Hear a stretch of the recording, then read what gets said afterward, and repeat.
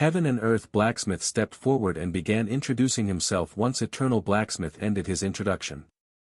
Not wanting to fall behind Eternal Blacksmith, Heaven and Earth Blacksmith also talked about his personal achievements that were never made public. He also spoke of his childhood, where he trained to become the blacksmith he is today, and many more.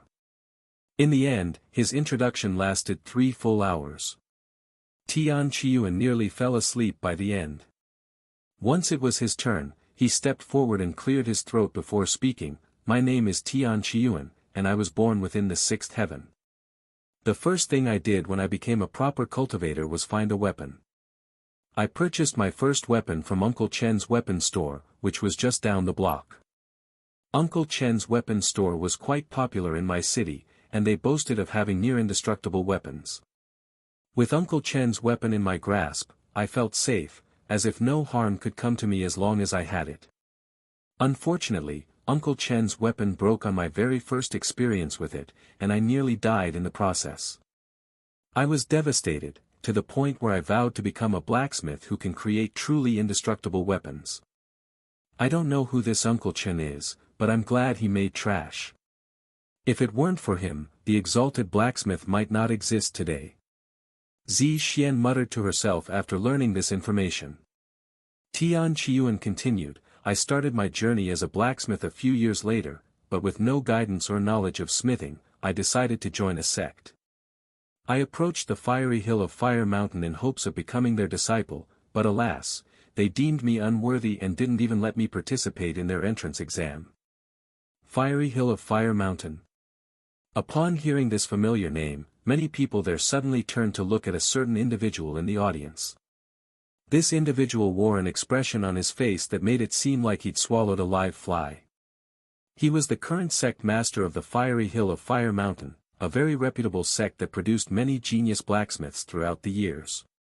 Sensing countless unfriendly and disappointed gazes directed at him, the sect master of the Fiery Hill of Fire Mountain hastily stood up and said, I had no idea about this. I will find the blind bastard who turned you away and skin him alive, even if it's the last I do. Tian Qiuan turned to look at the sect master and smiled, don't worry about it. It happened thousands of years ago. I was just a nobody back then, after all. Huh. Many in the audience suddenly raised an eyebrow, as if they had collectively realized something. This included Eternal Blacksmith and Heaven and Earth Blacksmith. Hey. Exalted Blacksmith, how old are you, exactly? The Heaven and Earth Blacksmith was the first to voice the question that had been on everyone's mind for a while now.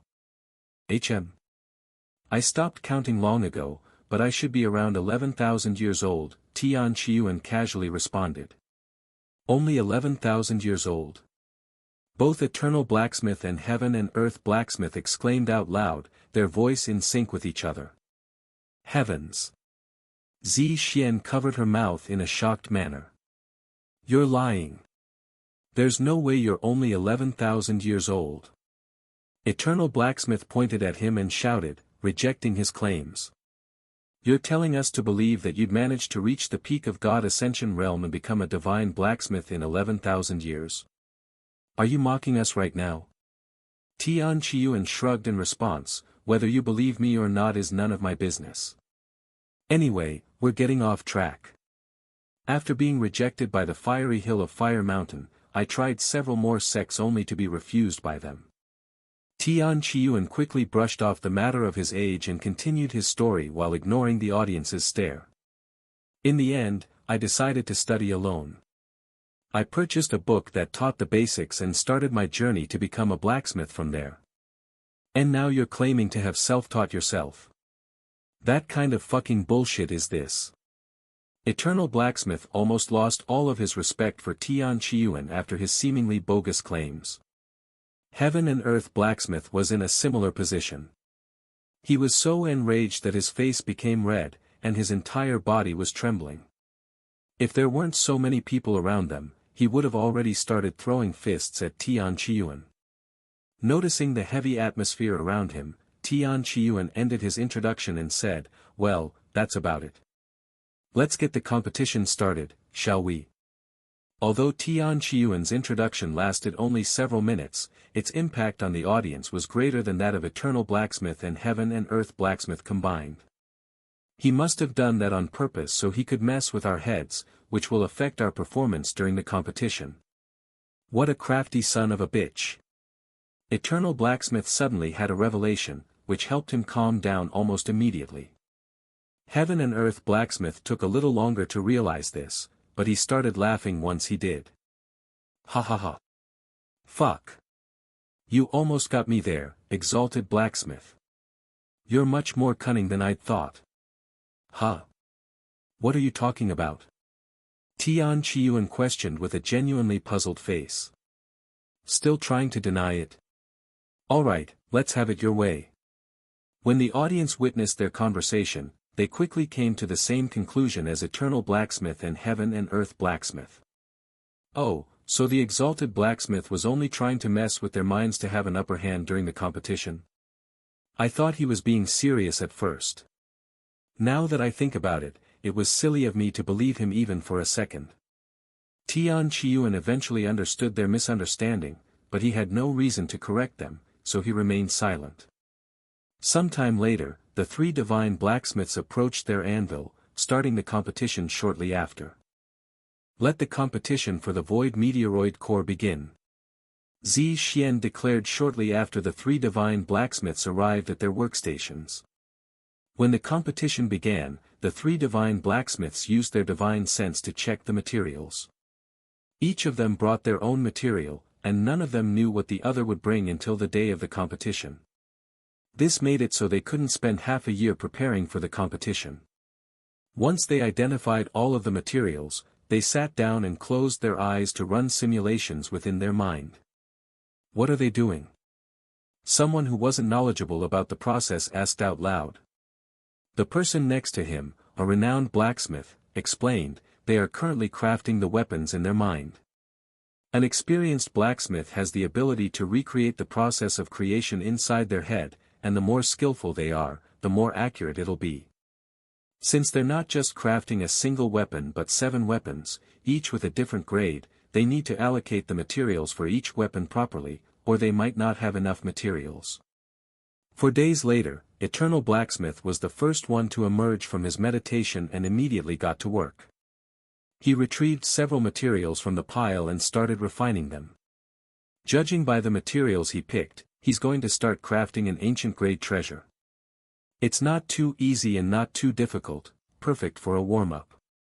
One of the blacksmiths there explained. Heaven and Earth Blacksmith emerged from his meditation 6 hours after Eternal Blacksmith and immediately went to work. Looks like Heaven and Earth Blacksmith plans on starting at spirit grade, working up the grades one by one. Tian Qiyuan remained in meditation, seemingly unaffected and undisturbed by the noises coming from the other two. A few hours after Heaven and Earth Blacksmith began his work, he finished his first creation, a shortbow, and placed it on a display rack with 7 slots. Heaven and Earth Blacksmith was renowned for crafting the finest bows, daggers, and gauntlets in the 9 heavens and was expected by many to focus on creating these weapons during the competition. Oh! Even though it's only a spirit-grade treasure, its aura is stronger than many earth-grade treasures. The audience inspected the result with their divine sense. Heaven and Earth Blacksmith immediately proceeded to work on the second treasure, which, as someone had anticipated, appeared to be earth-grade. 3 more days passed in the blink of an eye, and Eternal Blacksmith had just finished his first creation. It was an ancient-grade spear. Just like Heaven and Earth Blacksmith, Eternal Blacksmith appeared to be focused on his strengths, which were spears, swords, sabers, and anything with a similar shape. Meanwhile, Heaven and Earth Blacksmith was already on his 4th creation at divine grade. As for Tian Qiyuan, he was still meditating. Exalted Blacksmith may produce higher quality treasures, but his speed is lagging behind the other two, and it's not by a small margin either. I wonder what's taking him so long. Only time will tell. Meanwhile, Eternal Blacksmith began working his way down to divine grade. Sometime later, as Heaven and Earth Blacksmith finished his divine grade treasure and began working on his ancient grade treasure, Tian Qiyuan finally emerged from his meditation and walked to his pile of materials. Both Heaven and Earth Blacksmith and Eternal Blacksmith gave him a quick glance that lasted half a second before ignoring him again. Once Tian Qiyuan picked his materials, it was clear that he intended to follow Heaven and Earth Blacksmith's path by working his way up from the lowest grade. The moment Tian Qiyuan started refining the materials, his skills also became clear.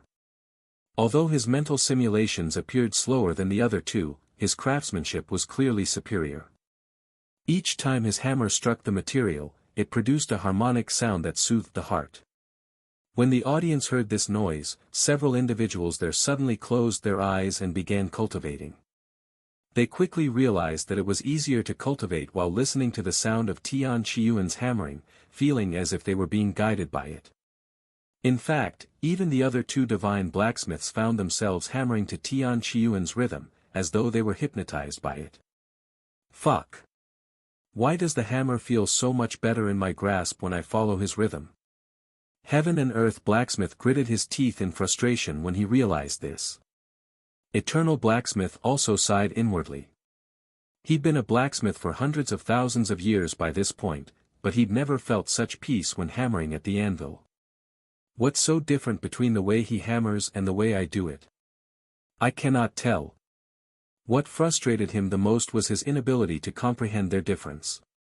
This sort of phenomenon only happens when one's skill is drastically superior to the other. Both Heaven and Earth Blacksmith and Eternal Blacksmith felt defeated by the sound of Tian Qiyuan's hammering alone, but they couldn't afford to mess up in this competition and told themselves that this competition was more than just about quality. Moreover, no matter how high-quality Tian Qiyuan's treasures may come out, there was always the chance he would mess up at the very end. Let's see if he can keep this up for the rest of the competition. Eternal Blacksmith started hammering his weapon more fiercely, creating a separate rhythm that directly clashed with Tian Qiyuan's. Not wanting to lose to either of them, Heaven and Earth also created his own cadence, one that would go fast and slow at a specific rate.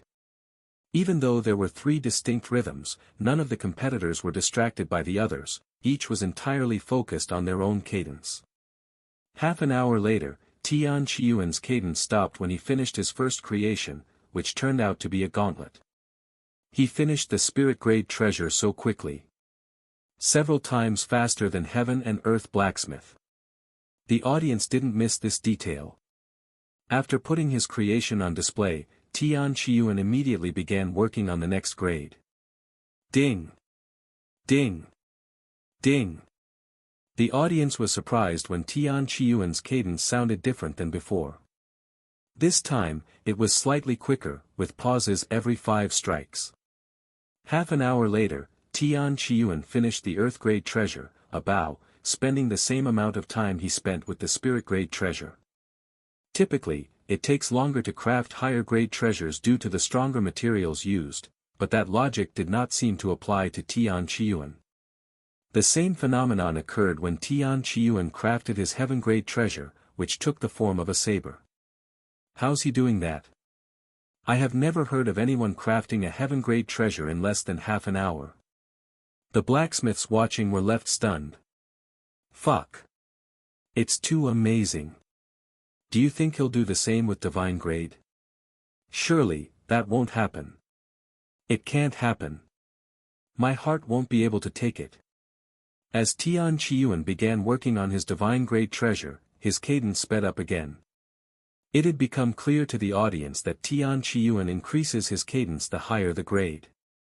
Half an hour later, Tian Qiyuan hung his finished product on the display, catching up with Heaven and Earth Blacksmith.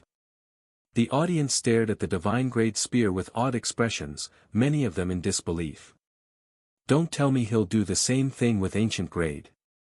That would be ridiculous. Won't the quality suffer if he's working this fast? Someone asked. That will depend on his skill. The audience expected Tian Qiyuan to spend half an hour with the Ancient Grade treasure. However, he didn't start working and sat down to meditate again. Huh. He's meditating again. I thought he finished with that already.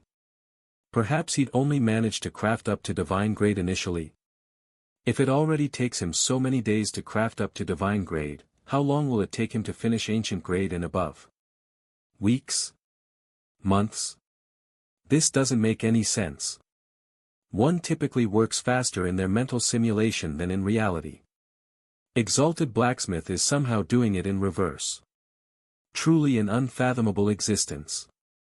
Several days later, Tian Qiyuan emerged from his meditation at the same time heaven and earth finished his ancient grade treasure. As for Eternal Blacksmith, he'd also finished every grade below ancient grade. Both Eternal Blacksmith and Heaven and Earth Blacksmith started working on their mystic grade treasure on the same day, with Eternal Blacksmith being an hour ahead. While they started refining their materials for the mystic grade treasure, Tian Qiyuan began working on his ancient grade treasure. The audience held their breaths as the timer neared 30 minutes, wondering if Tian Qiyuan would be able to create another miracle. When 30 minutes passed and Tian Qiyuan was still hammering away at the material, many sighs of relief could be heard from the audience, most of them coming from blacksmiths. Thank the heavens he didn't finish in 30 minutes. I would have quit my career as a blacksmith if he did. However, after another 20 minutes, the blacksmiths who sighed in relief earlier began holding their breaths nervously again, as they could tell that Tian Qiyuan was on the verge of finishing. Heavens! It hasn't even been an hour. What kind of ridiculous speed is this? Even the Heaven and Earth Blacksmith and Eternal Blacksmith took several days to craft an ancient grade treasure. Meanwhile, both Heaven and Earth Blacksmith and Eternal Blacksmith were too absorbed in their work to pay attention to anything else. After putting up his treasure, Tian Qiyuan returned to meditating. However, nobody dared to make fun of him for being slow anymore. As Eternal Blacksmith and Heaven and Earth Blacksmith neared the completion of their mystic grade treasure several weeks later, Tian Qiyuan opened his eyes and emerged from his meditation once again. He quickly gathered the materials and started creating his mystic grade treasure. Once he refined the materials and began forming its shape, it was clear that he intended to create a sword. He's doing the sword now. I figured that he would save that for his Empyrean grade treasure since that's what he's most familiar with. Zi Xian was surprised by Tian Qiyuan's choice. If one looked at all of the treasures Tian Qiyuan had created up to this point, none of them were the same type of weapon. Meanwhile, Eternal Blacksmith and Heaven and Earth Blacksmith only crafted what they were famous for. Even without Tian Qiyuan winning, many blacksmiths would agree that Tian Qiyuan was the better blacksmith of the three in terms of skills due to his ability to craft excellent quality weapons of all types equally. How long do you think it'll take him this time? Probably 2 hours. No way. I'll sell my left nut if he does it within 2 hours. Why the left nut, specifically? Maybe because he already sold his right nut? The audience cracked jokes with each other. However, most, if not all, of the blacksmiths there remained focused on the competition, not daring to miss any moment of it. To witness a divine blacksmith at work was a rare moment, much less 3 of the best in the 9 heavens simultaneously. Additionally, merely by watching these divine blacksmiths at work, their own understanding of smithing deepened.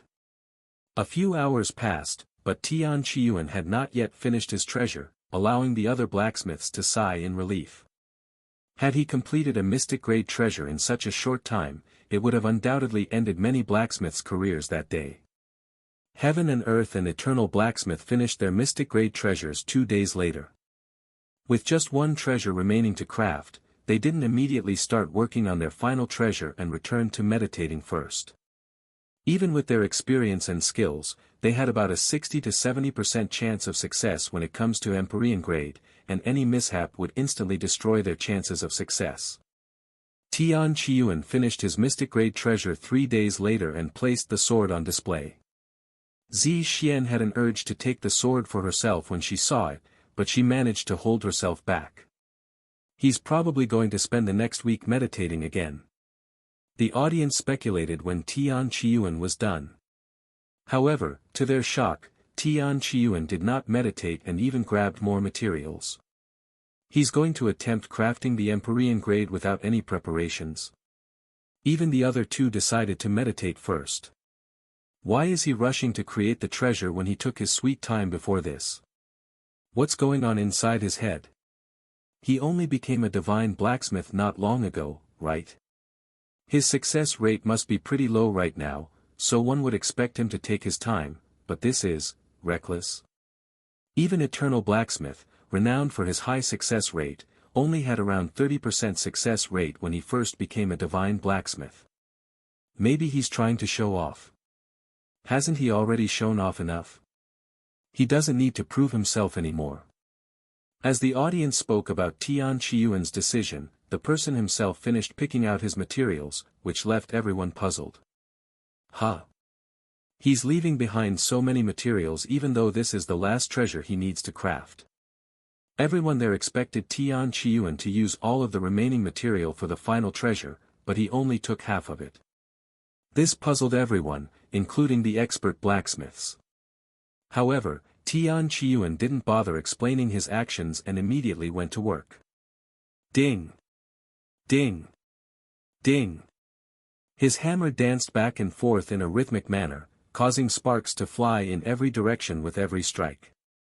A few days later, Eternal Blacksmith emerged from his meditation, and he was surprised to see Tian Qiyuan had already started crafting his final treasure. What the hell? He's managed to get ahead of us. Did he go straight into it without preparations? Eternal Blacksmith quickly came to this conclusion after seeing Tian Qiyuan's progress. He looked at the small pile of materials and became even more confused. Is he even trying to win? There's no way he can craft a high-quality Empyrean-grade treasure with the amount of materials he used. Eternal Blacksmith stopped looking at Tian Qiyuan and focused on his own creation. Naturally, he used all of the materials he had left. Heaven and Earth Blacksmith came out of his meditation a day and a half after Eternal Blacksmith. However, he panicked a little when he saw that he was last to begin working. I would understand it if it's Eternal Blacksmith, but Exalted Blacksmith, too? He was several days behind us. How did he catch up so quickly?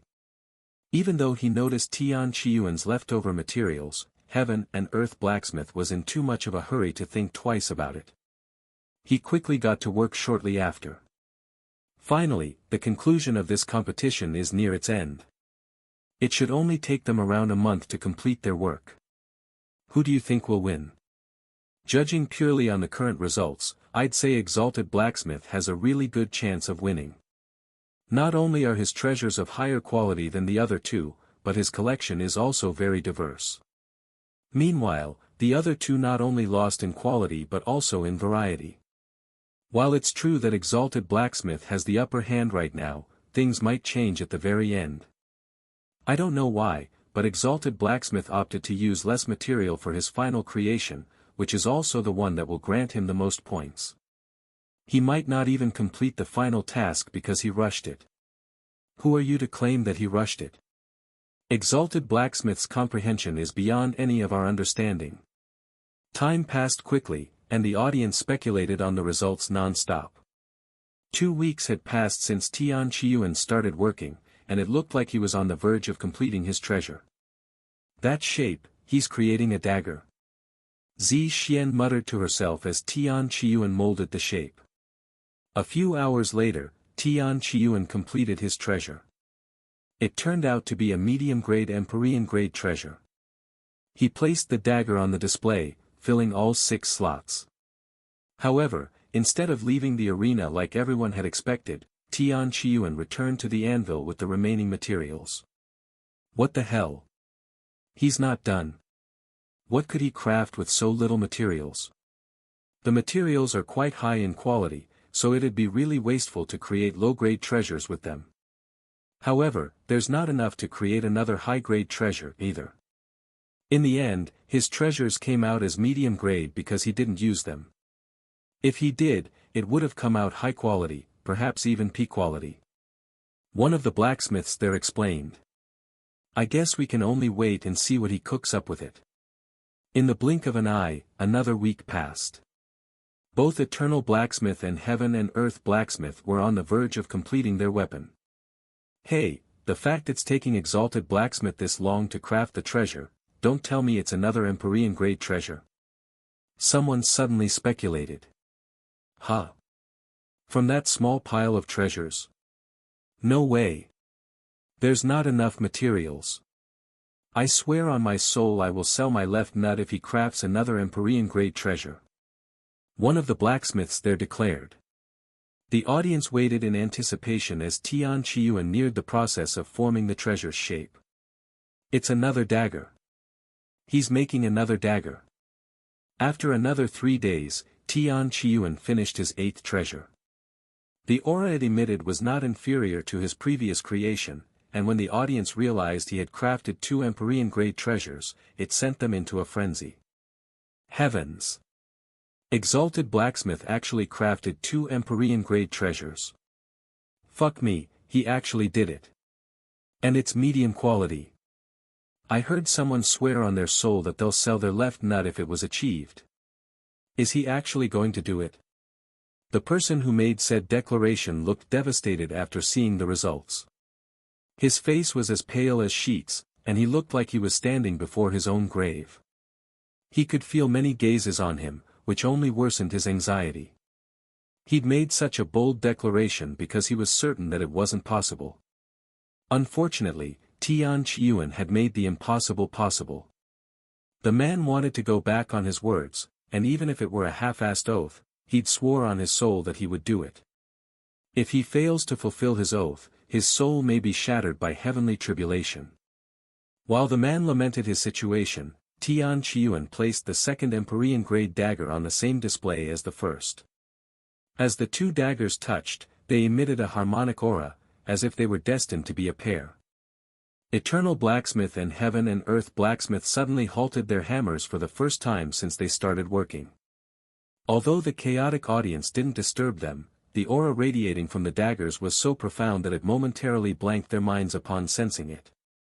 Once their hammers stopped and their momentum killed, their chances of finishing the treasure dropped significantly, to the point where it was almost guaranteed to fail. However, neither of them were angry. They knew that even if they completed their treasure, it would not be enough to defeat Tian Qiyuan, who crafted 2 Empyrean-grade treasures. I admit defeat. I never even considered crafting 2 Empyrean-grade treasures. Eternal Blacksmith declared shortly after he stopped working. It's also my defeat. Congratulations, Exalted Blacksmith. You're the winner of this competition. Heaven and Earth Blacksmith said afterward. Tian Qiyuan bowed to them with a smile, thank you. It was a fun experience. I never had the opportunity to experience this kind of excitement before. I hope we can do this again in the future. Sometime later, Zi Xian approached Tian Qiyuan with the void meteoroid core in her grasp. Congratulations, Qiyuan, she said as she offered the material to him. Thanks. Tian Qiyuan casually accepted the prize before tossing it into his spatial ring. Since when did you become so close to Exalted Blacksmith? The sect master of the unrivaled 9-sword sect inquired with interest. If Zi Xian and Tian Qiyuan were in a romantic relationship, it would greatly benefit their sect.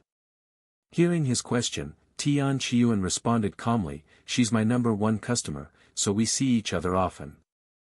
I see. Oh, I am 3 Swords Divine, the sect master of the unrivaled 9-sword sect.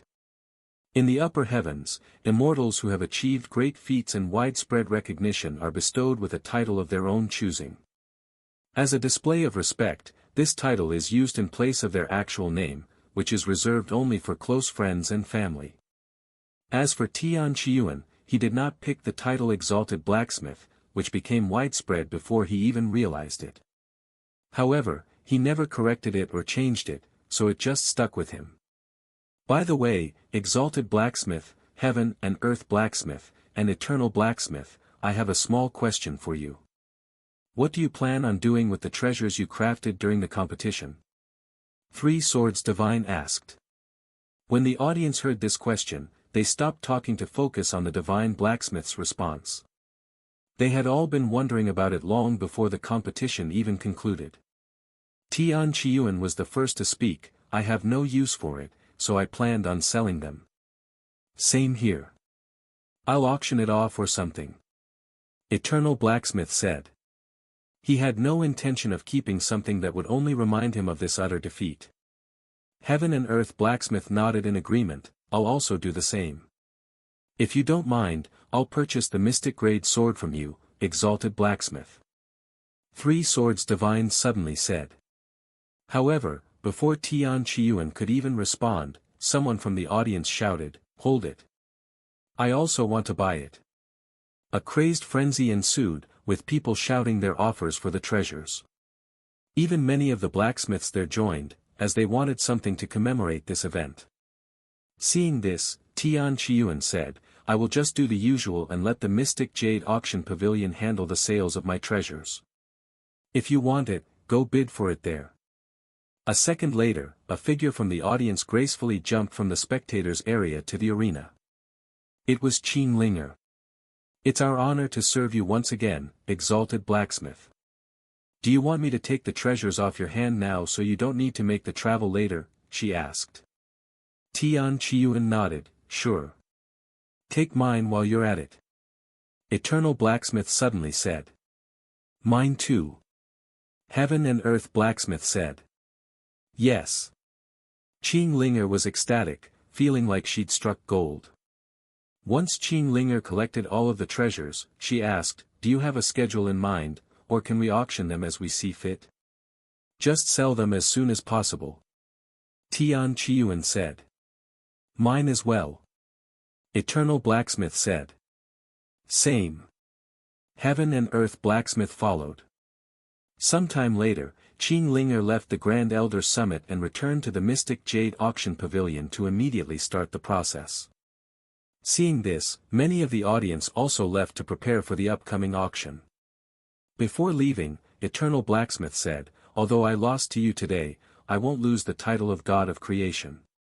Dream on, old man. I will be the next God of Blacksmith." Heaven and Earth Blacksmith declared. "Are you willing to bet your left nut on that declaration?" Tian Qiyuan chuckled. Heaven and Earth Blacksmith's face immediately darkened. "Ha ha ha." Eternal Blacksmith laughed out loud as he flew away. Tian Qiyuan also left the scene shortly after. Once the divine blacksmiths were gone, the Grand Elder Summit quickly became empty. Tian Qiyuan went straight back to his own world, where he stored the void meteoroid core. "I'm going to become the God of Creation before I craft you," he muttered in a low voice before returning to his training in pursuit of the title of God of Creation. However, he needed to be able to craft celestial-grade treasures before he could even attempt the title. Several centuries passed. One day, Zi Xian showed up in his world with more materials. "Hey, Qiyuan. It's been a while. How's your training?" She strolled into his home, treating it as though it was her own. "Same as usual." "What kind of materials did you get me today?" he asked as if he already knew. "This one." Zi Xian showed him the material in her grasp. "With this, I only need 3 more materials for my masterpiece." "What kind of sword do you want today?" he asked. "I want a special one today." Zi Xian pointed at his lower body and continued, "I want that sword." Tian Qiyuan fell silent after hearing her response, but he didn't appear surprised. Sometime after the competition for the void meteoroid core, Zi Xian showed up at his place to celebrate his victory. One thing led to another, and it eventually led them into the bedroom, where they shared a passionate night with each other. Since then, Zi Xian has ceased to be just a customer and has become something more, though they are not exactly dating. "When you ask me like this, it feels like I am selling my body for materials," Tian Qiyuan eventually said with a bittersweet smile. "Is that so? Then here. It's a gift for you." Zi Xian tossed the material at him. Once Tian Qiyuan caught it and stowed it away, she grabbed his wrist and pulled him toward the bedroom. "It's been a while. Let me play with your sword." Tian Qiyuan didn't know whether to laugh or cry in this situation, but he didn't exactly dislike it either. After spending several days in each other's arms, Zi Xian, her voice filled with curiosity, asked him while she rested on the bed, "How close are you to crafting your first celestial-grade treasure?" I think I can start working on my first one in a few years, he confidently responded. It'll be a sword, right? Of course. I can't wait to witness the birth of your first celestial-grade treasure. And don't start without me. Don't worry, I'll contact you before I start. Zi Xian left shortly after, and Tian Qiyuan returned to his training. 4 years later, Tian Qiyuan contacted Zi Xian through her communication jade slip, notifying her that he would begin crafting his first-ever celestial-grade treasure. When she received this momentous news, Zi Xian dropped whatever she was doing and rushed over to his world. By the time she'd arrived, Tian Qiyuan was already in meditation, working on the celestial-grade treasure inside his head. Zi Xian patiently waited for him, and 7 days later, he emerged from his meditation. Without uttering a word to Zi Xian or even looking at her to acknowledge her presence, he immediately started refining the materials. Zi Xian knew that he was completely focused and didn't dare to make any sounds. Even her breathing was kept to a minimum. Feng Tianru was already flying above him before he emerged from his meditation, so she started spewing flames the moment he approached the anvil. Ding! Ding! Ding! Tian Qiyuan kept the rhythm constant for the next 2 months, only stopping to change the material. Due to the immense quality and durability of the materials, it typically takes weeks to refine just one material, even for a divine blacksmith. As for those without sufficient skills, they could hammer the material for the rest of their life, and it wouldn't budge. After spending 6 months just preparing the materials, Tian Qiyuan finally began crafting the sword. 1 month, 2 months, 6 months. After another year of hammering non-stop, Tian Qiyuan finally finished his first celestial-grade treasure. That took longer than I wanted.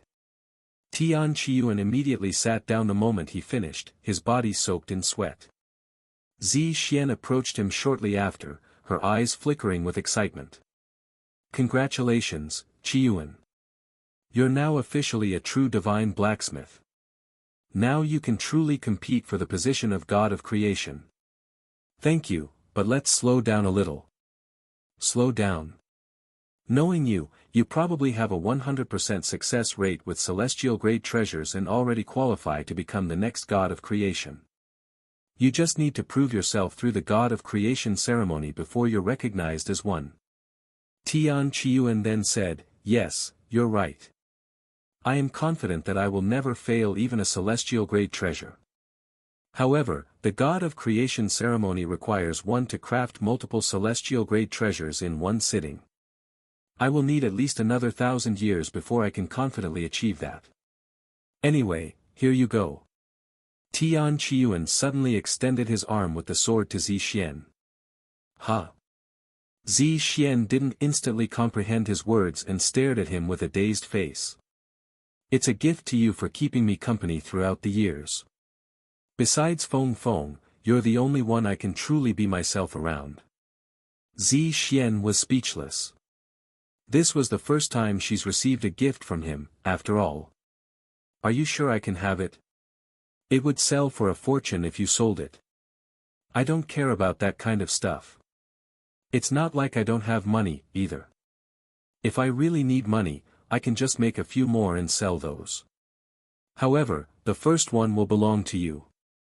Thank you. Zi Xian didn't know what else to say. Sometime later, Zi Xian spoke, speaking of the God of Creation ceremony. Eternal Blacksmith recently announced that he would be partaking it in 2,000 years. Eternal Blacksmith, huh? He's been a divine blacksmith for hundreds of thousands of years, after all. Did Heaven and Earth Blacksmith say anything about it? He then asked. Not that I know of. Is that so? Zi Xian returned to the unrivaled Nine-Sword sect a few days later. Almost 1,000 years later, Heaven and Earth Blacksmith suddenly announced that he would be doing the God of Creation ceremony in a year, shocking the world. It was clear that Heaven and Earth Blacksmith wanted to beat Eternal Blacksmith to it, but many couldn't help but wonder if he'd been too hasty with this decision. After all, a blacksmith could only attempt the God of Creation ceremony 3 times in their lifetime, and Heaven and Earth Blacksmith already attempted it once. Have you heard?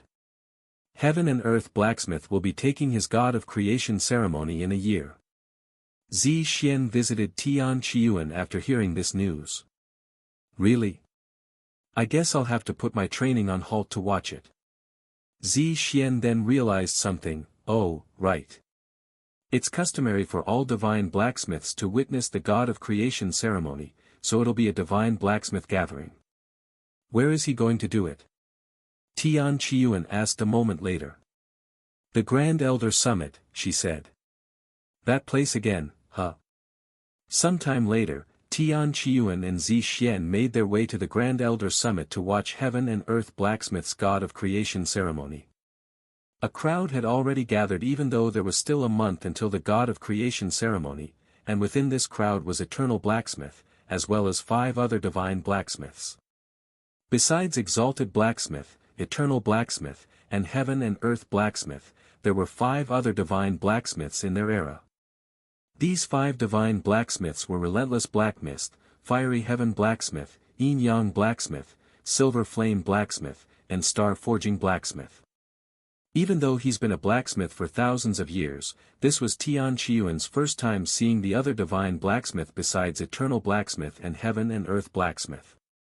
It's an honor to meet my seniors. Tian Qiyuan bowed to them in a respectful manner. Exalted Blacksmith, huh? You're all that I've been hearing about lately. It's nice to meet you finally.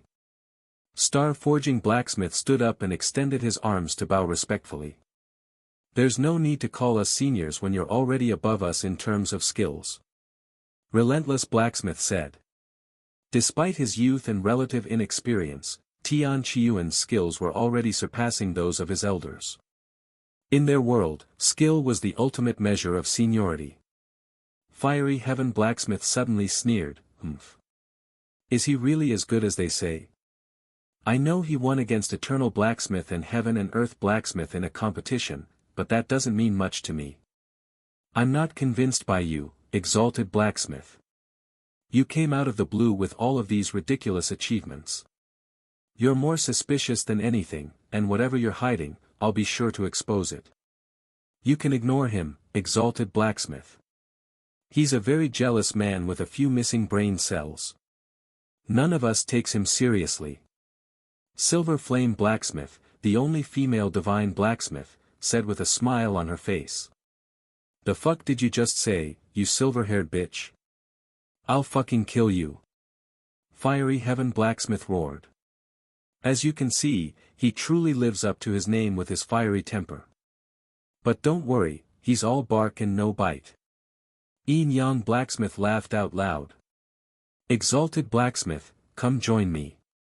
I have a spot here for you and your friend." Eternal Blacksmith pointed at the seats beside him. Tian Qiyuan nodded and sat beside him. Once he was seated, Eternal Blacksmith asked him, "What do you think about Heaven and Earth Blacksmith's decision to perform his God of Creation ceremony?" "I can't really say since I don't know him well enough." "What do you think? You've been rivals for a long time, right?" Tian Qiyuan said. "Indeed, we've been rivals for the longest, ever since we were mere apprentice blacksmiths at the academy. Even during our time at the academy, he would always try to one-up me and end up screwing himself over. I want to say that it'll be different this time, but I truthfully don't think he's ready yet. However, I'd be more than happy if he proves me wrong." Eternal Blacksmith said. Despite being rivals, the two of them were also friends. If he fails the God of Creation ceremony this time, he'll only have one more chance left, which will put immense pressure on him. Silver Flame Blacksmith said. All of the divine blacksmiths besides Tian Qiyuan have attempted the God of Creation ceremony once, with Heaven and Earth Blacksmith attempting his second one. "When will you perform your first God of Creation ceremony, Exalted Blacksmith?" Star Forging Blacksmith inquired out of curiosity. Tian Qiyuan smiled behind his mask and said, "It'll be a while before I attempt the God of Creation ceremony." "Ha! He can't even craft celestial-grade treasures yet." Fiery Heaven Blacksmith sneered. Tian Qiyuan did not reveal that he'd already successfully crafted a celestial-grade treasure, so only Zi Xian was aware of this information. He only intended to do so when he was prepared for the God of Creation ceremony. Sometime later, Heaven and Earth Blacksmith showed up at the Grand Elder Summit with 7 other individuals.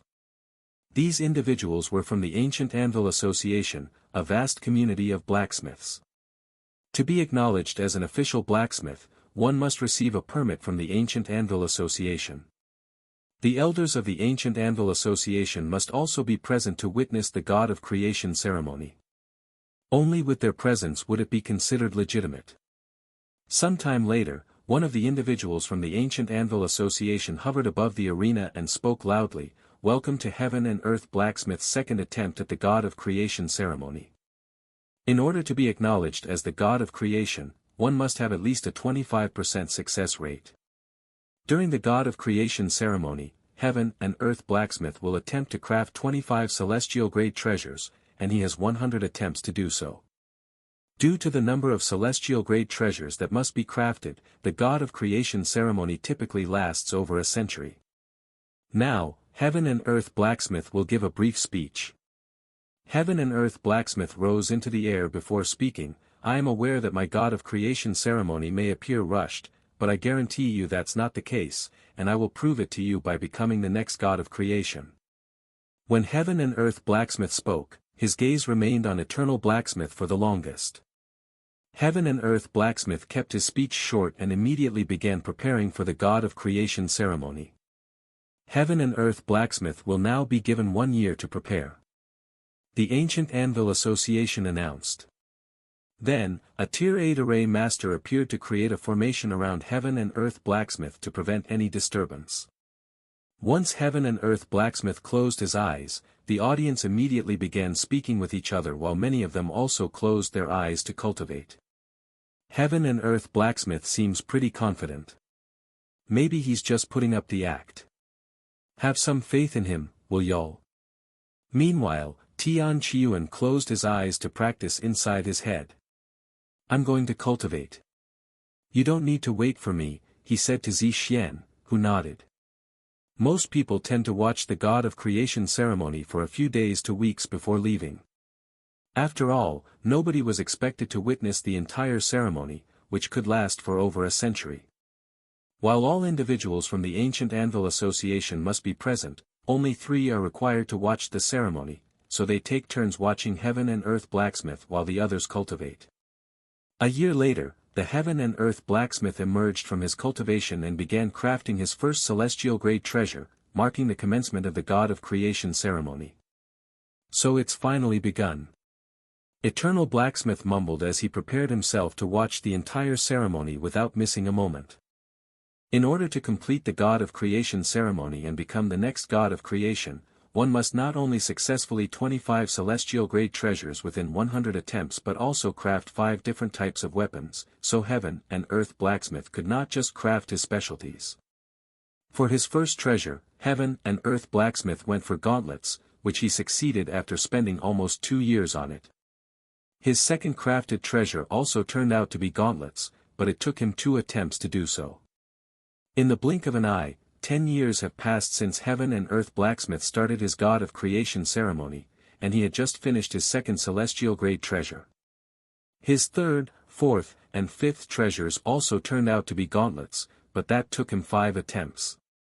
By this point, Heaven and Earth Blacksmith was 20 years into his God of Creation ceremony, with 5 celestial-grade treasures and 7 failures.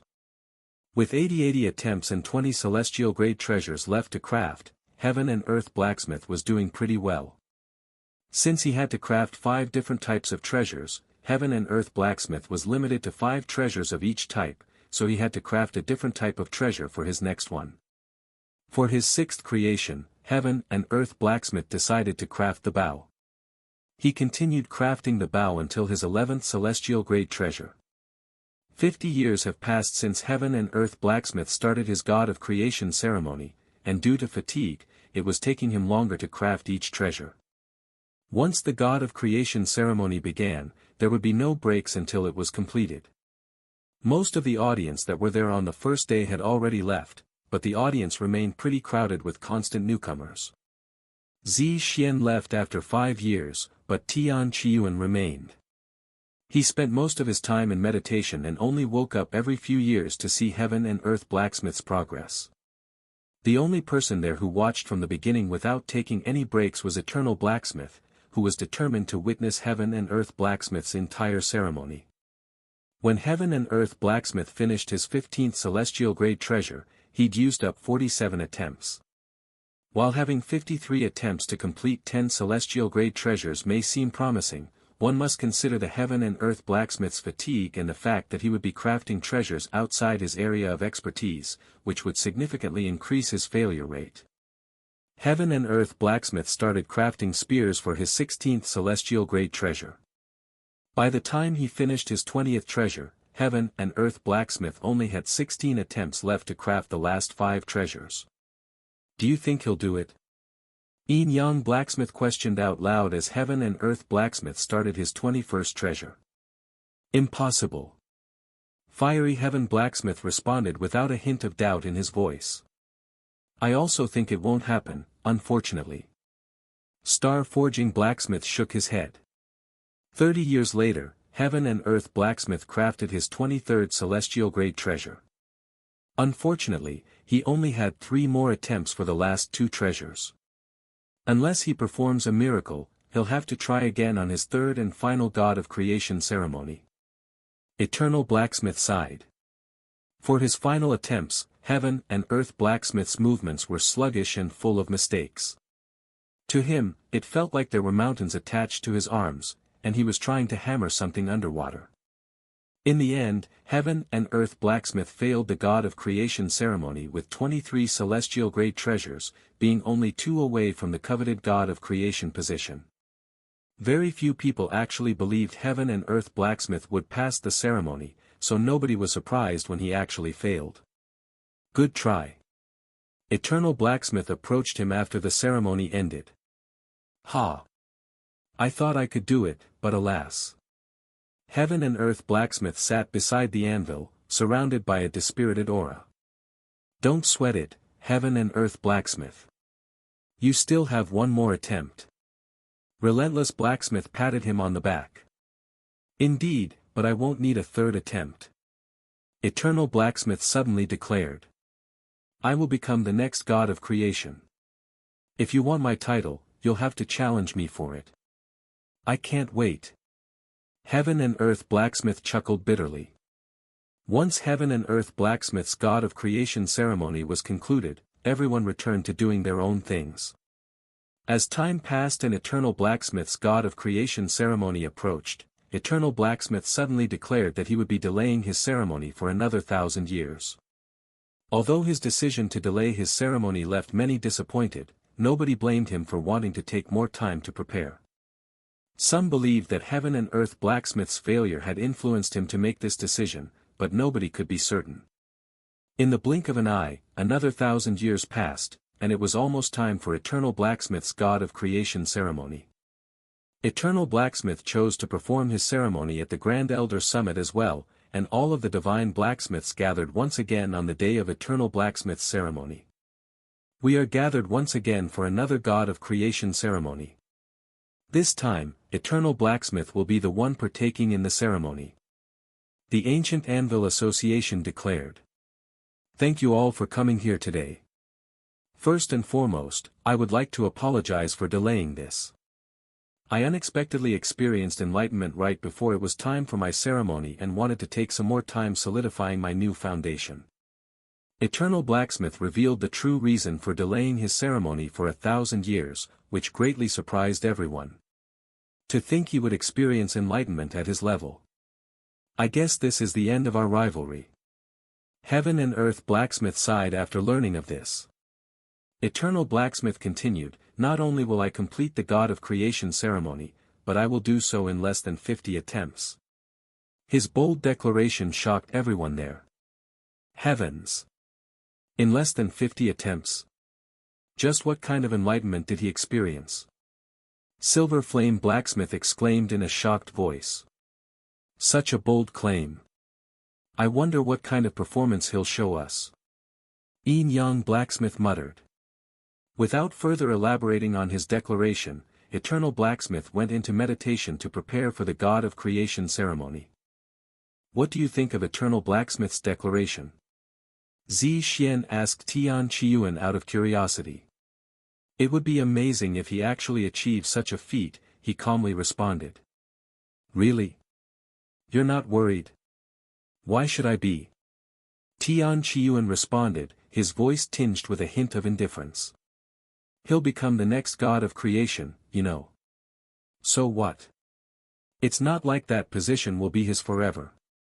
I can still challenge for it. Don't you have to beat his record if you want to become the God of creation after him? Zi Xian asked. Yes, and I also have to defeat him in a match.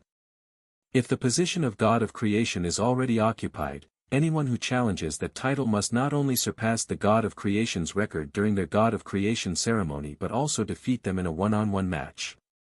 A year passed in the blink of an eye, and Eternal Blacksmith emerged from his meditation and immediately began hammering away. Once the Eternal Blacksmith began working, it took only moments for the other divine blacksmiths to notice a significant change in the way he struck the material. His movements were more refined and carried a profound quality that even they could not fully comprehend. My lord! He's improved so much, it's like he became a different person. Heaven and Earth Blacksmith exclaimed in a shocked voice. He was the most familiar with the way Eternal Blacksmith smithied, so he was the most surprised out of everyone there. Looks like it wasn't just any ordinary enlightenment. Star Forging Blacksmith mumbled. Since when was there ordinary enlightenments? No matter how minor or major, an enlightenment is still an enlightenment. Even a minor enlightenment could transform a carp into a dragon, drastically improving them. Silver Flame Blacksmith said. And if you consider Eternal Blacksmith's already deep understanding and vast experience, even a minor enlightenment would be unfathomably profound. Relentless Blacksmith added. Eternal Blacksmith's first creation was a dagger. Unlike Heaven and Earth Blacksmith, Eternal Blacksmith wanted to get the weapon types he didn't excel at out of the way while he still had plenty of energy, as that would give him the highest success rate. His first creation was a success, and so was his second. He failed his third attempt but succeeded on his fourth attempt. Eternal Blacksmith proceeded to succeed every other creation. 30 years passed swiftly, and Eternal Blacksmith was on his 30th attempt and 14th creation, which he succeeded in creating. Eternal Blacksmith now had 15 successful creations while being only on his 31st attempt, so he had 19 more attempts to craft the remaining 10 treasures to fulfill his own declaration. Holy shit, even if he doesn't complete the ceremony within 50 attempts, it's almost guaranteed that he'll become the next God of creation. The audience was at a loss for words. 15 years later, with exactly 10 attempts left, Eternal Blacksmith only needed 4 more treasures to complete the ceremony and become the next God of creation. After another 15 years, Eternal Blacksmith had 3 attempts left, and he only needed 1 more treasure to have 25 celestial-grade treasures crafted. Exactly 2.5 years later, Eternal Blacksmith successfully crafted his 25th celestial-grade treasures on his 49th attempt, completing the God of Creation ceremony and becoming the next God of creation. The audience erupted with celebration. However, the God of Creation ceremony itself has yet to end, and Eternal Blacksmith continued to craft his next treasure. Even though he only needed 25 celestial-grade treasures to become the next God of creation, he still had 51 attempts left to craft as many celestial-grade treasures as possible, and anyone who challenges his title afterward will be required to beat that record for as long as Eternal Blacksmith lives. After another 100 years, Eternal Blacksmith finished the God of Creation ceremony with exactly 40 celestial-grade treasures created. Heavens! He nearly doubled the requirement to become the God of Creation. This is a new record. Not only did Eternal Blacksmith become the next God of Creation, he's also the most successful one. Does this mean he's now the eternal God of Creation, or just God of Creation? Once the God of Creation ceremony ended, all of the blacksmiths there went to congratulate the newest God of Creation. Congratulations on your achievement, God of Creation. Yin Yang Blacksmith respectfully bowed to him. You've bested me, God of Creation. I, Heaven and Earth Blacksmith, admit defeat. Heaven and Earth Blacksmith lowered his head in a humble manner. Just you wait, God of creation. I'll snatch that title away from you soon. Fiery Heaven Blacksmith declared. Congratulations, God of creation. I cannot wait to see what your future creations. Star Forging Blacksmith said. Let's have a drink later, God of creation. Silver Flame Blacksmith said. It was quite the show, God of creation. When I perform my ceremony, I'll make sure to give you an even better show. Tian Yuan said to him. Oh, really? I cannot wait. God of creation smiled at him. News of Eternal Blacksmith becoming the next god of creation had spread throughout the 9 heavens long before he even finished the ceremony, but the banquet to celebrate his new title did not happen until a year after the ceremony ended. During the next several thousand years with the Eternal Blacksmith as the god of creation, Tian Yuan rarely made any public appearances and even ceased selling his treasures. His absence led many to initially wonder if something had happened to him, but over time, people stopped talking about him, almost as if he no longer existed. The other divine blacksmiths, excluding Heaven and Earth Blacksmith, attempted their second god of creation ceremony during this time. Star Forging Blacksmith and Relentless Blacksmith barely managed to craft 25 celestial-grade treasures during their ceremony, but neither of them came close to Eternal Blacksmith's record of 40, so they won't become the next god of creation. However, once Eternal Blacksmith retires as the god of creation, the two of them may compete with each other to replace him. Meanwhile, secluded in his own world, Tian Yuan quietly honed his smithing skills and increased his endurance over the years. Zi Xian rarely visited him because she knew what he was doing and didn't want to disturb him. In the blink of an eye, 9,000 years had passed since the Eternal Blacksmith became the god of creation. Then, on an otherwise ordinary day, the exalted blacksmith re-emerged, announcing with shocking news that he would be performing the god of creation ceremony. Have you heard? Exalted Blacksmith has returned and announced that he would be doing the god of creation ceremony. No way. The one who disappeared from the world after Eternal Blacksmith became the god of creation 9,000 years ago. When is he going to do the god of creation ceremony? He said he's going to do it next month. Next month? That's too soon. Once news of Tian Yuan's god of creation ceremony spread, people from around the world flocked to the Grand Elder Summit, where he would perform the ceremony. The Grand Elder Summit, again. It'll definitely become a tradition to perform the ceremony there from now on. At the Grand Elder Summit, countless people gathered there, including the divine blacksmiths, as well as the god of creation. I knew he was training in seclusion, but I didn't anticipate he would perform the god of creation ceremony this soon. Silver Flame Blacksmith said out loud. It's been around 10,000 years since he became a divine blacksmith, right? This is a little too soon, no matter how I look at it. Star Forging Blacksmith sighed. Can he even craft celestial-grade treasures? I bet he rushed to perform the ceremony the moment he crafted his first celestial-grade treasure. Fiery Heaven Blacksmith laughed in a mocking tone. What do you think of Exalted Blacksmith's decision to perform the ceremony, God of Creation? Heaven and Earth Blacksmith asked him. God of Creation pondered for a moment before responding. He crafted his first Empyrean-grade treasure around 10,000 years ago. Even if he's managed to improve enough to craft celestial-grade treasures with this little time, I cannot imagine he could have achieved a high success rate. Relentless Blacksmith nodded in agreement with God of Creation and said, I share the same sentiment. No matter how talented you are, there is a limit to what you can achieve. All of us performed our first God of Creation ceremony after 100,000 years of achieving celestial-grade treasure, too. Let's bet on how much treasure he'll craft. I'll bet a glistening cold ore on 5. Fiery Heaven Blacksmith suddenly said. That sounds fun. I'll bet a 9-inch long and 3-inch thick ancient burning wood on 12. Relentless Blacksmith said. The others also joined in on the fun. Can I join you guys? A new voice suddenly resounded. The group of divine blacksmiths turned to look at the person who had just spoken simultaneously. If it isn't the sword goddess. Of course, you can join in on the fun. Heaven and Earth Blacksmith said, knowing that she was a friend of Tian Qiyuan. So, what's your bet? Fiery Heaven Blacksmith asked. I'll bet this.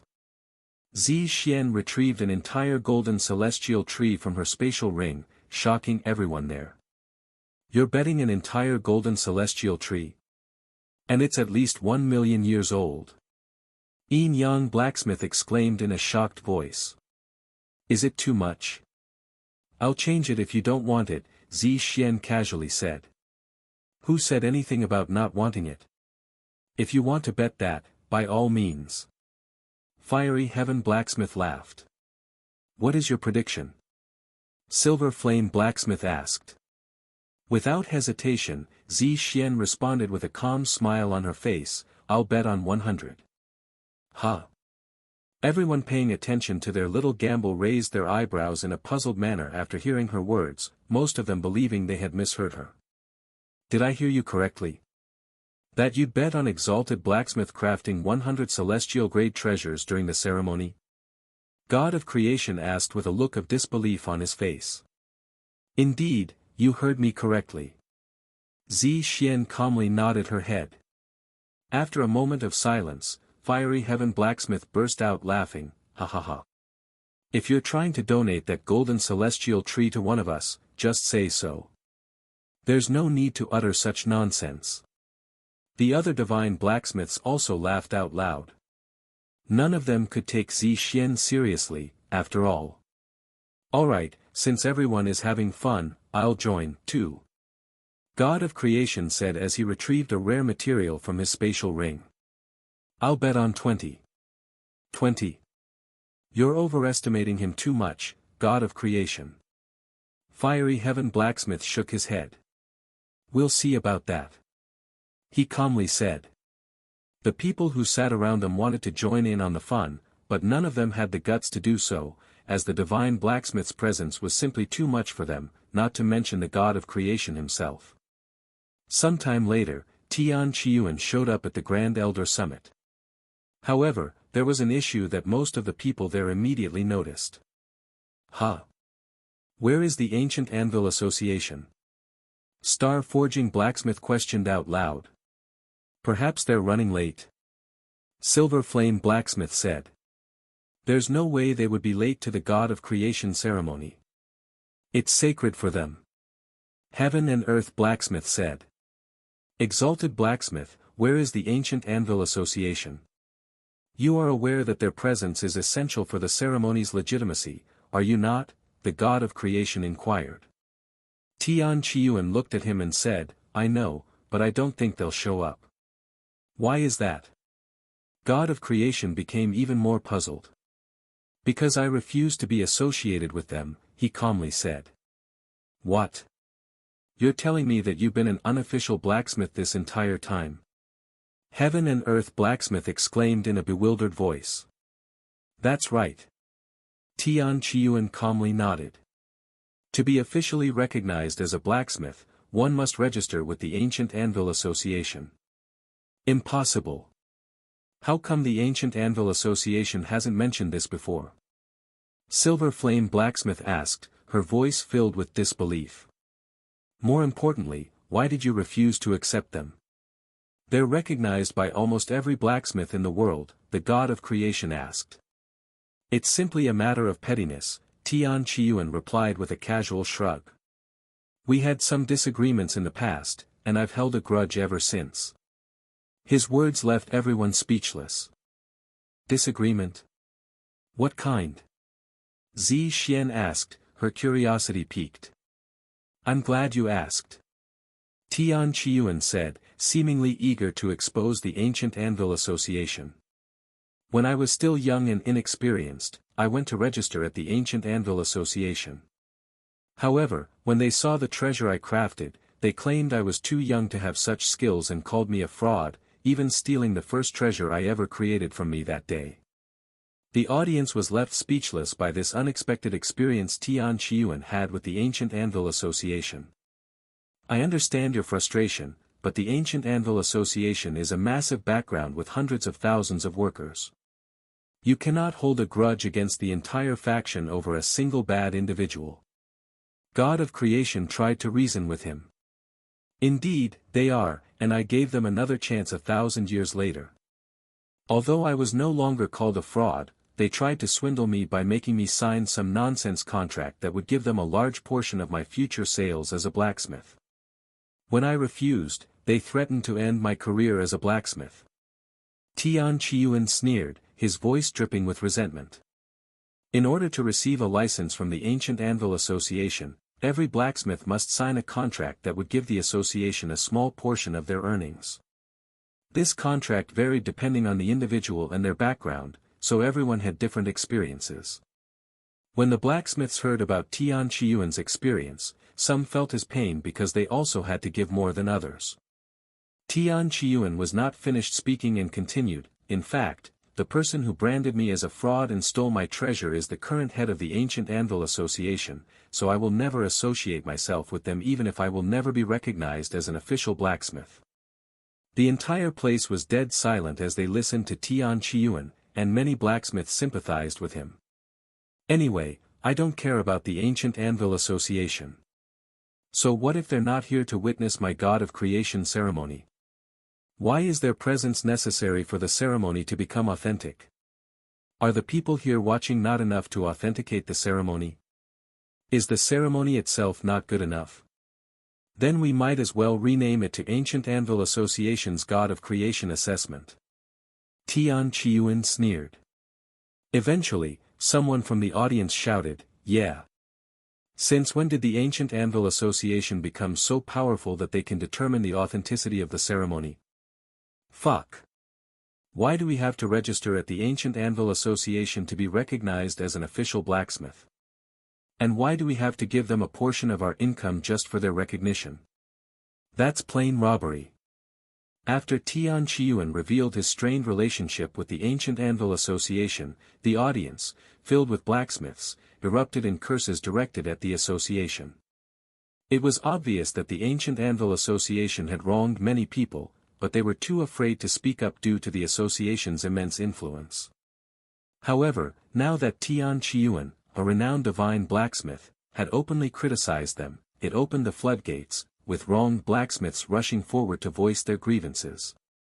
Although the Ancient Anvil Association wasn't present physically, they witnessed the spectacle through a treasure that allowed them to see events from afar, typically used to observe crowded gatherings from the comfort of their own homes. Damn it! Is this why Exalted Blacksmith refused to register at our Ancient Anvil Association? Leader, please tell me he's lying. The elders at the association turned to their current head for answers. None of them knew of the drama between Tian Qiuan and their association because it was never mentioned until today. However, they always found it weird that Exalted Blacksmith never tried to register at their association. Some had even personally gone to recruit him, but they were all turned away without explanation.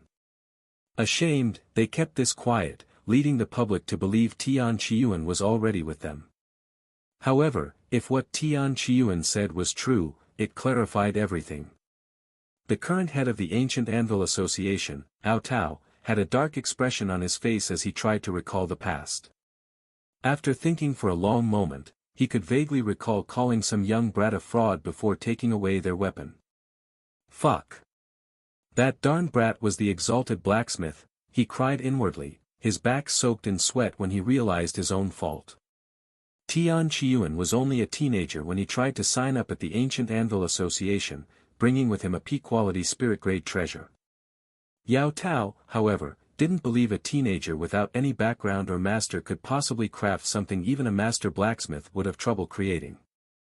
Therefore, Yao Tao kicked Tian Qiuan out, but not before confiscating his treasure. What should we do now, leader? Should we show up for his ceremony? One of the elders asked in a worried tone. After everything he said about us? Not a chance.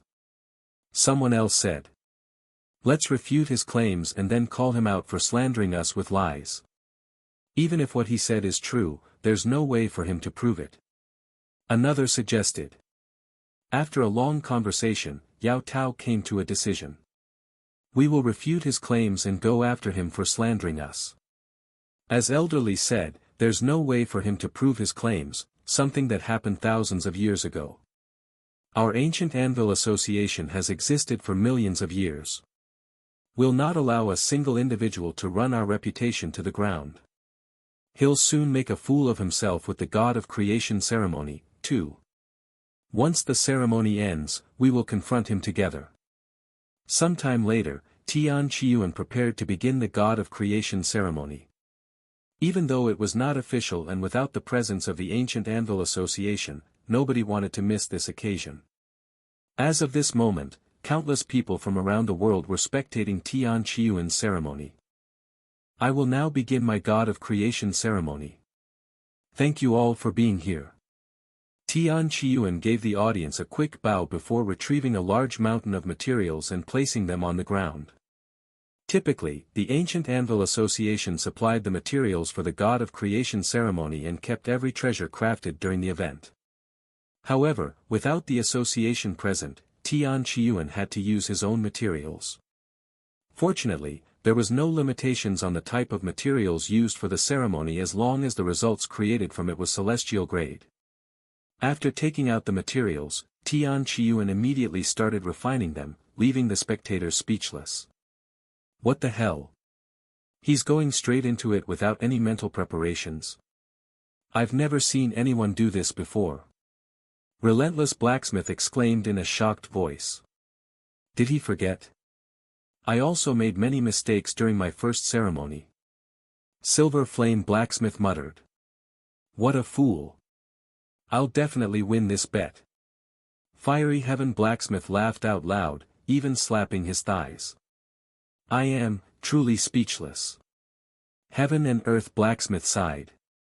The whole audience was left bewildered by Tian Qiyuan's actions. Nobody knew if it was a mistake or done on purpose, but they were certain that he'd messed up severely by not taking the time to prepare for it. As Tian Qiyuan neared his first month of the ceremony, he started forming the shape of the weapon. What? He's already almost done. Impossible. It's only been a month. Star Forging Blacksmith stood up in shock. Looks like he's craft swords first. Yin Yang Blacksmith mumbled. After another week, Tian Qiyuan finished his first treasure. Heavens, he really crafted a celestial grade treasure in a month. Even the God of Creation requires half a year to do so. The other blacksmiths muttered to each other. Tian Qiyuan immediately moved on to his second treasure. Another month later, he began forming its shape. Huh. He's crafting a dagger this time. Once again, Tian Qiyuan's unpredictable actions left the audience confused and speechless. He's done it. He's successfully crafted 2 treasures in a row. In 2 months, too. How long will he be able to continue at this pace? A month later, Tian Qiyuan crafted his third treasure, a bow. Then, in another month, he crafted a spear for his fourth treasure. For the fifth treasure, he crafted a fan. In less than half a year, Tian Qiyuan successfully crafted 5 treasures with 5 attempts. The audience was so shocked that they could only silently watch him continue with wide eyes, their body numb. This can't be. He's definitely cheating somehow. There's no way he crafted 5 celestial-grade treasures in a row, much less in 5 months. Fiery Heaven Blacksmith suddenly blurted out loud. However, God of Creation responded in a serious tone, can you prove that he's cheating? With so many people watching his every move, wouldn't someone have already noticed it if he was cheating? Or are you saying that he's skillful enough to cheat in front of so many people, including me? That's exactly what I am saying. There's no way he's able to achieve this legitimately. Then shut your mouth and keep watching closely. Since you're so confident he's cheating, prove it. Star Forging Blacksmith said without taking his eyes off Tian Qiyuan.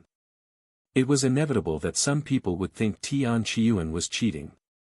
However, without any proof, they can only continue watching until they can expose him. Zi Xian was the only one in the audience who watched with a calm expression, free of any suspicion in her gaze. "Welcome back, exalted blacksmith," she mumbled. A full year had passed since Tian Qiyuan began his God of Creation ceremony, and he had crafted 10 celestial-grade treasures within 10 attempts, meaning he hadn't failed once since he started. More and more people became skeptical and doubted his legitimacy. Yet, no one could figure out his methods, and continued to watch in amazement as Tian Qiyuan showcased his unfathomable prowess. Fuck. How the hell is he doing this? I refuse to believe that he's doing this without any tricks. Fiery Heaven Blacksmith began biting his nails in frustration as he continued to analyze every movement Tian Qiyuan made to expose his tricks, but to no avail. He couldn't fathom how Tian Qiyuan was refining the material so quickly and how he would successfully craft a celestial-grade treasure every time. As Tian Qiyuan continued to defy all logic and common sense, the God of Creation ceremony entered its 3rd year. Tian Qiyuan kept his ridiculous pace by producing a celestial-grade treasure nearly every month, reaching 22 celestial-grade treasures by the end of the 2nd year. Of course, his 100% success rate remained, and he had 78 attempts left to defeat the current God of Creation's record of 40. Tian Qiyuan's flawless performance left the God of Creation deeply perplexed. On one hand, he wanted to believe in Tian Qiyuan's talent; on the other hand, it was almost too extraordinary to accept, even though he couldn't find any fault in Tian Qiyuan's work. However, it made absolutely zero sense for Tian Qiyuan to cheat before so many people and in such an obvious manner, no less. If one wanted to cheat, it shouldn't be so exaggerated and obvious. Tian Qiyuan himself had an unshakable reputation throughout the years. While everybody was suspicious of his skills at first, he quickly proved himself to be the real deal, not to mention the competition he participated in for the Void Meteoroid Core. If his talents are truly real and not fabricated, this world might not be ready for someone like him. God of Creation sighed inwardly. After another 2 years, Tian Qiyuan approached the God of Creation's record of 40. Although his crafting speed had slowed down slightly, it was still outrageously fast. Ding! Ding! Clang! Tian Qiyuan successfully crafted his 40th treasure on his 40th attempt. Unless he failed to create a single treasure within the next 60 attempts, it was essentially certain that Tian Qiyuan would become the next God of Creation. A month later, nobody was surprised when Tian Qiyuan created his 41st treasure. Good heavens, what in heaven's name is happening? Is this even real? Even if he fails to create a single treasure with the rest of his attempts, he's already smashed the previous record with an unprecedented 41 treasures in a row. Do you think the God of Creation will accept this result? He might argue it's an unofficial ceremony. With so many witnesses, even heaven itself would not dare to deny Exalted Blacksmith's achievement because of some arbitrary rule made up by the Ancient Anvil Association. I kind of pity the God of Creation. He's only held on to that title for 10,000 years, which is probably the shortest time someone has sat in that position. Exalted Blacksmith still has to defeat the God of Creation in a one-on-one match to acquire his title officially, right? Nothing is guaranteed. Someone said. Are you blind? Even the God of Creation cannot craft more than 3 celestial-grade treasures in a row, much less 41. I'd be surprised if he doesn't hand over his title without the match since the outcome is already obvious. The God of Creation would lose more face if he were to participate in such an obvious match than just to hand over his title, since that would show his denial. And I would not be surprised if it turns out the Exalted Blacksmith has been cheating this entire time. His talents are too good to be true. He's just way ahead of his time, that's all. Also, how can he cheat with so many expert blacksmiths around? There's no way he hasn't been exposed already if that were the case. The audience continued to argue with each other regarding the legitimacy of Tian Qiyuan's ceremony. Once Tian Qiyuan crafted his 50th treasure, his speed slowed down to a treasure every 2 months instead of 1. 60. 70. 80. Tian Qiyuan crafted his 80th celestial grade treasure in a row 6 years later. By now, the audience had grown numb and was no longer shocked. They only had one thing in their mind: whether Tian Qiyuan would become the first person in history to craft 100 celestial-grade treasures in a row or not. Tian Qiyuan's speed slowed down again after his 80th treasure. Instead of taking 2 to 3 months to craft a treasure, he needed 5 to 7 months. 10 years later, Tian Qiyuan used his final attempt to craft the 100th treasure. The audience held their breaths as they prepared to witness history being made right in front of their very eyes. As Tian Qiyuan formed the shape of the final treasure, nearly everybody in the upper heavens had their eyes on him. It's a sword. His final treasure is a sword. Ding. Clang. Ding. Ding. Ding. Ding. After spending an entire year on his final treasure, Tian Qiyuan successfully crafted his 100th treasure, becoming the first ever individual to perform a flawless God of Creation ceremony. The audience erupted with cheers, but there were also many who still doubted the legitimacy of his performance.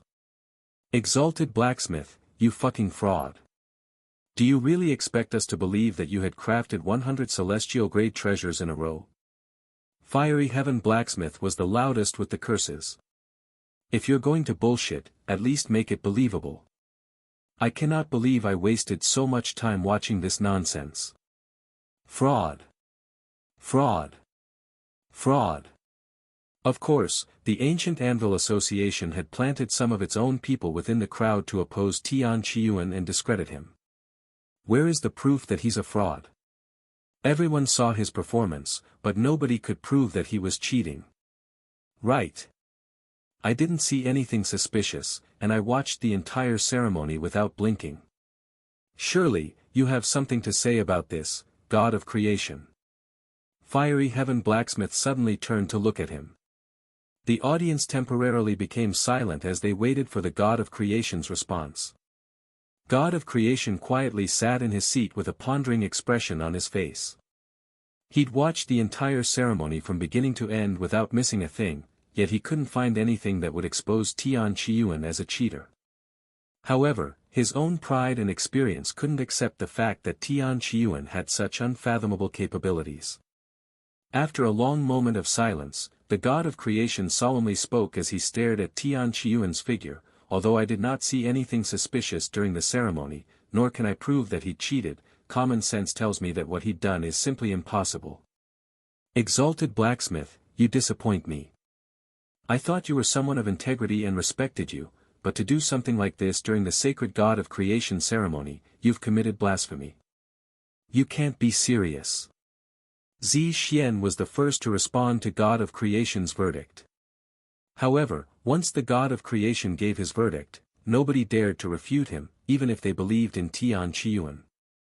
Despite being called a fraud, Tian Qiyuan did not show any signs of anger and remained tranquil. He responded a moment later, "Are you really that reluctant to hand over your title? I don't blame you, though, since you only got to enjoy it for a short 10,000 years. Don't worry. I don't care enough about the title to fight you for it, anyway. The only reason I performed this ceremony was for my own satisfaction. It would have been nice if I was recognized as the God of Creation, but whether I have such a title or not won't have any effect on my capabilities as a blacksmith. As a matter of fact, I do not need anyone's approval. I don't craft treasures to prove myself. I do it because I enjoy it, and it benefits me. To those of you who still believe in me and recognize me as the next God of Creation, thank you. Unfortunately, it appears that I am not destined to be the next God of Creation." Tian Qiyuan waved his sleeves, collecting all 100 celestial-grade treasures. "Anyway, call me a fraud if you want. You may be able to deceive yourself and even the world, but as long you can't prove that I cheated, you won't be able to get rid of that doubt hidden deep within your soul, and you'll eventually be consumed by it." After saying such words, Tian Qiyuan vanished into thin air before everyone's eyes like a ghost, leaving the entire world speechless. Shortly after Tian Qiyuan's disappearance, the ancient Anvil Association showed up at the Grand Elder Summit to further smear Tian Qiyuan's image. As you have all witnessed, Exalted Blacksmith is a fraud that cannot be trusted. Not only did he slander our association with false claims, but he even dared to commit blasphemy during the God of Creation ceremony. Yao Tao said. Our ancient Anvil Association has known about this for a long time now, hence why we refuse to recognize him as an official blacksmith. We haven't said anything until now because we need solid proof to expose him. I shall repeat this once again, Exalted Blacksmith is a fraud. Yeah. He's a fraud. I cannot believe I had spent so much money purchasing his weapons before. Fuck. I also commissioned him for a weapon. I'll destroy that thing once I get home. After the ceremony, the Ancient Anvil Association, supported by the God of Creation, spread the news of Tian Yuan being a fraud throughout the 9 heavens, sending shockwaves through the realms and leaving all of his fans in disbelief. Hold on to your anvils, folks. I've got a shocking revelation for you. The Exalted Blacksmith has been unmasked as a fraud. Don't miss this breaking news. A streetwise informant bellowed, drawing a throng of curious onlookers. What? Exalted Blacksmith is a fraud? How is that possible? It's true.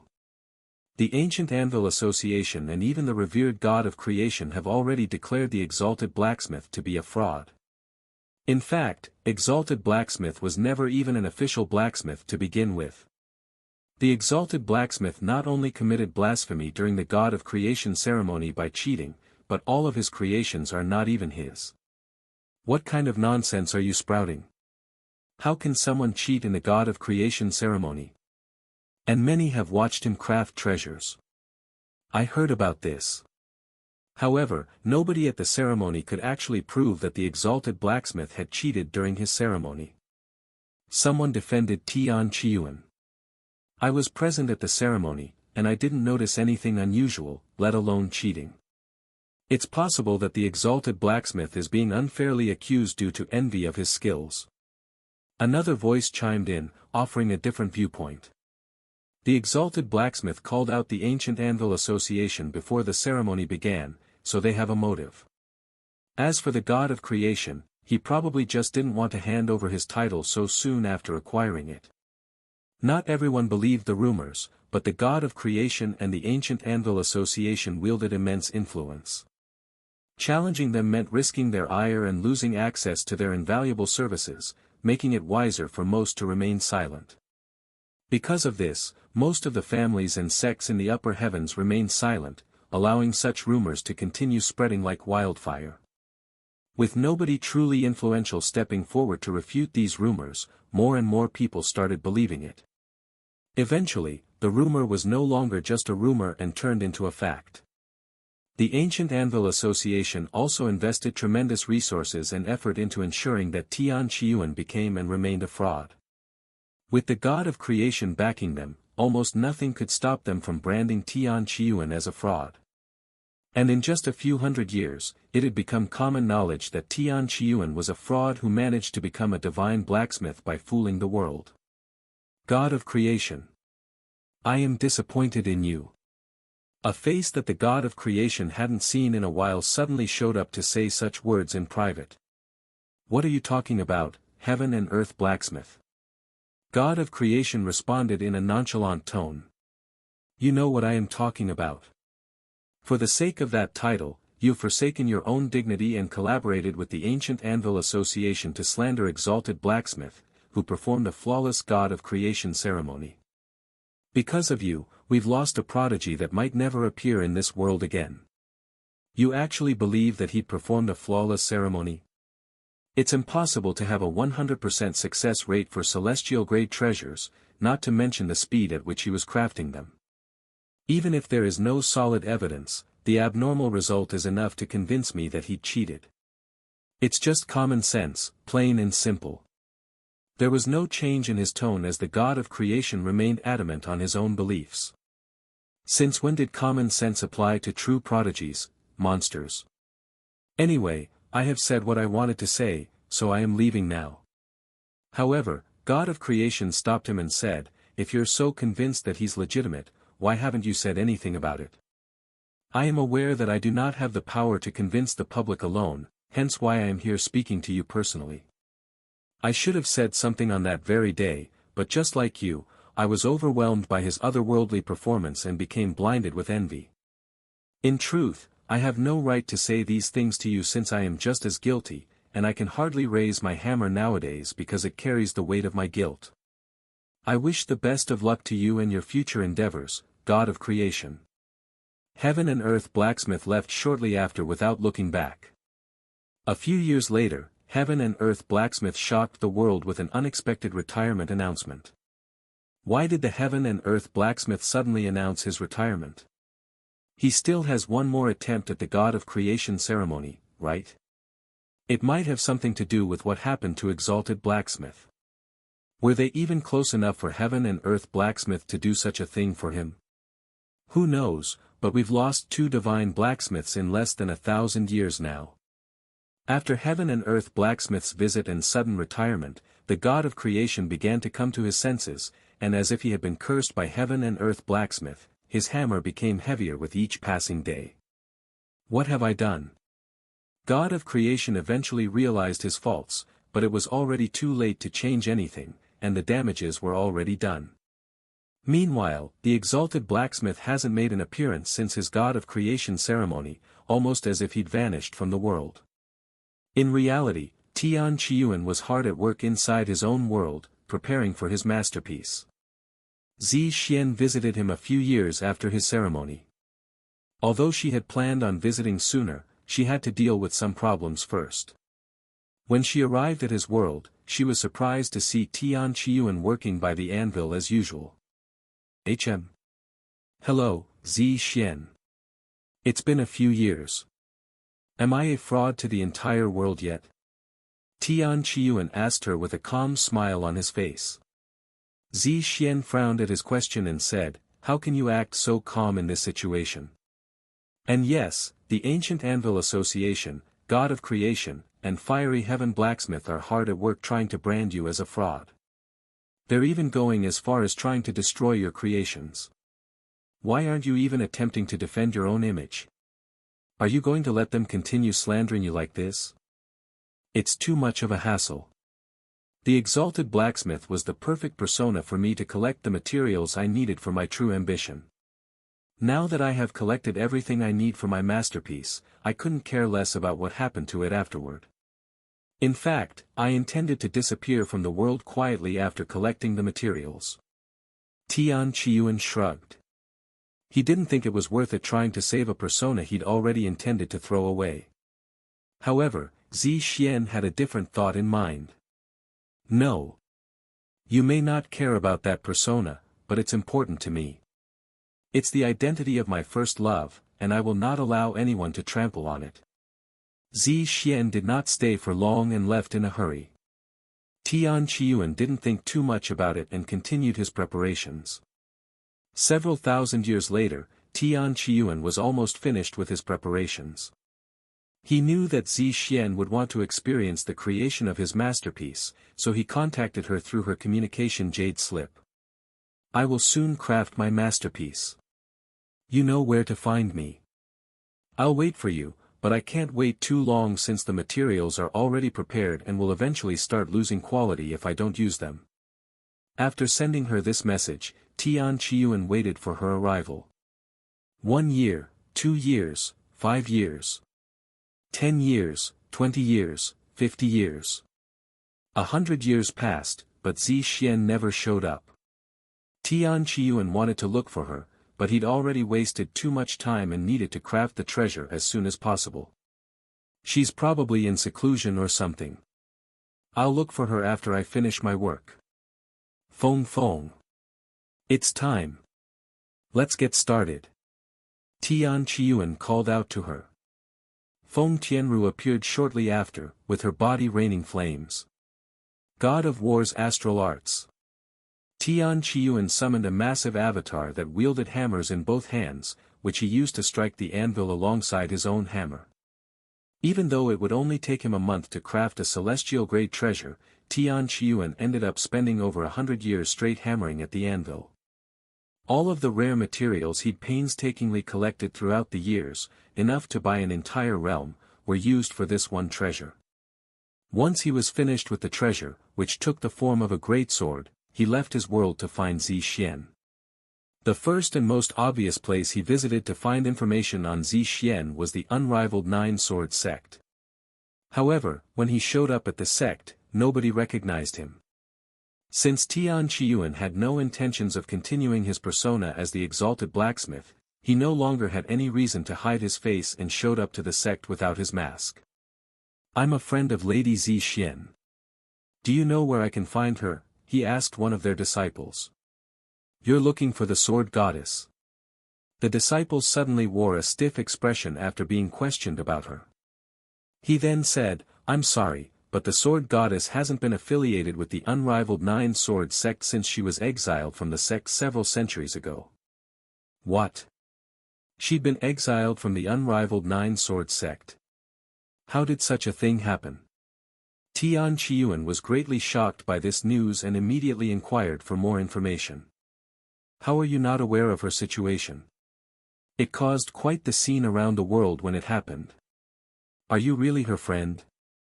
The disciple doubted Tian Qiyuan being Zi Xian's friend. "I was in seclusion for a long time and only recently emerged, so I am still unaware of many things. If you enlighten me, I'll make it worth your time." Tian Qiyuan proceeded to take out an ancient great sword and dangled it in front of the disciple like a carrot on a stick.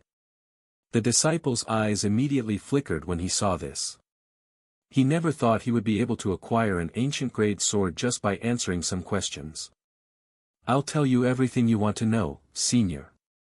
You can start by telling why Zi Xian was exiled." "That's because she'd gone rouge and went on a killing spree, becoming a mass murderer. If the unrivaled Nine-Sword sect hadn't exiled her, it would have dragged all of us down with her." "What? Zi Xian became a mass murderer? Surely, there must have been a mistake. I've known her for thousands of years. She wouldn't do something like that without a good reason." Tian Qiyuan's eyes widened at this shocking revelation. He knew Zi Xian was an eccentric individual, but she was definitely no mass murderer. If she killed someone, she definitely would have a good reason for doing so. "It's true, senior. The sword goddess went on a rampage against those who slandered the exalted blacksmith, especially the ancient Anvil Association. If anyone dared to slander the exalted blacksmith openly, she would show up at their door and slaughter them like pigs." "Ha!" Tian Qiyuan's eyes widened for a second time, as he could totally see Zi Xian doing such a thing for him as the exalted blacksmith fanatic.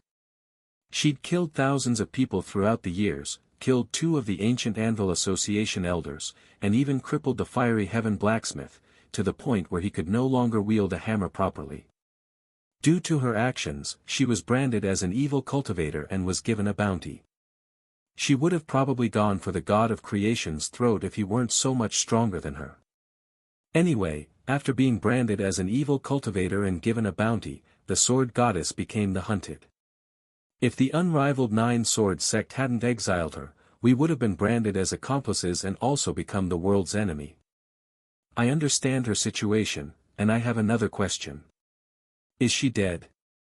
Tian Qiyuan wore a grim expression on his face as he asked this serious question.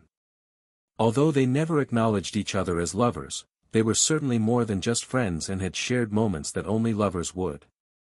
Tian Qiyuan would be lying to himself if he said he didn't have any feelings for her. Last I heard, they managed to destroy her physical body but failed to secure her soul and allowed her to escape. That was about 20 years ago. I haven't heard anything about it since then. So she could still be out there, huh? Last question. Who destroyed her body? That would be Fiery Heaven Blacksmith. Of course, he had help from the Ancient Anvil Association and several other parties. Thank you. As promised, I will compensate you for your time. Tian Qiyuan handed him the sword and quickly left the scene. His next objective was to locate Fiery Heaven Blacksmith, which didn't take long at all. After being crippled by Zi Xian, Fiery Heaven Blacksmith retired as a blacksmith and became a famous playboy who frequented brothels and whatnot. After asking around, Tian Qiyuan found Fiery Heaven Blacksmith at the Thousand Fairy Sky Pavilion, surrounded by dozens of beauties as they fed him fruits and drinks. Tian Qiyuan examined Fiery Heaven Blacksmith's body to see how crippled he was. Fiery Heaven Blacksmith looked healthy at a glance, but once someone noticed the condition of his hands, they would immediately understand why he had to retire as a blacksmith. His hands not only lacked fingers, but the hands themselves appeared squashed, resembling that of meat paste. Normally, a cultivator at his level would be able to heal such injuries even without the help of medicine. Unfortunately for him, Zi Xian had struck him with a sword that caused permanent damage and blocked the effects of all healing medicine. This sword was something Tian Qiyuan crafted himself, and he knew at a glance from Fiery Heaven Blacksmith's injuries that she'd used that sword on him. Unless Fiery Heaven Blacksmith destroyed his crippled body and reconstructed it from scratch, he would have no way of recovering from his injuries fully. However, such a method was easier said than done. Rebuilding his newly constructed body to its current level would require tremendous effort and take hundreds of thousands of years. Fiery Heaven Blacksmith did not bother rebuilding his body since he'd already lost all motivation and passion for smithing after Eternal Blacksmith became the god of creation. Once he was done examining Fiery Heaven Blacksmith, Tian Qiyuan approached him. "Hey, you bastard, are you blind?" Fiery Heaven Blacksmith cursed at him before he could even get too close. "Can't you see that I am busy enjoying myself here? Your presence is affecting the atmosphere. Get lost before I kill." Before Fiery Heaven Blacksmith could even finish his sentence, Tian Qiyuan retrieved the masterpiece he'd recently completed and swung it. Shah! Even though Fiery Heaven Blacksmith could follow Tian Qiyuan's movements, his body was not fast enough to react to it, and before he realized it, his physical body had been destroyed. Murderer! The ladies around them screamed in terror. However, Tian Qiyuan did not kill Fiery Heaven Blacksmith, who was now a bodiless soul. "You fucking bastard! Who do you think I am? How dare you do this to?" Fiery Heaven Blacksmith failed to finish his sentence a second time, but it was not because of Tian Qiyuan. When Fiery Heaven Blacksmith subconsciously laid eyes on the sword in Tian Qiyuan's grasp after being attracted by its aura, he was struck with such profound bewilderment that words utterly failed him. As a divine blacksmith, he'd seen all sorts of treasures in this world. However, he'd never seen a treasure like the sword before him at this very moment. While he couldn't tell exactly what it was made of, he instinctively knew that it was something otherworldly, something this world had never seen before. If he had to describe the treasure, it would be flawless and without equal. Tian Qiyuan noticed that Fiery Heaven Blacksmith was ensnared by his sword and smiled. "Are you interested in this?" He extended his sword to give Fiery Heaven Blacksmith a better look. "Where did you acquire such a treasure? Is it a natural treasure, or is it someone's creation?" Fiery Heaven Blacksmith asked, pretending as if Tian Qiyuan hadn't destroyed his physical body a moment ago. Despite losing his passion as a blacksmith and retiring as one, he was still one at heart. Tian Qiyuan shrugged and said, "I don't know. I found it lying on the street and picked it up." And without saying another word, Tian Qiyuan vanished from the scene like a ghost, leaving Fiery Heaven Blacksmith utterly speechless and confused. His purpose for visiting Fiery Heaven Blacksmith was solely to punish him for destroying Zi Xian's physical body. He'd thought about destroying Fiery Heaven Blacksmith's soul, killing him permanently. However, when Tian Qiyuan saw how interested Fiery Heaven Blacksmith was in his weapon, Tian Qiyuan decided to torture him with curiosity. Sure enough, Fiery Heaven Blacksmith's encounter with Tian Qiyuan's sword left a profound and everlasting impression on him, sparking an intense desire to create something of comparable brilliance. His passion for the art reignited, and Fiery Heaven Blacksmith announced his return as a blacksmith after reconstructing his new physical body. He used his memories to study Tian Qiyuan's sword, but no matter how much he tried, he was unable to comprehend it. Eventually, he gave up trying to understand it and began attempting to replicate it. Alas, nothing he crafted came even close to matching the quality of Tian Qiyuan's sword, even after millions of attempts. If only I could see that sword one more time. If only I had looked at it for a little longer back then. His infatuation eventually turned him into a madman who traveled the 9 heavens in search of Tian Qiyuan and his sword. Meanwhile, Tian Qiyuan visited the Ancient Anvil Association and flaunted his sword to the experts there, leaving all of them absolutely gobsmacked. To the untrained eye, Tian Qiyuan's sword appeared to be a high-quality sword and nothing more.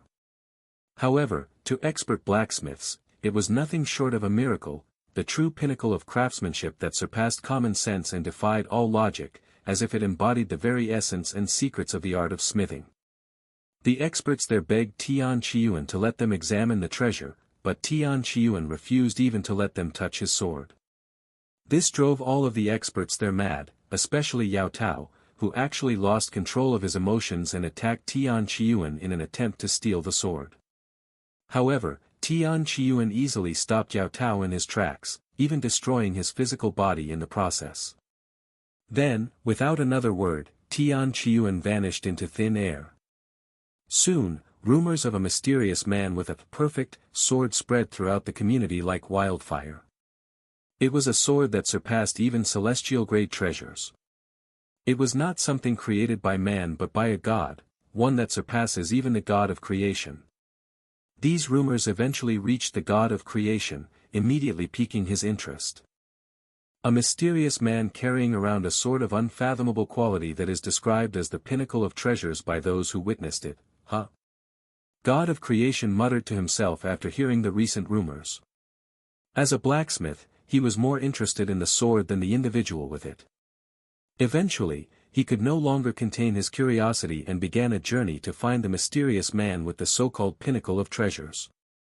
He visited those who had seen the sword to see if he could learn anything about this mysterious man or find any clues that would lead to him. Unfortunately, he could only acquire insubstantial information. He was a tall and handsome man. I have never seen him before, but he had a powerful aura around him. I believe he was an expert. He was definitely an expert. I don't know how much his sword contributed to his strength, but he managed to obliterate Yao Tao of the Ancient Anvil Association with a single blow. His sword matched the length of his body, its blade predominantly black with hints of gold woven in. Although its appearance wasn't extravagant, its quality was undeniably otherworldly, one of the witnesses recalled, their voice filled with reverence. If a grade existed above celestial grade, that sword would definitely be in that category, or two above it. That's just how perfect it was. As the god of creation heard more about this flawless sword, his desire to see it with his own eyes intensified. The god of creation, driven by an insatiable desire, eventually placed a bounty on both the man and the sword, offering vast fortunes to anyone who could lead him to either. To the man himself, he promised untold riches and treasures beyond imagination should he present the sword in person. This announcement reverberated through the realms, igniting a fervent hunt that spanned across the 9 heavens. However, no matter how much people searched, they were unable to find any traces of the man or the sword, as if he'd vanished into thin air. Meanwhile, Tian Qiyuan went to look for Zi Xian's soul after messing with the Ancient Anvil Association. The first place he looked was the secret entrance to her world in the 8th heaven. After traveling to the 8th heaven and arriving at his destination, he found that the entrance had vanished and was no longer there. She probably couldn't handle opening too many entrances to her world after losing her physical body. Unfortunately, this was the only entrance to her world that he knew of, and he doubted anyone who wasn't Zi Xian would know of another entrance. If I cannot find her, I'll let her find me. Tian Qiyuan could only think of one way to attract Zi Xian. Although he had already tossed away the identity as the exalted blacksmith, if it could help Zi Xian's situation, he would not hesitate to become the exalted blacksmith again. There was a chance that Zi Xian might eventually show up in his world, but he didn't know how long that would take or if she'd want to trouble him with her presence. Since she acted to clear my name, I should do just that, clear my name. However, he didn't know where to start. The Ancient Anvil Association had already convinced the entire world that he was a fraud.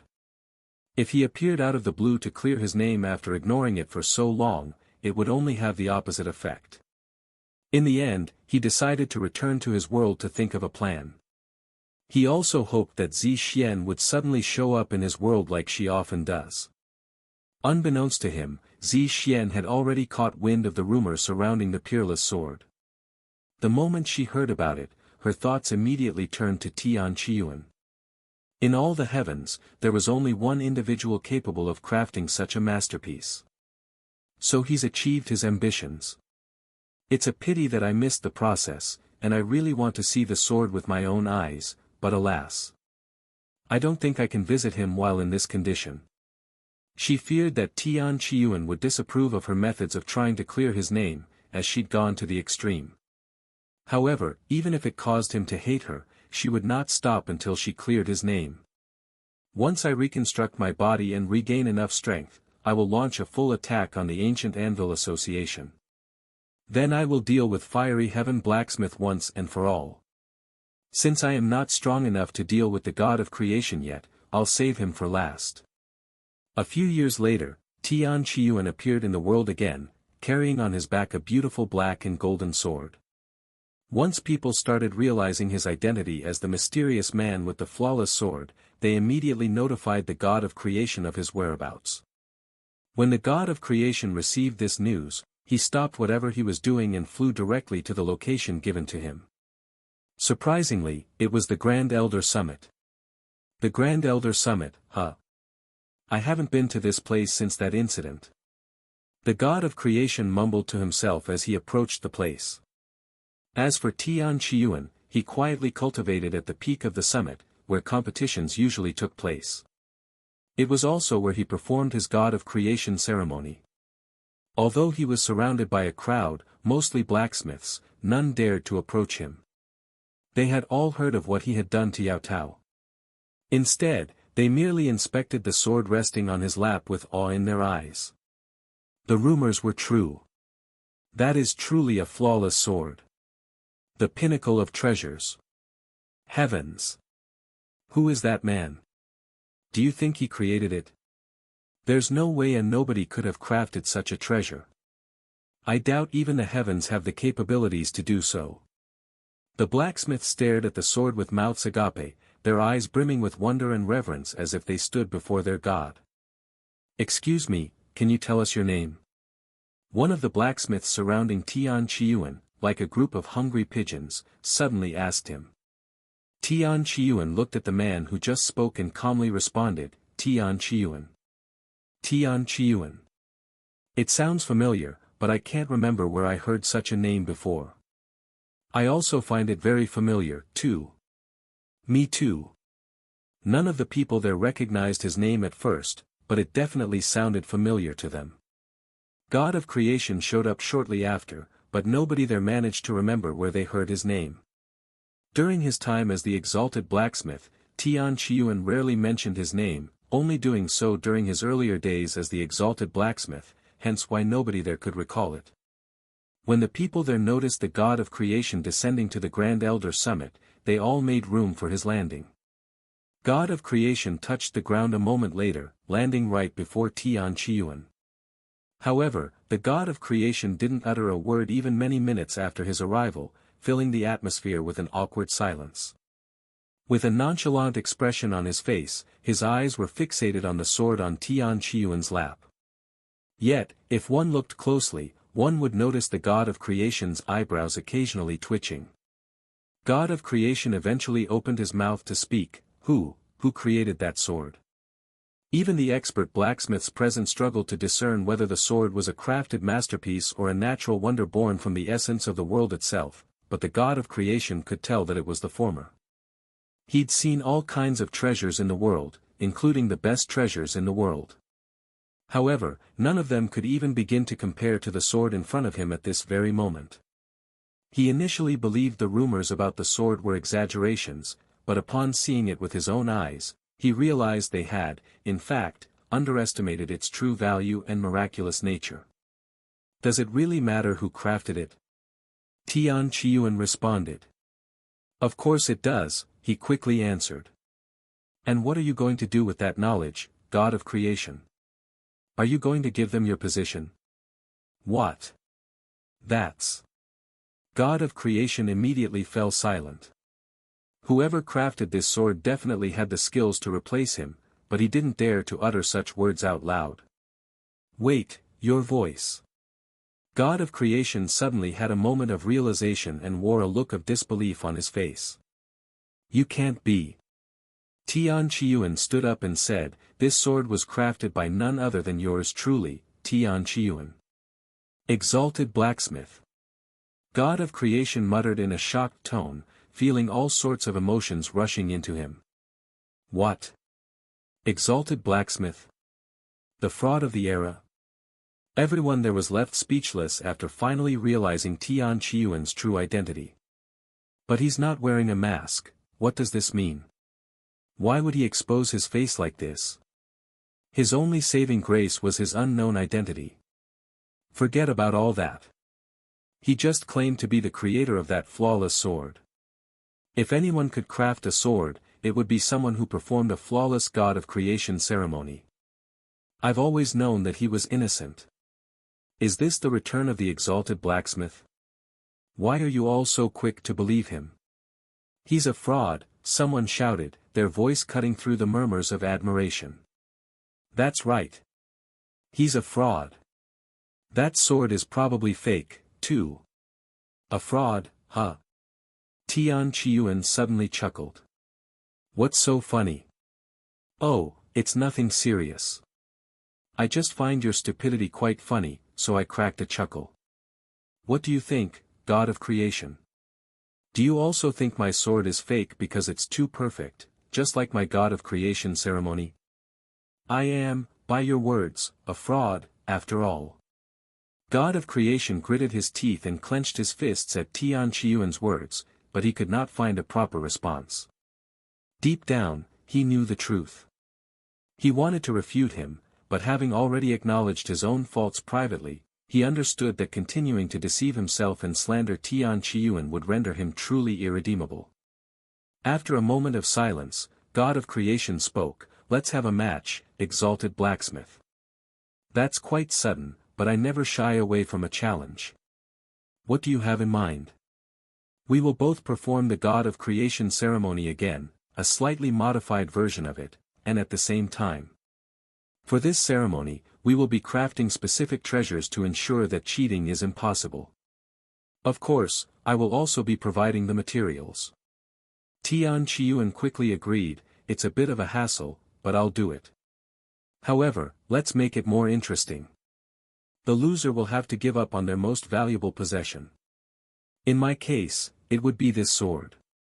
If you can beat me, I will give you this sword. Tian Qiyuan held the sword in front of him with a confident aura surrounding him. The God of creation swallowed nervously at this enticing offer. However, he had nothing in his possession that could possibly match the sword. Even if he were to give up his title and his entire fortune, it would not be able to compare with the sword. After pondering for a moment, he said, I shall give you my life. The God of creation's response surprised not just Tian Qiyuan but also left the crowd speechless. What are you trying to achieve? Atone for your crimes of slandering me? Tian Qiyuan asked, his voice laced with curiosity. I'll give you an answer if you can defeat me. Very well.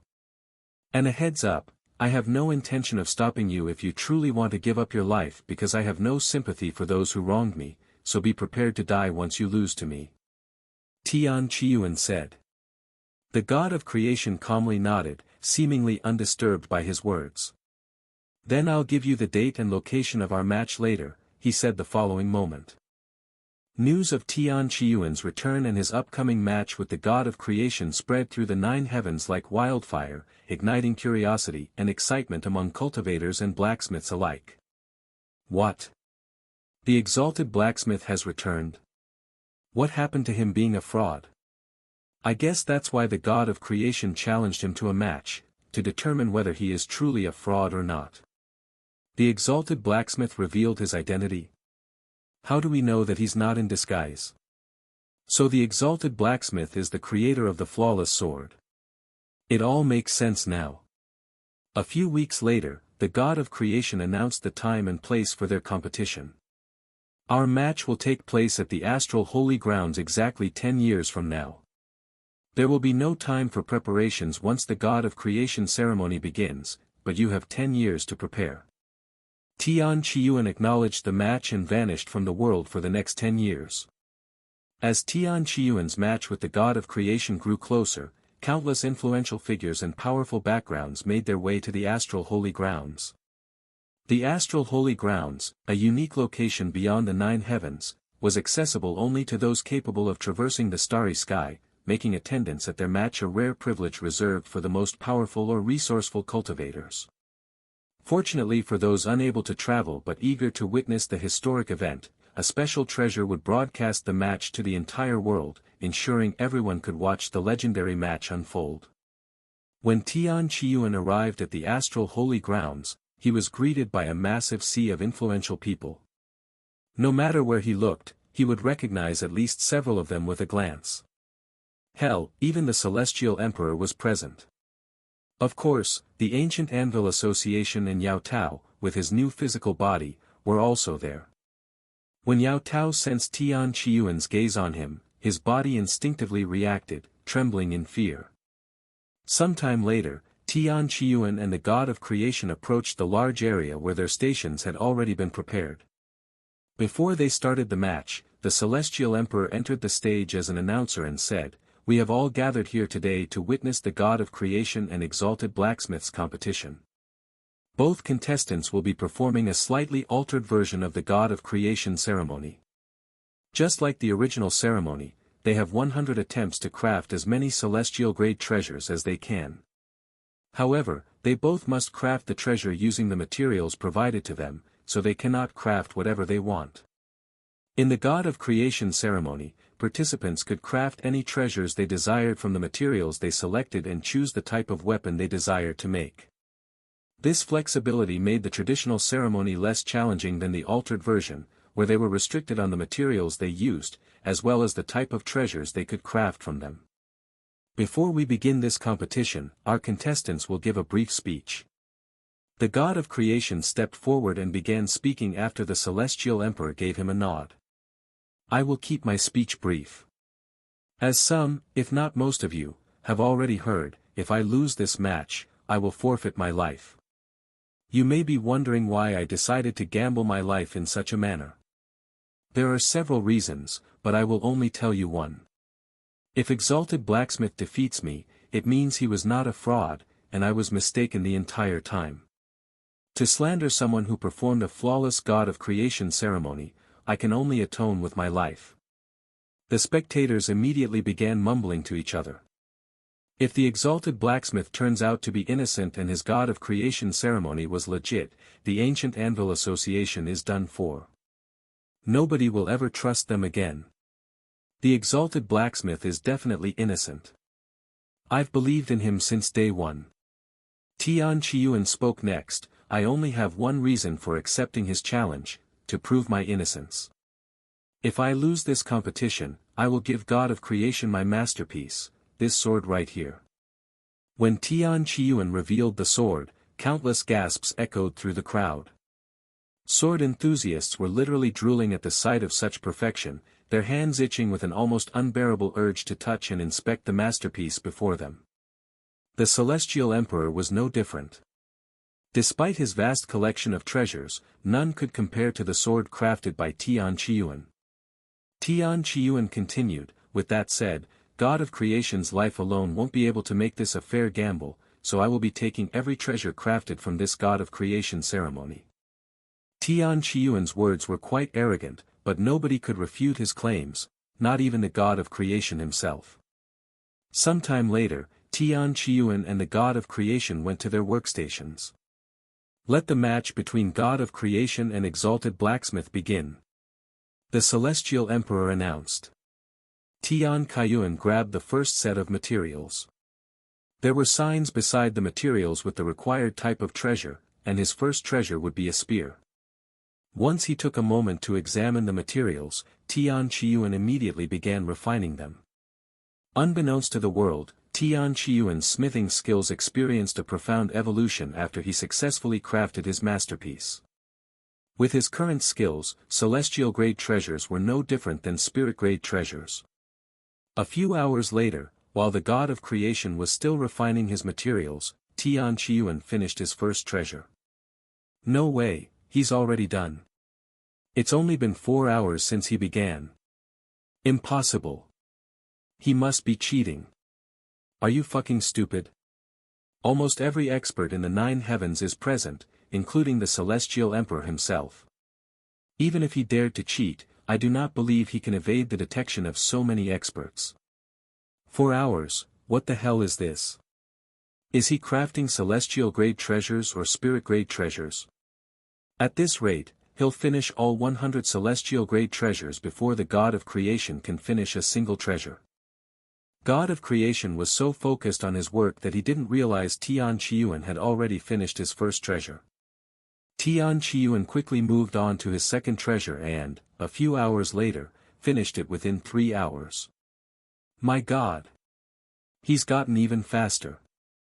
Some people can't even comprehend just how amazing of a feat it is to lower even a single minute, much less an entire hour. Ding!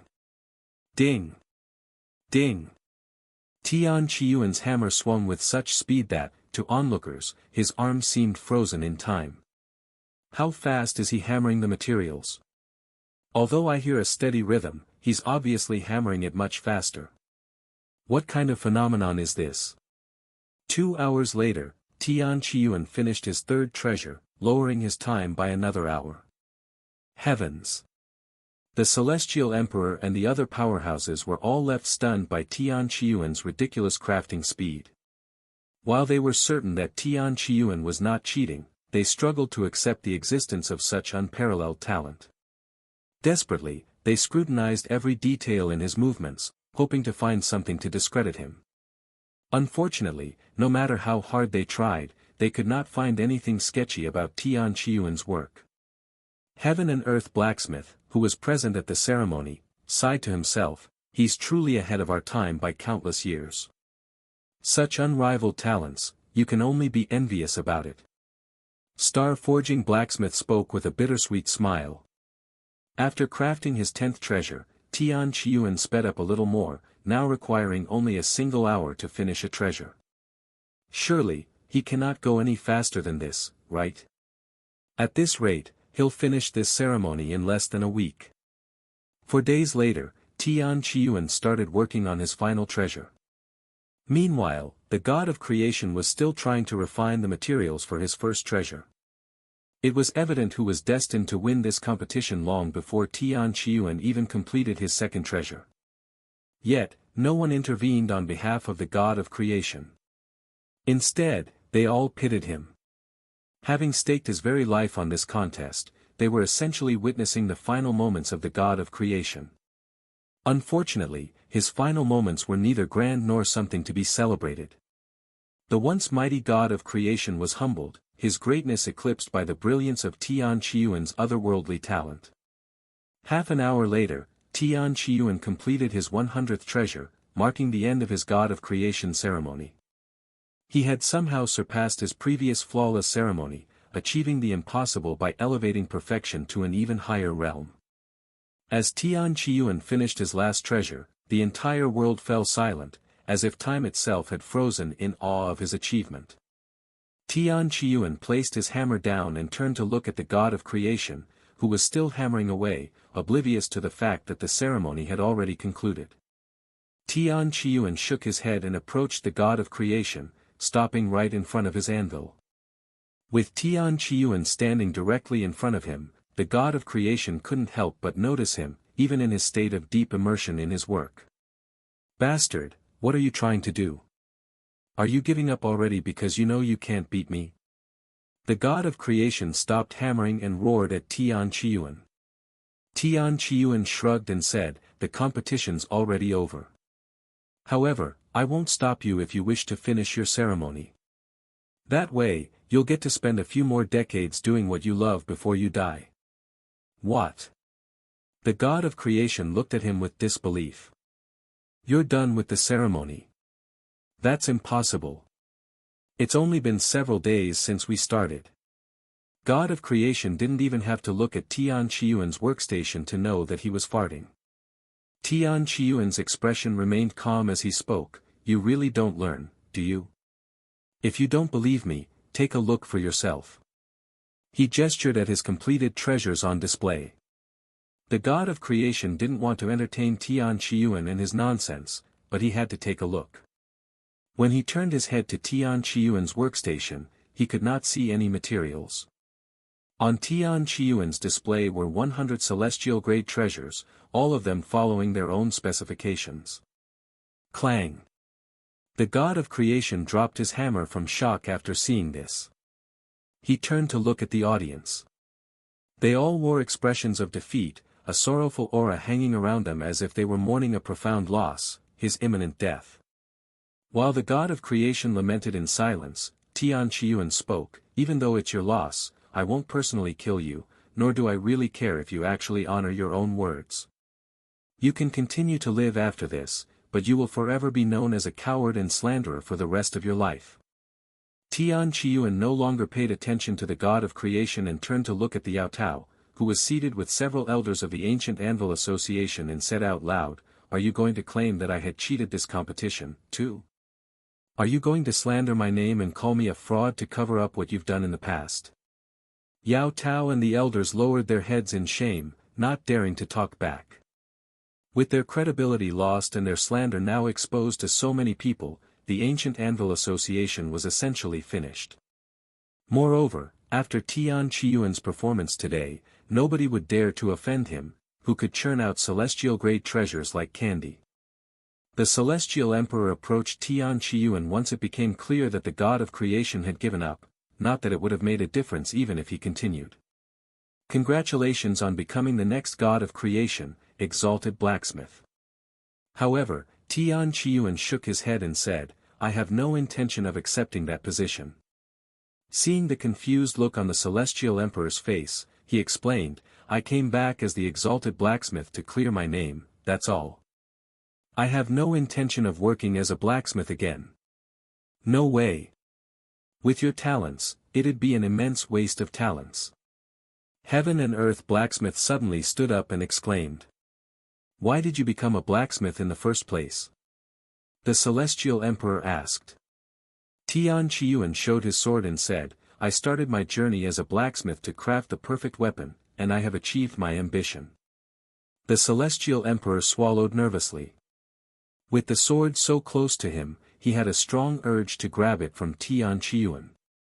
"What do you plan on doing now that you've retired? I could offer you a position within the Celestial Palace," the Celestial Emperor said. "I'm going to relax at home for a bit, hopefully with some company.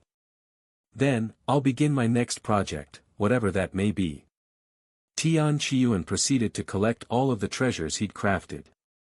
Then, without giving the audience any more of his attention, he disappeared into the distance. The audience remained silent even after Tian Qiyuan left. As for the god of creation, he continued to sit before his anvil in silence, his thoughts unknown. After leaving the astral holy grounds, Tian Qiyuan returned to his own world. Over the next several years, the world would not stop talking about Tian Qiyuan's match against the god of creation, who disappeared after their competition and vanished from the world, never to be seen or heard from again. Nobody knew what happened to him. Some speculated that he'd killed himself in isolation, while others speculated that he chickened out and couldn't kill himself and changed his identity. As for the Ancient Anvil Association, they were disbanded when everyone lost faith in them. Many blacksmiths blamed the association for Tian Qiyuan's early retirement and refused to collaborate with them. Countless blacksmiths tore up their contracts and discarded them outside the association's headquarters. The Ancient Anvil Association, one of the oldest establishments for blacksmiths, ended because they slandered a single man, and nobody felt sorry for them. With the god of creation gone and Tian Qiyuan refusing the title, the position became awkwardly vacant. Despite being qualified, neither the star-forging blacksmith nor the relentless blacksmith stepped forward to claim it. When asked about it, they simply said they were not worthy of it, especially when Tian Qiyuan still existed. In the end, people gave Tian Qiyuan a new title as the god of refinement due to his ridiculous material refining speed. As for Zi Xian, it became clear to everyone that she had been right all along. Tian Qiuan was indeed innocent. Although her methods had been extreme, few blamed her for her actions. The unrivaled Nine Swords sect publicly announced their willingness to welcome her back into the sect, but they never heard from Zi Xian again. 9 years after Tian Qiuan defeated the god of creation and cleared his name, he sensed a presence appearing inside his world. He greeted the presence with a gentle smile. "It's been a while, Zi Xian. I'm sorry to show up in this pathetic state." She sighed, still in her soul form. "It's all good. I'm glad you're okay. I was worried that I might never see you again." "Really? You don't hate me? Even though I've done such horrible things? What's so horrible about trying to clear my name? So what if you've killed some people? They deserved it for slandering me." Tian Qiuan shrugged. "Qiuan, thank you," Zi Xian said in a trembling voice. "What's your plan now?" Tian Qiuan asked Zi Xian sometime later. "I don't know yet, but I'll let you know once I think of something. In the meantime, let me see your sword. I've been dying to take a look at it ever since I heard about it." Zi Xian said, her voice filled with enthusiasm. "Of course." Tian Qiuan retrieved his sword and held it before Zi Xian. Oh. Even without a body, Zi Xian could feel her entire existence trembling from excitement. Once her excitement calmed down a little, she noticed the sword emitting a strange aura, almost as though it was trying to charm her soul. However, after examining it for a little longer, she felt that something was off about it, and she couldn't pinpoint why she was feeling this way. "It's definitely an otherworldly sword without equal, and don't misunderstand me for saying this," Zi Xian muttered after a moment, "but it feels like there's something missing. It just doesn't feel complete, somehow." Zi Xian braced herself for Tian Qiuan's reprimand, but to her surprise, he simply smiled at her. "If anyone could tell, I knew it would be you, Zi Xian." Tian Qiuan chuckled. Despite the multitude of admirers and expert blacksmiths who had seen the sword, none had noticed the subtle flaw that Zi Xian pointed out. "Huh. I was right." Zi Xian muttered in a dazed voice. Tian Qiuan nodded and said, "Indeed, you're right. As you pointed out, while the sword is finished, it's not truly complete. It's missing one key element, but this element isn't something that can be forged or crafted. What do you think this element is? Take a guess." Zi Xian stared at the sword in silence. However, no matter how much she thought about it, the answer eluded her. "I can't think of anything. The answer is a soul." Tian Qiuan answered a moment later. "A soul? Like a human soul? Although I said soul, it's not the type you're thinking about. It's an extremely rare phenomenon, but did you know that given enough time and spiritual energy, natural plants and herbs can develop into sentient spirits with their own consciousness?" Tian Qiuan asked. "Yes, I am aware of that. Treasures are the same. They, too, have the capability to form their own consciousness. When they do, they become soul weapons, a weapon with its own soul. However, not all treasures can become soul weapons. As for those that have the capability, one can only wait for them to turn into a soul weapon naturally." Tian Qiuan then continued, "This sword, it's an artificial soul weapon, a soulless one. While it doesn't have a soul right now, it has the capability to house a soul and grow together with it. An artificial soul weapon. That's crazy, but what advantage does it provide that a natural soul weapon cannot? Well, for starters, once a natural soul weapon's spirit dies, the weapon loses its powers alongside the spirit. As for my sword, it won't lose its powers or be destroyed even without a spirit because it came into existence without one. And since the sword won't be destroyed without a spirit, we can always change out the spirit for whatever reason." Zi Xian listened to Tian Qiuan's words as she stared at the beautiful sword. "Would a human soul be compatible with it?" she suddenly asked. "A human soul, huh? Since a spirit soul is almost indistinguishable from a human soul, I think it would work." Tian Qiuan said. "I have decided what I want to do." Yuan, let me become this sword spirit, she spoke in a serious tone. What? Yuan stared at her with wide eyes. The sword is incomplete right now because it doesn't have a soul, right? Then, allow me to complete it. I have always wanted to become one with your swords, so this is exactly what I've been waiting for. But you're a human who spent most of your life living in this vast world. Are you really fine with throwing away all of that just to spend your life inside a sword as a spirit? Yuan hesitated to make Zixian the spirit of his sword. I am. I can continue growing stronger with the sword, right? And it's not like I have to spend the rest of my life inside the sword since it can continue to operate without a spirit.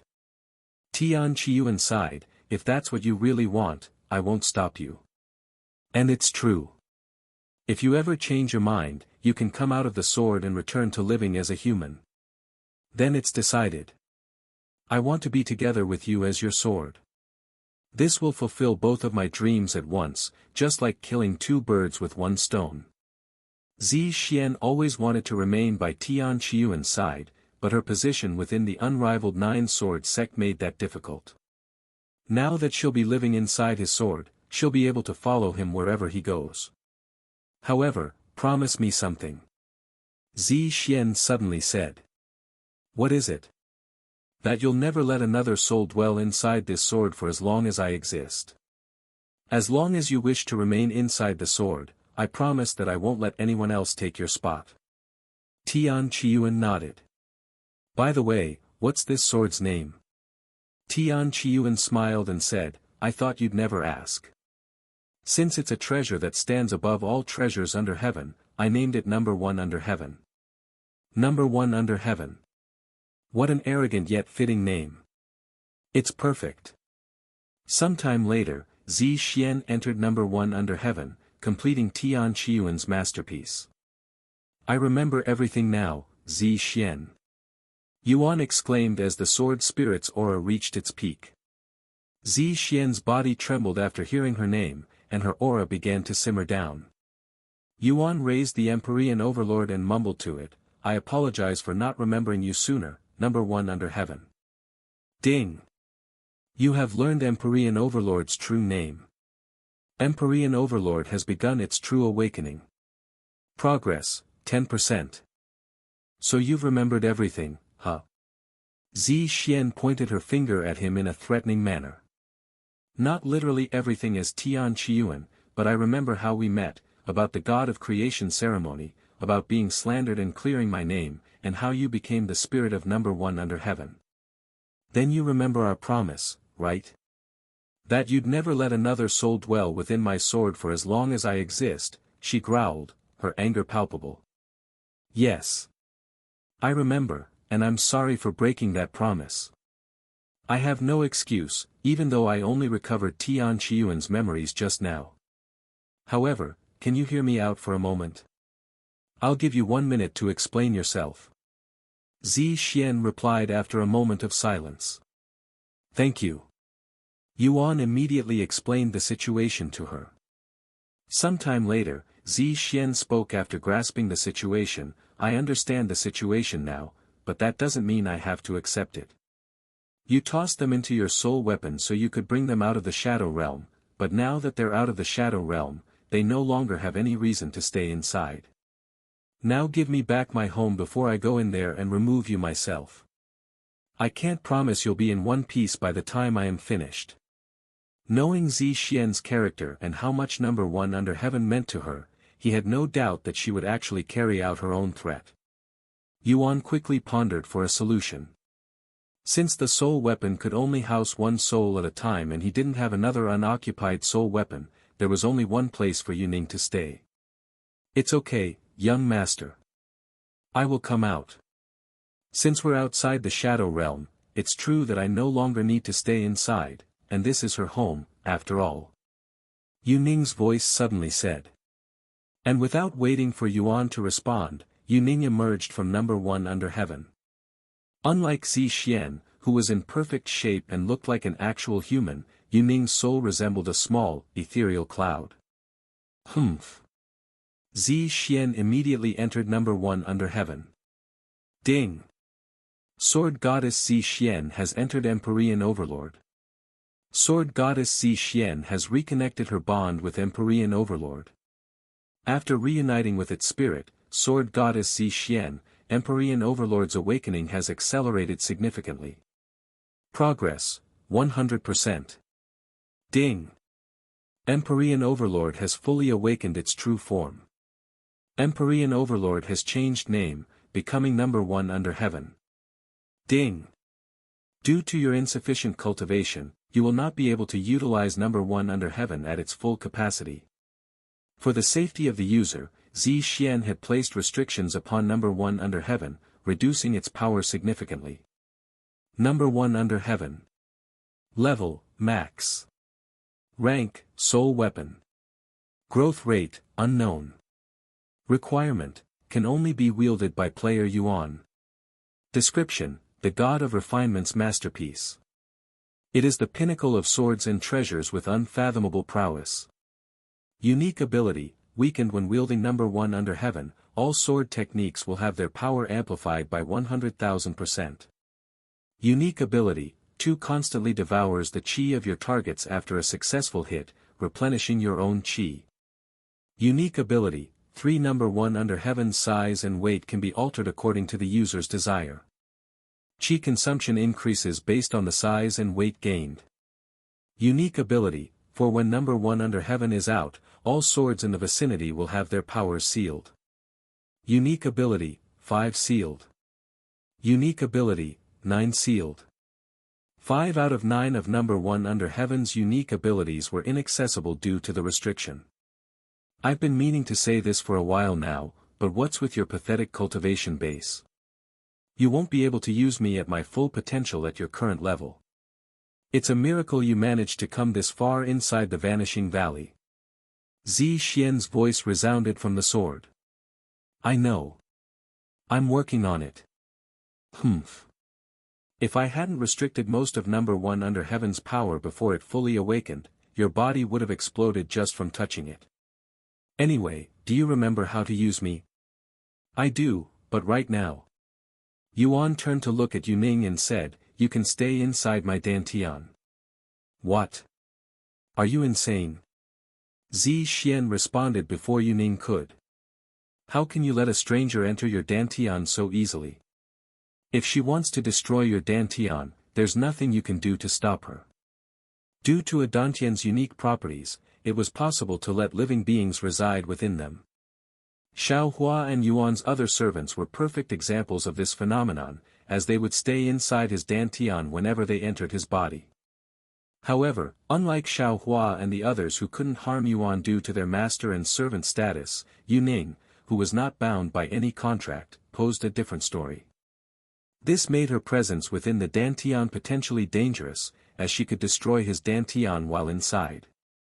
Even though I haven't known Yuning for long, I trust her enough to let her stay within my dantian, Yuan said with a calm smile. Young master, to go through such lengths for me. I am eternally grateful, Yuning spoke, her voice trembling with emotion. And she continued, with heaven as my witness, I swear upon my soul that I will never harm you for as long as I live, or may the heavens shatter my soul. A profound aura enveloped Yuning's soul as she finished speaking, signifying that her oath had been heard and was now in effect. If Yuning were to harm Yuan from this moment forth, her soul would be shattered. You didn't need to do that, but thank you for doing so, Yuan said. Once I regain my body, I will definitely serve you properly, young master. Yuning said as she entered his dantian. Now then. Zi Xian, let's talk about your situation. Why are you staying in the Vanishing Valley, possessing that giant sword? Yuan turned his focus to Zi Xian now that Yuning's issue was resolved. Good question. Unfortunately, I do not know. Or, more precisely, I don't remember. When I woke up, I found myself already inside the Vanishing Valley, and not wanting my soul to degrade, I had to possess a treasure, and this giant sword happened to be nearby. You don't remember? Then do you remember what you did before losing consciousness? I have a faint recollection of engaging in a battle, but the specifics elude me. I can't recall the circumstances that led to the fight or who or what I was up against, she confessed. Is that so? Yuan mumbled with a pondering face. Oh, but I do remember you telling me something right before I lost consciousness. Wait for me, you said, and so I did, for countless years. Sorry for making you wait so long. You can make it up to me with some intense sex later, Zixian casually said. Xiaohua lifted an eyebrow at Zixian's words. Yuning wondered to herself, a sword spirit having intercourse with a human? Is that even possible? Unbeknownst to Yuning, Zixian was originally human. However, after spending countless years as a sword spirit, her soul experienced a profound transformation that turned her into a hybrid of sorts, the first of its kind. Then did the previous me tell you anything about what I should do? Yuan then asked. They always say the same thing, just let fate take its course. Of course, why did I even ask? Yuan shook his head at his own foolishness. What about you, Zixian? Do you have any goals or purpose at the moment? I only have one purpose, to protect and serve you as your sword.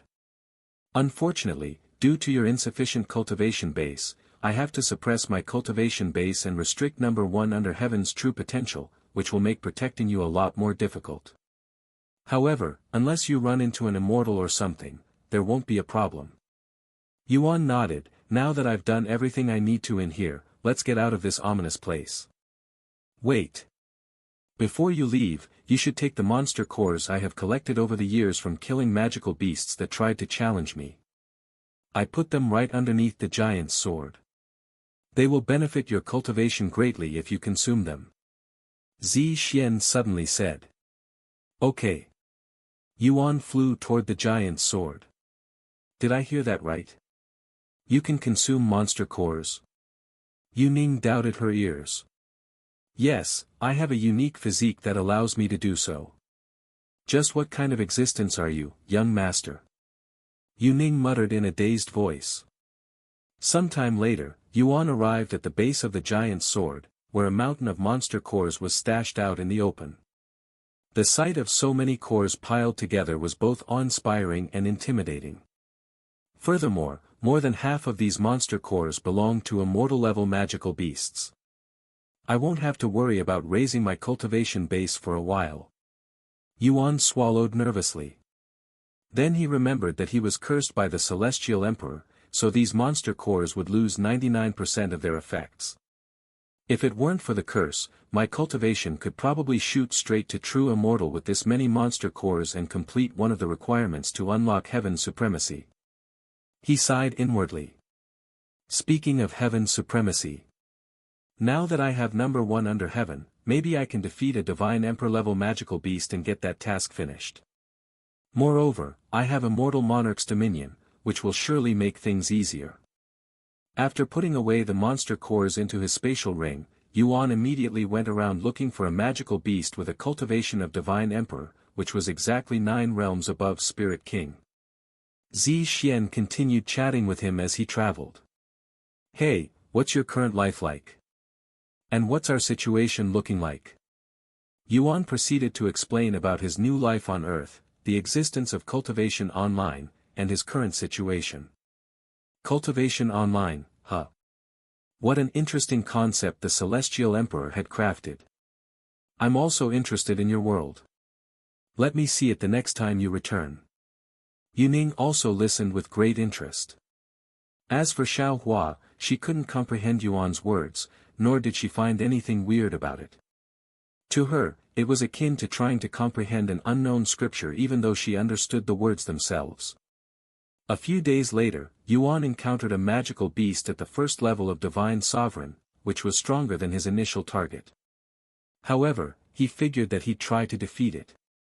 He approached the magical beast in a calm manner and used Immortal Monarch's dominion on it. You are forbidden from moving until I say so. The magical beast's movements immediately stopped. However, it quickly started moving again after a few seconds, albeit extremely slow and stiff. Is my cultivation not strong enough to command them perfectly? Yuan wondered to himself. He used Immortal Monarch's dominion on it again, resetting the effects. Then, with number 1 under heaven in his grasp, Yuan activated God of War's astral arts before using 9 supreme swords.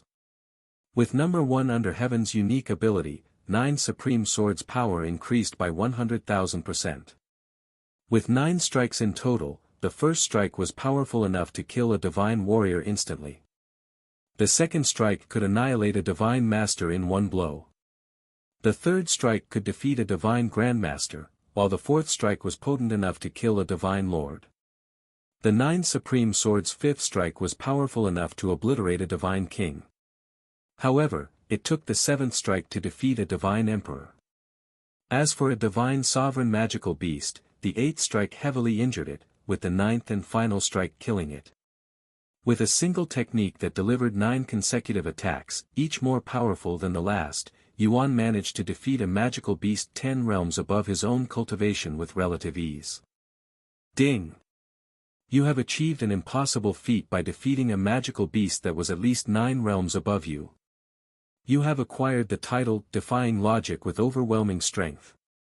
Defying Logic with Overwhelming Strength, all damage dealt to magical beasts will be increased by 1000%. Yuan looked at number 1 under heaven after defeating the magical beast with ease. The difference between its unawakened form and awakened form is night and day. Their strength is simply incomparable. I haven't felt this powerful since heaven's supremacy.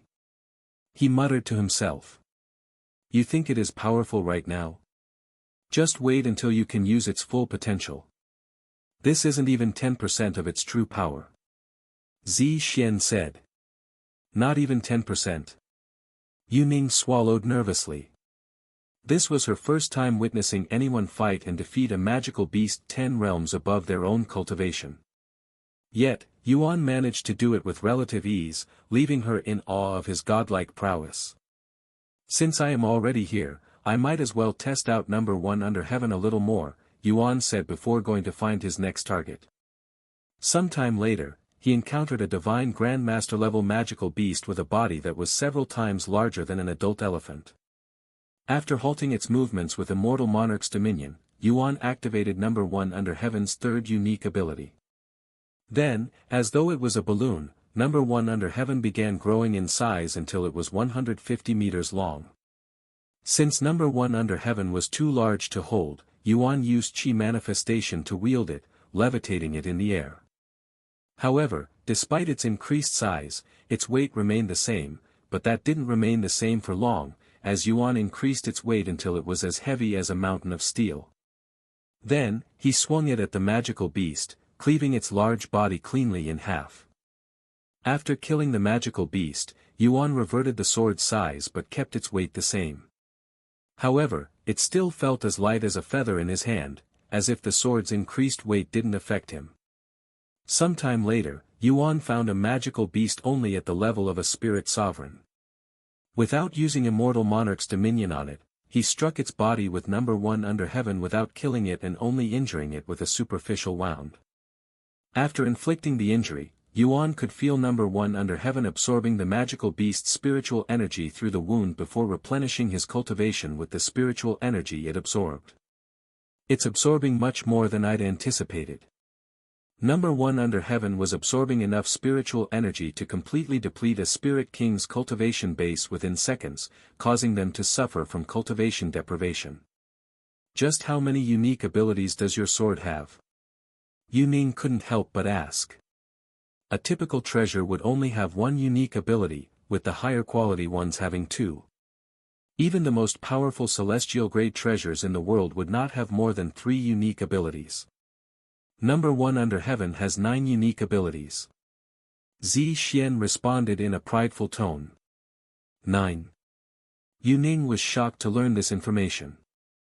And it will learn more as it continues to evolve. Number 1 under heaven is a unique treasure that does not have a limit, it's truly a weapon with unlimited potential. Is it a natural weapon, or was it crafted by someone? Yu Ning asked out of curiosity. It was crafted by none other than the person you're dwelling within, who was once known as the god of refinement. Both his reputation and skill surpasses even the god of creation. That was in the past, in one of my past lives. Yuan calmly said. Huh? How many past lives do you have? Yuning was baffled to learn that he had more than one incredible incarnation. I don't know the exact number. Do you, Zi Xian? Yuan turned to her. You rarely talked about your past, so no. However, while I don't know much about the lives before Tian Qiyuan, I know he had reincarnated 3 more times afterward, not including your current one. They are Tian Xian, Tian Kai, and Tian Ingja. Tian Xian. That's the Sword Emperor and the Lord. Tian Kai is the one who taught the Zither goddess. Who is Tian Ingja? Yuan only recognized 2 of the 3 names provided by Zi Xian. Tian Xian was the identity of the nameless emperor, also known as the Sword Emperor. Tian Kai excelled in music and also taught the Zither goddess. However, he didn't recognize Tian Ingja at all. He could be the Celestial Overlord's founder or a brand new identity that I have not discovered yet. What do you know about Tian Ingja?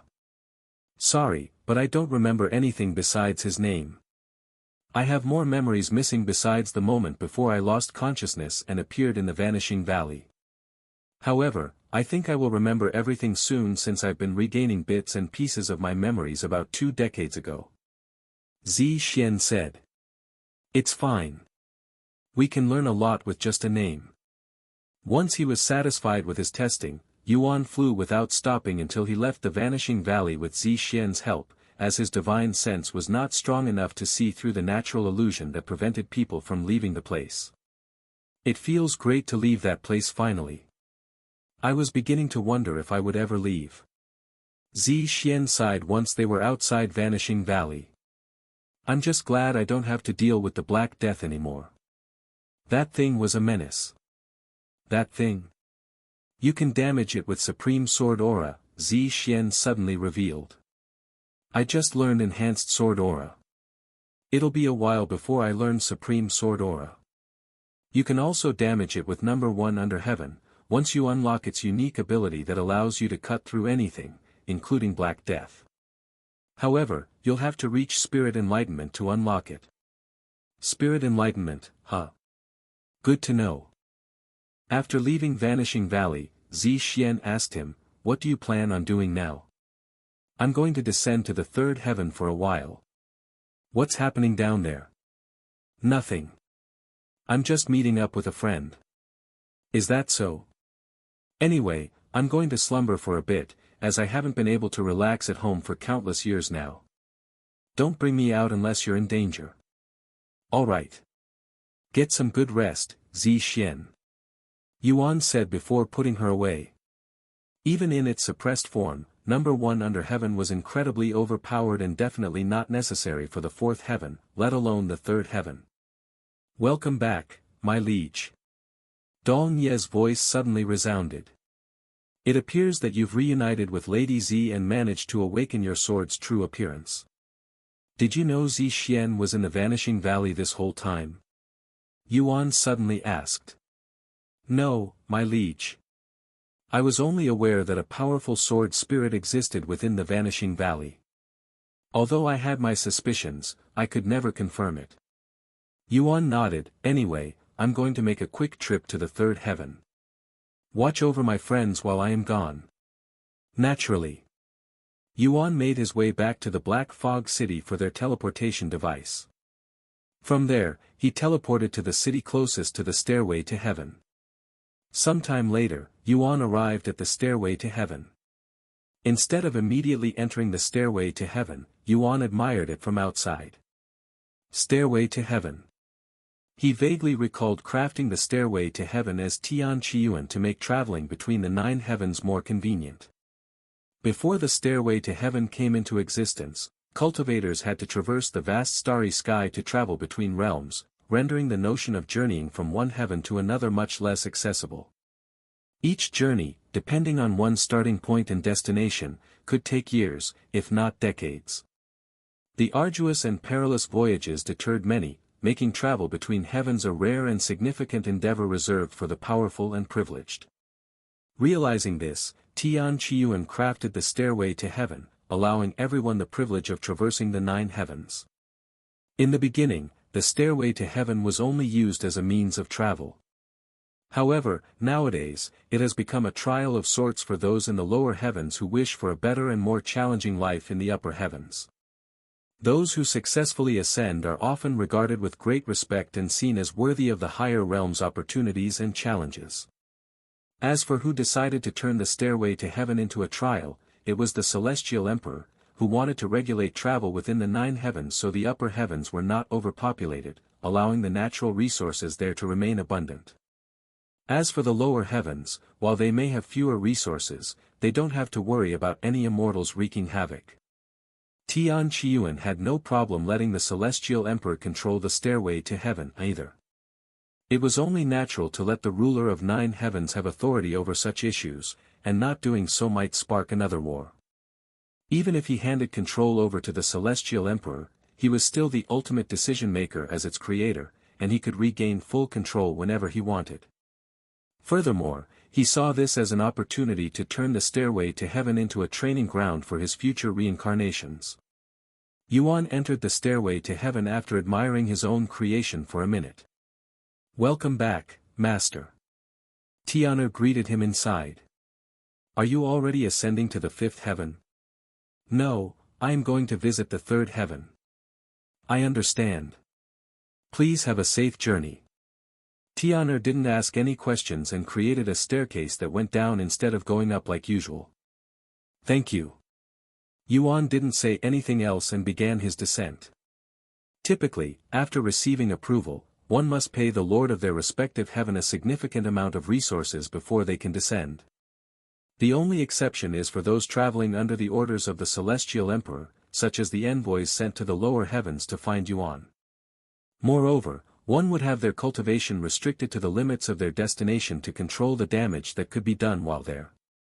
Fortunately, Yuan's cultivation was still well within the limits of 3rd heaven, so he didn't need to worry about his cultivation being a problem. An hour later, Yuan emerged from the stairway to heaven, arriving at the 3rd heaven. "I'll be right back." Yuan logged off shortly after to contact Bai Lianhua.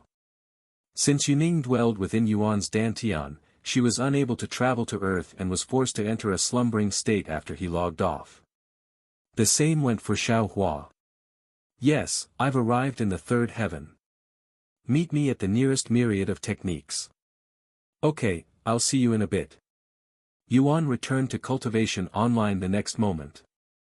"Looks like I'm unable to go to Earth with you while I am in your dantian. I guess it makes sense since I technically have 2 bodies, and you're in my other body's dantian. Meanwhile, soul weapons are connected to one soul, so I can bring it out no matter which body I am using. The Spirit Avatar Array and the Soul Transference Array, They were classified as Tier 8 formations during my time, but they're probably as difficult as Tier 9. I cannot imagine how powerful the Array Master who performed these 2 formations on such a massive scale may be, but they're definitely powerful enough to be the God of Formations." "The God of Formations, What does it take to become one?" "Well, while the position of God of Formation existed during my time, nobody was actually good enough to claim that title. To even have the chance to be the God of Formation, you need to be able to create a Tier 9 formation that was considered the most complex and difficult formation in existence, the chaotic heaven and earth formation.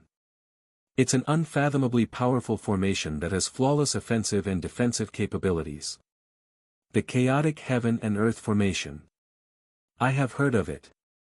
It was used by the first celestial emperor when I fought him as the evil god, and it was very annoying to deal with." Yuan casually muttered. Excuse me? What did you just say? That I fought the first celestial emperor as the evil god? Oh, right. I didn't tell you guys yet. You were the evil god in one of your previous lives. Why didn't you say this sooner? Yu Ning exclaimed in a shocked voice. Well, now you know. Yuan smiled. Yu Ning fell silent the next moment, almost as though she was trying to figure out how she should react to this shocking revelation. Yuan made it all the way to the myriad of techniques in complete silence. Bai Lianhua was standing outside when he arrived. Sorry, did you wait long? Bai Lianhua shook her head and smiled, no, I just got here myself. Let's go inside. Once inside, Yuan brought her straight to the highest floor and said, all right, go pick whatever techniques you want. Are you sure about this? She asked, still hesitant to accept such a gift from him. What are you saying now? Go and get some techniques for your faction. Also, you can take your time. I'll also be looking around. Okay. Bai Lianhua left the next moment to wander the place while Yuan also went to check out the techniques. While he doesn't need any for himself, he figured that he might as well acquire a few for his faction. Yet, even after looking through the entire floor, Yuan was unable to find any decent techniques. Although most people would consider the techniques at myriad of techniques above standard, they were merely so in Yuan's eyes. Suddenly, a voice resounded inside his head. I see that you've returned from the Vanishing Valley in one piece, Yuan. I'm relieved. Anyway, can I have a moment of your time right now? I have some urgent information for you. Senior Bai's voice resounded. I'll be right there. Yuan went to find Bai Lianhua to let her know that he'd be gone for a bit before going to Senior Bai's world. What's wrong, Senior Bai? Yuan asked after meeting up with him. This is about the escaped immortals. Do you remember the third immortal who managed to escape into the lower heavens? Well, we found the immortal in the fourth heaven, where you currently are. The fourth heaven, so what's going to happen now? There are already experts chasing after this immortal, but their hands are somewhat tied because they don't want to cause too much damage in the fourth heaven. This escaped immortal, do they have their full cultivation? Yuan asked. No, their cultivation will be suppressed because of the heavenly law. However, they won't be fully suppressed, so this immortal is still strong enough to wreak havoc within the fourth heaven. Yuan began pondering.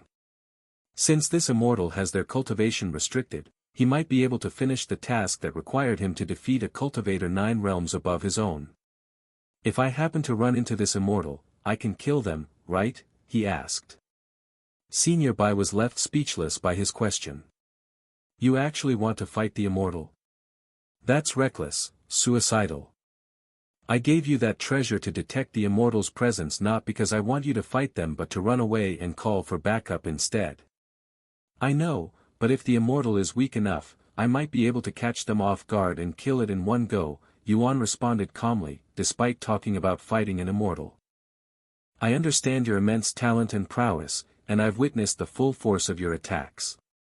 But, my dear little friend, these immortals are not like anything you've encountered. They are a force beyond your wildest imagination, and they won't simply stand there to be defeated. I implore you to reconsider your decision. Senior Bai's words carried a weight of urgency, hoping to sway Yuan's determination. Don't worry, Senior Bai. I've grown a lot stronger since my visit to the Vanishing Valley. I am also not as reckless as you think. If I deem the opponent too dangerous, I'll run away. And what if by the time you realize the danger, it's already too late? It would be far wiser to avoid them altogether. Senior Bai sighed, his disappointment evident as he contemplated Yuan's unwavering resolve to face this immortal. If anyone else were in his shoes, they wouldn't even think of such a thing. I guess this is what differentiates the true prodigies from the talented. They are truly incomprehensible beings. There is also a saying that the more talented an individual is, the more they tend to attract danger. Unfortunately, this is also why they tend to perish earlier than others despite having more potential. Normally, Senior Bai would stop trying to persuade Yuan to fight the immortal, but knowing firsthand how dangerous the immortals from the 9 Heavens Eternal Grotto are, he continued trying. The criminals within the 9 Heavens Eternal Grotto, the immortals you're so eager to fight, are arguably even more dangerous than the ones sealed within the primordial realm. They are also much harder to kill than ordinary immortals due to their unique physiques, such as the one within the 4th heaven, who has the shrouded physique, which makes their appearance impossible to perceive even with divine sense. And because you cannot see their body, you won't be able to predict their attacks or attack them effectively. I see.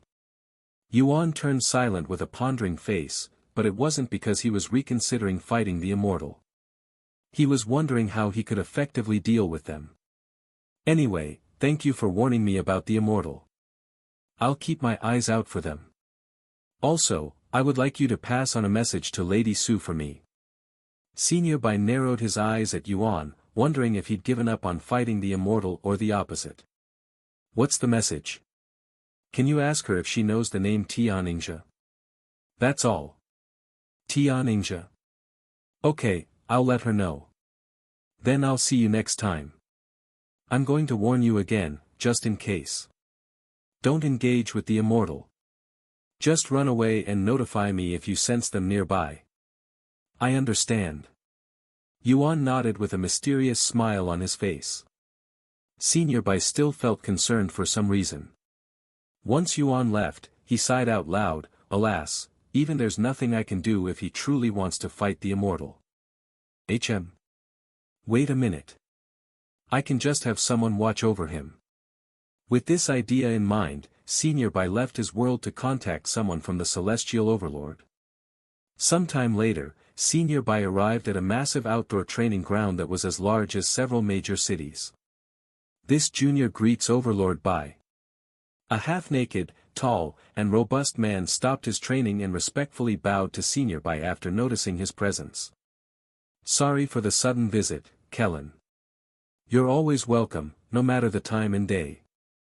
Are you busy nowadays? Senior Bai asked.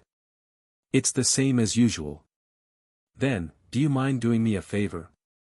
I'd like you to watch over a junior of ours in case he does anything reckless. A junior of ours? So he's a member of the faction? Yes, he joined very recently. This junior must be very special for you to go out of your way to do this. Kellen smiled. You have no idea. He was recruited by Celestial Overlord Su herself. What? Celestial Overlord Su recruited him. Alright, I'll take a look at this junior. Where is he? Fourth heaven. Huh. But we're currently in the eighth heaven. I am aware. Kellen raised his eyebrows in a puzzled manner. Oh, was this junior sent to the lower heavens to find a certain somebody? Kellen suddenly came to this realization. No, this junior was recruited in the lower heavens. He's only a spirit king, so he's a real junior. And no way. Kellen wore a look of disbelief on his face. When was the last time they had someone with such low cultivation amongst their ranks? Don't look down on this junior, Kellen.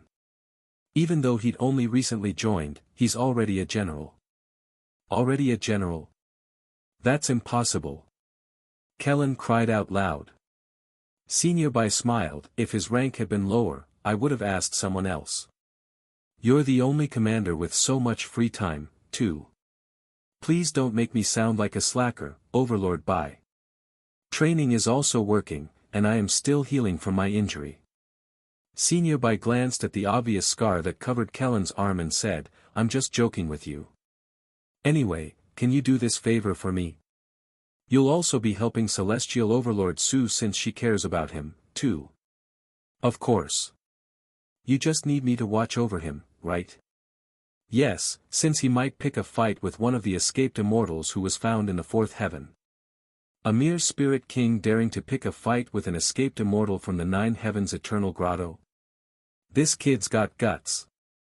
We might get along pretty well. Kellen laughed out loud at this information. His name is Yuan. Also, he's from outside the nine heavens, if you know what I mean. I know. The lost ones, right? Do you mind if I talk to him, or am I just supposed to tail him like a spy? You can interact with him if you want. Alright. Don't bully him too much, or you might catch a beating from Celestial Overlord Su. Senior Bai chuckled. When have I ever bullied a junior? Kellen laughed out loud. Then I'll make arrangements for your descent after I speak with Celestial Overlord Su. You should prepare for your departure, too. Understood. I'll see you later, Overlord Bai. After Senior Bai left, Kellen smiled, a spirit king and a general, huh? I have high expectations, so don't disappoint me, Junior. After his meeting with Kellen, Senior Bai went to find Su Jiechi. It feels like I've been seeing you much often lately. Is this related to him? Su Jiechi spoke the moment Senior Bai entered her office. Yes, it's about Yuan. I wanted to let you know that I had sent Commander Kellen to watch over him. Why? Su Jiechi raised an eyebrow at this unexpected news. One of the escaped immortals was spotted in the fourth heaven, and when I warned him about it, he decided to fight them instead of running away. I advised him not to fight them, and even though he said he understood, I cannot help but doubt him. Is that so? Fighting an escaped immortal, huh? If he somehow manages to defeat an immortal, our reputation would skyrocket. You want him to fight the immortal? Senior Bai stared at her with wide eyes. Of course not. I'm just saying. Anyway, you did the right thing. We cannot let someone as talented as him die in vain. Is that all? There's one more thing. Yuan asked me to pass a message on to you. After clearing his throat, Senior Bao repeated, do you know the name Tianjia? What? Su Jiechi's expression froze after hearing this name. Seeing her reaction, Senior Bai swallowed nervously. After a moment of silence, Su Jiechi suddenly stood up, slammed the desk before her, and loudly inquired, where did he learn of this name? I don't know. I didn't ask since it seemed like an innocent question. Who is Tianjia? Should I be worried? Su Jiechi didn't immediately respond and fell back onto her chair. After another moment of silence, she sighed, he was the founder of the Celestial Overlord. What? The founder? But I thought. Su Jiechi nodded and said, the founder had two names. One was his true name, and the other was used for the Celestial Overlord. Even among the other Celestial Overlords, only I knew his true name. Oh, then was it okay for you to have revealed it to me? Senior Bai asked. It's fine. Since you would have learned it sooner or later after. However, how did Yuan learn of this name? I'll ask him the next time I see him. Please do. Su Jiechi nodded with a serious expression on her face. Also, although it's just a name, keep it to yourself. Of course. I won't tell a soul.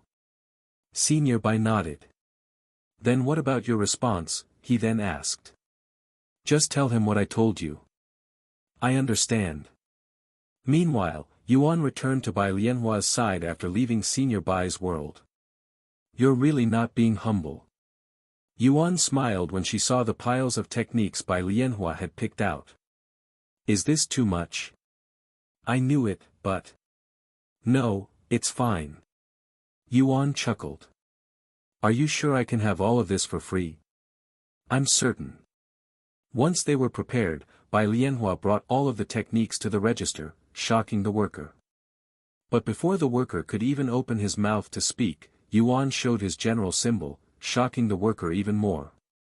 Thank you for your service. The worker bowed to Yuan.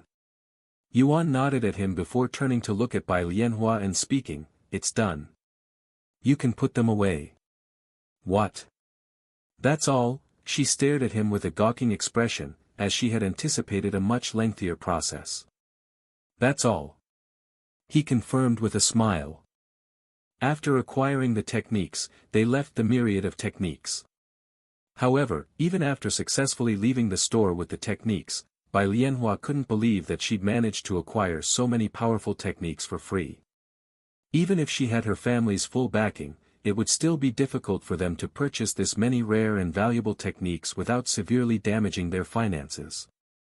Yet, she was able to acquire them for free because of Yuan.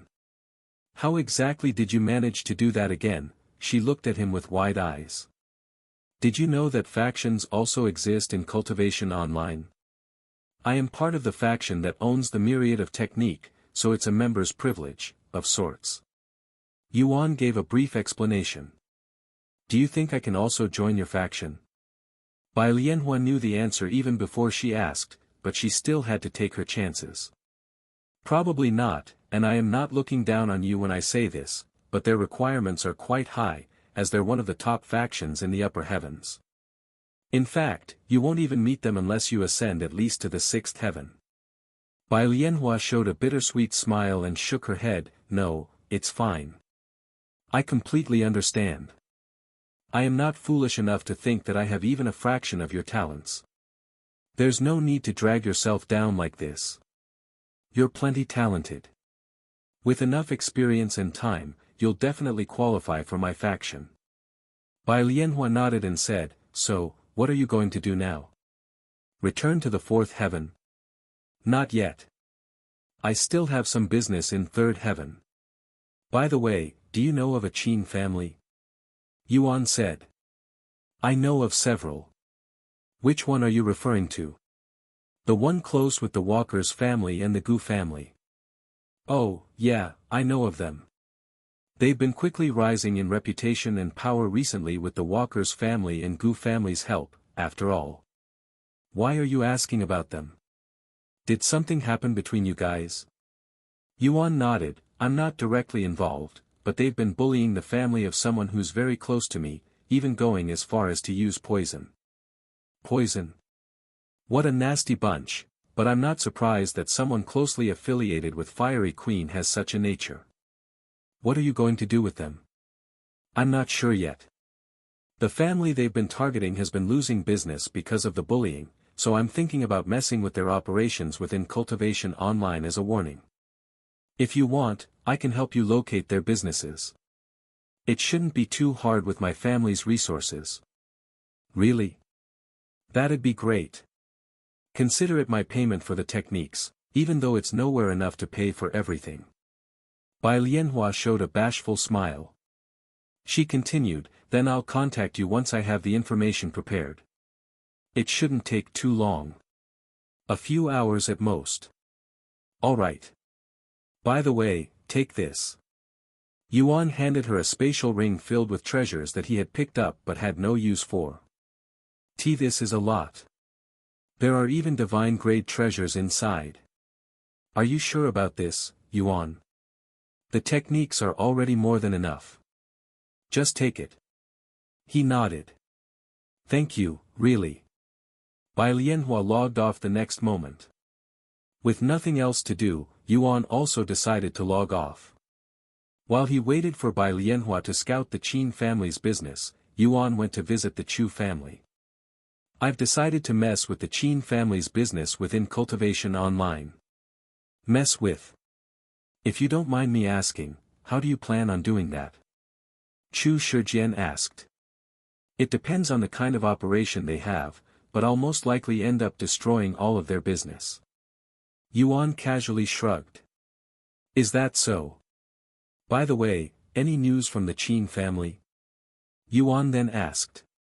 Well, they've figured out that we know about Chu Wuyang being their spy when they haven't been able to contact him since we locked him up. Just yesterday, they threatened to completely destroy our business within Cultivation Online in a few days if we don't obey them. A few days, huh? Not before I destroy them in a few hours. Yuan smiled. To do so much for us. I really don't know how to thank you. Chu Shijian sighed. You don't need to thank me because I am not doing this for you. I am doing this for Lulu. Yuan calmly corrected him. We still end up receiving your help, so you have my gratitude. 3 hours after they logged off, Bai Lianhua contacted Yuan. The Qin family has 3 major businesses in the third heaven. The first and most profitable business is their monster hunting business. They have about 50 different teams that specialize in monster hunting throughout third heaven, and you can identify them through the purple badge by their waist. Their strongest and highest grossing team is in Nightwing City, most of them being spirit lords. While they don't have a store, they typically meet up at the Purple Lizard Pavilion before going on their hunt. After giving Yuan their location, Bai Lianhua proceeded to give him some of their names and their physical descriptions. She continued, their second business, the dungeon hunting team, is currently staying at the 8-Point Hotel in Union City. Their third business is a medicine store called Perfect Qin Medicine, which is also located within Nightwing City. You've gathered so much information so quickly. I was told it wasn't easy learning about another's business without having insiders. Yuan smiled. Bai Lianhua chuckled, who in the 10 great families doesn't have a spy or two?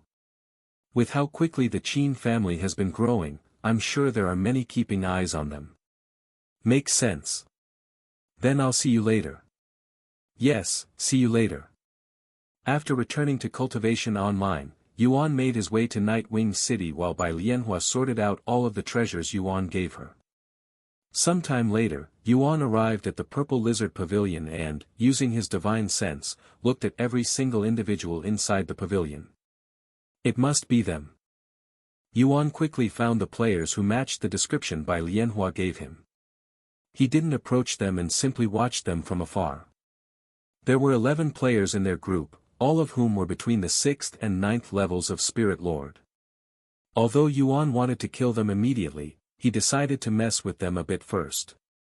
Half an hour later, once they were prepared, the group of players left the city and entered the nearby wilderness, where magical beasts between the 3rd and 6th levels of Spirit Lord roamed.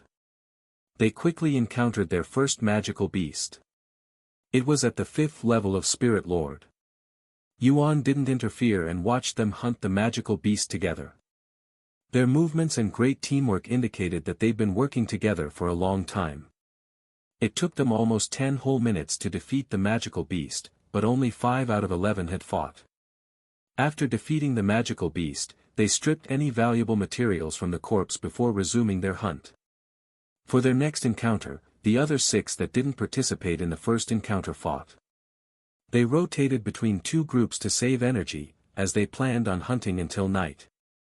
However, during their third encounter, right as the group was able to defeat the 7th level Spirit Lord magical beast, Yuan appeared out of thin air to steal their kill. What the fuck? Who the hell are you? Yuan was wearing a mask, so none of them could identify him. Moreover, Yuan had killed the magical beast so badly that even its materials could not be salvaged. Identify yourself. The group demanded. However, Yuan didn't say anything and merely escaped from the scene, vanishing like a ghost. What the fuck was that about? I have no idea. He was probably just some weirdo passing by. Let's forget about him and continue our hunt. The group didn't bother chasing after Yuan and resumed their hunt. However, their 4th and 5th encounters had all been sabotaged by Yuan, who refused to explain anything and vanished as soon as he was done. God damn it.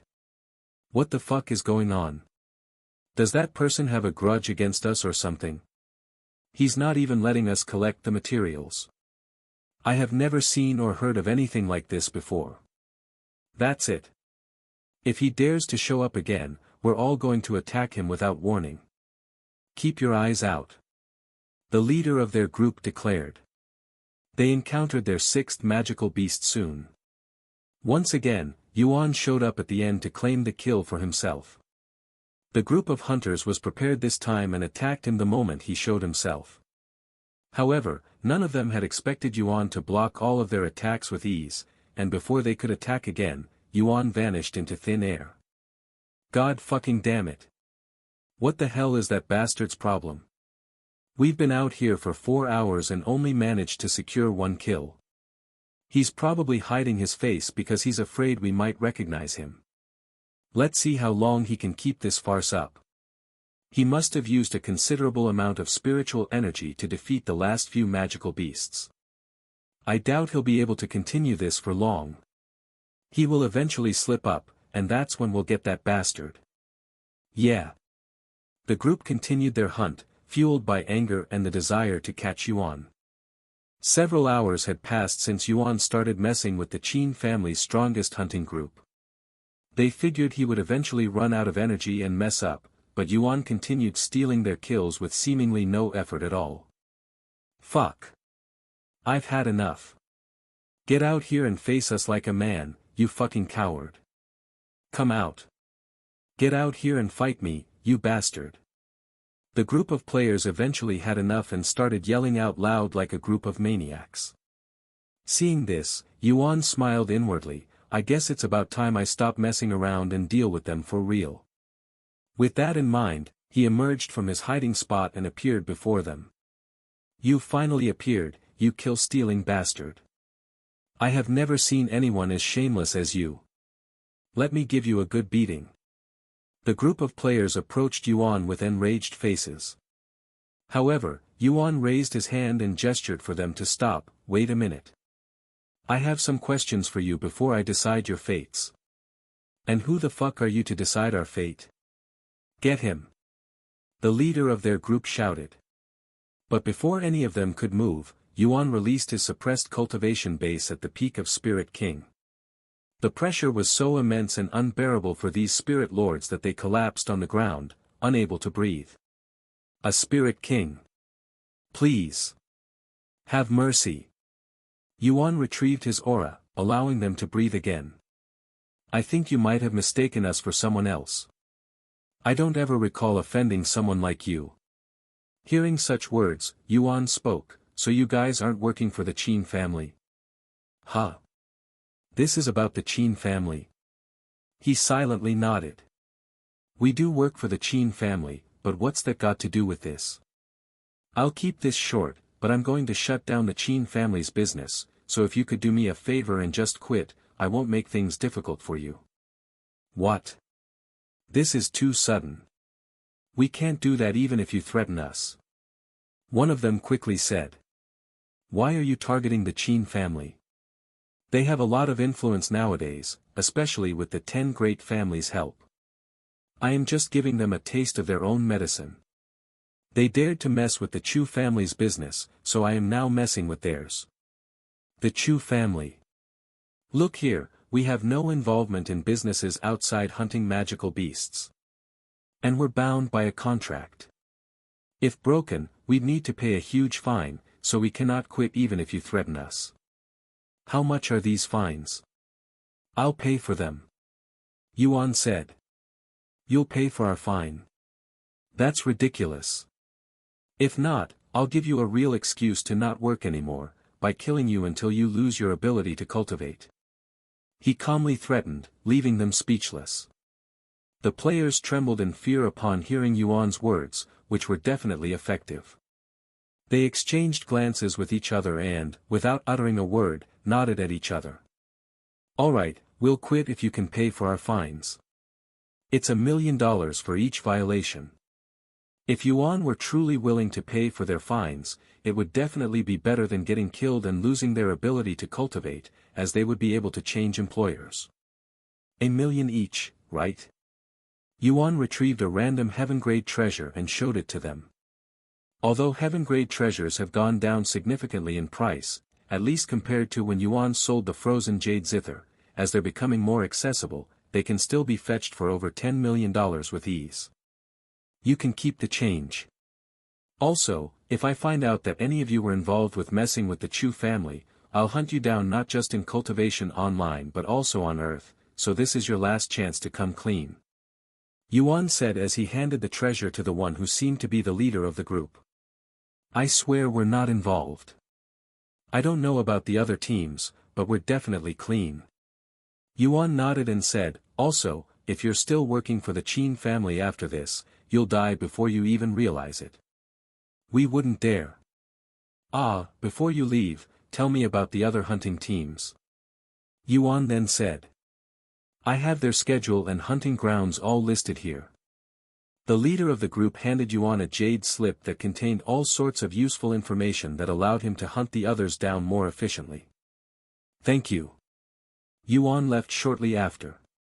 While Yuan went hunting down the other teams, the group of 11 players immediately went to sell the heaven-grade treasure on CO player auctions. The treasure was sold in under 1 hour for $15 million. Over the next several days, Yuan traveled all over the third heaven and bribed all of the Qin family's monster hunting teams to quit. Those who refused to accept his bribes were threatened with death, and the rude ones were beaten until they were on the verge of death, which only took a single punch from him. When the Qin family was suddenly told by their strongest and highest-earning monster hunting team that they'd quit, the Qin family was left baffled and confused. They became even more bewildered when every member of the team paid the fine for breaking the contract.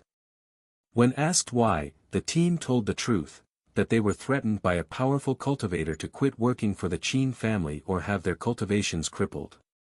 Soon, more and more teams from their monster hunting business stopped working with them. Fuck. Which bastard is responsible for this? And why are they doing this? Qin Mulan, the head of the Qin family, slammed his table in anger, causing it to split in two. For it to happen right after Chu Wuyang was caught. I don't think this is a coincidence. Qin Long, his eldest son, said with a pondering expression on his face. So the Chu family is involved in this, huh? But how did they acquire information on all of our monster hunting teams? Qin Mulan pondered out loud. I'd wager one of our own teams betrayed us, providing the Chu family with the information they needed. But for them to resort to hiring a spirit king, they must be quite desperate. Qin Long said. Longer, I'll leave this troublemaker in your hands. Qin Mulan said to his son. I will crush this bastard for daring to mess with my Qin family. Qin Long nodded with a cold expression on his face. Meanwhile, after Yuan made all of the Qin family's monster hunting teams quit, he made his way to Union City, where their dungeon hunting team was residing in the 8-Point Hotel. Due to how rare dungeons typically were, most businesses put most of their resources into one team. The Qin family's dungeon team consisted of 30 players, all of whom were between Spirit Grandmaster and Spirit Lord. When Yuan arrived, he used divine sense to scout the hotel and immediately found 20 players with the Qin family's identification token. According to the intel provided by some of the monster hunting teams, all of the members of the dungeon team stayed at the same hotel. Are the others offline or scouting? Well, it doesn't matter. Yuan pondered what he should do with them. Sometime later, he forced his way into one of the rooms through the window. Inside, 4 players were looking at a large map together. Who the fuck are you? Yuan's intrusion immediately alerted them because he made no effort to be stealthy. They swiftly pulled out their weapons and pointed them at Yuan. Calm down, I'm not here to hurt you. Yuan calmly raised his hands as if to show that he was harmless. Then why are you here? One of them asked with a suspicious frown. I'm here to make you quit working for the Qin family. I'll even pay for whatever fine you may incur for breaking the contract. What? And why are you doing this? I have some beef with the Qin family, that's all. So, what do you say? I say, screw off. The 4 players in the room suddenly pounced at Yuan with their weapons flying. However, Yuan didn't even bother dodging their attacks and used his body to block them. What the fuck? The players were shocked when their weapons couldn't penetrate Yuan's skin, much less injure him. It felt like they were trying to cut metal with a butter knife. It's pointless. You won't be able to kill me even if I went to sleep right now. Anyway, I'll give you one more chance to keep your life. Quit working for the Qin family or die to me with a chance of becoming a cripple. Yuan stood before them like a domineering warlord, his aura so intense it made the players gasping for breath. We will quit. They eventually said. All right. One more thing. Are you guys, by any chance, responsible for bullying the Chu family? Yuan suddenly asked. Huh? The Chu family? No, we had nothing to do with that. Right? I have no idea what you're talking about. These players suddenly became nervous, and it was written all over their faces. Is that so? Yuan suddenly pulled out the Grail of Truth, which was already emitting a bright light. Sorry, but it looks like my offer will no longer apply to you anymore. What? Before any of them could even utter a single word, Yuan waved his sleeve with sword aura pouring out. 3 of the players immediately turned into a cloud of blood mist, while one of them only lost an arm. Of course, he survived only because Yuan allowed him to live. Tell me, who else was involved with the Chu family? Just the 4 of you, or the entire team? Yuan asked him, who was kissing the floor with his buttocks, his face filled with fear as snot and tears flowed down his face. All of us.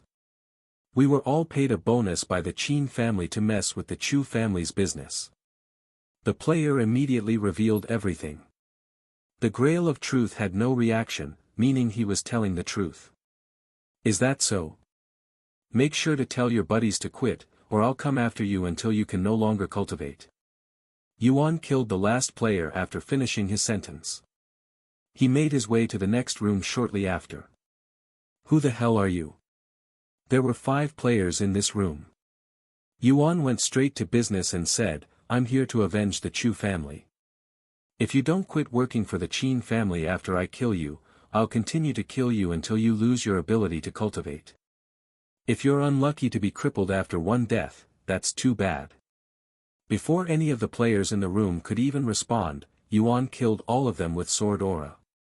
He continued doing this until every member of the Qin family's dungeon team was wiped out. However, there were several that weren't at the hotel, so he waited a few hours for them to show up before moving to his next target.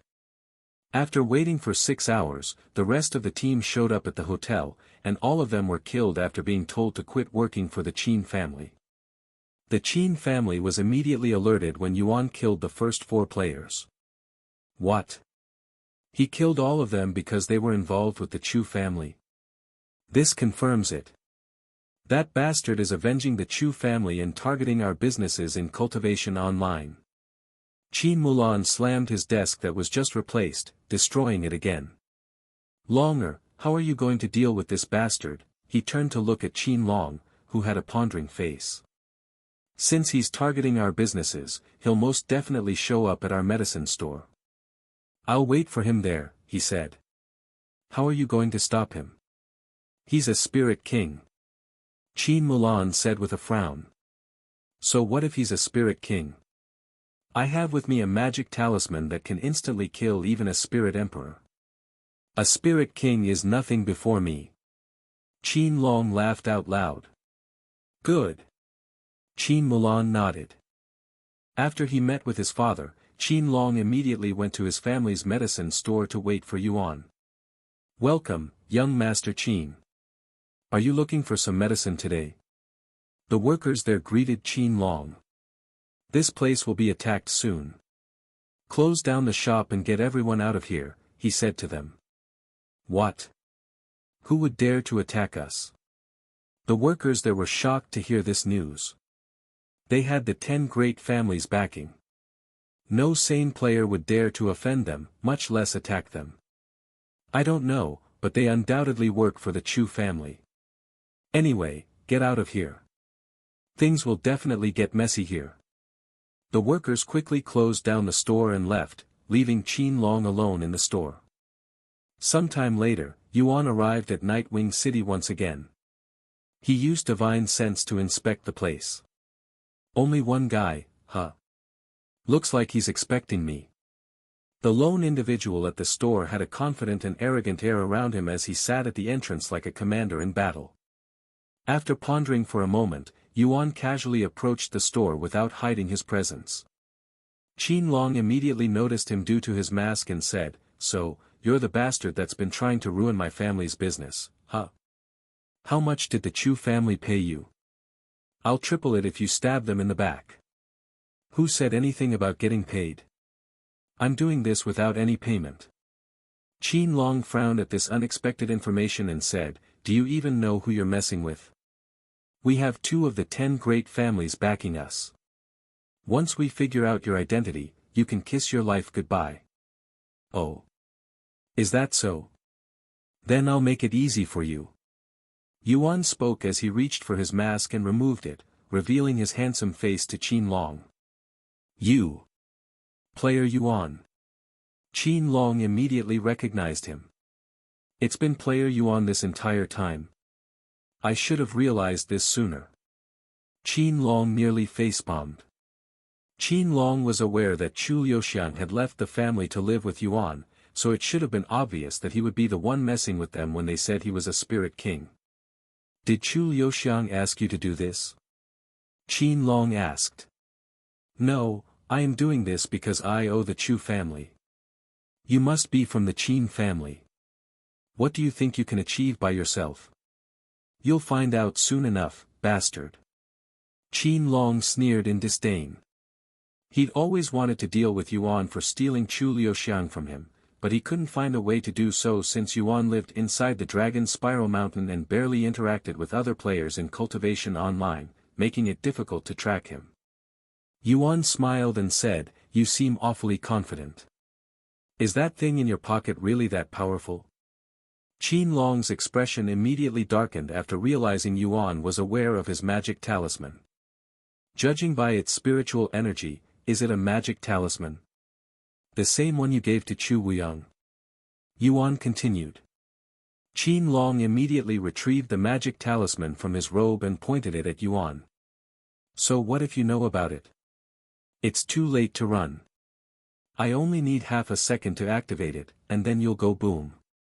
Before I kill you, let me ask you something. Yuan calmly nodded with a carefree smile, seemingly unfazed by his threat. How far have you gotten with Chu Liuxiang? He asked.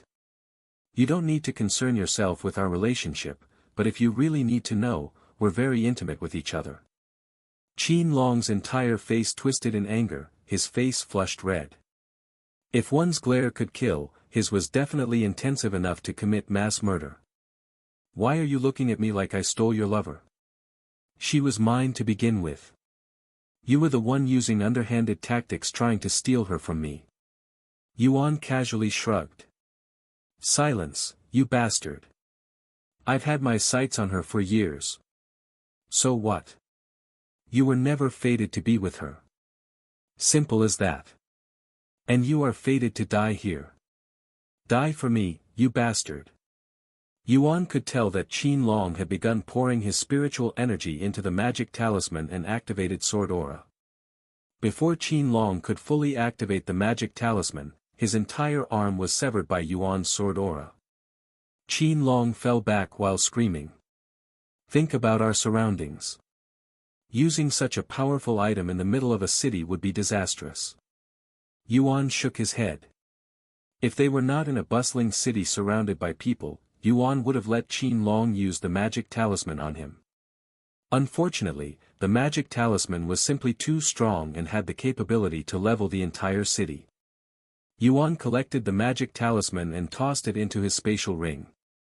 He turned to look at Qin Long and said, "Any more tricks up your sleeve? If not, I'll kill you now. You'll pay for this, player Yuan. I'll be waiting." Yuan casually flicked his arm, decapitating Qin Long with sword aura. After killing Qin Long, Yuan destroyed the entire building before him so the Qin family could no longer use it for business. His action shocked everyone around him, but nobody dared to call for help. By the time the city guards arrived, Yuan had long left the city. Now that I've dealt with the Qin family's business, let's wait a little to see how they'll react. Yuan logged off for the day and notified the Chu family of the situation. I'm sorry, father. I couldn't even activate my magic talisman because he used some invisible skill. Qin Long also notified his father of his failures. What happened to our store? By the time I returned, it had turned to rubble. He sighed. Bang! Qin Mulan slammed his desk, destroying it. A moment of silence filled the room before Qin Mulan spoke in a grim voice. I'll contact the Walker's family and the Gu family to see if there's anything they can do about our situation. Qin Mulan contacted them shortly later. Player Yuan. Sorry, but there's nothing we can do against him in Cultivation Online. The Walker's family refused to deal with Yuan while he was inside Cultivation Online. They knew that he was essentially impossible to defeat, and fighting him would only result in their loss. The Gu family, however, did not immediately refuse to help the Qin family. If you can provide us with a solid plan to deal with player Yuan, we will assist you. Thus, the Qin family proceeded to spend the next several hours planning. Player Yuan is helping the Chu family, right? Why don't we just attack all of their businesses at once? There's no way he could stop all of us at once. The Chu family have already changed their operations, and without Chu Wuyang, we won't be able to locate them fast enough. How will attacking the Chu family help us defeat Player Yuan? That'd only enrage him even more. Player Yuan is a spirit king. There are probably fewer than 10 spirit kings, even amongst the top players. It's impossible to defeat him. How about we borrow the power of NPCs? There are plenty of spirit king cultivators in the third heaven. Actually, I know of a faction in the third heaven that specializes in assassinations. Qin Long suddenly said. That's great and all, but what if he's already returned to the fourth heaven by then? Won't we be wasting our money? Despite spending hours on it, the Qin family could not find a solid plan to deal with Yuan. In the end, they could only wait for Yuan to leave the third heaven before they resumed their businesses. Sometime later, Qin Long returned to Cultivation Online. Since he died inside Nightwing City, he respawned in the same city. Fucking Player Yuan. I will definitely have my revenge the next time I see him. Qin Long looked at the sky and cursed out loud. Oh. How are you going to do that? A familiar voice suddenly resounded behind Qin Long, greatly startling him. He swiftly turned around to see a familiar face standing behind him. Player Yuan. Why are you here? He cried out loud.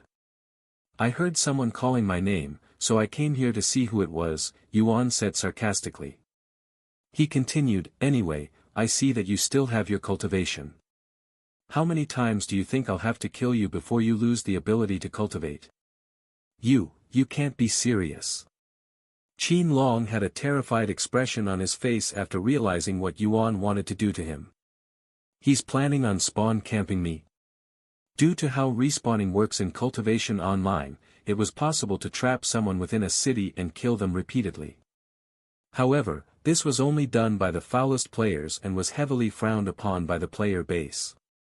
Do you not value your reputation? Once word gets out that you're a spawn camper, your reputation will sink to the bottom. Would they even believe such rumors? Yuan smiled. The next moment, Qin Long found himself staring at the death notification. Fuck. I must get out of the city before he finds me again. Qin Long immediately ran for the teleportation device upon respawning in a random area within the city. However, before he could even travel a block, Yuan appeared before him like a ghost. What? How did you find me already? Qin Long cried out loud, his eyes filled with shock. Yuan merely responded with a silent smile before killing him for the third time. After Yuan killed him for the third time, Qin Long had to wait 24 hours before respawning. When an avatar is killed, it requires time to be reconstructed. While in this state, the player's consciousness will be transported to a black room with a countdown. Fuck. How did he find me so fast? We don't respawn in the same location, and it's randomized, so there's no way he could have predicted my respawn point. He must have some sort of technique that allows him to find me quickly. Qin Long quickly came to this conclusion, but he could do nothing about it. Sure enough, Yuan found him using divine sense, which is already powerful enough to cover the entire city and more. While Qin Long waited for his death cooldown to disappear, he started spreading rumors of Yuan being a spawn camper online, spamming this information as far and wide as possible. Since spawn campers are widely despised and frowned upon by most players, it didn't take long for people to respond. However, Qin Long quickly became irritated when nobody believed him. Ha ha ha. Player Yuan spawn camped you in the third heaven. He left for the fourth heaven already. I'm sure Player Yuan has much better things to do than spawn camp a nobody. Let's say he did spawn camp you, for argument's sake. I bet you deserved it. One thing I've learned about Player Yuan is that he isn't the type to provoke others without reason. Qin Long was left fuming after seeing countless people mock him in the comments of his discussions. It also reminded him of Yuan's words before getting killed. 24 hours have passed, and Qin Long's death cooldown disappeared, but he didn't immediately log back onto Cultivation Online and waited an extra day before doing so.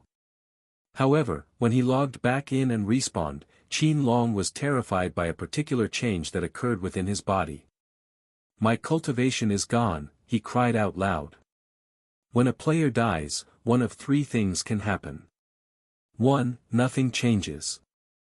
2. They lose all their cultivation and must start from scratch.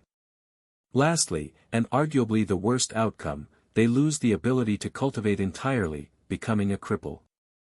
Players around the world collaborated to determine the probabilities of these three outcomes. With contributions from hundreds of millions of players, the chances of each outcome were finally revealed. Upon experiencing death, there was a 96% chance that nothing would happen to the player. There was a 3% chance they would lose all of their cultivation, and there was a 1% chance they would lose the ability to cultivate entirely. Although the probability of becoming a cripple was low, it was not zero, and millions of players around the world have already lost their ability to cultivate. Of course, losing all of one's cultivation was still better than becoming a cripple. That said, Qin Long had spent a fortune getting to Spirit Lord, unlike most ordinary players, so it was a devastating blow to him regardless. My cultivation. Qin Long fell to the ground and bawled his eyes out on the street with many spectators around him. However, he was too devastated to care about the people around him, even if they saw him as a madman. For many minutes, Qin Long did not stop crying. Due to his commotion, the city guards were eventually called. When they showed up, they treated Qin Long like a madman and dragged him away, returning peace to the city. However, as they dragged Qin Long away, a masked figure appeared before them, blocking their path. Before the guards could even speak, the masked man said, "Qin Long, right? I see that you've lost your cultivation base after the last death. Unfortunately, but at least you can still cultivate." Qin Long snapped out of his daze after hearing Yuan's voice. However, before he could speak, Yuan continued, "At least for now. If you do not give the Chu family your word that you will never bother them again, I will keep killing you until you do. You will never be able to play Cultivation Online again because you will immediately die after respawning." Once he finished his sentence, Yuan used his sword aura to kill Qin Long again, shocking the guards. Yet, before they could even react, Yuan vanished into thin air like a ghost. While Qin Long waited for his cooldown to disappear again, Yuan spoke to Yuning. "Do you know any formation that can keep attacking someone even if I am away? I don't plan to stay here much longer, but I can't leave without ensuring the Chu family's safety." "Yes, I do. I can create a formation around this city that will immediately attack a specific individual whenever they enter its range, and it can operate even if you're not present, but it'll only be able to target people you've interacted with before." Yuning responded. "That's perfect. Since he'll keep respawning within this city, this will keep him inside the city for as long as I want." "Alright, let's do this," Yuan said. Yuning took control of Yuan's body the next moment to create the formation. Sometime later, Yuan regained control and activated the formation. Vengeful Slaughtering Formation has been activated. He wanted to witness the formation in action at least once before he left, so Yuan remained in the city until Qin Long's return. "I'll give you 3 days, Qin Long. Hopefully, you won't immediately budge and die a few more times before coming to your senses." Yuan smiled inwardly. Meanwhile, Qin Long was losing his mind inside his room. "That fucking bastard, player Yuan. I swear to God that I will fucking kill him even if it's the last thing I do." Despite Yuan's warning, Qin Long had no intention of listening to his demands. "I refuse to believe that you'll remain in the third heaven forever just to kill me." Qin Long decided to wait an entire week before returning to Cultivation Online. In the meantime, he spoke to his father about his situation. Of course, Qin Mulan was unhappy to learn that his son had lost all his cultivation, wasting the fortune they'd spent on resources to boost his cultivation. But there was no use crying over spilled milk. 3 days later, seeing that Qin Long hadn't returned yet, Yuan left the city and made his way back to the stairway to heaven to return to the fourth heaven. "Welcome back, Master. Are you returning to the fourth heaven?" Tian'er asked him. "Yes. Okay. Tian'er created a staircase straight to the fourth heaven for him. Thank you.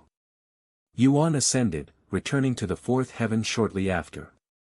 Upon returning to the fourth heaven, Yuan contacted Dong Yi. Dong Yi, I need you to find someone for me. They are an escaped immortal from the 9 heavens eternal grotto. This immortal has the shrouded physique. Apparently, he was spotted in the fourth heaven. Of course, I shall find him even if it's the last thing I do. Dong Yi immediately agreed without asking for his reason for wanting to find this immortal. Thank you. Now, I have some time to spare while waiting for Dong Yi. What should I do in the meantime? Yuan pondered out loud. After thinking for some time, he remembered Shi Xinhua telling him about the Pavilion of Knowledge, which may have information on the immortal monarch. Let's give them a visit with Shi Meili. With his next destination in mind, Yuan went to find Shi Meili at the Cultivator's Haven. When he arrived, he went directly to their training rooms. However, they were all closed. He didn't want to disturb them, so he used his divine sense to peek inside Shi Meili's room to see if she was busy. Shi Meili was partially transformed inside her training room. Her body emitted a profound and oppressive aura as she sat in a cultivating position. The walls around her were also heavily damaged, even though they could resist attacks from spirit sovereigns without any problem. Seeing this, Yuan didn't dare to disturb her and waited for her to finish. Several days later, Yuan suddenly received a notification. Vengeful slaughtering formation has been initialized. So he's finally decided to return to Cultivation Online, huh? A few seconds after this notification, another notification appeared before him. You have killed Qin Long. After his death, Qin Long immediately logged off Cultivation Online and tried to cultivate. He sighed in relief after realizing that he could still cultivate properly. Even though the chances of becoming a cripple were only 1%, it was enough to stress any player out, much less someone like Qin Long. Damn it! What should I do? I cannot keep letting him get away with this. At this rate, he'll really cripple me. After pondering for a long moment, Qin Long suddenly thought of a good idea. Since nobody believes me that player Yuan is spawn killing me, I shall let the entire world witness it. If there were thousands of players watching, I doubt player Yuan would dare to kill me in front of so many people. This will allow me to get away safely. He went online and started another campaign. This time, he advertised his own demise, telling people to visit Nightwing City if they wished to see player Yuan spawn camping him. Sure enough, his antics were effective, and many players visited Nightwing City over the next several days. However, many of these players just wanted to see player Yuan and couldn't care less about Qin Long being killed. News agencies also sent people to witness player Yuan spawn killing, as it would give them something to talk about for a while. Soon, tens of thousands of players could be seen wandering Nightwing City. For days after his last death, Qin Long logged back into Cultivation Online. Nightwing City was bustling with activity, with players thronging every corner, most of them hoping to meet player Yuan. After respawning, Qin Long shouted out loud, "Witness me." The players around him instantly turned their heads to look at Qin Long, and just as they finished turning their heads, several powerful attacks descended from the sky to attack Qin Long, instantly killing him. Qin Long was shocked by his swift death. He could have never anticipated Yuan would be so ruthless as to kill him without hesitation despite the presence of so many players. As for the players, they immediately looked at the sky, expecting to see Yuan hovering above them.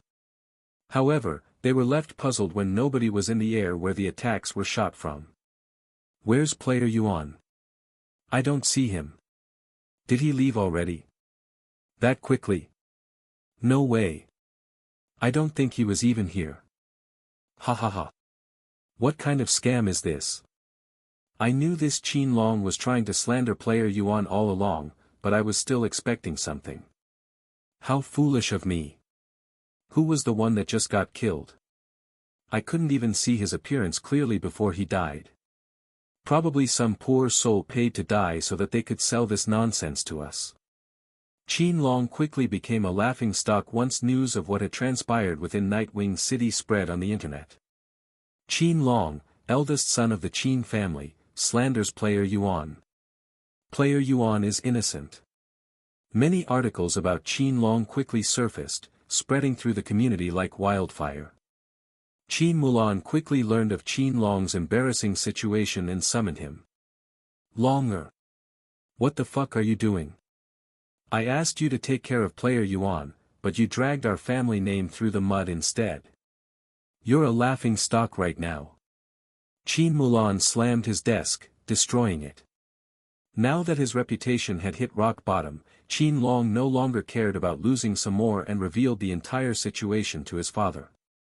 Player Yuan threatened to continue killing me until I lose my ability to cultivate or we stop messing with the Chu family. At this rate, I will never be able to play Cultivation Online properly again.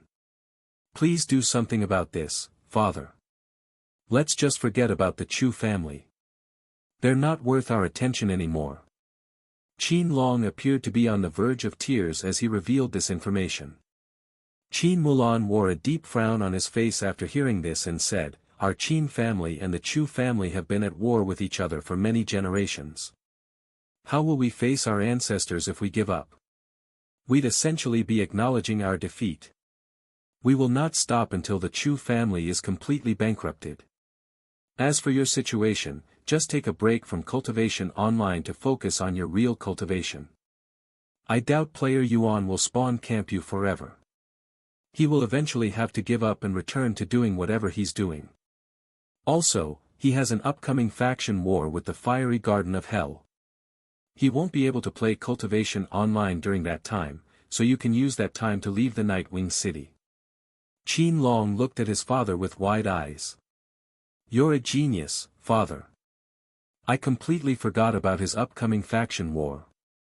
Alright, I'll do that and take a break from Cultivation Online. Qin Mulan nodded and said, I will try to do something about those mocking you online. While I won't be able to censor everything, it'll definitely reduce the amount of people talking about you. Thank you, father. I apologize for this failure. I will definitely make it up to you one day. With that, Qin Long stopped logging onto Cultivation Online and focused on his cultivation on Earth. Qin Mulan quickly started paying people to censor anything negative about Qin Long, slowing down the attention he was receiving. Meanwhile, Yuan knocked on the door to Shimei's training room once he noticed she'd finished her cultivation and appeared to be taking a break. Shimei walked to the door, and she muttered to herself, I'm pretty sure I still have plenty of time left in his place. Huh? Yuan. You're back. She was pleasantly surprised to see him standing in front of her training room. Yes, and I plan on visiting the Pavilion of Knowledge, operated by the Xian family. Since your father had a connection with them, I was wondering if you want to come with me. Of course. And I hope you didn't wait too long for me. It wasn't too bad. They left the Cultivator's Haven together shortly after. Do you know where the Pavilion of Knowledge is? Shimei asked him.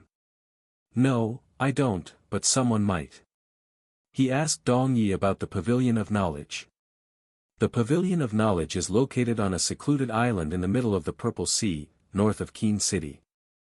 Purple Sea, huh? Alright. Yuan used the teleportation formation to travel to Qin City and, from there, traveled north for several days until he encountered a purple-colored sea. I wasn't expecting a literal purple-colored sea. Shimei muttered with a surprised look on her face. This was her first time seeing something so unusual before. With their divine sense, they could see thousands of fishermen at the docks. Hey, what are they doing? Shimei, who had never seen fishermen before, asked. They're fishermen, and they are fishing, trying to catch the fish in the water, Yuan explained. Fishing. What an odd thing to do. Want to take a closer look? Yuan then asked. Yes, she immediately nodded, her face filled with anticipation. They entered the docks and watched the fishermen. Sometime later, Shimei approached one of the fishermen and asked, What are you trying to catch? Are you new to the Purple Sea? The fisherman asked. Yes. This is my first time visiting this place, she nodded. Well, there's only one thing we can catch from the purple sea, violet tuna. However, they're exceedingly rare. Even though there are thousands of us fishing every day around the clock, only around 10 of us will catch a single violet tuna for the entire day. Why are they so rare? And why are they so desirable? Well, for one, they're incredibly delicious. But that's not the main reason they're so coveted. Violet tuna are infused with potent spiritual energy, and consuming one can significantly boost a cultivator's strength. They're not just a delicacy, they're a treasure for anyone seeking to enhance their cultivation, said the fisherman. What's the history behind the purple-colored sea? Yuan suddenly asked. Legend has it that a mighty dragon was slain near these waters, and its purple blood seeped into the sea, forever staining it with its vibrant hue, said the fisherman. A dragon with purple blood? That would be the ancient galaxy dragon. They're incredibly rare and powerful, even among the dragon race. I heard less than 10 of them have existed since ancient times. She merely muttered after hearing this information. Do you know anything about the Pavilion of Knowledge? Yuan then asked. Ah, those weirdos that live in the middle of the Purple Sea. I know they live in the middle of the Purple Sea and rarely leave their place. There's also a rumor that says they will reward you if you can provide them with useful information they don't already know. I see. Thank you for the information. Yuan suddenly pointed 2 fingers at the Purple Sea. Then, with a gesture, he fished out a sizable purple-colored fish from the water with his spiritual energy. This shocked every fisherman there and left them speechless. Once the fish hovered before Yuan, he said, for taking the time to speak with us. The fisherman accepted the violet tuna with a dazed look on his face, unsure how to react. But before he could say anything, Yuan and she merely flew away, disappearing into the horizon. How did that young man do that? Divine sense shouldn't work in the Purple Sea.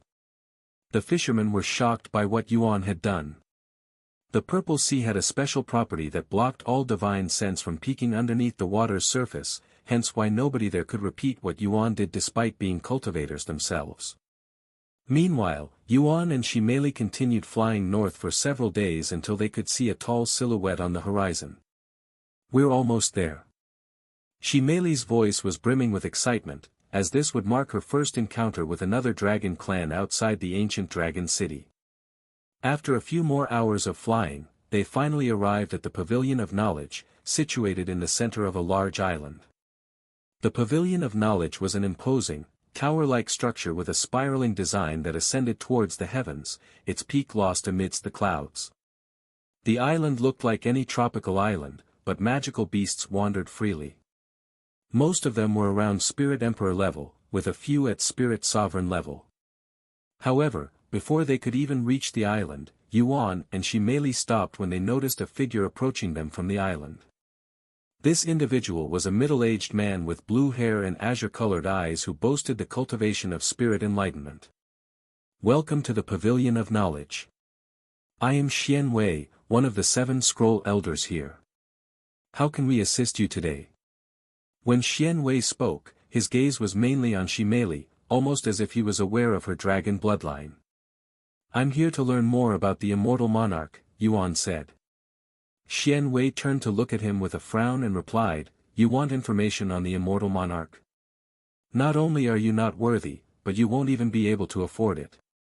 Shimeli frowned and said, Who are you to decide whether he's worthy or not? Any information on the immortal monarch is sacred and priceless, and our Pavilion of Knowledge does not accept money or treasures for payment. The only payment we accept is information of equal value, and there's no way in hell and nobody from the 4th heaven would have information as valuable as information on the immortal monarch. Xian Wei sneered. You're making a lot of assumptions, for a nobody. Shimeli sneered back. Xian Wei frowned and said, I showed you respect by personally coming out to greet you because I could tell you're of dragon bloodline, and this is how you treat me. You can leave now. The Pavilion of Knowledge will not serve you. If you want to show respect, you should have sent the head of this place to greet me. What is a mere servant's greeting worth? Shi Meili shook her head, seemingly genuinely disappointed. Xian Wei's face darkened after being mocked as a servant by Shi Meili. If you think I won't harm you because we have dragon blood flowing through our veins, you're sorely mistaken, Junior. Xian Wei roared. Oh, yeah. I'd love to see you try.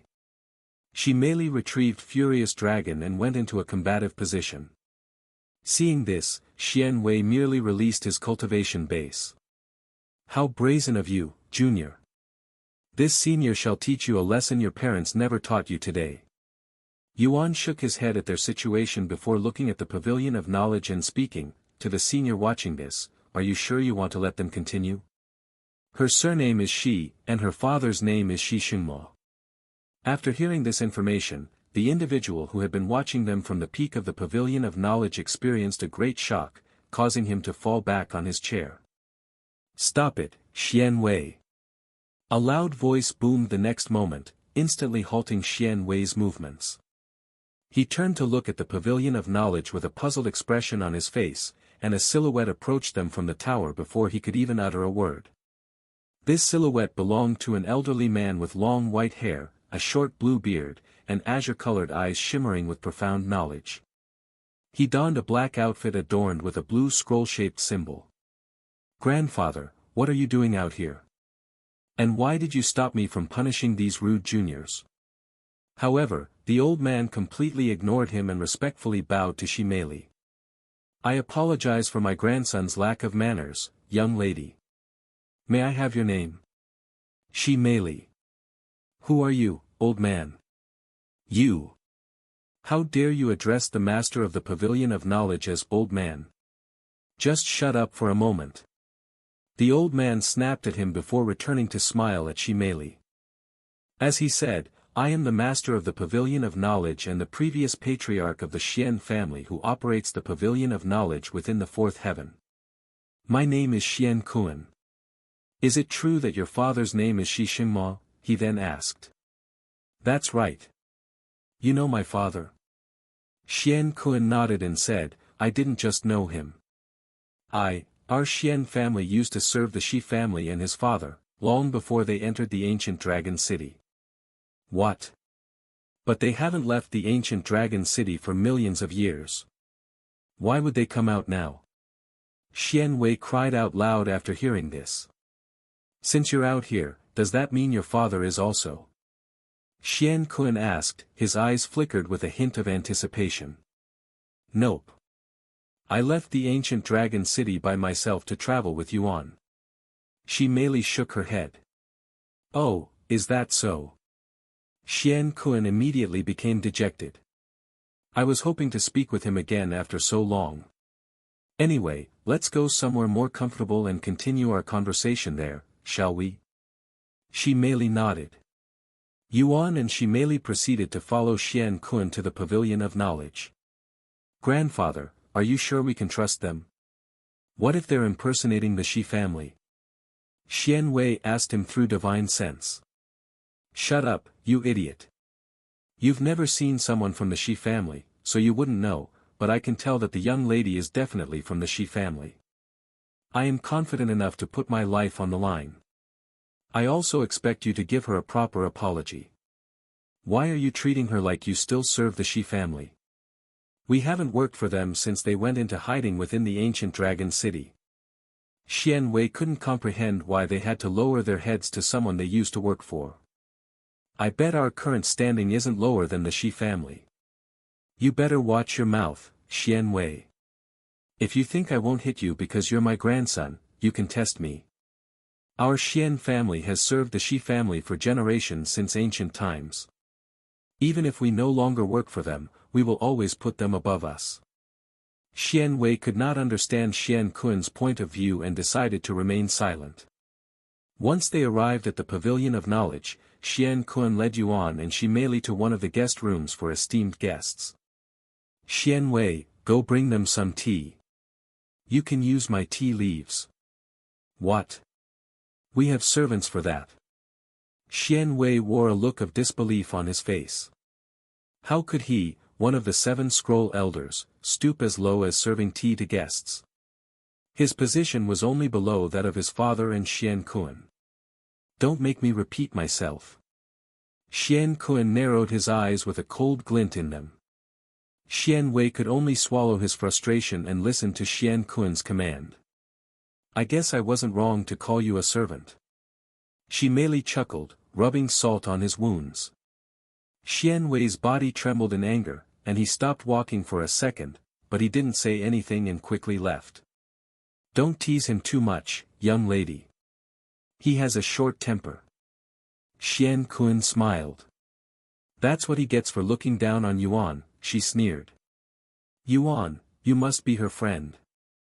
Xian Kun turned to look at Yuan, who appeared unremarkable at a glance, but once he tried to peek deeper, Xian Kun was surprised that even he couldn't inspect Yuan's body, who was only a spirit king.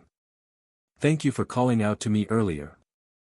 I would no longer be able to face my ancestors in the future if someone from our Xian family had harmed a member of the Shi family. He's more than just a friend to me, Senior Xian. He's essentially a member of our family, with my parents' approval, of course. What? His Majesty accepted a human into the Shi family? That's unthinkable. Xian Kun stared at her with wide eyes. He could still vividly recall Shi Xinghua's hatred for humans, which forced his family to escape into the ancient dragon city.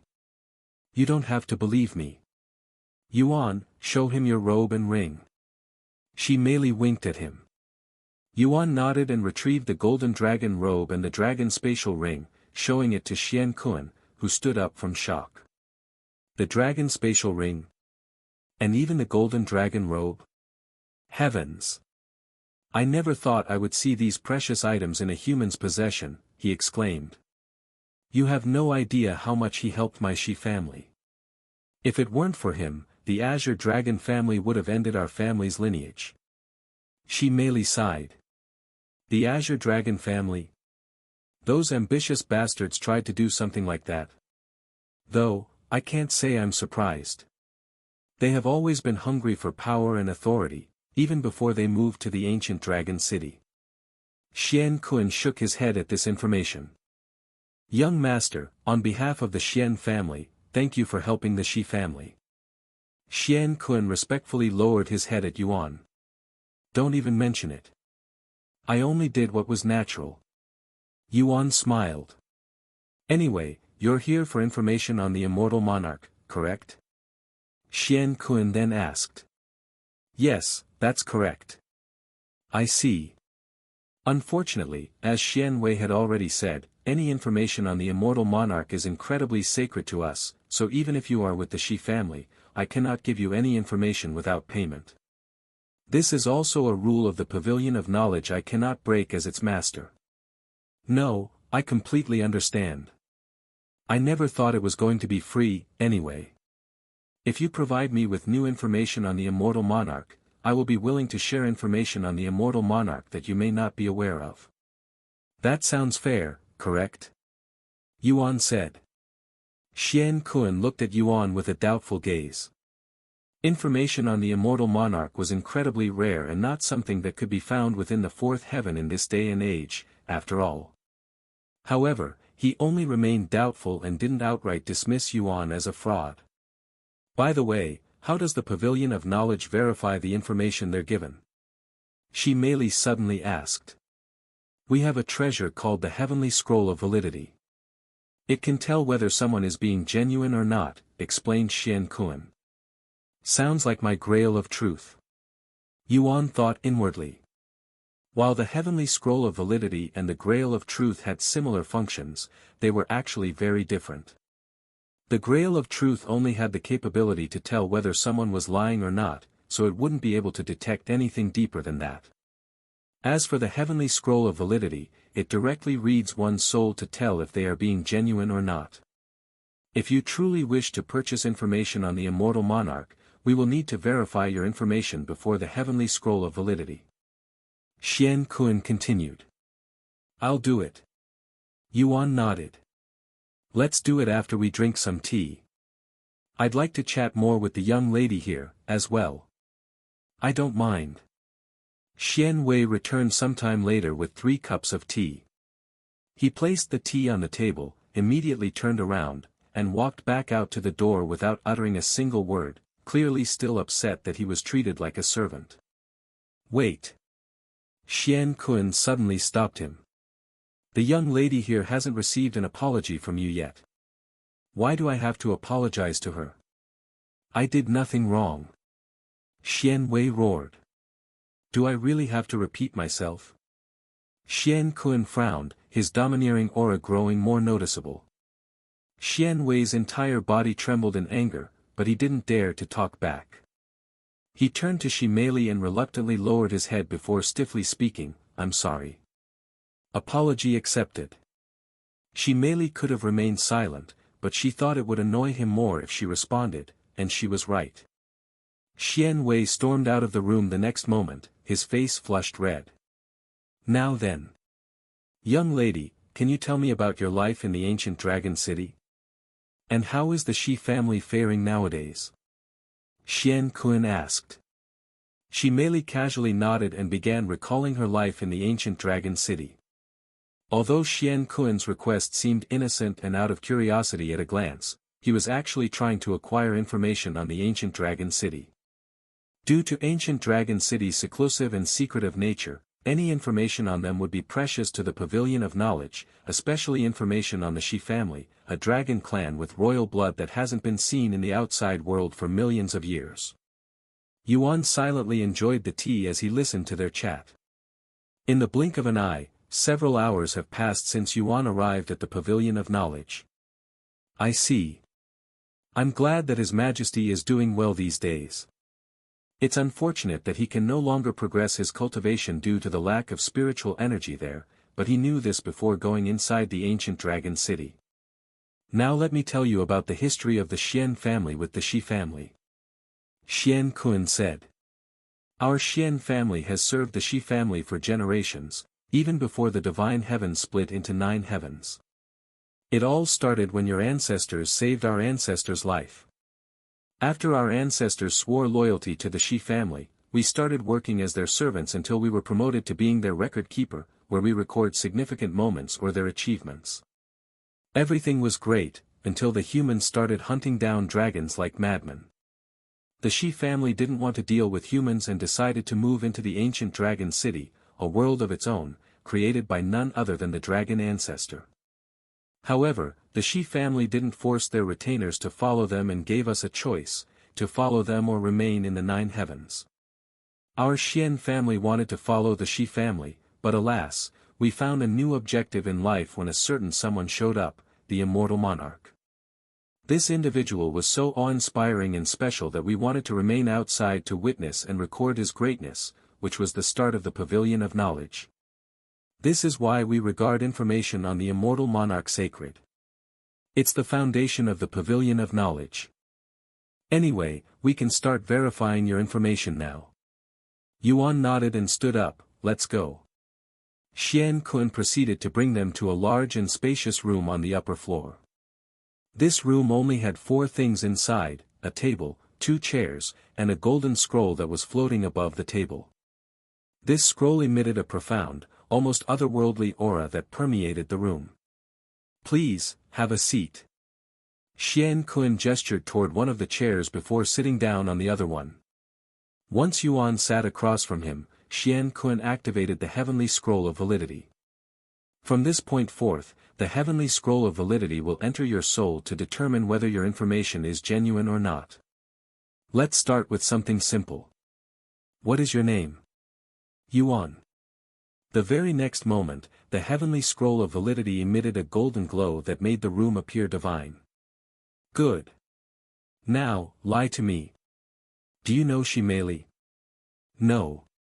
The Heavenly Scroll of Validity did not glow and released an imposing pressure that filled the room, as though a judge had just sentenced someone to death. Last test. I won't ask you anything. Just tell me something. It doesn't have to be real, either. Hearing such words, Yuan showed a mysterious smile on his face as he spoke, the immortal monarch is still alive. Xian Kun's eyes widened with surprise after hearing Yuan's information. As someone with millenniums of experience verifying information, he could usually tell when someone was farting or not, even without the heavenly scroll of validity's help. Yet, he somehow found Yuan's information to be real even though it shouldn't be possible. Xian Kun immediately turned to look at the heavenly scroll of validity for its response. He wanted it to permeate the room with its golden glow so badly, but he knew that it wasn't going to happen, as that would have severe and significant implications. A moment later, the room brightened as the heavenly scroll of validity glowed gold. What? Xian Kun stood from his chair and slammed the table, looking like he'd just witnessed his ancestors crawling out of their graves. After standing there for a long minute with a bewildered look on his face, Xian Kun looked at Yuan and asked in a trembling voice, "Where did you get this information?" However, Yuan merely shrugged and said, "Who knows, but the information I just gave you should be pretty valuable, right? I wonder if it's valuable enough for you to give me what I want." Xian Kun's jaw dropped after hearing his words. He was rendered completely speechless, and his mind was already in a mess from the earlier information. Eventually, he took a deep breath and sighed, "Very well. I shall give you all the information we have on the immortal monarch. But honestly, the information you gave us is already more valuable than everything we've gathered since our foundation." "That's fine. Follow me." Xian Kun tried to walk to the door, but he stumbled and fell on the floor like an old man who suddenly had his cane taken away. "Sorry, but can you give me a moment?" he asked with an embarrassed look on his face. "Take your time." Yuan nodded with a smile. Xian Kun remained seated on the floor for several minutes, contemplating the information that the immortal monarch was still alive out there somewhere. The immortal monarch is alive. The immortal monarch is alive. Why hasn't he made an appearance for so long? What about the 9 divine supremes? Just who is this young human? Xian Kun knew Yuan was an extraordinary existence when he managed to visit the ancient dragon city and receive the Shi family's approval, but this was truly far beyond his expectations. This young man, could he be related to the immortal monarch? Perhaps his descendant?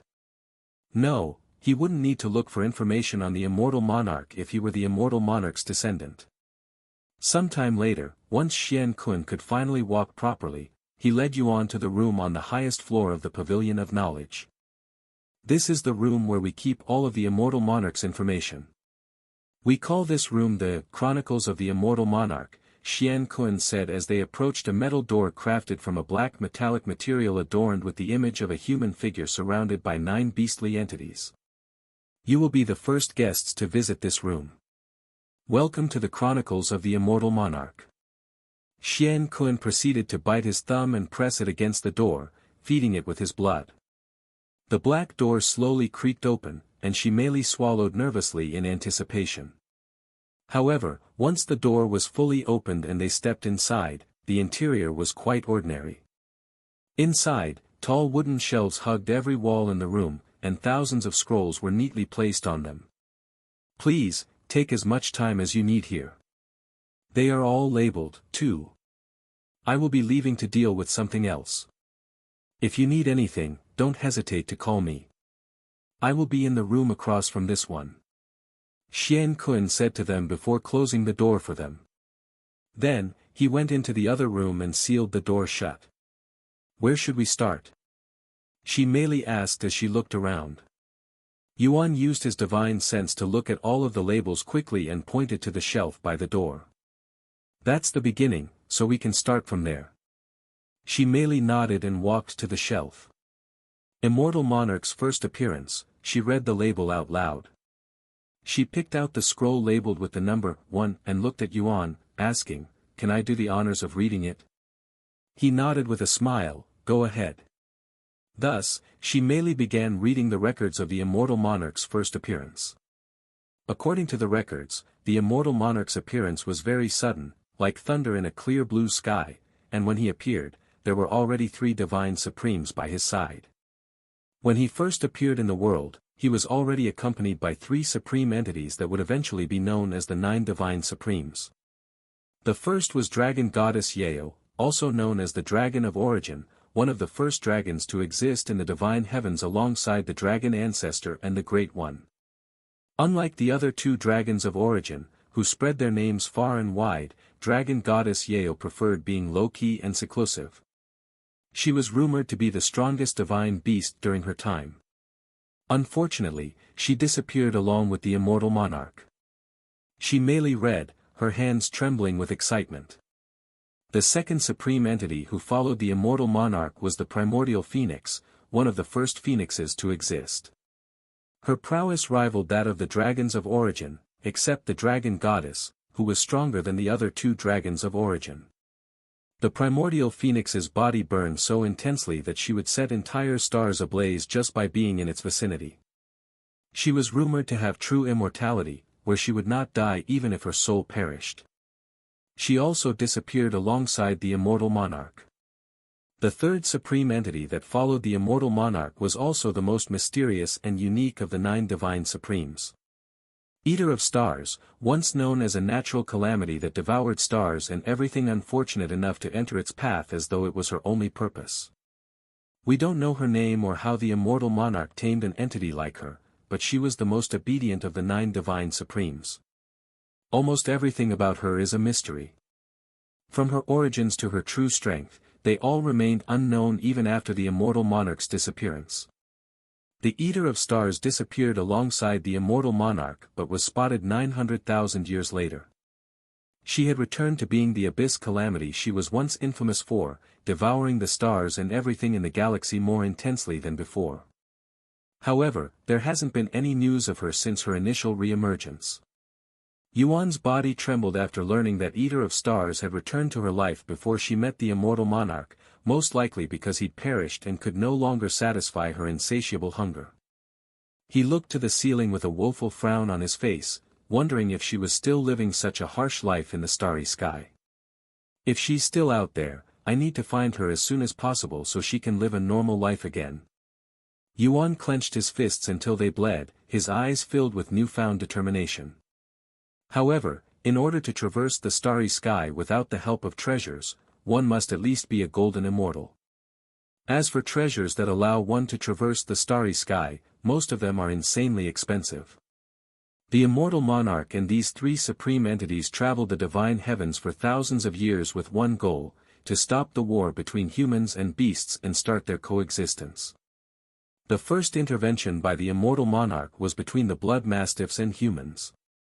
Due to their highly desirable blood mastiffs were hunted by humans to near extinction. As revenge for his bloodline, the strongest blood mastiff, known as the Crimson Terror, went on a carnage and destroyed hundreds of human settlements and consumed countless humans. In order to calm the Crimson Terror, the immortal monarch had to fight with it. Their fight lasted 700 years until the Crimson Terror was defeated. After their fight ended, the Crimson Terror swore loyalty to the immortal monarch and became the 4th 9 divine supreme. Crimson Terror, he was the Lord's father. Yuan recalled what the Lord told him not long ago. She merely continued, after turning the Crimson Terror into his subordinate, the immortal monarch swiftly dealt with the humans hunting the blood mastiffs. He declared that if any humans hunted blood mastiffs solely to benefit from their existence, or any beasts, for that matter, he would personally wipe them out. This was the true beginning of his campaign to bring peace to humans and beasts. Over the next several thousand years, the immortal monarch stayed true to his words, killing humans that hunted beasts for their materials. As for beasts that hunted innocent humans for revenge, the immortal monarch also dealt with them. Countless humans and beasts died at the hands of the immortal monarch. In the end, the war between humans and beasts was forced to end by a third party with overwhelming power that could wipe out either side. The immortal monarch appeared to be a gentle and kind individual at a glance, but he was a true tyrant who made the world obedient with fear and power. However, he also made the world a better place by doing so. A tyrant. That was unexpected. She merely looked at Yuan, who also looked surprised by this information. He thought the immortal monarch had ended the war between humans and beasts through other means, but it turned out that he had simply forced it to end by making everyone fear him. To end the war by force, it may be a morally questionable method, but it was undeniably effective, Yuan sighed out loud.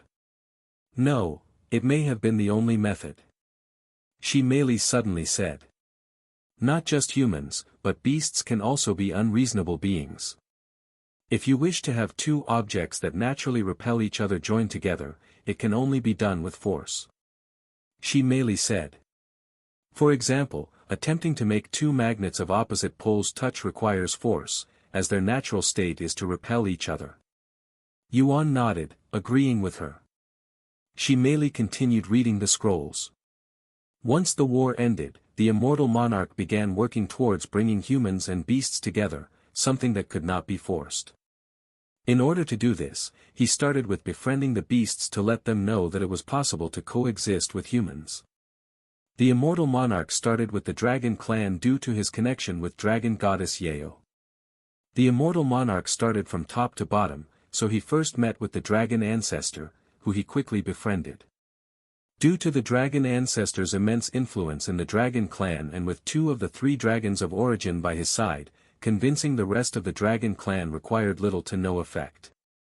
After gaining the dragon clan's approval, the immortal monarch sought the approval of the Great One. However, for reasons unknown, the Great One refused, even antagonizing the immortal monarch. Rumors suggested that the Great One was not on friendly terms with the other 2 dragons of origin and thus could not accept someone they already accepted. The immortal monarch and the Great One weren't on good terms with each other. Now that's another piece of information that I did not expect. Yuan muttered after hearing this information. He thought he had some kind of fate with the Great One at the beginning of his journey in Cultivation Online, but after their last interaction, their relationship with each other had become somewhat clouded. With this new information, his future relationship with the Great One became even more cloudy. It's a pity that we might be enemies in the future. I even learned dragon's gaze from him in this life. Yuan sighed inwardly. However, he didn't immediately consider the Great One an enemy, as there were still many uncertain things. She merely continued, one day, the immortal monarch and the Great One had a massive fight that shook the divine heavens, and they became sworn enemies since that day. Yuan became speechless. Sworn enemies with the Great One? Now that's an achievement one can brag about. She merely chuckled at this information. The Great One was a supreme entity that stood at the pinnacle of the world. To be noticed by him was an honor beyond measure, and to be considered a sworn enemy was a mark of unparalleled distinction. Of course, whether that was a good thing or not was debatable. What do you think caused the fight? She merely looked at Yuan. He shrugged, I can't imagine. From my few encounters with him, I can tell that he's a very prideful and fulfilled individual. I cannot imagine someone like him would fight over something simple. She merely then said, I always thought the dragons of origin were close to each other since they were the first dragons to come into existence and might see each other as siblings, but I guess I was too naive. Don't siblings tend to argue with each other? Yuan, drawing from his own experiences, mused, although most of my time with you Ro was pleasant, there were moments when we had fought in the past. So, I would understand it if the dragons of origin had similar experiences. Sibling fights, huh? I totally understand. I am always butting heads with Murong. She merely chuckled. She continued reading the next scroll a moment later. After securing the dragon clan's approval, the immortal monarch set his sights on the heavenly white tiger clan, a formidable yet relatively small clan renowned for their ferocity and tumultuous nature. Ranked as the 7th most powerful clan, their influence belied their size. The males, in particular, were notorious for their insatiable lust, a trait embedded deeply within their bloodline, which often led them into conflict with other clans. Although the females were not as lustful as the males, they were known to go to extreme lengths to acquire a partner once they fancied someone. Due to their nature, they did not make a good first impression, and the entire clan received a massive beating from dragon goddess Yeo when the males tried to go after her and the females tried to get overly friendly with the immortal monarch. Their leader, the heavenly white tiger god, was particularly affected. He was beaten so severely that he lost all sexual desire, becoming as pure and chaste as a monk. He would also become the fifth of the 9 divine supremes. Che. The heavenly white tigers. She merely sucked her teeth in an annoyed manner after being reminded of her encounter with Bai Shutao. The dragon goddess should have just killed all of them back then, she casually commented. She looked at Yuan and continued, by the way, how's Feng Feng's recovery? I've been feeding her my blood almost every day. Her appearance has changed a lot, but I still don't know when she'll return. I see. Hopefully, she'll return to us soon. Shi Meili said before returning to the scroll. During his campaign to receive the approval of all major beast clans, the immortal monarch would occasionally hunt the surviving demons that had managed to flee the war. Demons, huh? I never got to see one. They must be all gone by now, right? What a pity.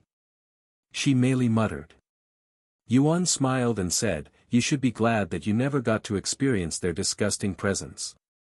Unfortunately, demons still exist in this world, and mine. They're just in hiding now. Have you seen one? She then asked. He nodded, yes, and more than just one, unfortunately. Then did you fight them? They're supposedly immortal, with an indestructible body. Their body is definitely destructible. They just have insane recovery, so any damage they take would instantly recover, and unless you get rid of their entire being in one go, they could fully regenerate even from a small chunk of flesh. The only reliable method of getting rid of them would be demon sealing techniques and sacred flames. Unless you have one of these abilities, you don't want to meet a demon. I'll keep that in mind, she said. She picked up another scroll and continued, after traveling for hundreds of years, the immortal monarch met the 6th of the 9 divine supreme, a powerful divine beast that did not belong to any clan, the divine Yin-Yang crane. The divine Yin-Yang crane was a one-of-a-kind mythical being said to bring immense luck to anyone for the rest of their life if they are lucky enough to see it, and most people live their whole life not seeing it, including immortals that have lived for millions of years. Yet, the divine Yin-Yang crane had personally appeared before the immortal monarch and requested to follow him. The divine Yin-Yang crane, huh? This is my first time hearing about such a creature. Shi Meili commented afterward. Me too, Yuan said. Is this information helping you regain your memories? She then asked. No, nothing's coming up. Maybe you'll recall something after hearing a little more. We still have thousands of scrolls to go through, after all. She moved on to the next scroll. The 7th to join the 9 divine supremes was the celestial turtle, a divine beast said to have the strongest and most durable body in the divine heaven. The celestial turtle has a massive body that was many times larger than the sun, and due to its size, it could only live in the starry sky. Rumors say that the immortal monarch had built a home for himself and the other divine supreme somewhere on the back of the celestial turtle, but nobody could confirm this rumor. The 8th of the 9 divine supreme was the shadow dweller, a divine beast that can enter and traverse shadows. Not much is known about this divine supreme due to its lack of presence. The 9th and final of the 9 divine supreme is unknown. Nobody but the other divine supremes and the immortal monarch himself have seen the 9th divine supreme's beast form. Shi Meili closed the scroll. There's not much information about the 9 divine supremes here. Maybe they have their own category, she said afterward. Although there were still thousands of scrolls left to be read, there were only a few scrolls left that focused on the immortal monarch's journey. The other scrolls were dedicated to miscellaneous information on the immortal monarch and his companions. After spending thousands of years convincing the beast clans that humans could coexist with them, the immortal monarch helped some of the beast clans settle around human settlements, allowing them to experience it firsthand. Of course, the humans weren't happy about having beasts as neighbors, but there wasn't anything they could do to get rid of them, as the beast clans were all protected by the immortal monarch, someone even the celestial emperor had to be respectful around. Eventually, after many decades of coexistence, humans and beasts grew accustomed to each other's presence. Gradually, they began to converse and build a sense of camaraderie, transforming from wary neighbors to unlikely allies. Unfortunately, not every beast clan managed to coexist with humans. The immortal monarch did not force this on either side and allowed the beast clans that did not want to be around humans to return to their original settlement. Eventually, the notion of humans coexisting with beasts became commonplace. Many beast clans lived alongside humans, collaborating to build thriving cities and communities, breaking down the barriers that once separated them. The immortal monarch, content with the harmony he had fostered, ceased his role as mediator between humans and beasts and vanished from the world. For several thousand years, his whereabouts and activities remained a mystery. When he finally reappeared several thousand years later, he seemed like a different person, transformed by the unknown experiences during his absence. His demeanor had shifted significantly, he appeared more serious, less approachable, and carried an aura of profound gravity. The cause of this transformation was unknown, but it was unmistakable. Not long after his return, the immortal monarch sought a private audience with the celestial emperor. At that time, no one thought much of his audience with the celestial emperor, as they were known to be quite friendly and had many conversations before. However, this time was different. For reasons unknown to anyone but the two, their conversation sparked a fierce battle that lasted 7 days straight. The celestial palace was flipped upside down and turned to ruins as a result. The celestial emperor survived, albeit heavily injured from the battle. As for the immortal monarch, he vanished once more, now branded a criminal. Despite this, the celestial emperor refrained from hunting him down, wary of the immortal monarch's immense power and the might of his 9 divine supremes. News of the immortal monarch attacking the celestial emperor sent shockwaves throughout the divine heaven, raising questions from all corners. Speculations quickly followed, but with so little information to go on, most of these theories sounded like pure fantasy. After a few more thousand years of silence, the immortal monarch reappeared and confronted the celestial emperor once again, with all 9 divine supremes by his side this time.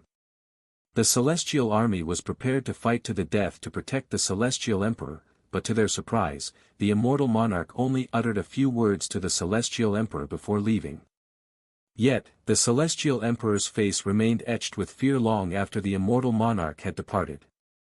The words uttered by the immortal monarch were, "Only I control my own fate, nobody else." The immortal monarch vanished from the world after that, never to appear in public again.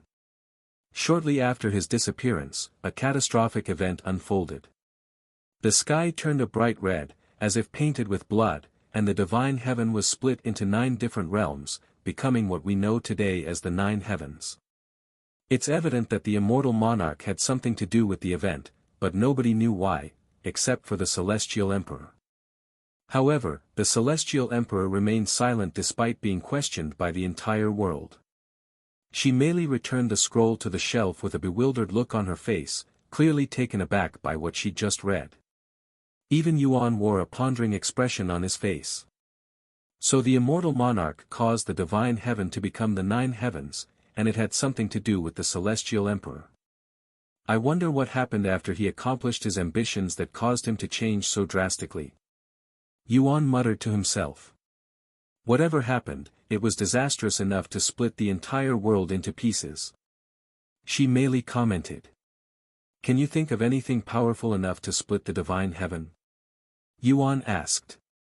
She merely pondered for a moment before shaking her head. While a cultivation god may have enough power to destroy the world, splitting the divine heavens into several pieces while keeping the world intact is a different story. Maybe a treasure. I have no clue, honestly. What do you think? She then asked. It was most likely a fight that caused it. As for the immortal monarch's opponent, there's too little information to go on, so I cannot imagine. A fight? The immortal monarch had the 9 divine supremes, who were considered the most powerful entities in the world, each strong enough to rival a cultivation god. I cannot imagine an opponent the 9, 10 of them couldn't defeat even working together. She merely shook her head, finding it hard to believe anything could defeat the 9 divine supremes when even the celestial emperor was powerless before them, not to mention the immortal monarch himself. Yuan couldn't argue with Shimeli's logic. However, he couldn't shake the feeling that it was definitely a fight that caused it. Suddenly, a particular term appeared inside Yuan's head. Outer God. He recalled the Black Death uttering this word for some reason. What if there are existences out there that defy the laws of this world, with power that surpasses the 9 divine supremes? He wondered inwardly. It wouldn't be the first time something extraordinary existed beyond their knowledge. Take Earth and Cultivation Online, for example. If it weren't for Cultivation Online, Yuan might never have discovered the existence of the 9 heavens, a realm far beyond their world's understanding and reach. Well, that's all for the immortal monarch's journey. The rest of the scrolls seemed to focus more on his companions and the places he'd visited than the person himself. She merely said as she looked at the other shelves. Let's check out the information on the 9 divine supremes, he said. She merely nodded and excitedly walked to the shelf with a sign that read, Dragon Goddess Yeo. Dragon Goddess Yeo, one of the first dragons to exist, was also known as the Dragon of Origins. Beyond Dragon Goddess Yeo and the other 2 dragons of origin, the exact order in which the 3 dragons of origins came into existence remains unknown. Although she is typically in seclusion, slumbering far away from any settlement, whenever she wakes up from it, she would always find someone to spar with, earning her the nickname of Supreme Tormentor. Dragon Goddess Yeo's cultivation reached the equivalent of cultivation god sometime past the evil god's era.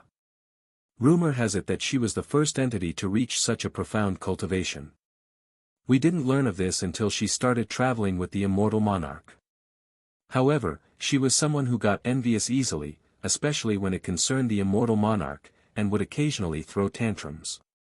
Yuan smiled at this information and recalled the little tantrum she had thrown at the Dragon's Spiral Mountain. The scrolls went on to talk about Dragon Goddess Yeo's history, at least the ones publicly known. Due to Dragon Goddess Yeo's seclusive nature, not much was known about her in her earlier days, especially before she met the immortal monarch. According to those who fought with her, Dragon Goddess Yeo had a remarkably simple routine: she would either slumber or spar with others. If she wasn't napping in the starry sky, she was bullying someone. If she wasn't bullying someone, she was sleeping. After meeting the immortal monarch, Dragon Goddess Yeo only slumbered whenever the immortal monarch entered seclusion, and she would only pick fights with those who tried to get too close to him. It was quite obvious that Dragon Goddess Yeo fancied the immortal monarch, but nobody was bold enough to say it out loud, not even the other divine supremes. After spending several hours on Dragon Goddess Yeo's information, she merely went on to read about the primordial phoenix. The primordial phoenix was perhaps the only divine beast who walked amongst the humans before the immortal monarch's influence.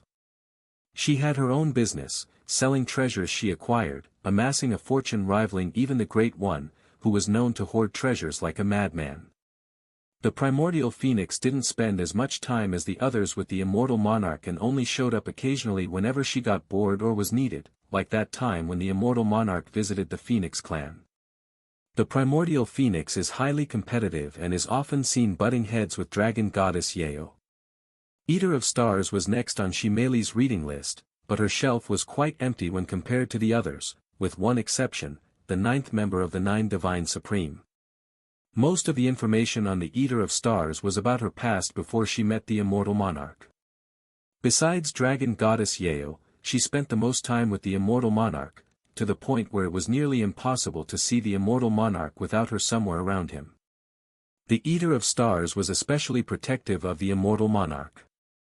If she perceived any threat to him, no matter how minor, she would immediately become aggressive, ready to unleash her wrath on anyone who dared to harm him. Nobody but the 9 Divine Supreme knew this, but the immortal monarch kept her hunger satisfied with his own blood, so it was only natural for the Eater of Stars to be protective of him since he was the reason she could live a normal life. After finishing the scrolls on Eater of Stars, Crimson Terror was next. Despite the nickname he was given, Crimson Terror wasn't born a killer. In fact, he disliked violence and would always find a method to avoid it. Unfortunately, in order to protect his own clan from the greedy humans, he was forced to kill and kill until one day, he lost his mind and became nothing but a crazed killer.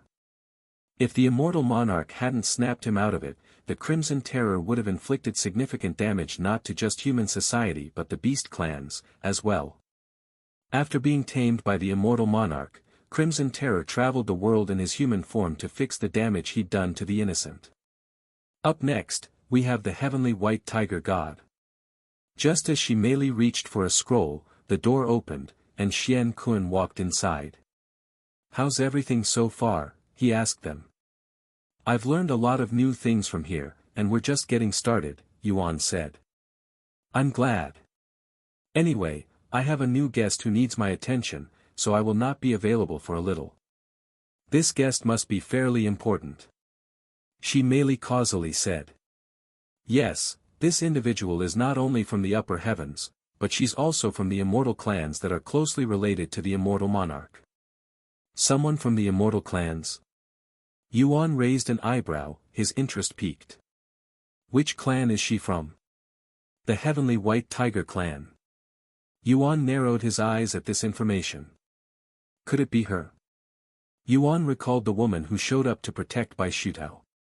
She merely also had similar thoughts. For her to show up in this place, she must be looking for information. Yuan thought to himself. "Then, I'll let you return to your study now." Xian Kun closed the door and went downstairs to meet this individual while Yuan and she merely returned to reading scrolls. Even if this individual turned out to be the same woman they met, they had no reason to be in her business and decided to just ignore it for the time being. Once Xian Kun arrived at the reception area, he could see a beautiful young woman standing with Xian Wei, who had a respectful smile on his face, a stark contrast to the way he greeted Yuan and Shi Meili. "Welcome to the Pavilion of Knowledge, Lady Bai Ning. How can we assist you today?" Xian Kun respectfully bowed to her. Bai Ning looked at him nonchalantly and said, "I heard that this is the place to go for information. Is that correct?" "That depends on the type of information you're looking for, but generally, yes. We have information on pretty much everything, including information that is normally only available in the upper heavens." Xian Kun spoke with confidence. The Pavilion of Knowledge gathered information from not only the fourth heaven but also all the other heavens. They achieved this by contacting other information-gathering agencies in the upper heavens and sharing information with each other. "Good. I am looking for someone," Bai Ning then said. She continued as Xian Kun raised an eyebrow. "This individual has long golden hair and golden eyes, a unique scent that does not belong to any beast clan that I know of, but his aura did resemble that of the dragon clan slightly. He wields a golden soul weapon shaped like a spear that can easily penetrate spiritual energy. He might have a habit of wearing masks. Oh, he's also immensely talented, being able to fight even spirit enlightenment despite being a mere spirit king." Xian Kun wore a look of disbelief on his face after hearing the description of someone who sounded like pure fiction to him. A spirit king that can fight spirit enlightenment? That doesn't sound feasible at all. Xian Wei subconsciously uttered this after hearing such a ridiculous claim. Bai Ning narrowed her eyes at him and sneered, "Are you calling me a liar?" "And not at all. But how can you be sure this information is correct?" "Because I encountered and fought him myself in the third heaven. Not only did he match my strength, but he also humiliated my little brother, who had to unseal his cultivation to spirit enlightenment. Even then, it wasn't enough. A spirit king from the third heaven was able to match you? That sounds ludicrous, but since it's coming from you." Xian Kun swallowed nervously. He began pondering seriously, but nobody that fit the description came to mind. There's no way a genius like that would go unnoticed. In that case, he must be a newcomer. "Do you have any more information on this individual?" Xian Kun asked. Bai Ning recalled every little detail Bai Shutao told her to Xian Kun, who listened with great interest. "I see. Truly a fascinating individual. As for that spear you mentioned." Once Xian Kun was given more details on the soul weapon wielded by this individual, he immediately thought about the dragon soul, something the Shi family had in their possession even before they entered the ancient dragon city. A soul weapon that sounds like the dragon's soul, and with the young lady's recent emergence, is this just a coincidence, or? Xian Kun wondered inwardly, not daring to rush any conclusions. "Oh, one more thing. This masked individual had some weird technique. Right when I was about to strike him, he shouted, "Halt," at me in a commanding tone, and as though I was his servant, my body obeyed even though my mind rejected it. Bai Ning suddenly said. "What?" Xian Kun frowned upon hearing this, and he asked, "Can you repeat that one more time? And how you felt in more detail?" Bai Ning closed her eyes and recalled the moment her body stopped working. With a single word, that individual was able to take complete control of my body, forcing it to listen to his commands regardless of my own will. If he told me to kill myself at that moment, I would have probably done so. I have never felt so powerless in my life.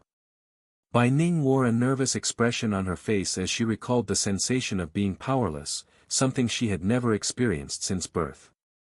Xian Kun swallowed nervously and took a deep breath before speaking. "I don't want to startle you or anything, Lady Bai, but what you described sounds exactly like an authority, something only the purest of royal bloodlines can wield." "What?" Bai Ning frowned upon hearing this and said, "You mean to tell me this individual has the authority to command the heavenly white tiger's bloodline when we are already the purest of our bloodline? That's nonsense. The heavenly white tiger clan already stood at the peak of their bloodline, so it was impossible for another bloodline to have the authority to command them. In that case, I can only think of one possibility, even though it may sound even more ridiculous than the last." Xian Kun's body trembled at this thought. "What is it?" Bai Ning urged. After taking a deep breath, Xian Kun muttered in a shivering voice, "Immortal Monarch's Dominion. That's the only authority that could possibly surpass the heavenly white tiger's authority. Are you insane?" Bai Ning suddenly roared, her voice filled with anger. "You dare suggest that the immortal monarch is still alive and that the person I fought was him?" Just the thought of raising a finger against the immortal monarch left Bai Ning in utter disgust and anger, as she would rather die than do such a thing. Even if the immortal monarch were alive, he wouldn't be a spirit king. Moreover, why would the immortal monarch be bullying my little brother? After Bai Shutao's fight with Yuan, Bai Ning brought Bai Shutao, who was half dead after the heavenly tribulation, back to her family, where he had to explain everything. However, Bai Shutao gave a fake story, so Bai Ning was still unaware of the whole situation and thought Yuan was just targeting the heavenly white tiger clan for whatever reason. I know how ridiculous it sounds, but it's the only explanation. Furthermore, Xian Kun hesitated for a moment before continuing, "The immortal monarch, he's alive." "What, did you just say?" Bai Ning and Xian Wei stared at him with wide eyes, their faces filled with shock. Bai Ning's entire being froze like a stone statue after being told that the immortal monarch was alive. Her body trembled after a moment of silence, and she suddenly reached for Xian Kun's collars. Once she got a hold of his robes, she lifted him into the air and roared, "I swear to God, if you're messing with me." Xian Kun was startled by her sudden aggression and hastily said, "It's true. This information has already been verified through the heavenly scroll of validity. The chances of this information being fake are almost zero." Who gave you this information?" she growled. Xian Kun hesitated to reveal this information since the Pavilion of Knowledge prided itself on its confidentiality. If he revealed a customer's name, it would set a dangerous precedent and, if exposed, would sink their reputation to the bottom of the sea. "Please forgive me, but I cannot reveal a client's information, especially if that individual may have a connection with the immortal monarch. I beg for your understanding, Lady Bai." Xian Kun said, his body soaked in cold sweat. Bai Ning froze again and, after a moment of silence, released Xian Kun and said, "My apologies. I got a little too excited after learning of the information." "You're right. This individual likely has connections with the immortal monarch to have such valuable information. I almost made a rash judgment there." Xian Kun sighed in relief and said, "Thank you for your understanding. Although I cannot reveal this individual's information to you, I can speak with him and see if he would be willing to meet you." Bai Ning's eyes flickered after hearing this, and immediately nodded, "Please do. I must speak with this individual, no matter what." If there's anything I can do that would increase the chances of meeting him, let me know. Xian Kun pondered for a moment before responding, I'm not sure, but he seemed very interested in information related to the immortal monarch. If you have information to share with him, he'd have a reason to speak with you. Information on the immortal monarch, right? I have plenty of that. Bai Ning quickly agreed. As an immortal monarch enthusiast, Bai Ning collected all sorts of information on the immortal monarch, and being part of an immortal clan, she has access to information not available to the public. What about the individual you wanted to find? Xian Wei suddenly asked. I can deal with him later. This takes priority, she said. Then I'll be back. You can rest in the guest room in the meantime. Xian Kun said. You make it sound like you'll be able to contact this person soon. Well, he is currently in the Pavilion of Knowledge, after all. What did you say? Bai Ning was pleasantly surprised by this news. You don't mean? Xian Wei swallowed nervously as he thought of their recent rude guests. Xian Kun left shortly after, leaving Xian Wei and Bai Ning alone. Sometime later, Xian Kun opened the door to Chronicles of the Immortal Monarch. Young master, I apologize for disturbing you, but the guest from the Heavenly White Tiger clan would like to meet you. Due to her background, I shared with her the information you told me. Xian Kun said with an apologetic look on his face. She wants to meet me, huh? Yuan didn't immediately give an answer. She said she's willing to share information on the immortal monarch if you agree to meet with her. Since she's from an immortal clan, her information would undoubtedly be valuable. Yuan pondered for a moment before nodding his head, sure, I'll go meet with her. Thank you. Xian Kun bowed to him, feeling relieved. She merely placed the scroll in her hands down and asked through divine sense, should I come with you? No, I can speak with her alone. She might also recognize you. Yuan said. All right. Shi Meili nodded. Yuan left the room while Shi Meili continued to read the scrolls. Sometime later, Xian Kun brought Yuan to Bai Ning. The moment Bai Ning saw Yuan, she raised an eyebrow. She didn't recognize Yuan but felt like they had met somewhere. Hello, I am Bai Ning of the Heavenly White Tiger clan. How should I address you? Knowing that he might be connected to the immortal monarch, Bai Ning spoke to him in a respectful tone. Tian Yang, he said. I heard you wanted to speak with me. What is this about? He then asked. I heard from Xian Kun here that you were the one who told him the immortal monarch is alive. If you don't mind me asking, how did you acquire this information? I will share with you everything I know about the immortal monarch. In case you don't know, the Heavenly White Tiger God, our ancestor, was one of the 9 divine supremes that followed the immortal monarch, so we know more than most.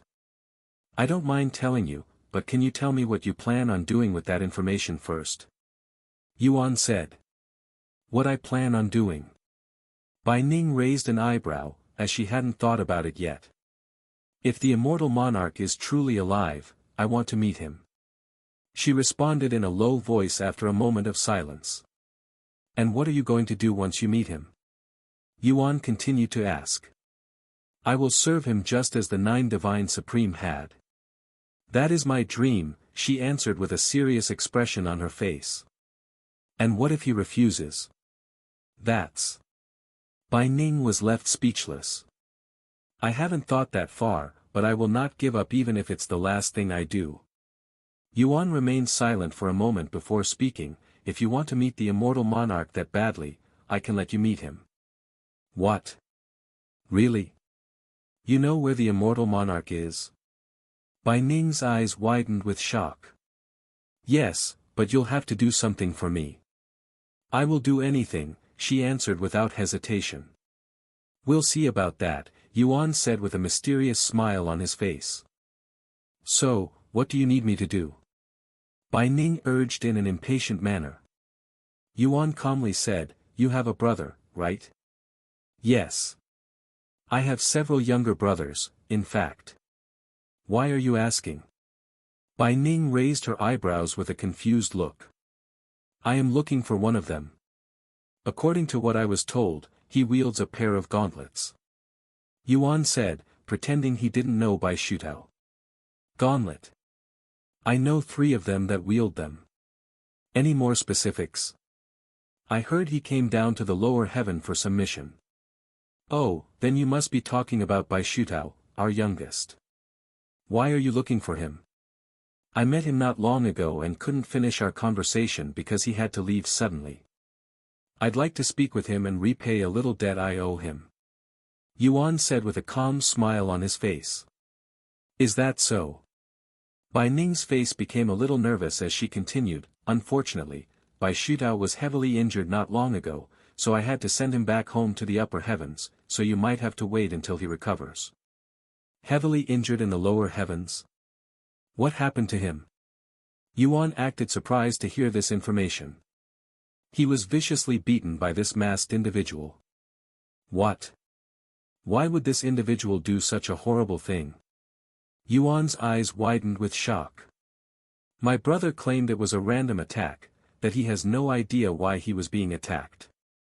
However, Bai Shutao is a troublemaker, so I wouldn't be surprised if he offended someone he shouldn't have.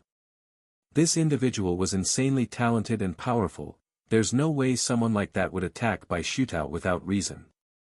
This is also why I came to the Pavilion of Knowledge, to find this individual who attacked my younger brother. Bai Ning clenched her fists in frustration. In her head, she couldn't care less about avenging Bai Shutao. The real reason she wanted to find this individual was to fight him again and to learn about his mysterious power. What will you do once you find this individual? Yuan asked out of curiosity. Well, I am going to find out the real reason he attacked Bai Shutao, but regardless of the reason, he'd nearly crippled someone from the Heavenly White Tiger clan, so he will need to pay for his crimes. I will bring him back to my family so they can deal with him. Bai Ning said. I see. I hope you find this individual and find justice for Bai Shutao. Yuan said. As for meeting with the immortal monarch, he's not in the condition to meet anyone right now, anyway. I'll let you meet him in the future. What? Is he okay? You make it sound like he's injured or something. Bai Ning's face darkened, acting like a mother about her missing child. It's complicated, but you'll find out in the future. Anyway, can you share your information on the immortal monarch with me? After a moment of silence, Bai Ning nodded her head, and she retrieved a jade slip from her spatial ring before handing it to him. This is my personal logbook. I logged all of my information on the immortal monarch here. You can borrow it for now. Yuan accepted the jade slip and said, thank you. As a token of our new friendship and to further develop our trust in each other, I would like you to have this.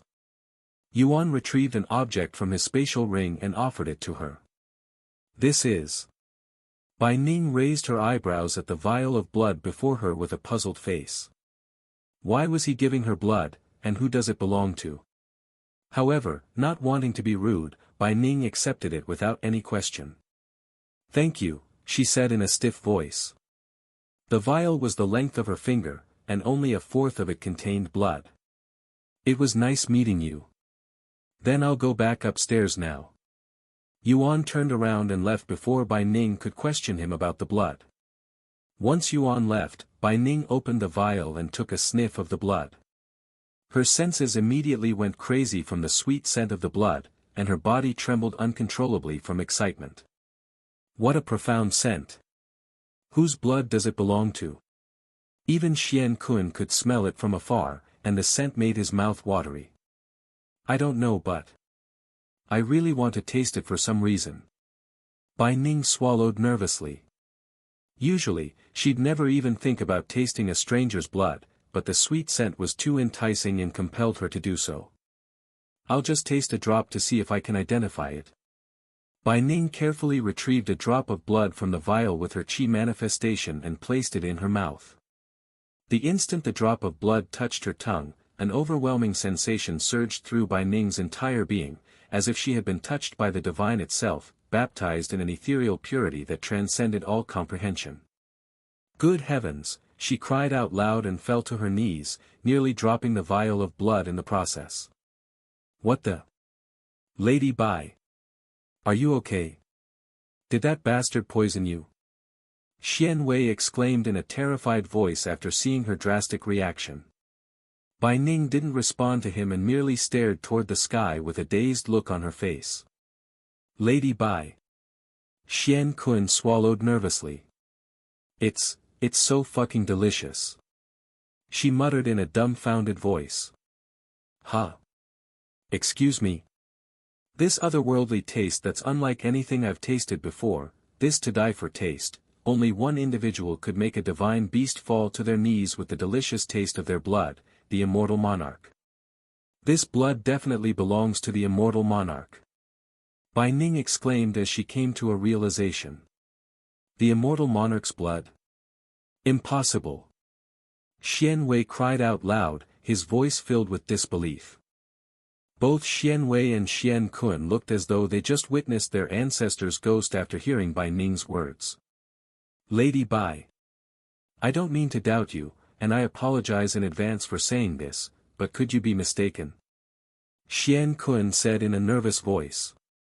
Mistaken? Me? Impossible. Although I have never tasted the immortal monarch's blood before, I have read enough about it to recognize it if I ever tasted it. This blood is, without a shadow of a doubt, the immortal monarch's blood, and I am willing to bet my life on it. Bai Ning spoke with confidence. If you're that certain. Xian Kun stared at the vial of blood and swallowed nervously. He didn't wholly believe Bai Ning, but it wasn't as though he could make her use the scroll of validity, as that would basically tell her he didn't trust her. However, if there's even 1% that the blood genuinely belonged to the immortal monarch, he wanted it. Lady Bai, this may be imprudent of me, and allow me to apologize in advance again, but... No. Bai Ning responded before he could even finish his sentence. She turned to glare at him and continued, You were going to ask me to give you some of this blood, right? I refuse. I don't care what you have to offer me. I won't give you even a single drop. Xian Kun began sweating profusely at her words, but he still remained hopeful. I beg you, Lady Bai. You have about a dozen drops of blood inside that vial. Can't you just spare a single drop for this old man? It would mean the world to me. Bai Ning sneered and said, I'll think about it if you can find me the individual who attacked Bai Shutao. Xian Kun's jaw dropped. After a moment of silence, he sighed out loud, I'll be blunt, Lady Bai. It's almost impossible to find someone like that with so little information. The only thing we know about this individual is that he's a genius who can fight multiple realms above his own cultivation and that he wields a golden spear that can penetrate spiritual energy. And there's a high probability that he's from the Dragon Clan. Bai Ning quickly added. Xian Kun sighed again, I will ask my informants in the third heaven to see if they have any information. It might take a couple of days for a response. That's fine. I planned on staying here a little longer, anyway. Bai Ning nodded as she looked at the upper floors of the tower. Meanwhile, Yuan returned to Shimei's side. How'd it go? Did she recognize you? Shimei asked. He shook his head, no, but I got the feeling that she finds me familiar. What did you talk about? It was over pretty fast, too. It wasn't much. She asked me how I knew about the immortal monarch being alive. So, did you lie to her? No, I didn't lie. I didn't even tell her anything. He casually shrugged. Huh? Shimei raised an eyebrow. She stopped caring about that when I told her that I could set up a meeting with the immortal monarch for her. And you intend on keeping your word? Of course, but she'll need to do something for me first.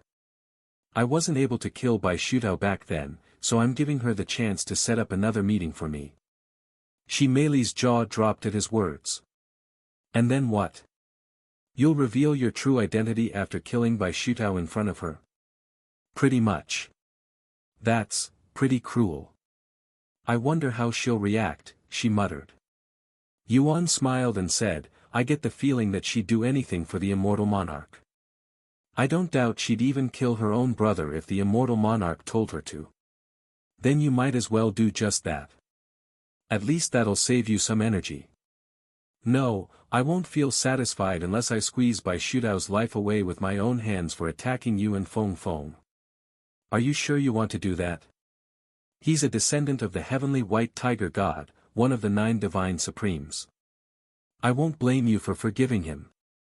She merely wondered if he'd feel bad about killing one of his followers' descendants. It's not like he's the heavenly white tiger god's son, or even grandson. If the heavenly white tiger god were here, he'd probably kill Bai Shutao before I could even get to him. Yuan shook his head.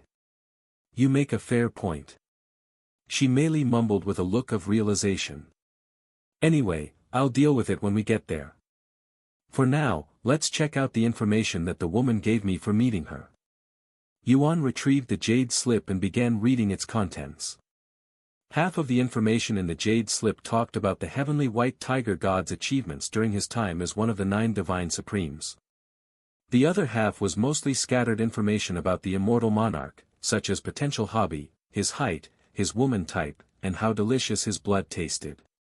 There's not much in here that I don't already know, but there is some useful information about the heavenly white tiger god and their heavenly white tiger clan, Yuan muttered after reading all the information, feeling as if he had just perused the diary of a love-stricken teenager. The text was filled with effusive praises for the immortal monarch, offering more adulation than substantial information. Most of the information left in this room are rumors rather than actual facts, said she merely. Yuan nodded and said, then let's read through them quickly and leave. A few hours later, a familiar voice resounded inside Yuan's head, my liege, I have found this immortal you're looking for. Oh. Where are they? They are actually very close to your current location, hiding on a remote island in the middle of the Purple Sea. Dong Yi said. Perfect.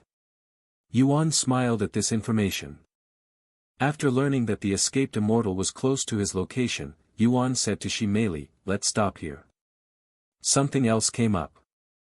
Worried that the immortal might leave before he could finish the scrolls in this place, Yuan decided to deal with the immortal first, then return to the Pavilion of Knowledge to finish the rest if possible.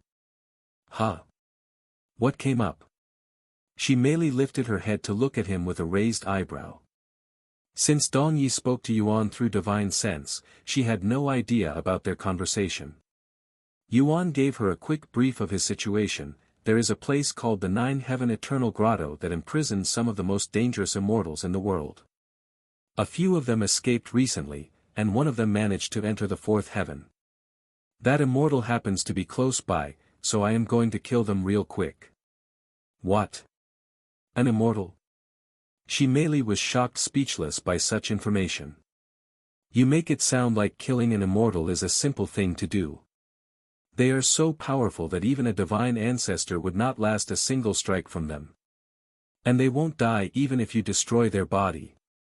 Shimeli exclaimed.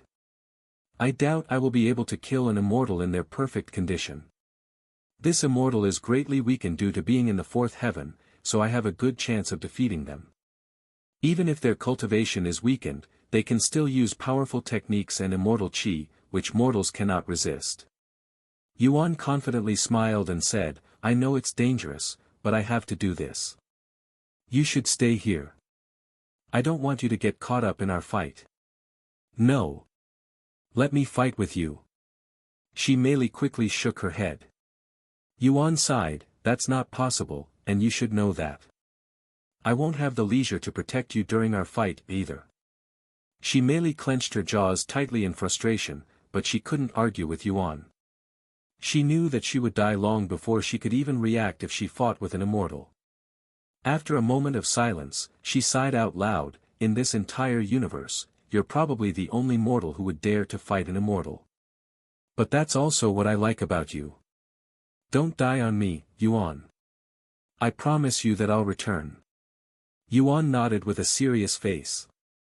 He left the room shortly after while Shimeli remained inside. Are you leaving already? Yuan encountered Xian Kun on his way out.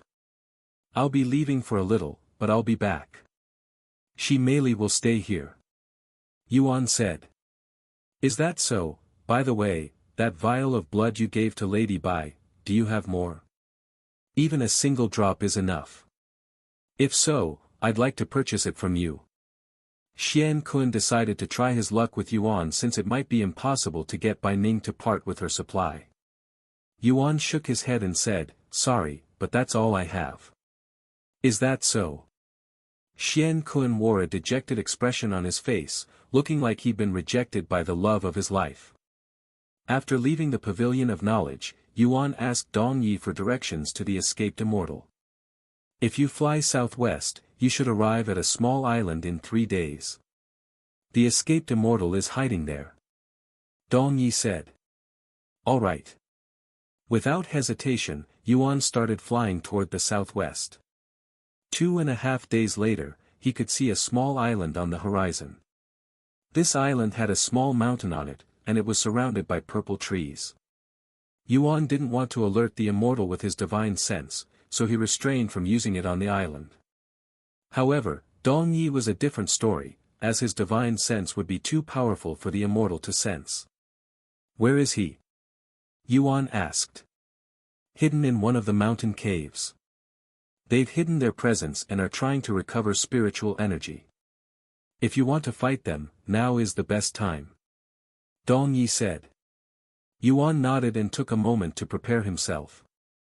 After taking a deep breath, he retrieved Starry Abyss before releasing his aura. He purposefully avoided using number 1 under heaven to see how much he could handle without her. Come out, he roared. The instant the immortal sensed Yuan's presence and powerful aura, they immediately thought about escaping. However, they stopped when they realized that Yuan was alone and was a mere spirit king. After a moment of pondering, the immortal emerged from their hiding spot to confront him. Yuan narrowed his eyes at the immortal's appearance, shrouded by a mysterious mist, looking like a cloud that could block divine sense. If divine sense doesn't work, let's try divine gaze. Yuan used divine gaze, and to his surprise, he could see through the mist, but the immortal's true appearance remained as a silhouette. The figure inside the mist narrowed their eyes after sensing Yuan's divine gaze. A mere spirit king using divine gaze only those in the divine realm can use. Who is this kid? The immortal wondered inwardly. Hey, why don't you show me your real appearance? Yuan suddenly spoke. And why would I do that? The immortal spoke in a hoarse voice. I'm just curious. I want to see my opponent before fighting them. You want to fight me? A mere mortal? Do you even know who I am? The immortal expected many things from Yuan, but a fight was not one of them. They were also confident that Yuan was not suppressing his cultivation and was a genuine spirit king. Yes, I do. You're an immortal who escaped the 9-heaven eternal grotto, right? And you still want to fight me despite knowing that. Why are you trying to kill yourself? The immortal couldn't believe what they were hearing. Who said anything about wanting to die? You may be an immortal, but your cultivation is currently restricted to the divine king realm. Yuan smiled. The immortal was speechless. They couldn't fathom how Yuan could talk so confidently before someone several realms above his own strength. To think I'd be looked down upon by a mere mortal, ha ha ha. The immortal suddenly laughed out loud. Very well. I shall teach you the difference between a mortal and an immortal today, at the cost of your insignificant life. The immortal roared, his aura skyrocketing the next second. When the immortal released their cultivation, Yuan barely felt its pressure. However, they didn't release all of it, and it only went up to spirit enlightenment. The immortal never intended to fight Yuan with their full power, thinking it would be an overkill. Moreover, they were still hiding from the pursuers from the upper heavens. If they released their full cultivation, the pursuers would definitely find them in a heartbeat. There's no need to expose my location just to kill a mere mortal. I'll end this before he can even realize what had killed him.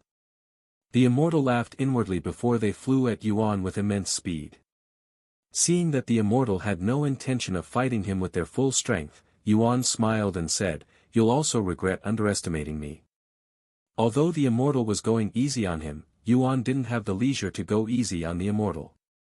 The immortal, still with the appearance of a floating cloud, flew at Yuan. Yuan immediately used divine gaze to see how the immortal was going to attack him. Shah! As though the immortal had turned into a porcupine, hundreds of needles made entirely of spiritual energy burst out of the cloud and flew toward Yuan. 10,000 ghost blades.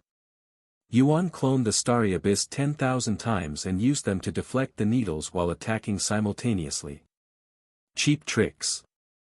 The immortal roared and released some more of their aura, which was strong enough to block the starry abyss and, like an invisible wall, halted all of the attacks.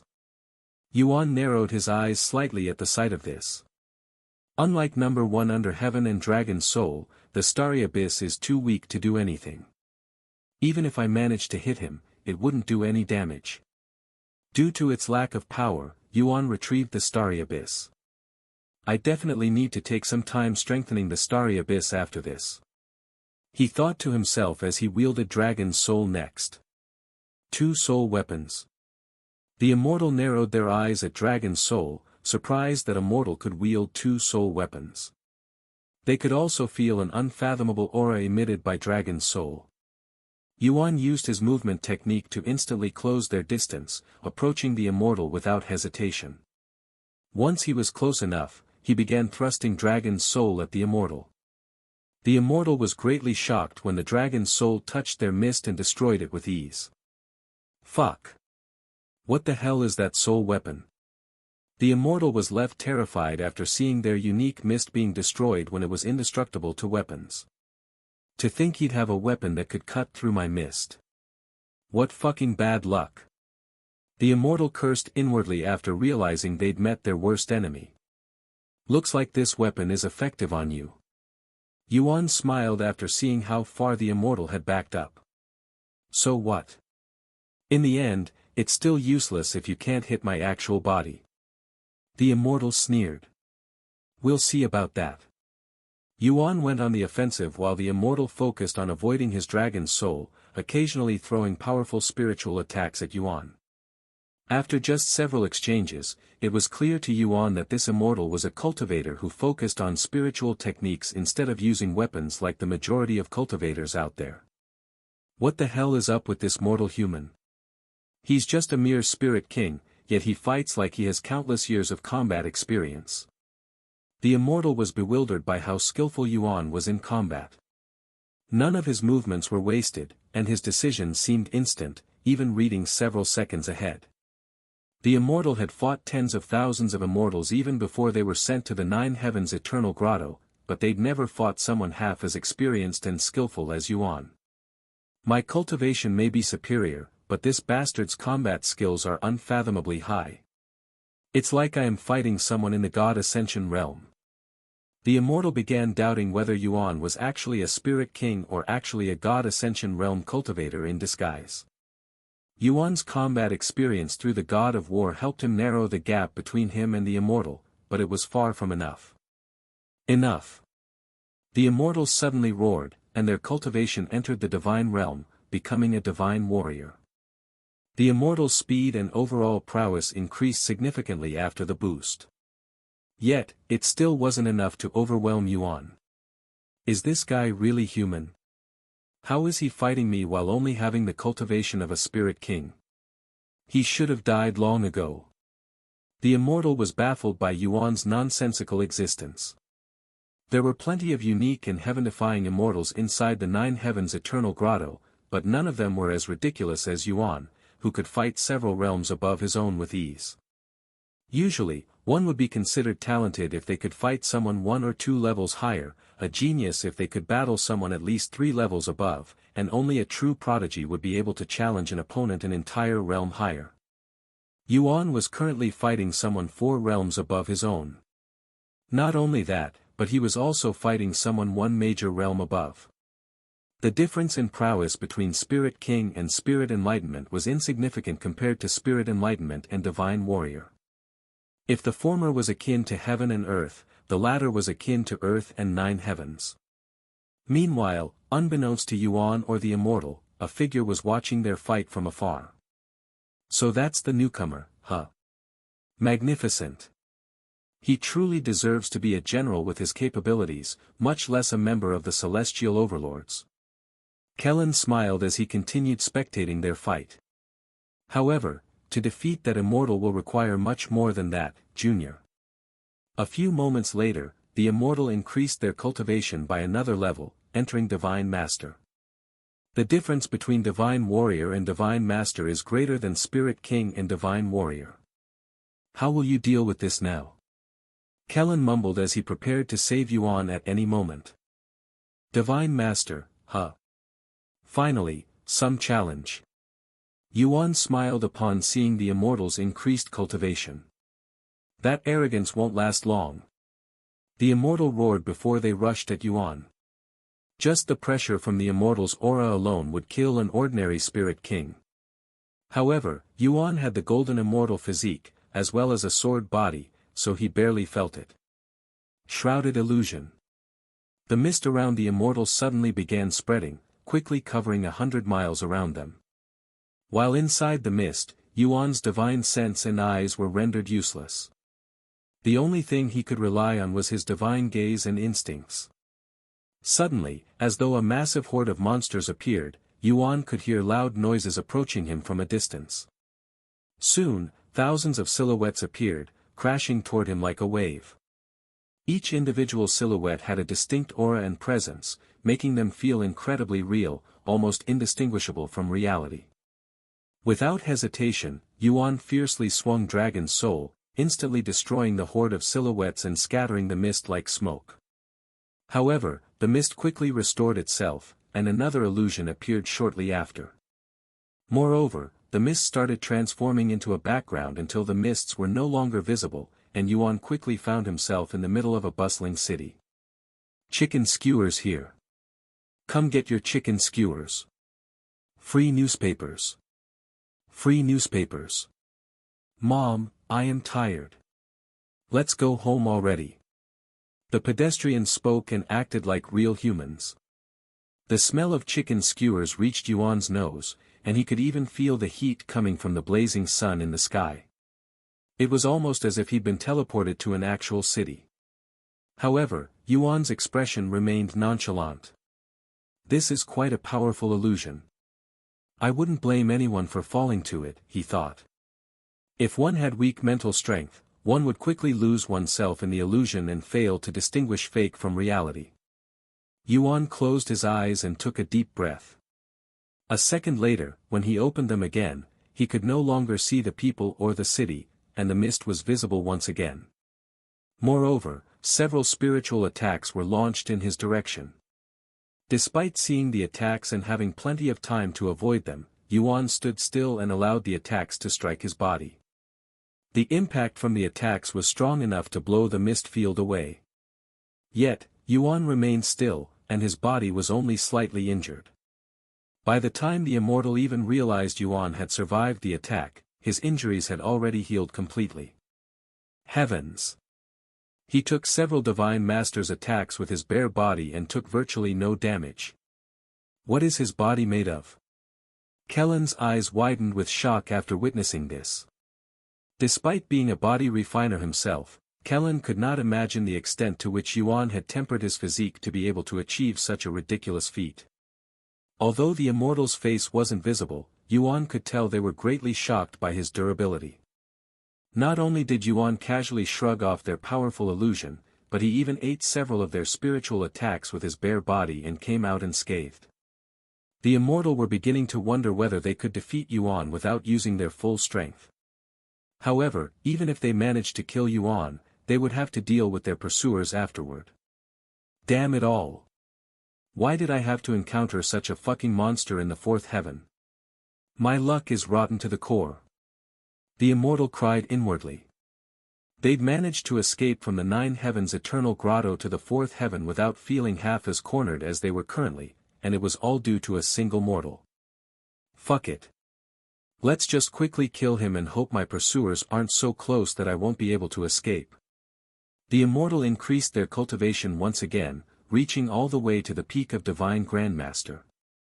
The aura being emitted by the immortal now was at least 4 times stronger than before. Sensing the tyrannical aura coming from the immortal, Yuan knew that even his godly body would not be able to endure a single hit from the immortal. The difference between Spirit Master and Spirit Grandmaster was simply too massive for him to ignore. I guess it's finally time to fight seriously. For the first time during their fight, Yuan equipped his equipment, from the Stygian vest to the Stygian boots. Indeed, Yuan had been empty-handed this entire time while fighting the immortal. The moment Yuan equipped his equipment, his aura changed drastically. The immortal frowned at this and, without hesitation, increased their cultivation once again, becoming a Divine Lord. The Stygian vest could deflect all attacks below Divine Lord, but that ability was rendered useless the moment the immortal became a Divine Lord. However, Yuan was using it for its life-saving skill, so it was still useful. Yuan and the immortal began their clash shortly after. The two of them moved at the speed of light, and every exchange would fill the surface of the purple sea with large craters. The immense spiritual energy emitted by their fight rippled far and wide, reaching even the pavilion of knowledge. After sensing the powerful ripples, Bai Ning and the others within the pavilion of knowledge stopped whatever they were doing and became alert. What powerful spiritual energy! Two divine realm experts must be fighting each other nearby. I need to check this out. Bai Ning looked at Xian Wei and said, "I'll be back." Since she had nothing to do while waiting for Xian Kun, Bai Ning decided to entertain herself with this event. "Allow me to come with you just in case." Xian Wei hastily said. "Just in case what? You're not even qualified to protect me when you're so weak." Bai Ning sneered at his attempt to be a knight, as his cultivation was nowhere near hers. If anything, she would be the one protecting him. Xian Wei's face flushed with embarrassment after being reminded he was weaker than her. He lowered his head in silence, and Bai Ning left the place and made her way toward Yuan. Yuan. She merely looked toward the direction of his battle with tightly clenched fists and a nervous face.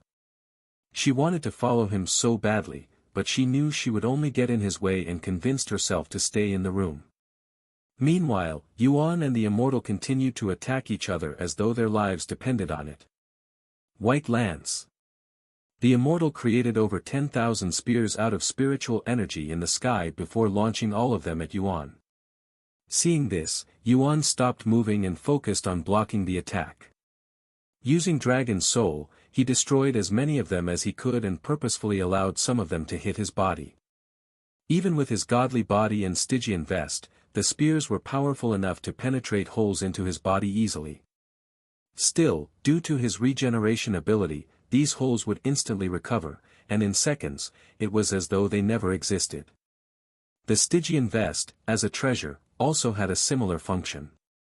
Unless struck by an attack strong enough to obliterate it completely in one hit, it would always recover.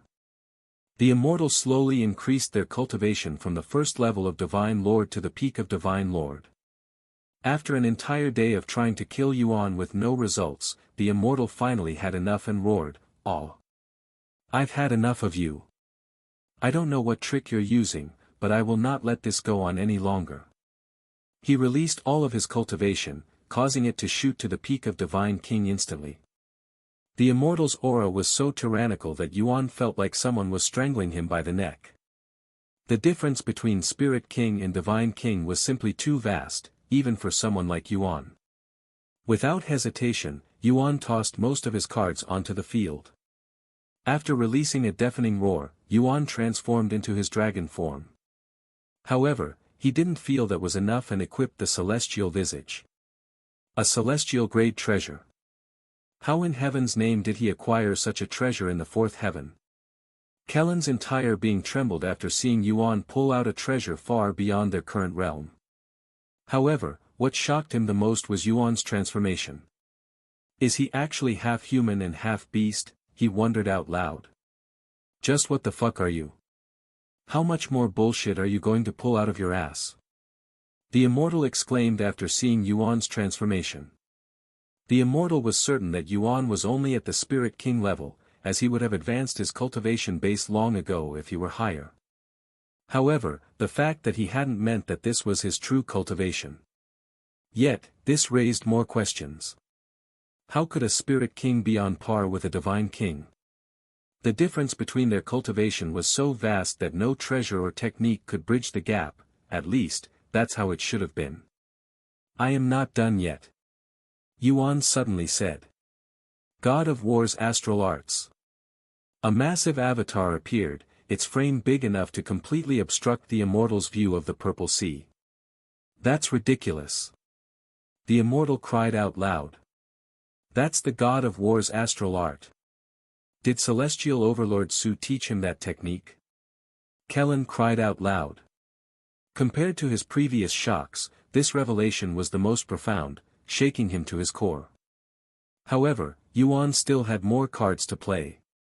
After putting away Dragon's soul, he retrieved number 1 under heaven, instantly filling the atmosphere with an otherworldly aura. A third soul weapon. The immortal was on the verge of tears. They could have never even dreamed of encountering such a monster in the fourth heaven. Hell, not even the supreme heaven had a monster like Yuan. Let's play to our heart's content. Yuan spoke with a wide grin on his face as he struck first. 9 supreme swords. The first strike descended upon the unprepared immortal like a falling mountain. However, as powerful as Yuan's attack appeared, he was still fighting a divine king, and the immortal was able to block it without too much difficulty. The second strike immediately followed. Don't you dare look down on me, mortal. No matter how many tricks you have up your sleeve, it won't help you defeat me. The immortal roared as they blocked the second strike, then the third and fourth shortly after. The fifth and sixth strike was also blocked, but the immortal struggled to do so. The seventh strike was so powerful that the immortal barely managed to block it. Once the eighth strike descended, the immortal didn't dare to block it and opted to avoid it. The eighth strike struck the purple sea, splitting it in half. What's wrong? Why are you running from immortal? Yuan provoked the immortal as he launched the ninth sword strike. The pressure from the ninth sword strike was nothing to scoff at. Even Kellen, who was watching from afar, felt threatened by it. Although enraged, the immortal didn't succumb to Yuan's provocation. Instead, they employed a movement technique so swift that it appeared as if they had teleported. The ninth sword strike cleaved the purple sea with such force that it not only split the water in half but also gouged a profound fissure into the seabed. 2 powerful tsunamis were also created from the split water, reaching the clouds. Let's see if you can avoid this. Limitless sword domain. Thousands of swords appeared in the sky before flying toward the immortal, who frantically tried to avoid them. However, the swords chased after them like homing missiles. Each sword is overflowing with enhanced sword aura. What a terrifying ability. Kellen felt a strong urge to fight Yuan after witnessing how fierce their battle was. I have severely underestimated our newcomer. At this rate, he might actually be able to defeat this immortal. Kellen almost couldn't believe his own words. The thought of a mortal killing an immortal was so outrageous that even insane people wouldn't believe it. Yet, it was slowly happening before Kellen's eyes. However, as much as Kellen wanted Yuan to defeat the immortal, he still expected Yuan to lose the fight. Although you've been doing good so far, the immortal still has one more trick up their sleeve. This trick is what differentiates and truly separates mortals and immortals. Kellen muttered after seeing how much Yuan was dominating the immortal. This is outrageous. Why does such a mortal exist in a place like the fourth heaven? If only I weren't injured by the pursuers, I could have killed him in seconds instead of being ridiculed like this. The immortal cursed inwardly. They had been chased non-stop since escaping the 9 heavens eternal grotto and were injured in the process. If it weren't for their injury, Yuan wouldn't have been able to push the immortal so far. This mortal should not exist. His existence is extremely dangerous. Even if I have to sacrifice my life in the process, I will get rid of him. Several hours later, the immortal's aura suddenly changed, causing their surroundings to freeze. From spiritual energy to the purple sea, everything was still, as though time itself had frozen. This pressure. Yuan halted his movements after sensing this familiar aura. He excitedly smiled and said, it's about time you use immortal chi. I was wondering when you'd use it. I hate to admit this, but to force an immortal like me to use immortal chi on you, a mortal, is an unprecedented feat that I must respect. As the immortal spoke, the mist around them began dissipating, revealing their true appearance for the first time. Yuan's eyes widened with surprise when he saw the immortal, who was much smaller than he'd anticipated. A child? Yuan muttered in a daze as his gaze stared at the little boy floating before him. The immortal's true form was revealed to be that of a small boy, seemingly no older than 10 years. Of course, the immortal wasn't a real child but merely bore the appearance of one. Adding to the strangeness, a short white tail protruded from his back. As a show of respect, I shall fight you in my true form, said the immortal. You're not human.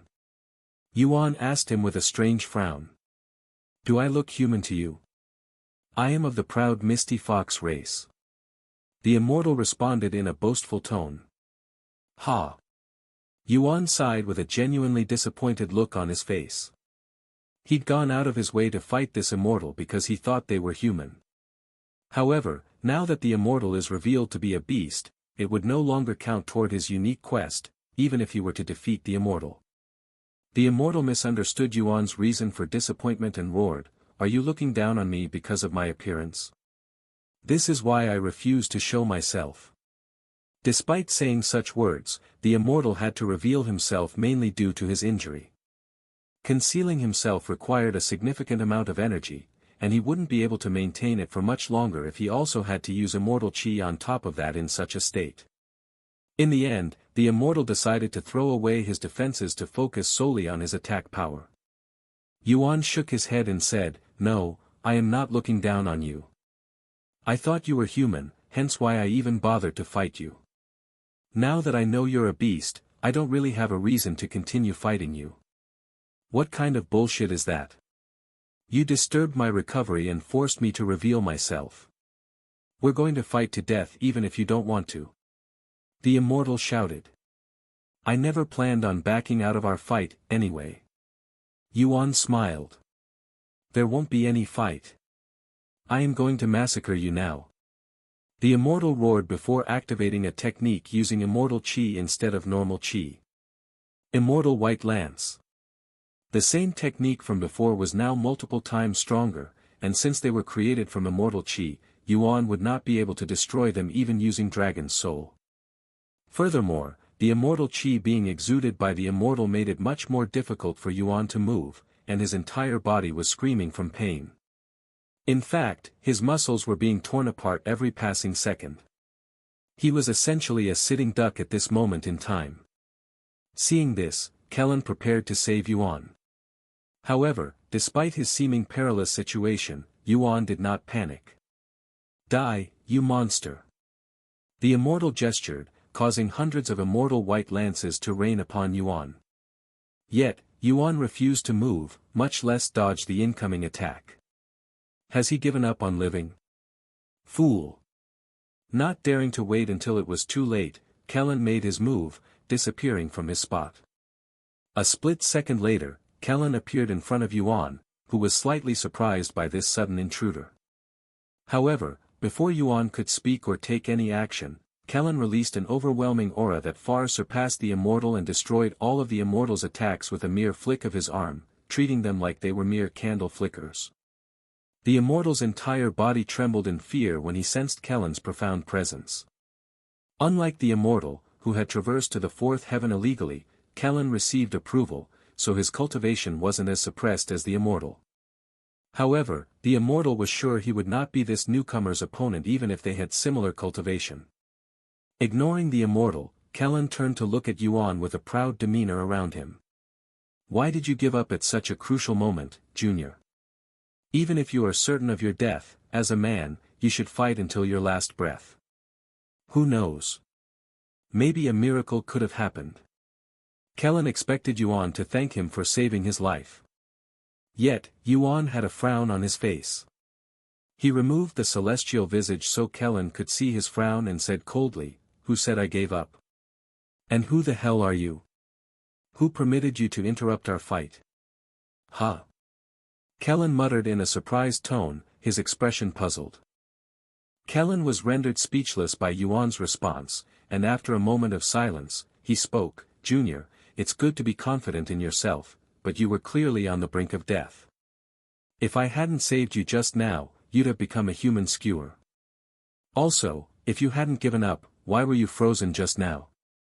Any onlooker would have assumed you were giving up in that situation." Kellen said.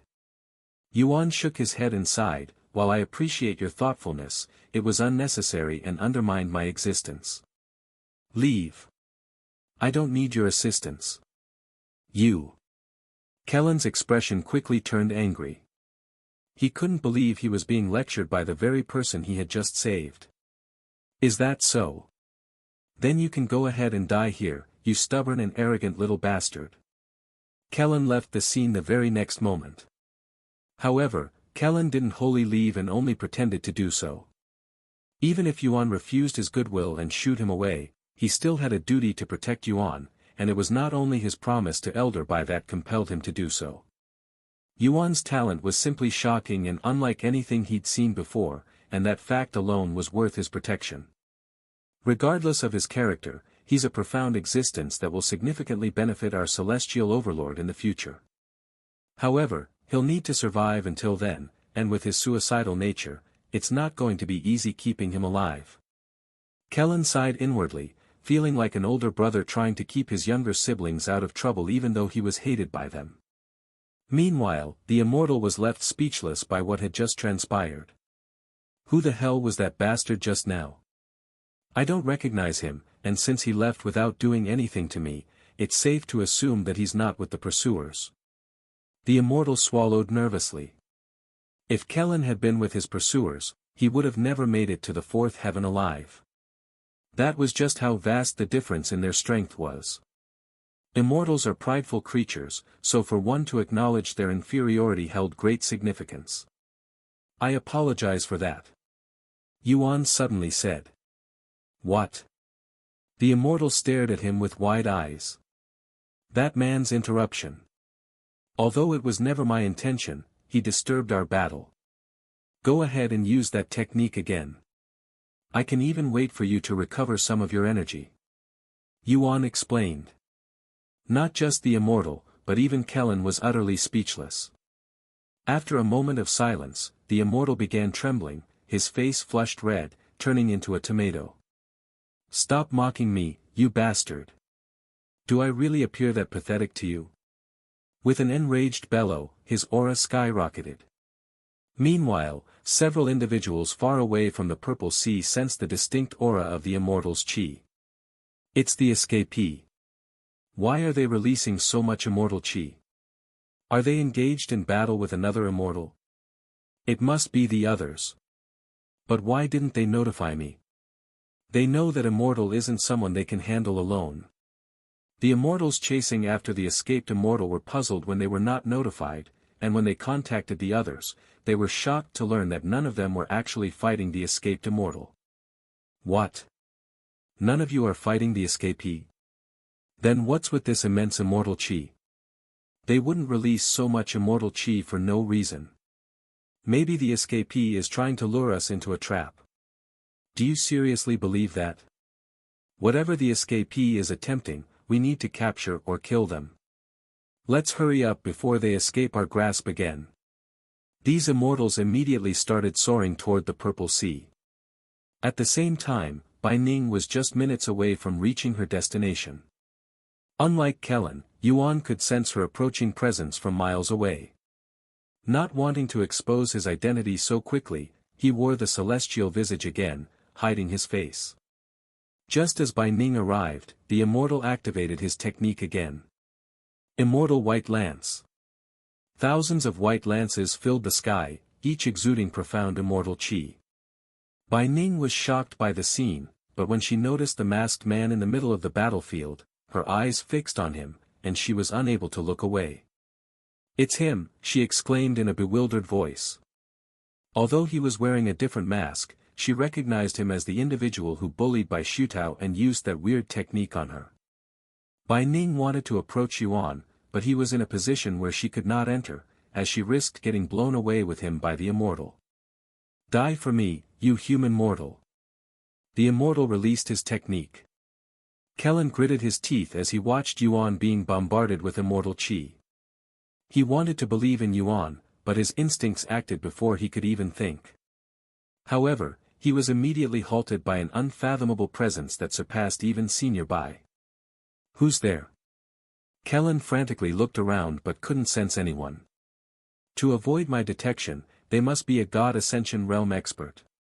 What the hell is going on right now? He cried inwardly. Oh no! Junior! The distraction rendered Kellen unable to save Yuan, his mind already racing to formulate excuses for when he would have to report Yuan's death to Senior Bai. Yet, Kellen's face filled with disbelief as he witnessed the unfolding events. What he saw defied all expectations and left him momentarily paralyzed in astonishment.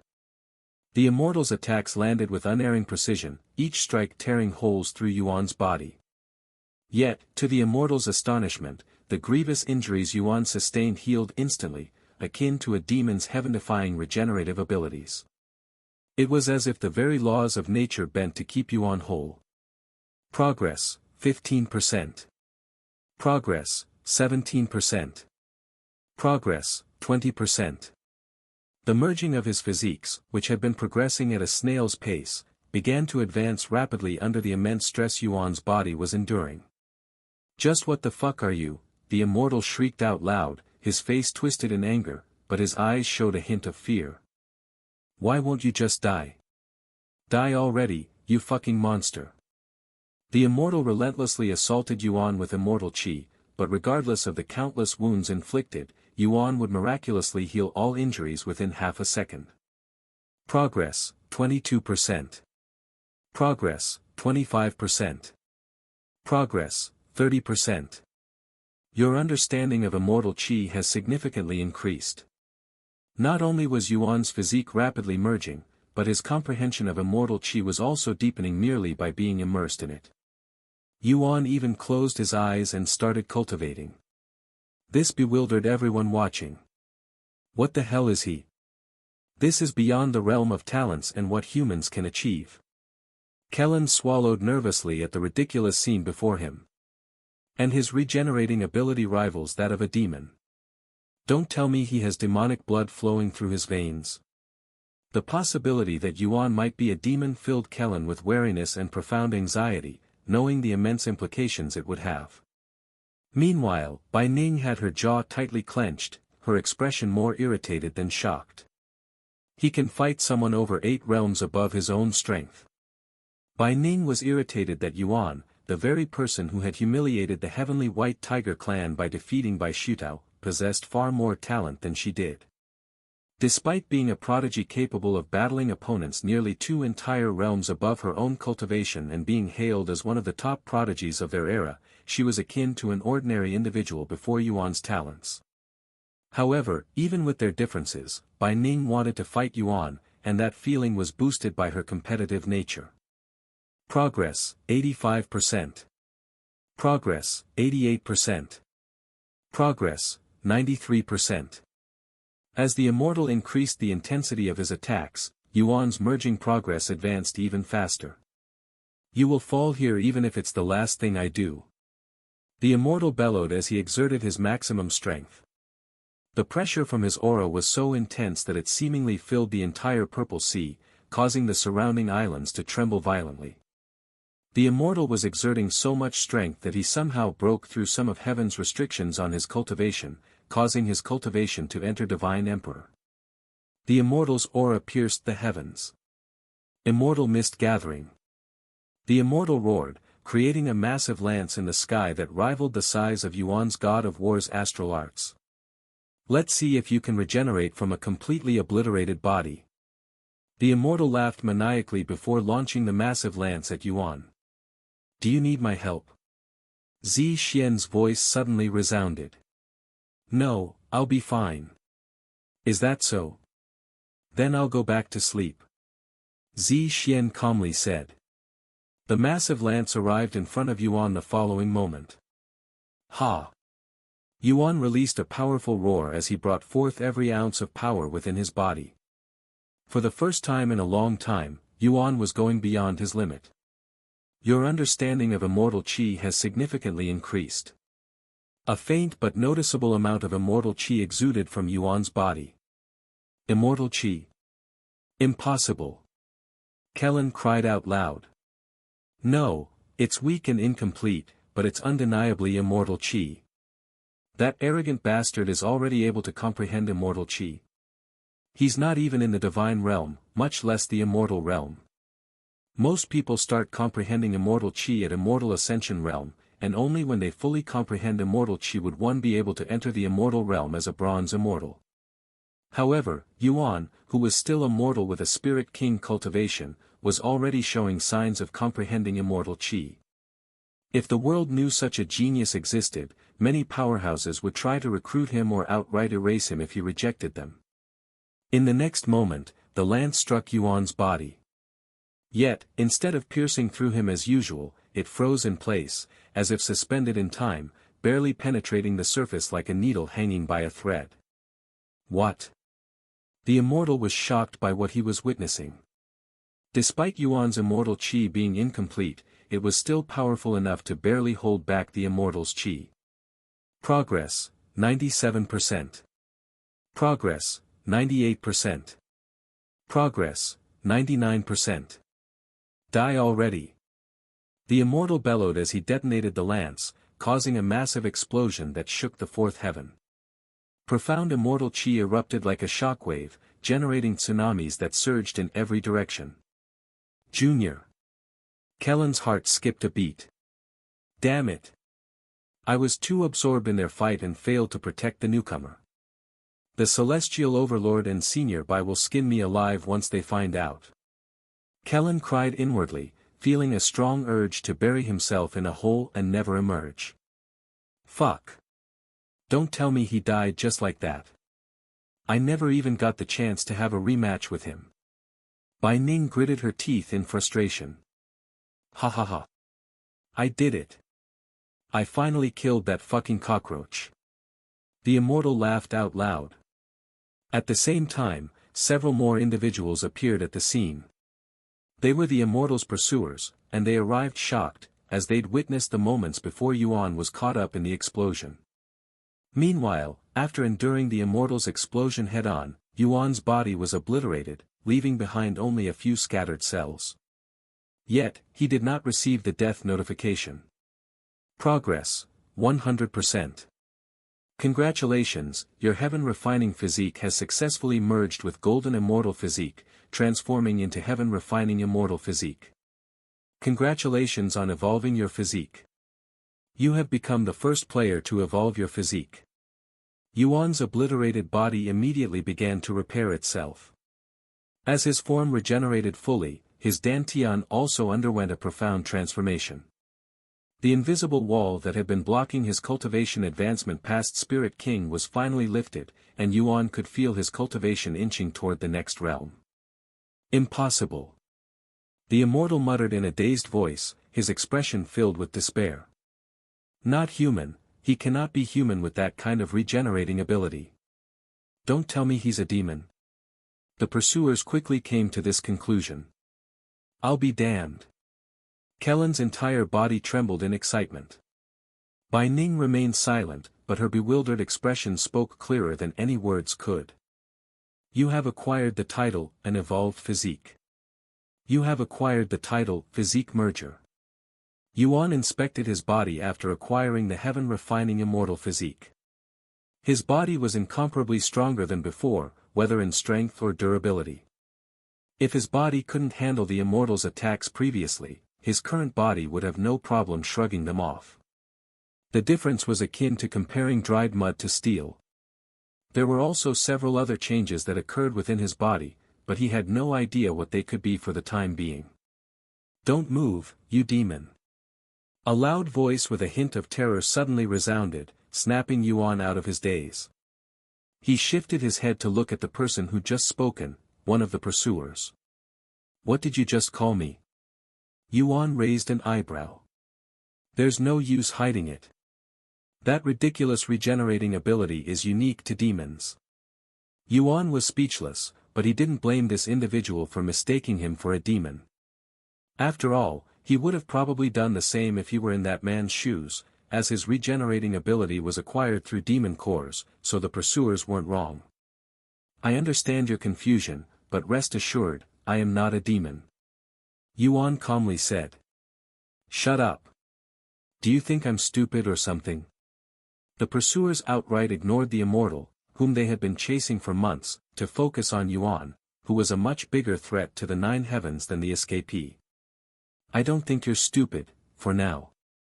If I were a demon, would have horns and a crystal, wouldn't I? Yuan exposed his torso so show that he had no demon crystal on his body. You're definitely taking me for a fool. High-ranking demons don't have horns and crystals. They look no different than humans.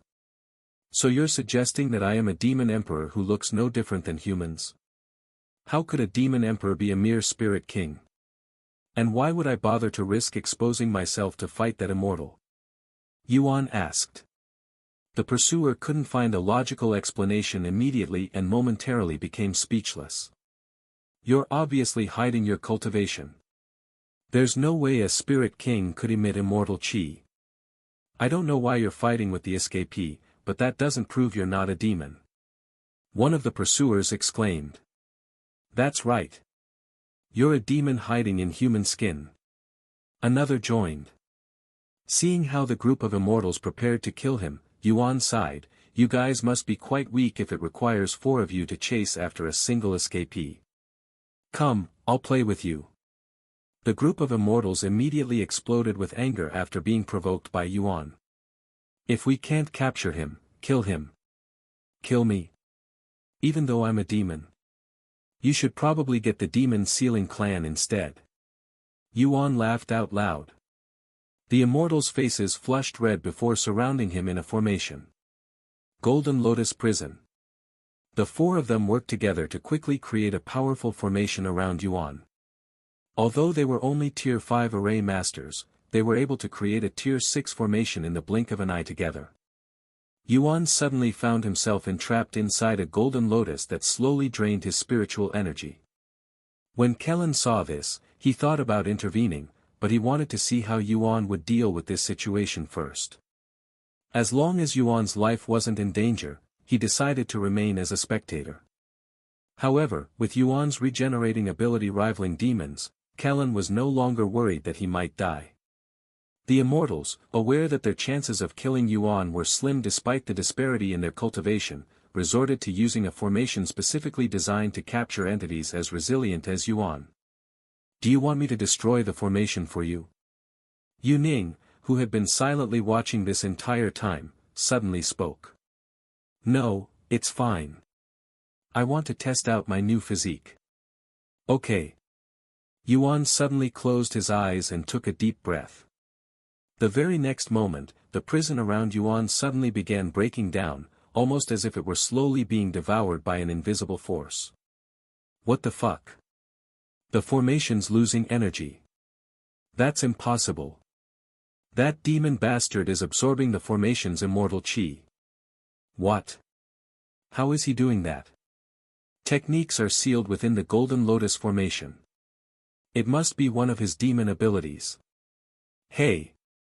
Escapee! Help us kill this demon, and we'll give you freedom. One of the immortals turned to look at the escapee. Are you serious? Even if I want to kill him, you saw for yourself that I am unable to do so. The Misty Fox said. That's only if you're fighting alone. If the 5 of us work together, there's still a chance. The Misty Fox couldn't reject the possibility of freedom and agreed to help the immortals. The more the merrier. Yuan smiled. Your understanding of immortal chi has significantly increased. After consuming immortal chi directly, Yuan's understanding of immortal chi skyrocketed, causing the immortal chi he exuded to become more apparent and profound. This is the perfect opportunity for me to understand immortal chi. Yuan found a reason to fight these immortals. The 5 immortals, each restricted to the Divine King, began bombarding Yuan with techniques infused with immortal qi. To Yuan, enduring these hits with his bare body felt like being struck with a sledgehammer. However, unlike before, it wasn't enough to destroy his body and merely bruise it. Your understanding of immortal qi has increased. Moreover, whenever their attack struck Yuan, his heaven-refining immortal physique would automatically absorb some of the immortal qi, weakening the force of their blows and strengthening his body even further. Suddenly, Yuan's aura surged, and his dantian expanded. You have absorbed enough qi for a breakthrough. You have met the requirements for a breakthrough. You have reached first-level Spirit Emperor. Amid the battle, Yuan had a breakthrough and finally escaped Spirit King, becoming a Spirit Emperor. The moment Yuan's cultivation entered Spirit Emperor, his aura surged so much that the immortals thought he'd skipped several levels in his breakthrough. This bastard had a breakthrough in the middle of a battle. What a fucking monster. Wait, does that mean he was actually only a Spirit King? The realization that Yuan, merely a Spirit King, possessed the prowess to fight them struck quickly. Their faces filled with terror as the full implications of his power dawned on them. We cannot let him live, or he'll become an immense threat to humanity later. Kill him. Use everything you've got. The immortals frantically attacked Yuan, viewing him as a looming calamity destined to destroy humanity in the future. Meanwhile, seeing Yuan breakthrough snapped Bai Ning out of her daze, and she suddenly approached the battlefield. Stop, she shouted, her voice filled with commanding authority. Who the hell are you? Are you this demon's accomplice? The immortals immediately became even more nervous. If Bai Ning turned out to be another demon, they'd have no chance of killing them. However, Bai Ning retrieved a white and black medallion before throwing it at one of the immortals. That is my identity. This is, the Heavenly White Tiger Clan's medallion. And this name, you must be the Heavenly White Tiger Goddess. Are you here to help us subjugate this demon? Thank the heavens. However, Bai Ning shook her head and said, No, but I want to fight him, so get out of my way. What? I understand that you want to fight him, but why must you do it alone? He's a dangerous entity, a demon that terrorized our world and all living beings within. Do I really have to explain myself to you? Bai Ning narrowed her eyes at them. The immortals exchanged nervous glances with each other. Bai Ning's status was simply too exalted for them to ignore, but it was not as though they could let her fight the demon alone. If she died, they would be held responsible, hence their perplexed situation. Seemingly aware of their predicament, Bai Ning said, Don't worry, even if I die, you won't be responsible. Bai Ning no longer paid attention to the immortals and approached Yuan, who hovered there calmly. Without an ounce of fear in her eyes, Bai Ning spoke, Do you remember me?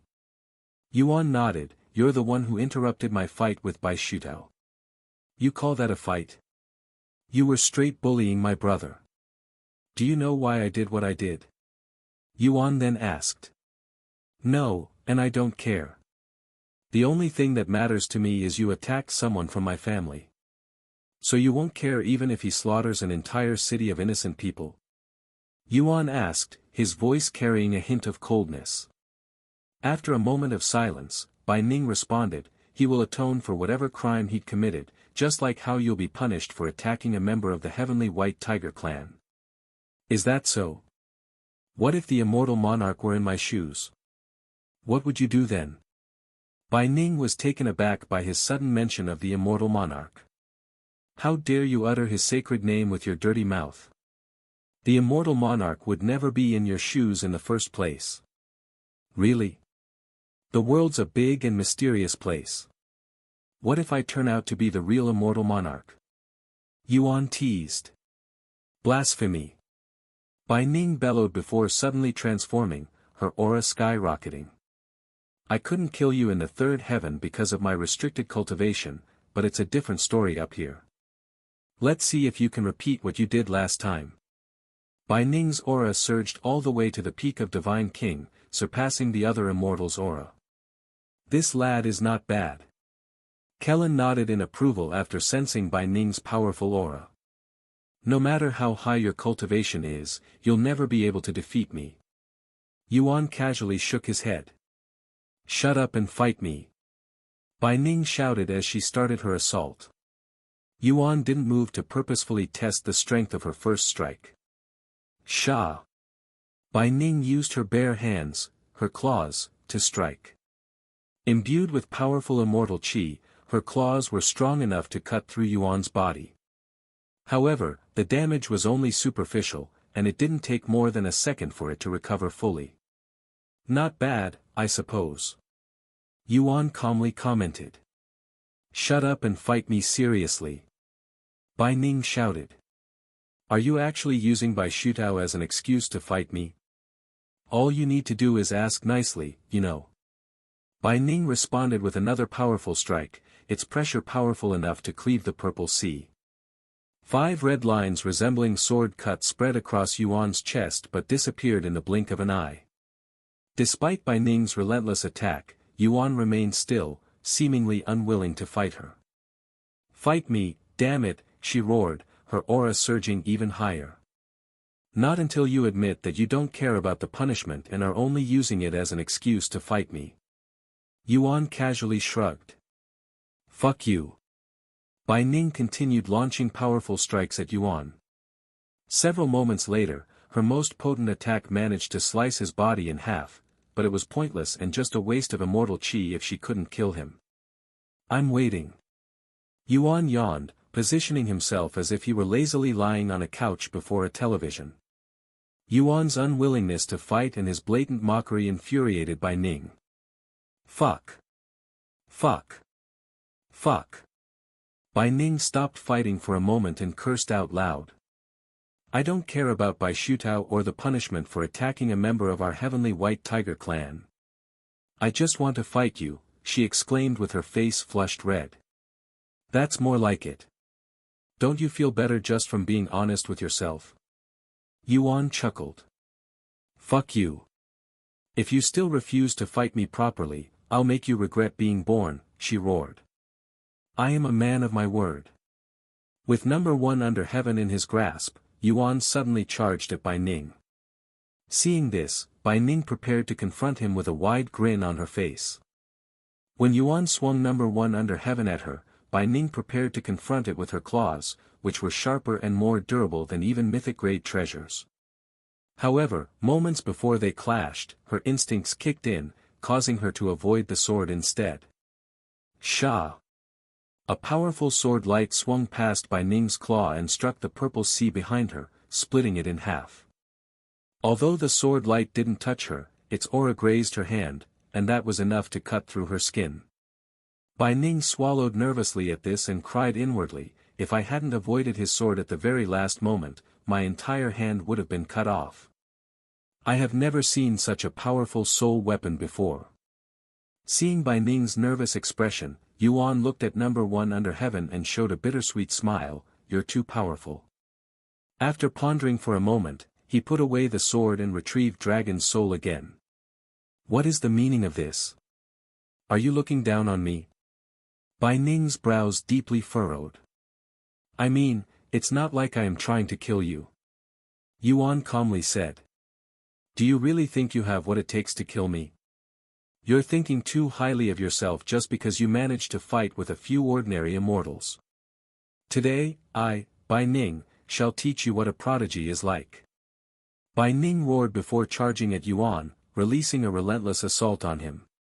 Yuan parried all her attacks, but the impact from her strikes was far stronger than those of all the immortals combined, enough to push him back. So it wasn't just his sword that contributed to his prowess. This bastard must have a unique physique that rivals demons. Bai Ning gritted her teeth as she used all her power, which she rarely did. Hours passed, but Bai Ning couldn't see any opportunity to defeat Yuan. He was akin to an unsurmountable wall, one that could regenerate any damage in the blink of an eye. Is he really a demon? Bai Ning began doubting whether he was actually a demon. Although she had never fought or seen a demon before, she'd heard plenty of rumors about them, especially how they terrorized the world with their godlike healing abilities, the same one Yuan was displaying at this moment. Are you really a demon? Bai Ning asked without stopping the fight. What do you think? Yuan casually responded. I think your healing abilities are ridiculous. Thanks. I am not complimenting you. It's so ridiculous that it's not helping your case. Yuan chuckled and said, people will believe what they want to believe regardless of the facts, even if it's right in their eyes. There's no need to try to convince these people, as I would only be wasting my breath. You will regret this in the future. Are you worried about me?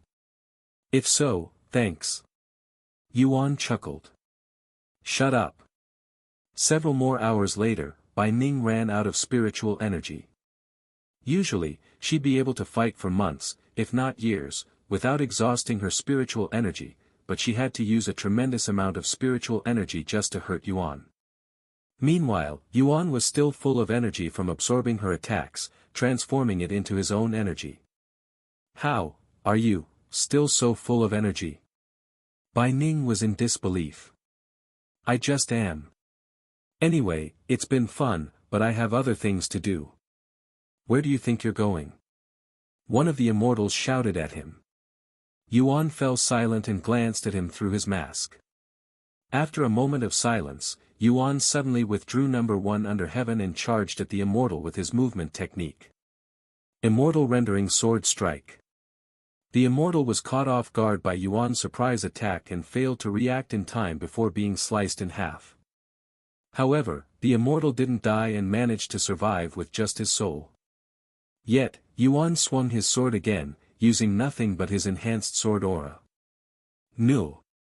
The immortal cried out loud, his voice filled with fear. Unfortunately, Yuan didn't spare another thought before cutting down his soul, killing him entirely. Ding! You have achieved an impossible feat by defeating a cultivator that was at least 9 realms above you. You have acquired the title, Beyond Human Capabilities. Beyond Human Capabilities, when fighting a cultivator, your base stats will be boosted by 100%. Defeat a cultivator who is at least 9 realms above you without using Heaven's supremacy. Completed. With 2 of the most challenging tasks completed, Yuan felt like he was making progress for Heaven's supremacy. What the fuck have he done? Kellen was greatly shocked by Yuan's actions. In fact, nobody there expected Yuan to suddenly kill one of the immortals there. You son of a bitch. The other immortals quickly reacted to the death of their companion, their faces flushed with anger. Yet, none of them dared to attack Yuan. You will regret this, you damn demon. Instead of fighting him, the immortals turned around and ran away. As for the Misty Fox, he also ran away. Kellen appeared shortly after with a deep frown on his face. Why did you do that? He asked. Yuan looked at him and calmly responded, why not? That man you killed belonged to the 9 heavens law and order. Not only do they oversee the 9 heavens eternal grotto, but they're also responsible for keeping order in the 9 heavens. Their influence is second to the celestial emperor. And you just killed one of them. Is that so? I got unlucky, I guess. Kellen suddenly turned to look at Bai Ning and said, can you please leave us alone? And who the hell are you to command me? Bai Ning frowned. Kellen's body suddenly released an oppressive aura that filled the entire purple sea. Please leave, while I am still asking nicely. Bai Ning narrowed her eyes at him. After a moment of silence, she turned to look at Yuan and spoke, this isn't over. I'll defeat you the next time we meet. Bai Ning left the scene shortly after, leaving Yuan and Kellen alone in the middle of the purple sea. Once they were finally alone, Kellen raised his hand and showed his faction's symbol, as long as his rank. Yuan's curiosity was piqued at the sight of Kellen's symbol and rank. He raised an eyebrow and inquired, what brings a high-ranking figure like you to the 4th heaven? I doubt it's a simple task like catching an escaped immortal. Yuan pretended not to be part of the celestial overlord to see Kellen's reaction. There's no need to be on alert. My name is Kellen, and Senior Bai asked me to watch over you because he was worried that your fight with the immortal might go awry. Oh, is that so? I apologize if I had offended you in any way before, Senior. Yuan's attitude suddenly changed, becoming more respectable. This dumbfounded Kellen. The way he treats his friends and foes are so vastly different. Even if I am someone slightly suspicious, he might not hesitate to cut me down. Kellen thought to himself. Anyway, even though nothing happened to you, and you even managed to slay an immortal, albeit the wrong one, I must apologize for failing to save your life multiple times due to how absorbed I was in your fight. Your fight was truly mesmerizing and awe-inspiring. Unfortunately, you ended up killing someone you shouldn't have, and you even made it seem like you're a demon, or are you actually one? Kellen inquired, seemingly unclear on his identity. Yuan smiled and said, "Don't worry, I am definitely human." Kellen sighed in relief and said, "Thank the heavens. You would have made things really difficult for us if you were a demon. With that said, you'll probably still be hunted by the 9 heavens law and order for killing their member, and rumors about you being a demon will spread. Your healing abilities that rival a demon will concern many people, and they might treat you like a real demon, even if you're a human. However, the celestial overlords will do everything they can to protect you." However, Yuan shook his head and said, "Don't worry, I never intended to cause trouble for the celestial overlords. Even if they want to find me, they don't know my real identity yet, so they'll be chasing a phantom for a while." "You're unfathomably bold. Nobody could be as calm as you if they knew they were being hunted by the 9 heavens law and order." Yuan shrugged and said, "Anyway, since I am safe, does that mean you'll return to the upper heavens now?" "No, I'll stick around a little longer. After all, it's been so long since I visited the lower heavens. I also want to know more about you, Junior. And once you recover from your fight, let's have a spar." Yuan nodded, "All right. Then I'll see you later." Kellen left the scene shortly after, returning to Senior Bai to notify him of their situation. Yuan returned to the Pavilion of Knowledge. "Yuan. You're okay." Shimei's face immediately brightened after seeing his return. "I told you I'd be fine." Yuan smiled. "How was it? Did you kill the immortal?" she asked. "No, he got away, but I did kill an immortal." "What?" Shimei raised her eyebrows in a puzzled manner. "It's a bit complicated, but this is what happened." Yuan recalled the events that had occurred during his battle. Heavens, what a mess. Shimei's eyes were wide open by the end. Meanwhile, Kellen requested an urgent audience with Senior Bai. When Senior Bai received this urgent request, his eyebrows rose. Sometime later, he met up with Kellen, who was waiting for him inside his world. "Senior." Kellen respectfully bowed to him. "What's the matter?" "To request an urgent audience, did something happen to Yuan?" Senior Bai went straight to the point. Kellen nodded with a serious expression and said, "A lot happened, so sit back and prepare yourself." Senior Bai immediately swallowed nervously. "I watched our junior fight the escaped immortal. It was quite something. He exceeded my expectations in every metric and more. This is how it went." While Kellen recalled everything he had witnessed to Senior Bai, the same thing was happening elsewhere with the group of immortals that had confronted Yuan. "It's a demon, I tell you. We must contact the Demon Sealing Clan and the Demon Sealing Grotto as soon as possible. This demon was unlike anything I've seen or heard. He wielded a sword and spear and had the aura of a beast. He was only a spirit king, but he could use enhanced sword aura and fight several divine kings simultaneously." The leader of 9 heavens law and order listened to the information with a confused and bewildered look on his face. A spirit king that can fight an immortal with their cultivation suppressed to divine king? Has demon-like regenerating ability? What kind of fucking creature are you guys making up? Did you guys get hit in the head too hard when trying to capture the escapee? The leader couldn't believe what he was hearing. This entity sounded like something that wouldn't exist even in exaggerated fiction. This monster is real. The immortals insisted. The leader sighed, "All right, I'll contact the Demon Sealing Clan and the Demon Sealing Grotto. Tell me everything that happened." A few hours later, the leader of Nine Heavens Law and Order visited the Demon Sealing faction's headquarters and requested an audience with Qian Chu, the current leader of the Demon Sealing faction. "It's been a while, Demon Sealer Qian." Qian Chu casually nodded and said, "I was told you have information on a powerful demon." "Unfortunately. My faction members encountered this demon in the fourth heaven while chasing after one of the Nine Heavens' eternal grotto escapees. With that said, I am not certain this information is trustworthy. You'll understand what I mean in a bit. A demon in the fourth heaven? This would be troublesome if true." Qian Chu muttered. "All right, let's hear it. Tell me everything you know about this demon." The leader of Nine Heavens Law and Order began recalling what his subordinates told him with a somewhat stiff expression, almost as if he couldn't believe what he was uttering. This demon was only a spirit king when they initially encountered it but had a breakthrough toward the end, reaching Spirit Emperor. However, even before reaching Spirit Emperor, this demon could fight with the escapee, who was restricted to the Divine King realm, even overpower them to a certain extent. Once this demon reached Spirit Emperor, it was able to fight 5 Divine Kings simultaneously, even killing one of our members. This demon wielded 2 different weapons, a sword and a spear, being exceptionally proficient with the sword, to the point where he could use enhanced sword aura.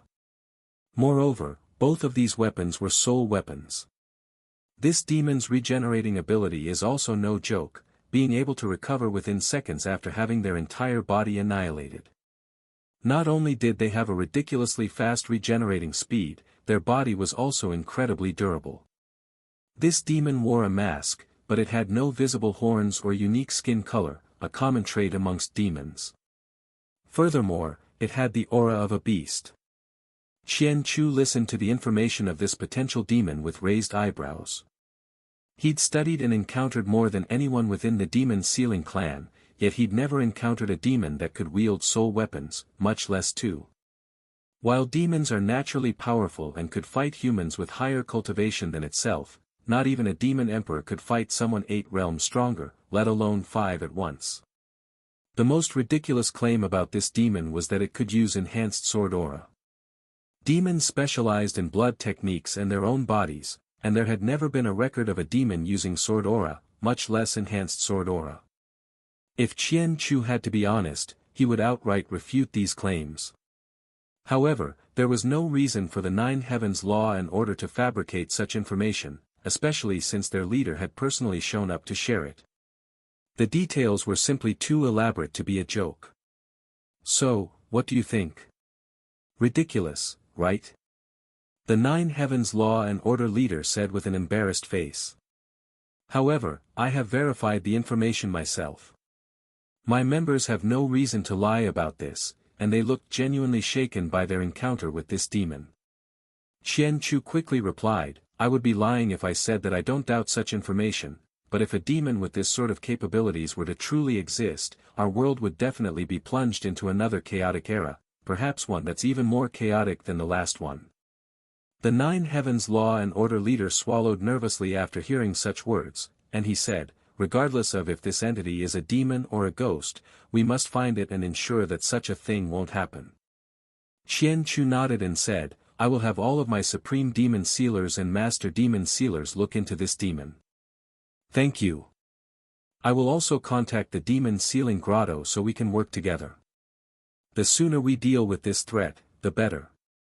Although the leader knew these two powers rarely collaborated and, more often than not, clashed with each other, they were not in a position to be picky. If this demon turned out to be the real deal, they might have another war with demons. Qian Chu didn't object to the leader's idea to involve the Demon Sealing Grotto, knowing they would inevitably learn of the situation and intervene, regardless of the Demon Sealing clan's stance. The Nine Heavens Law and Order leader didn't linger and immediately went to the Demon Sealing Grotto. Qian Chu also summoned all of the Supreme Demon Sealers and Master Demon Sealers to an urgent meeting, something that has not happened since he became the leader of the Demon Sealing clan. The Demon Sealers were taken aback by the sudden summoning. Filled with a mix of anticipation and a touch of dread, they swiftly assembled at the headquarters. At the meeting, Qian Chu revealed the situation to the Demon Sealers, who responded with skepticism rather than shock or fear. I know what you're all thinking, but the leader of the Nine Heavens Law and Order personally delivered this information to me. Regardless if this entity is a demon or something else, it raises too many concerns and must be looked into. Do we have a description of this demon? Someone asked. Xian Chu retrieved a large scroll and revealed a painting of Yuan on it. This was created by those who encountered the demon. It has all of the details they could recall. Study it and memorize it. While the Demon Sealing clan was having their meeting, the Demon Sealing Grotto was also preparing to hunt this demon. After hearing how ridiculously capable this demon was, they decided to make hunting it their #1 priority. Over the next few days, hundreds of powerful demon sealers would be sent to the fourth heaven. Meanwhile, Senior Bai had trouble standing once Kellen recalled everything to him. Dear heavens, are you sure you weren't hallucinating? Yuan only became a cultivator a few years ago. How in heaven's name is he already fighting immortals? Even if their cultivation was suppressed, their experience should have made an insurmountable difference. Or are you telling me that he'd managed to acquire what others need tens of thousands of years to learn in just several years? Do such terrifying talents truly exist in this world? Trust me, I know how you feel, and I witnessed it firsthand. He's the real deal, a real monster. Kellen sighed. He continued, what should we do now? Although the Nine Heavens Law and Order aren't aware of his identity now, they eventually will. Senior Bai pondered for many minutes with a serious expression on his face before speaking, I'll seek guidance from the Celestial Overlord. Don't utter a word of this to anyone else before I return. Naturally. Kellen nodded. After he left, Senior Bai immediately sought an audience with Su Jiechi. Once they met, Senior Bai informed her of everything Yuan had done. He's already capable of fighting divine kings despite being only a spirit king. I mocked him for his slow cultivation speed not long ago. Su Jiechi wore an astonished expression on her beautiful face, something that rarely happened. Moreover, they're not ordinary divine kings, but real immortals with vast experience. Senior Bai sighed. He continued, anyway, his monstrous talent is one thing. Killing a member of the Nine Heavens Law and Order is another. I'm afraid they might give us trouble in the future. About that, the Nine Heavens Law and Order have already acted. Su Jiechi suddenly said. What? Senior Bai's eyes widened at this new information. The leader has already contacted the Demon Sealing Clan and Demon Sealing Grotto, and these two powerhouses have dispatched their experts, Su Jiechi explained. Isn't that really bad? What should we do? Senior Bai asked. Su Jiechi pondered for a moment before speaking, we won't do anything until we need to. Let's just see where this goes. Are you sure? What if it's already too late by then? Are you still underestimating Yuan after all this? He won't go down so easily, and will have more than enough time to react. Kellen will be with him, as well, no? Senior Bai nodded, Kellen wishes to remain in the lower heavens a little longer. Permission granted. Make it his mission to protect Yuan, too. However, don't spoil him. Only act when absolutely necessary. Su Jiechi said. I understand. We also have a member within the Demon Sealing clan. I'll notify him of the situation. Su Jiechi added. Senior Bai nodded. After talking a little longer, Senior Bai returned to Kellen to pass Su Jiechi's decision to him. Meanwhile, the Nine Heavens went into turmoil after news that the Demon Sealing clan and the Demon Sealing Grotto had dispatched most of their experts in some kind of expedition. Fuck, are we going to war with demons again? No, they are looking for a single demon. What? They dispatched so many people for a single demon? Did they find the demon emperor that escaped previously? Apparently, this one is even more dangerous. How long has it been since the Demon Sealing clan's been this active? It's been thousands of years. Unfortunately, their activity isn't something to be celebrated but dreaded. Somewhere in the Demon Sealing Grand Library, a beautiful woman sat before a scroll with a ponderous face. I wonder how the founder's doing. Hopefully, I'll get to see him again soon. Yanhara muttered to herself as she stared at the scroll with the demon's description. As a master demon sealer, she was also dispatched to the lower heavens. Meanwhile, Yuan and Shimeli spent several more hours at the Pavilion of Knowledge before leaving. Are you leaving already? Xian Kun asked them when he noticed them exiting the room. Yes, we've finished reading all of the materials. Yuan nodded. I see. I hope it was helpful to you. It was. I learned some new things about the immortal monarch and his companions, mostly about the 9 divine supremes. If you ever need information on anything, don't hesitate to visit our Pavilion of Knowledge. Here is our medallion. There are other Pavilion of Knowledge in other places with different names, but they all serve the same purpose. Our Pavilion of Knowledge happens to be the first one to be founded. Xian Kun handed him a purple medallion with an image of a pavilion and the word knowledge engraved into it. Thank you. Yuan accepted the medallion and tossed it into his spatial ring. Xian Kun shook his head and said, No, I should be thanking you. Because of you, we know the immortal monarch is still alive out there somewhere. You have no idea how much this means to me, to many beast clans in the 9 heavens. What does it mean? Shimeli asked out of curiosity. Well, for starters, there will be a massive movement to find the immortal monarch soon. Xian Kun revealed with a serious face.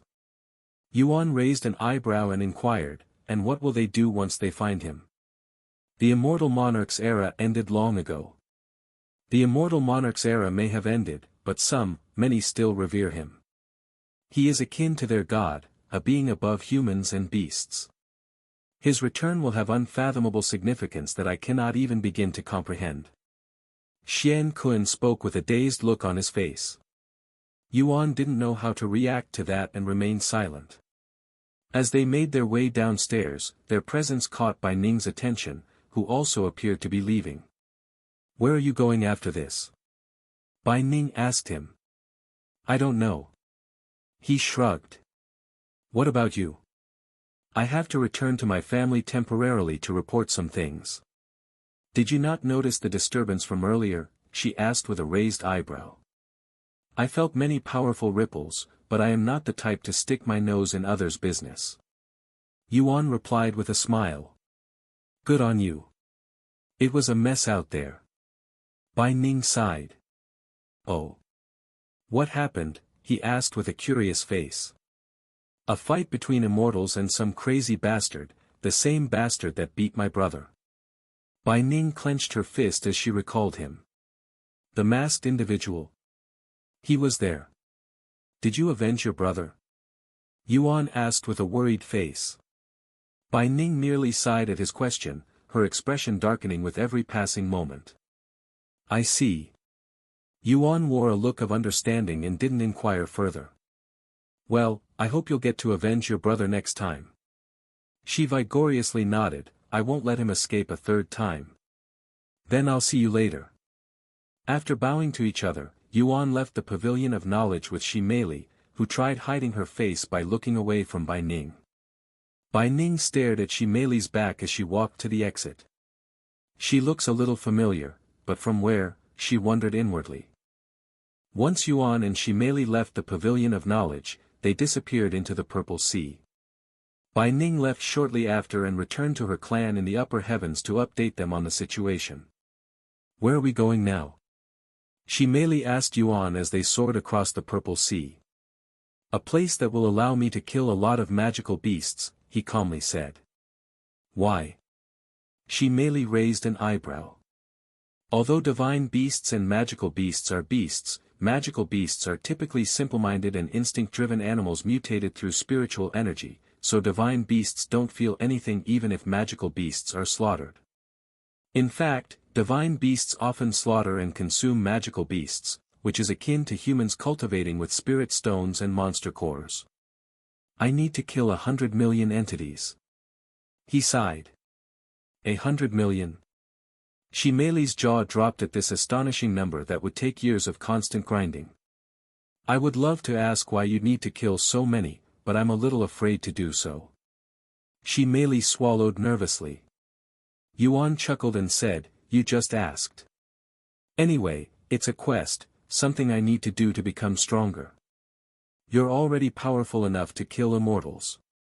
I cannot imagine how much more powerful you can become. No, I am not powerful enough to kill immortals. I only managed to kill that one because his cultivation was restricted. If I had to fight him at full power, he'd easily kill me. Yuan shook his head at reality. Still, I don't think anyone else out there can boast of defeating someone 9 realms above their own strength. With so many experts from the upper heavens showing up, I will need to become strong, much stronger if I want to protect you and everyone. A glint of determination flickered within Yuan's eyes. We could have asked Xian Kuan, but we had already left the pavilion of knowledge. Shimei then said. It's fine. I intend to return to the others first. We can figure out the rest afterward. After returning to the cultivator's haven, where Meishio and the others are in seclusion, Yuan said to Shimei, you can return to training if you want. I'll be away for a few days. I've had enough training for now. I'll take a look around the city while I wait for your return, she said. Yuan nodded, stay safe. She chuckled, don't worry, I doubt many Bai Shutao are out there. Yuan logged off the next moment. Once he returned to Earth, Yuan went to relax inside the bathroom by soaking in medicine. Even though the medicine no longer had any effect on his body, it still felt better than an ordinary hot bath. After getting out of the bathroom, Yuan noticed a card placed on the desk beside the bed. He picked it up and read its contents. Chairman Li has contacted us on. The great battlefield has finished with its renovations and will resume faction wars soon. Our faction war with Fiery Garden of Hell has been scheduled. 2 days ago, Luckily, I finished my business in Cultivation Online earlier, or I would have missed the faction war, he mumbled to himself. The Demon Sealing faction and Fiery Garden of Hell was scheduled to begin in 3 days. He went to the training grounds to see if anyone was there, but it was empty. Everyone was busy with their training in Cultivation Online. With nothing else to do, Yuan went to the balcony and started playing the zither to pass the time. A few hours later, Meifeng knocked on the door. You can enter. Meifeng walked straight to the balcony and said, you saw the note, right? Yes. Do you really intend to fight the faction war alone? Yes, but I'll need you there to be the ruler, he calmly nodded. Of course, I'll be there. I'll make my way to the Eternal Lotuses now. I'll see you at the great battlefield. Sometime later, Yuan disappeared into the clouds, speeding toward the Eternal Lotuses' headquarters. When he arrived, the guards at the entrance instantly recognized him and said, our leader is expecting your arrival, player Yuan. Yuan followed one of them inside and was led directly to Bai Lianhua's room. Welcome, Yuan.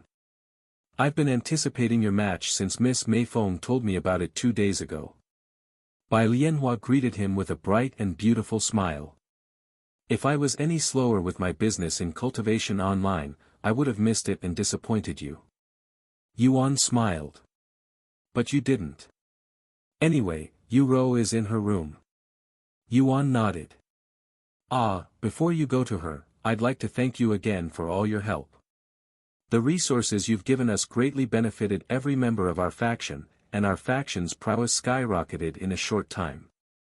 That was the purpose to begin with.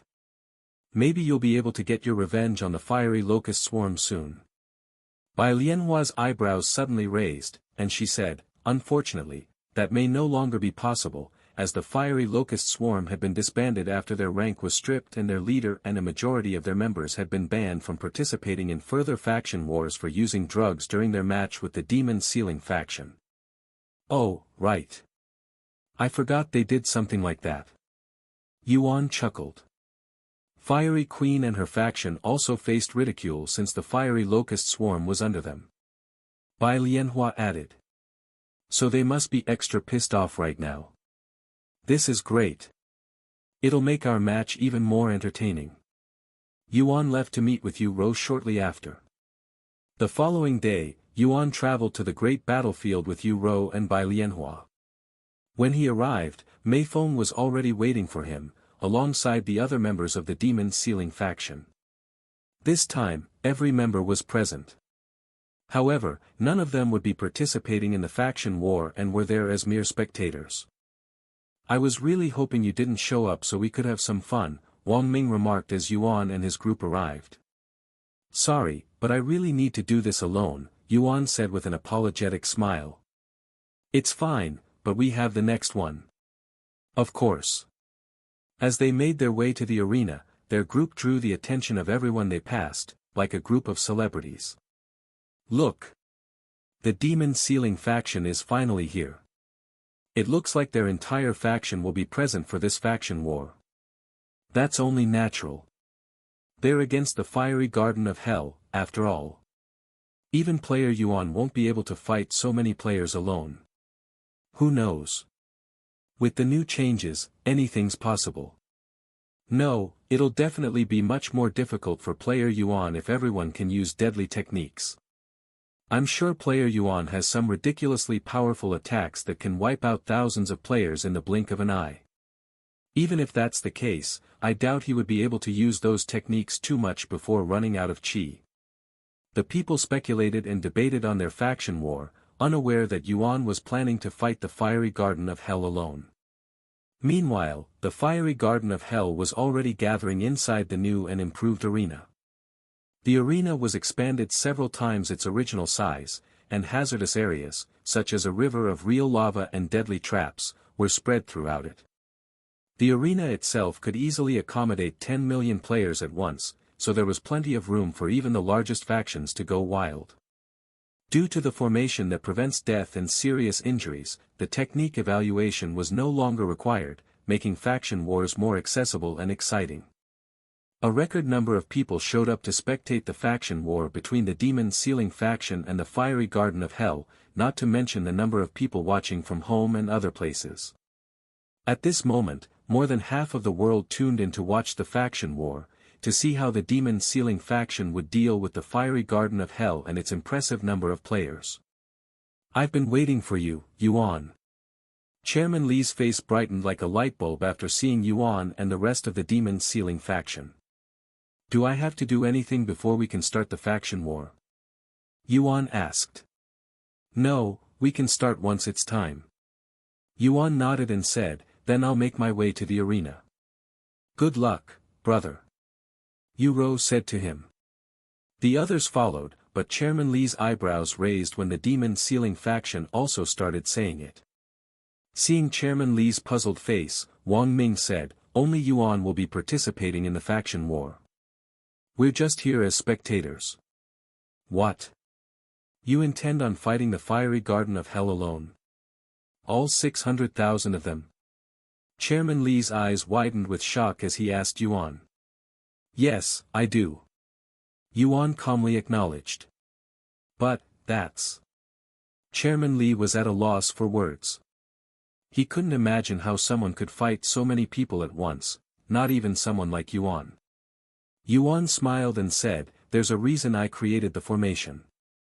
Of course, I wanted to make faction wars safer for everyone, but it's also so I can fight with fewer restrictions. Chairman Li still couldn't find any words. Yuan continued walking to the exit, quickly disappearing from the waiting room. Mei Feng followed him since she had to be the ruler. He's serious. Chairman Li uttered in a dazed voice. He never jokes around in these sorts of situations. Wang Ming chuckled. Sometime later, Yuan appeared in the arena. When the spectators saw this, the entire stadium erupted with cheering. However, the cheering quickly quieted once the spectators realized only 2 members from the Demon Sealing faction were present. Huh? Where's the rest of the members? Someone asked out loud. Maybe they couldn't show up, just like the last faction war. That's impossible. I saw the entire Demon Sealing faction at the airport. They're definitely here. So where the hell are they? The match is about to begin in 10 minutes. Look over there. The rest of the Demon Sealing faction members are in the spectators area. Someone suddenly shouted, his arm pointed at a specific location in the stadium meant for VIPs. No way, they're here as spectators.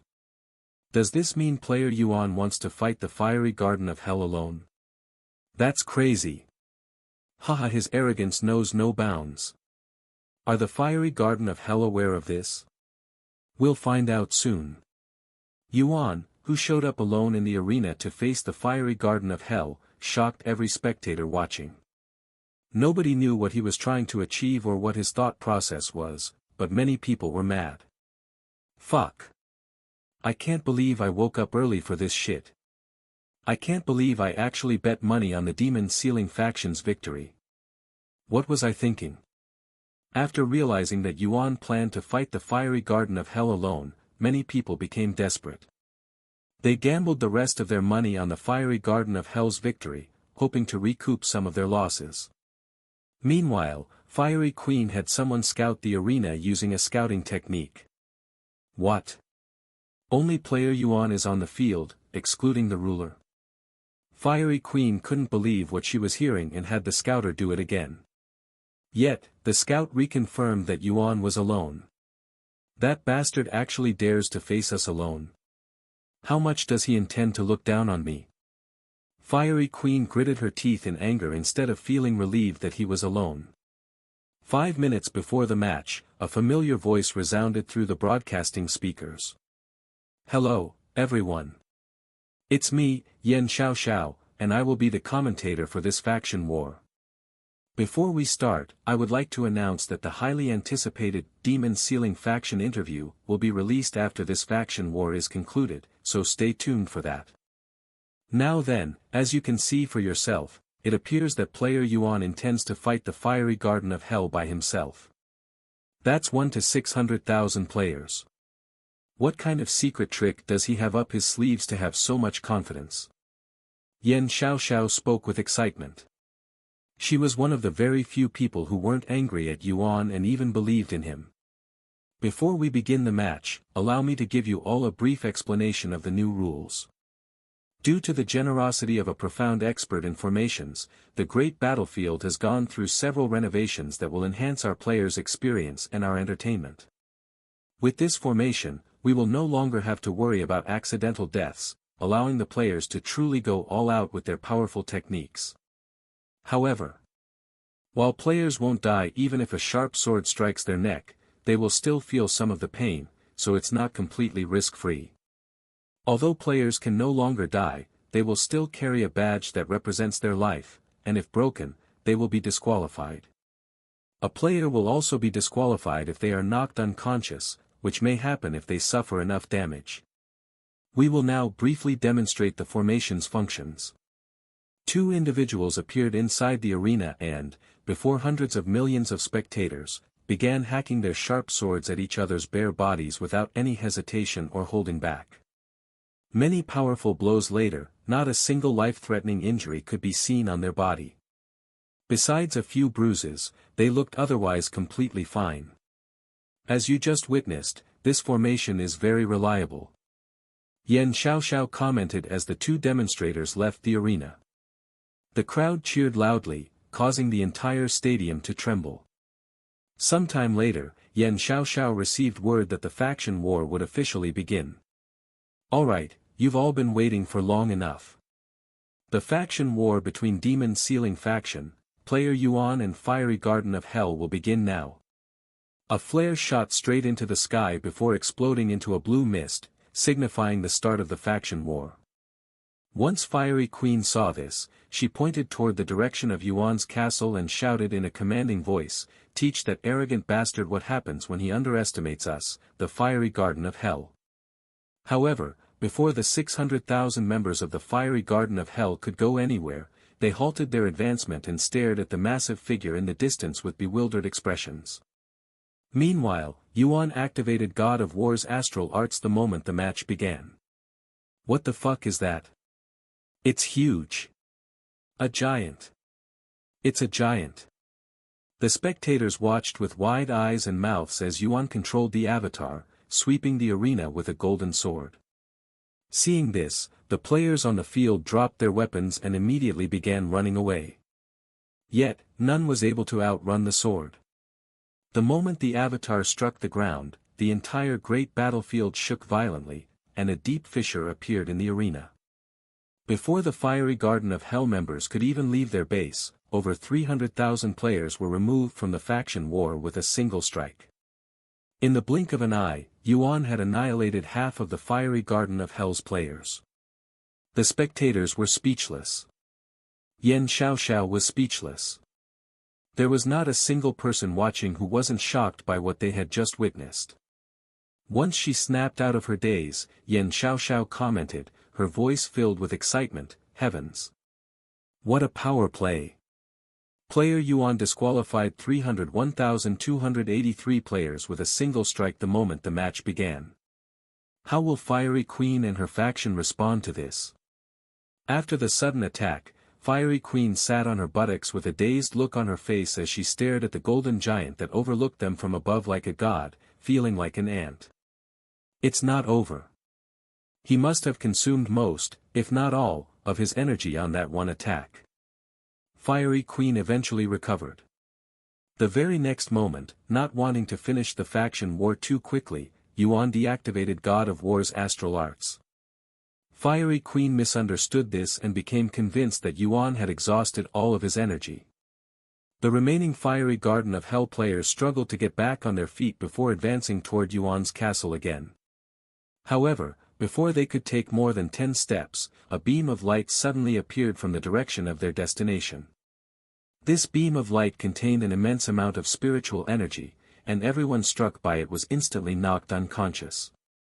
The same thing happened to those hit by the God of War's astral arts.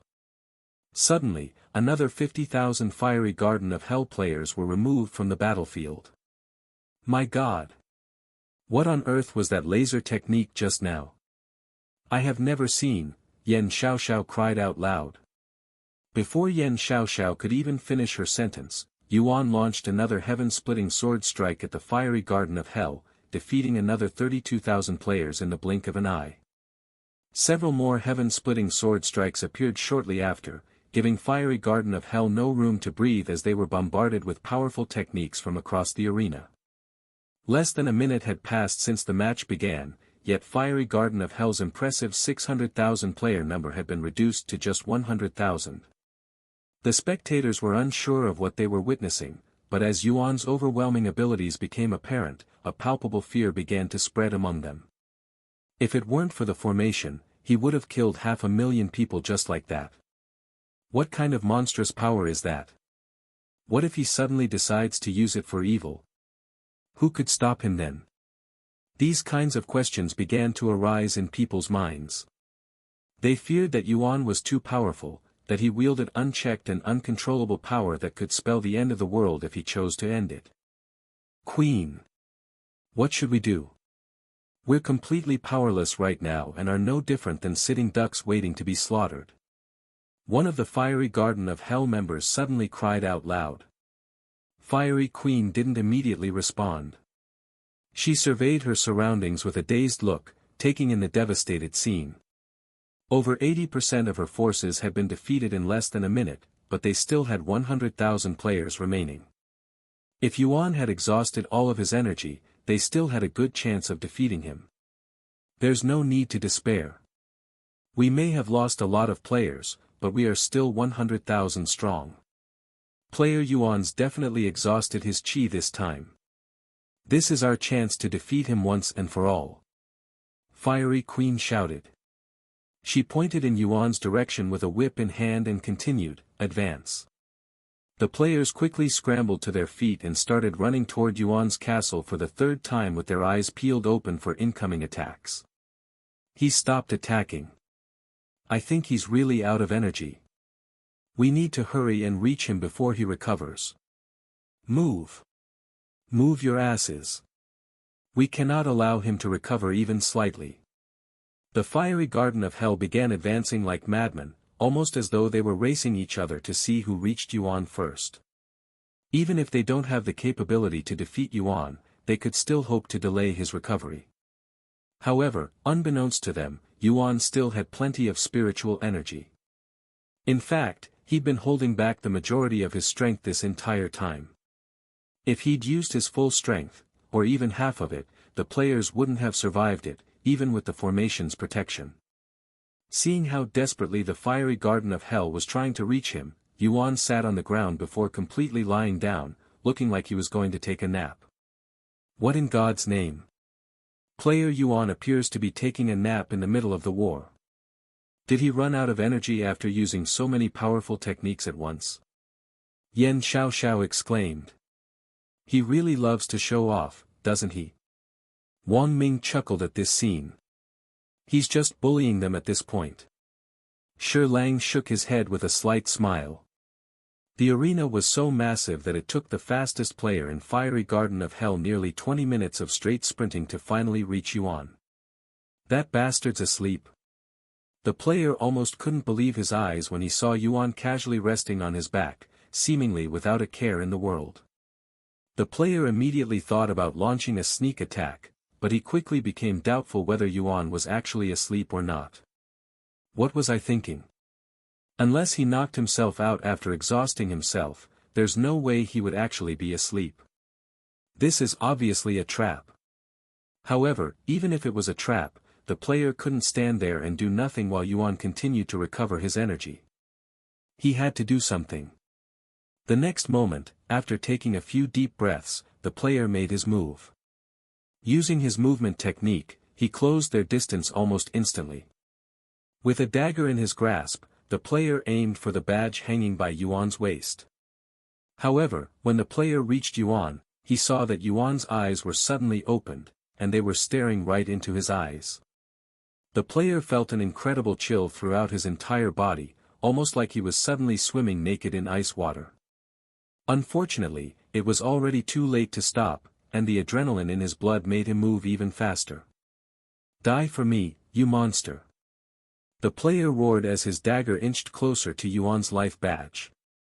Right as the dagger was millimeters away from touching Yuan's badge, the player suddenly found himself unable to move even the slightest, almost as if he was frozen in time. Before the player could even react, Yuan casually smacked him in the face, sending him flying across the arena until he hit another player several minutes away. Where the hell did you come from? The player struck by the one who got hit cried out loud. However, the player couldn't respond, as he was knocked unconscious. Eventually, Fiery Queen and the rest of the players reached Yuan, who was no longer napping on the ground but hovering in the air instead. What took you so long? I fell asleep waiting for you. Yuan said as his gaze stared at Fiery Queen. Shut up! Fiery Queen bellowed with an enraged expression. Keep acting arrogant, but we all know that you've already exhausted your energy. Oh, really? What gave it away? Yuan smiled. Unless you have unlimited qi, there's no way you're not exhausted by now. But I had plenty of time to rest. Ha! Who are you trying to fool? You wouldn't be able to recover completely even if we gave you an entire day. Yuan laughed. Fiery Queen, you don't learn, do you? How many times do I have to teach you this lesson? What lesson? Fiery Queen frowned. That you'd never be able to defeat me. Yuan activated God of War's astral art again. The golden giant returned and even looked bigger than before. Fiery Queen and the other players' faces immediately darkened, and their hearts all dropped at the same time. Fiery Queen, let this be my last warning to you. If I have to deal with you again, it won't be so peaceful.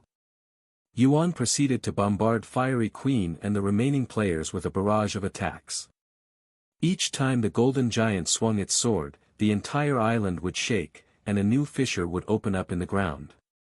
After destroying almost the entire arena, Yuan deactivated the technique and descended before Fiery Queen, who he'd purposefully left alone. Fiery Queen stared at him with a dumbfounded face. She opened her mouth, but no words came out. In the end, Yuan destroyed her badge without uttering another word. Fiery Queen stared at her destroyed badge with a dazed face. Although she sustained almost no physical damage during the faction war, the damage dealt to her mentally was immense and profound. This overwhelming sense of defeat and helplessness made her recall their previous confrontation and how he slaughtered all of the exiles. Tears began flowing from Fiery Queen's eyes, but Yuan did not linger to watch her weep and was already walking away. Despite the demon sealing faction, Yuan's overwhelming victory, nobody in the crowd cheered, and the place was so silent that a pin drop could be heard from miles away. Eventually, Yan Xiaoxiao broke the silence by announcing the winner of this faction war is Demon Sealing Faction.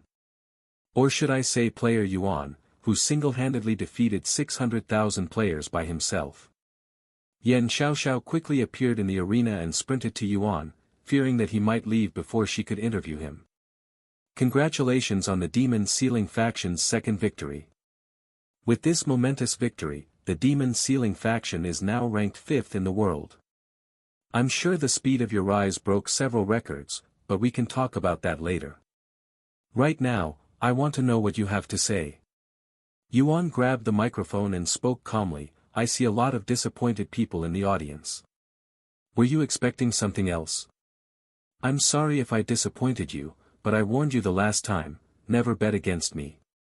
Anyway, I've had enough fun of faction wars for now, so I will no longer be participating in them. With that said, if you wish to challenge the Demon Sealing Faction, I'm sure the other members will be more than willing to entertain you. Yuan returned the microphone to Yan Xiaoxiao before walking out of the arena. The spectators remained silent, trying to comprehend what they had just witnessed. Given the absurdity of everything, many wondered if they had somehow logged into Cultivation Online without realizing it. Although the members of the Demon Sealing Faction tried to look calm, they were also inwardly shocked. They had never seen Yuan fight so fiercely, even during their training. I knew there was a wide gap between us, but I didn't think it was this ridiculous. Shi Lang muttered in a dazed voice. Forget about the faction war. He can probably conquer the world with those techniques. I wouldn't doubt it. Wang Ming smiled. After the faction war concluded, topics on the subject began spreading online like wildfire. Even though the faction war ended already, I still cannot believe it ended so fast. I waited an entire month for this faction war, and the fiery Garden of Hell was defeated in less than half an hour, only because player Yuan waited 20 minutes for them to reach him.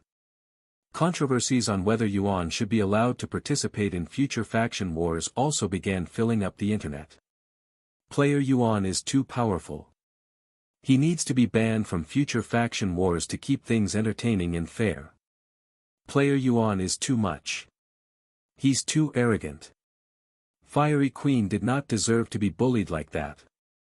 Most spectators who watched Yuan's faction war felt an indescribable sensation after the match. It was a feeling they were not familiar with. Gradually, they began to recognize that feeling as existential fear. After witnessing someone who was beyond their understanding, they began to question the purpose of their own existence. However, unwilling to accept their inferiority, these people banded together to drag down the one who had made them feel that way. Player Yuan was definitely using drugs to enhance his strength. Ban player Yuan. Remove the Demon Sealing Faction from the rankings. Countless calls for the Cultivators Association to ban player Yuan and the Demon Sealing Faction flooded the internet. The sentiment only intensified over time, with more and more people echoing the same demand. Chairman Li, under pressure not only from the public but also from the legacy families and other powerful backgrounds, found himself in a difficult position. The legacy families and 10 great families have always wanted to get rid of Yuan, but they have never had the opportunity to do so until now. Soon, even government agencies from around the world got involved. Due to Yuan's prowess, which they perceived as a threat, they had no choice but to intervene. However, the governments had no interest in the Cultivators Association or the faction wars. They only had one thing in their sights, Yuan himself. Shortly after the faction war had concluded, every single government agency in the world got together. They watched the faction war between Yuan and Fiery Garden of Hell from beginning to end before they started their conversation. They started the conversation by revealing all of their information on Yuan, from the day he joined the orphanage to the current day. Although the government hasn't acted until now, they have been gathering information on Yuan since the day they realized he was player Yuan just in case of situations like this. This person clearly has enough power to threaten not just a country but the entire world. He's too dangerous to be wandering around without any supervision. Then what do you suggest? That we chain him down? Who here has the power to do that? I do not know what has to be done or what can be done. I only know that something must be done before he gets out of control. He's currently living within the Dragon Spiral Mountain, right? Perhaps we can get the Lord to deal with him. The room fell silent for a moment. The Lord's identity as a divine beast was no secret among government agencies, but only those with the highest level of clearance knew about it. If it's the Lord, he definitely has the power to control Yuan. No, he might be the only entity in this world who can do so. But would he even help us? The Lord is a reasonable entity. I'm sure he'll understand our worries. Brother, is there anything you can do about this? Inside her room, Yuro shoved her phone at Yuan's face, showing him all of the negative things being said about him with a concerned face. After the faction war, wanting to spend a little more time with his sister, Yuan left with Yuro and Bai Lianhua while the others returned to the Dragon Spiral Mountain. Yuan glanced at the topic being made about him and shrugged. What do you want me to do? Tell them to shut up. I don't know, but they're demanding you to be banned from future faction wars. And it's not just a few individuals. Yuro said with a worried face. I kind of agree with them. I'm simply too powerful. Any faction war with my participation will be a guaranteed victory for the Demon Sealing faction by a landslide. I don't intend to participate in more matches unless necessary, so this ban won't really affect me that much. But I enjoy watching you kicking everyone's ass. Faction wars will no longer be the same for me after seeing your performance today. They won't be as entertaining. Senior sister, you should say something too. Yuro turned to look at Bai Lianhua, who was leaning on the wall with a perplexed expression on her face. I don't know what to say. I doubt the Cultivators Association would ban him because of this, but I have a feeling that the 10 great families will add to the pressure. There's no chance in hell they'd let this opportunity to drag Yuan down slip away. Suddenly, Bai Lianhua received a call on her private cell phone. Hello? Father? It was her father, Bai Mengyao, calling. Yuan? Yeah, he's with me. Why are you asking? Huh? Seriously? Bai Lianhua's face became filled with shock. Okay. I'll tell him. After hanging up, Bai Lianhua turned to look at Yuan with a heavy gaze. What's wrong? Yuan asked. I was right. The 10 great families are working together to pressure the Cultivators Association to put a ban on you. However, that's not what's most concerning. Apparently, government agencies around the world are wary of your capabilities and have gathered to discuss your existence. Yuan raised an eyebrow at this news. The government? What are they worried about? That I might take over the world or something, he spoke in a joking tone.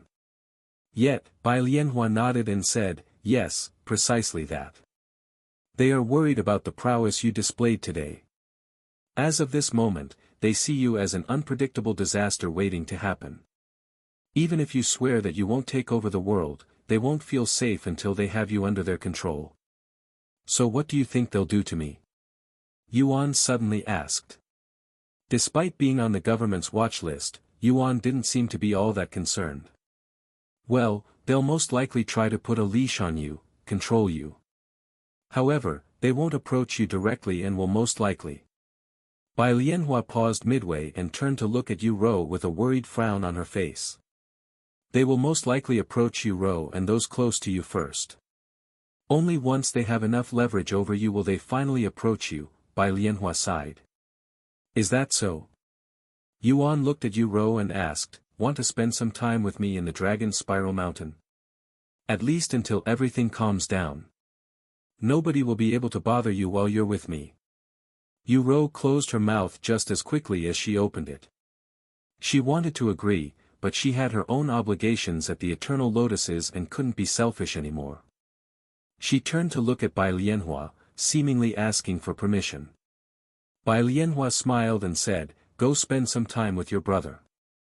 You barely left this place since you joined our faction over a year ago. It's about time you switch sceneries, not to mention the situation. This is also for your safety." "Thank you." Yu nodded. Yuan looked at Bai Lianhua and said, "You know, the Dragon Spiral Mountain has enough room for the entire Eternal Lotuses to relocate. The spiritual energy there is also much denser than here, so you'll all benefit from being there." Bai Lianhua was momentarily stunned by his suggestion. After snapping out of it, she said, "I know it's incredibly expensive to live there, if you even get approved by its landlord. There's no way they'd let so many people move there at once." Yuan smiled and said, "I happen to be very close with the landlord, so we should have no problem getting you guys settled there. Of course, this is only a suggestion, an offer. You don't have to take it if you don't want it." Unlike before, Bai Lianhua didn't immediately reject his offer. Living inside the Dragon Spiral Mountain would not only provide them with security but also benefit their cultivation. However, the most important factor was that she would get to be neighbors with Yuan. Seeing Bai Lianhua seriously pondering moving her headquarters to Dragon Spiral Mountain, Yuan gave her another push. "You also won't need to worry about living expenses since that'll already be taken care of." After a moment of silence, Bai Lianhua replied, "Can I give you an answer later? I need to speak with the others first. This decision is too big for me to decide alone." Yuan nodded, "Sure. Then I will immediately speak with the others." Bai Lianhua didn't waste any time and gathered all the faction members before telling them about Yuan's offer. "We get to be neighbors with the Demon Sealing faction and player Yuan. I agree. I heard that only the elite of elites are allowed to live there. I also agree with our relocation." The members were quick to give their opinions on the matter, and everyone agreed to move to the Dragon Spiral Mountain because they would only benefit from it. That was fast. Yuan smiled when Bai Lianhua returned to the room much faster than he'd anticipated. "Well, everyone's eager to move." Bai Lianhua replied with a bashful smile. "Then it's settled. You guys can make the move whenever. I'll speak with the Lord once I return." Bai Lianhua nodded, "Okay. Thank you for giving us this opportunity." Yuan left with Yu a few hours later. As Yuan and Yu made their trip back to the Dragon Spiral Mountain, government officials were already there to speak with the Lord. However, before they could even reach the Lord, they had to deal with the manager first. Even as government officials, they couldn't enter the Dragon Spiral Mountain without her approval. "What is your reason for visiting?" Leah asked them with a nonchalant look on her face. "We have some urgent matter that requires the Lord's attention.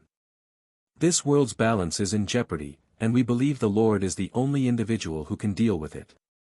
Despite hearing this information, Leah remained uninterested and said, "I will need more information than that, or are you implying that I don't qualify enough to hear it?" The government officials exchanged glances with each other before giving a nod. One spoke a second later, "We believe a certain individual has too much power and could be a potential time bomb strong enough to destroy this world if not controlled. He's currently wandering the world unrestricted as we speak, and we'd like the Lord to do something about it." "Who is this individual?" Leah narrowed her eyes. "He used to go by Tian, but he's known as Yuan right now, and he's a resident at the Dragon Spiral Mountain." Leah raised an eyebrow upon hearing this familiar name. After realizing the situation, Leah couldn't help but crack a chuckle. The government officials raised their eyebrows at Leah's reaction. Although they had met and spoken with her plenty of times, they had only seen her poker face, so it was an incredibly weird feeling to see her laugh, even if it was just slightly. "Ahem." Leah cleared her throat and spoke, acting like nothing had happened. "You need the Lord to control this Yuan individual, correct?" I'll lead you to the Lord right now. Already? The government officials couldn't believe how fast they gained entrance. Typically, they would have to wait for Leah to contact the Lord before getting a response. Don't tell me the Lord is already aware of the danger Yuan proposes to the world. One of them speculated as they passed the gates, entering the Dragon Spiral Mountain. Maybe that's why she laughed at us, because they are already working on it. Sometime later, these government officials reached the peak of the mountain. Wait here for a bit, Leah said to them before disappearing for a few minutes. While they waited, Leah went to notify the Lord of their visit. Government officials. What do they want? That's a surprise. Leah smiled. The Lord found Leah's behavior to be unusual and immediately became suspicious. However, he didn't question her any further and said, "Bring them to me." Of course. Leah left to bring the visitors to him. A few moments later, the government officials stood before the Lord's cave with their heads lowered so much their chin was kissing their chest. What are you all waiting for? This is an urgent matter, right? Go ahead and tell him what you told me. Leah spoke up when none of the government officials dared to speak without permission. The officials felt something was off about Leah, almost like she was entertaining herself with their situation. We greet the Lord of the Dragon Spiral Mountain. Today, we have an urgent matter to discuss. There is a particular individual we believe requires your attention. This individual possesses unfathomable power that threatens not only the balance of this world but also the world itself. He hasn't done anything requiring immediate action, but we believe it's only a matter of time, and at the speed he's growing, we should move as soon as possible before he becomes truly uncontrollable. This individual is a resident at the Dragon Spiral Mountain. He used to be called Yuan but is now widely known as Yuan, and we need you to put a collar on him. The moment Yuan's name was uttered, the atmosphere in the Dragon Spiral Mountain changed, and a dreadful pressure appeared at the peak of the mountain, forcing all of the government officials to kneel on the ground. Lord! What is the meaning of this? The government officials screamed in horror as the bones in their bodies began cracking. The pressure disappeared a few seconds later, but the officials remained on the ground with their bodies still screaming from pain. I refuse. The Lord uttered in a cold voice a moment later without explaining any further. Despite their pain, the officials tried to change his mind. Please. You're the only existence in this world who can control a monster like him. The world needs your help, Lord. Why are you refusing to help us? At least give us an explanation. I will not repeat myself, nor do I owe you any explanation. Now get the hell out of my face before I lose my temper again. The Lord roared, blowing them away with the force of his voice. But the Lord has spoken. Unless you want to leave this mountain as a corpse, I suggest you leave now. Leah stepped forward and interrupted. The government officials gritted their teeth in frustration and began descending the mountain. Due to the pain in their body, they had to support each other as they slowly limped away. Why didn't you try to stop them or convince them that Yuan isn't dangerous?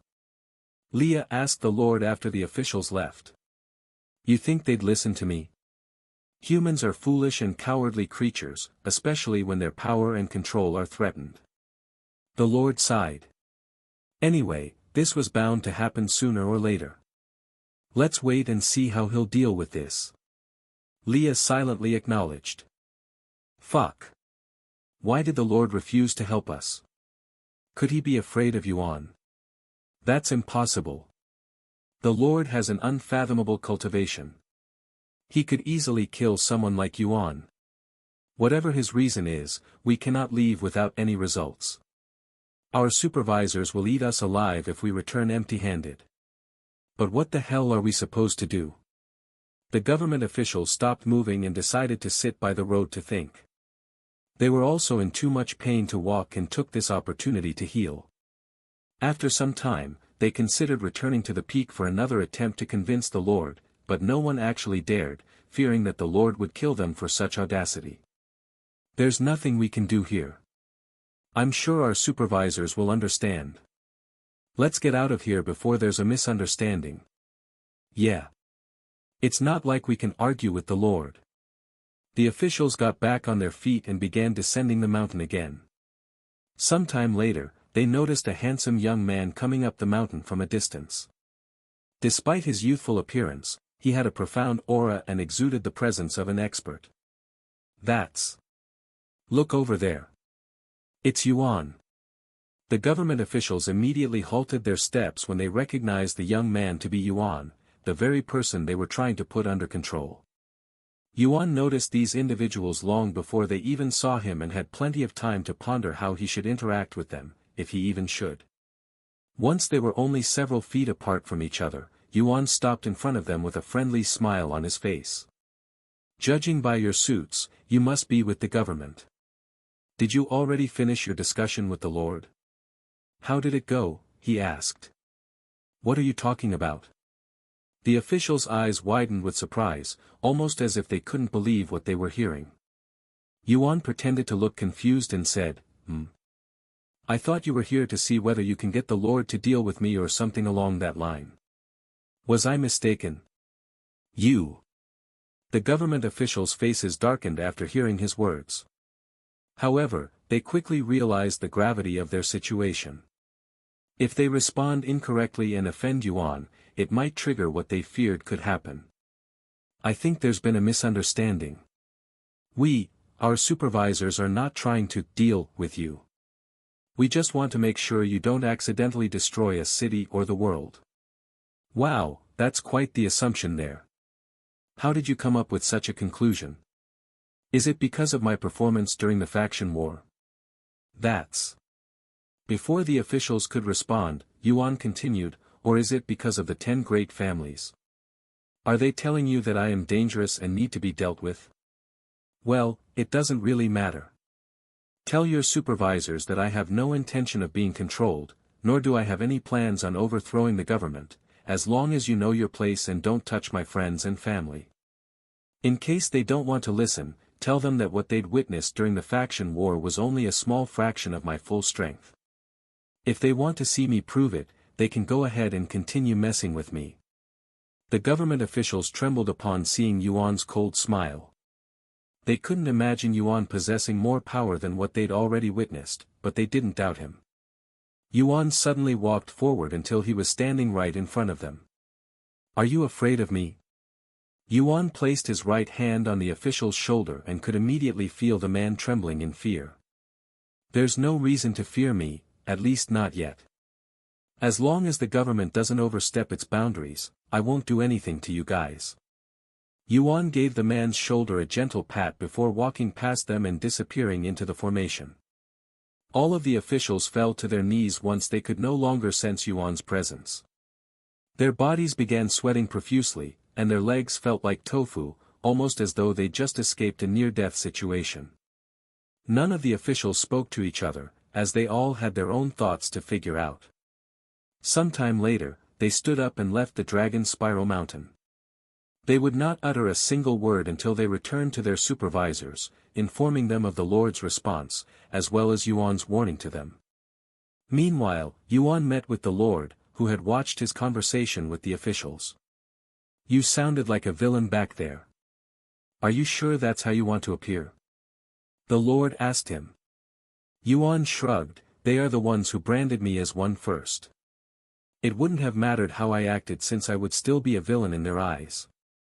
Anyway, I didn't come here to talk about them. The Eternal Lotuses, who is in an alliance with my Demon Sealing faction, would like to move their headquarters to the Dragon Spiral Mountain. My sister is there, and I would like to keep her close to me for now. Do you think that's possible? Of course, that's possible.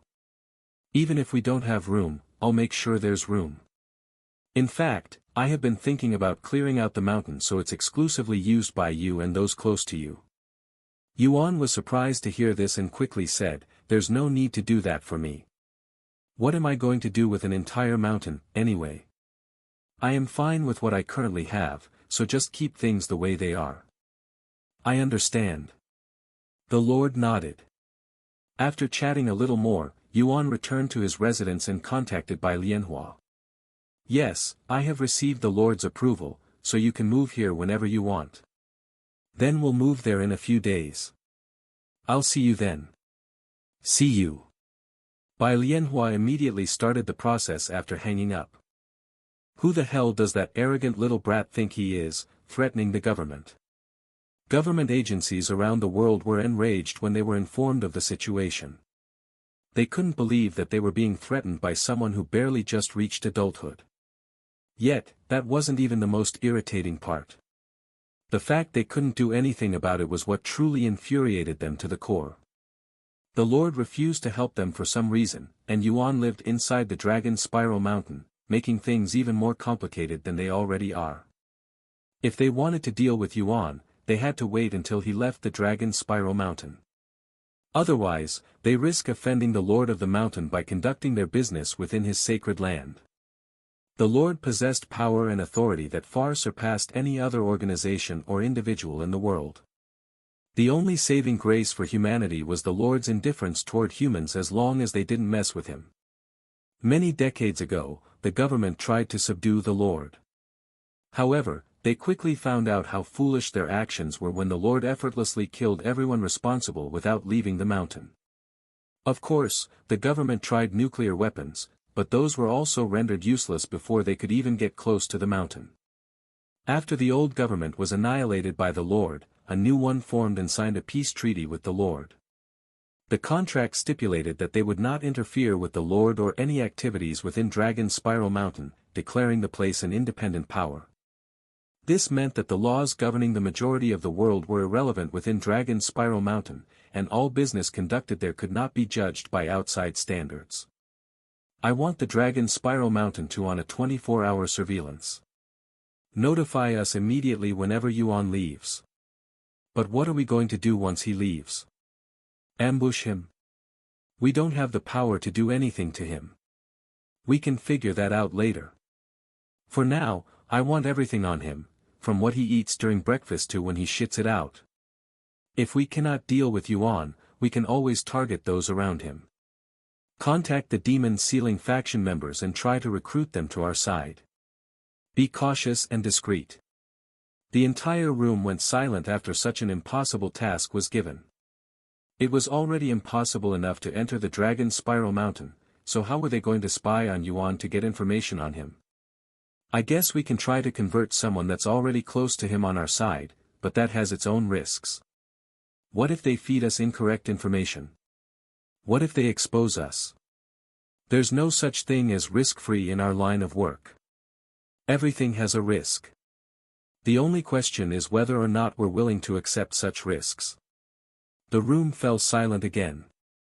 Eventually, they agreed to try to convert someone from the Demon Sealing faction. Meanwhile, Yan Xiaoxiao just finished editing her interview with the Demon Sealing faction and sent a copy to Meifeng to get it approved. At the Demon Sealing faction, Meifeng watched the interview with Yu Rou and Yuan together. It's very well made and puts a good spotlight on the Demon Sealing faction, which will definitely help us when everyone is trying to drag our name through the mud, Meifeng commented after watching the interview. Do you think it'll stop people from talking badly about my brother? Yu Rou asked with a slight frown on her face. Unlikely, since most of the people speaking ill of Yuan are probably hired actors paid by the 10 great families and the government. This is very common practice for those who want to lower another's reputation. There's no need to worry about me, Yu Rou. Whether my reputation is good or bad, it won't change anything. Yuan said to her. I know that, but it's still frustrating to see people badmouth you every time I open up the internet. She sighed. Yuan suddenly placed a hand on her head and ruffled her hair. Brother. Don't waste your energy over something like that. It's not worth it. He looked at Meifeng and continued, anyway, you can let Yan Xiaoxiao know that she can release the interview whenever she wants. Meifeng nodded and immediately sent a message to Yan Xiaoxiao. Not even a minute later, Yan Xiaoxiao posted the interview on her personal website and social profiles, instantly gathering tens of thousands of views. In less than half an hour, the interview garnered over 100 million views, becoming a sensation on the internet. At first, there were many positive comments, praising the Demon Sealing faction's unique lifestyle and the members' trust in Yuan. However, once the 10 great families and the trolls heard about the interview, they bombarded it with the usual negative comments. Yet, because these comments were made under Yan Xiaoxiao's profile, her immense fanbase was immediately enraged, considering it an attack on Yan Xiaoxiao herself. Thus, the trolls and Yan Xiaoxiao's fanbase began a war with each other. Later that night, Yu approached Yuan and said, "Let's sleep together tonight." "I don't mind, but..." Yuan showed his room to her, where another individual was already sleeping on his bed. "Oh, right. You sleep together with Chu Liuxiang." Yu proceeded to stand there in silence, seeming in deep thought. "I have been wondering about this for a while now, but why isn't Meishou sleeping with you, too? Isn't she also your lover? I don't think it is fair to make her sleep in a separate room when Chu Liuxiang sleeps with you." "Well, it's not like I am forcing her to be in a separate room. I also don't want to force her to sleep with us, so I'm just waiting for her to say something," Yuan said with a bittersweet smile. "Is that so?" Yu mumbled. After another moment of silence, she said, "I changed my mind. I'll go sleep with Meishou tonight since it's been a while." Yuan nodded, and Yu knocked on Meishou's room the following moment. Once Meishou answered the door, Yu greeted her with a bright smile. "Meishou, it's been a while since we've really spoken with each other. Let's sleep together tonight." Although she was a little surprised, Meishou agreed with a slight head nod. "Sure. Come inside." "Good night, brother," Yu said as she strolled into the room. "Good night," Meishou also said. "Good night, you too." Once the door closed, Yuan returned to his room to sleep, as cultivating was pointless nowadays. Due to the Celestial Emperor's curse and his high cultivation base, his cultivation would go nowhere, even if he cultivated for years straight. Of course, he could always consume monster cores, but he had no reason to increase his cultivation on Earth any further. After all, he already had more than enough power to conquer the entire world if he so desired. Meanwhile, inside Meishou's room, Yu muttered as she sat on the bed, "Wow, this is a really comfortable bed. Anyway, how have you been doing, Meishou? Is my brother treating you right?" Meishou nodded with a smile. "I've been doing great, and Yuan's treating me fine, too." "Really? If that's the case, why are you still sleeping alone while Chu Liuxiang is sleeping in the same room as him?" Yu looked at her with doubtful eyes. "I'm satisfied sleeping in my own room, and he does come sleep with me once in a while." Although she didn't mention it, she'd actually heard Yu's conversation with Yuan outside her room earlier. "That's not good enough. We've been together since childhood, so you're like a second sibling to me, an elder sister. I will not allow you to lose to someone else." "Lose? But I am not losing, at least, that's not how I see it." Meishou showed a stiff smile. After all, she was the first one to be accepted by Yuan. Yu sighed and said, "Although I wasn't too surprised when I learned that you and my brother paired up since I knew it'd eventually happen, do you have any idea how shocked I was when I found out that he got a second lover? Is it really that surprising?" "Of course. I didn't know he was capable of doing that. Anyway, you should start sleeping in the same room as my brother. I know you want to." Yu winked at her.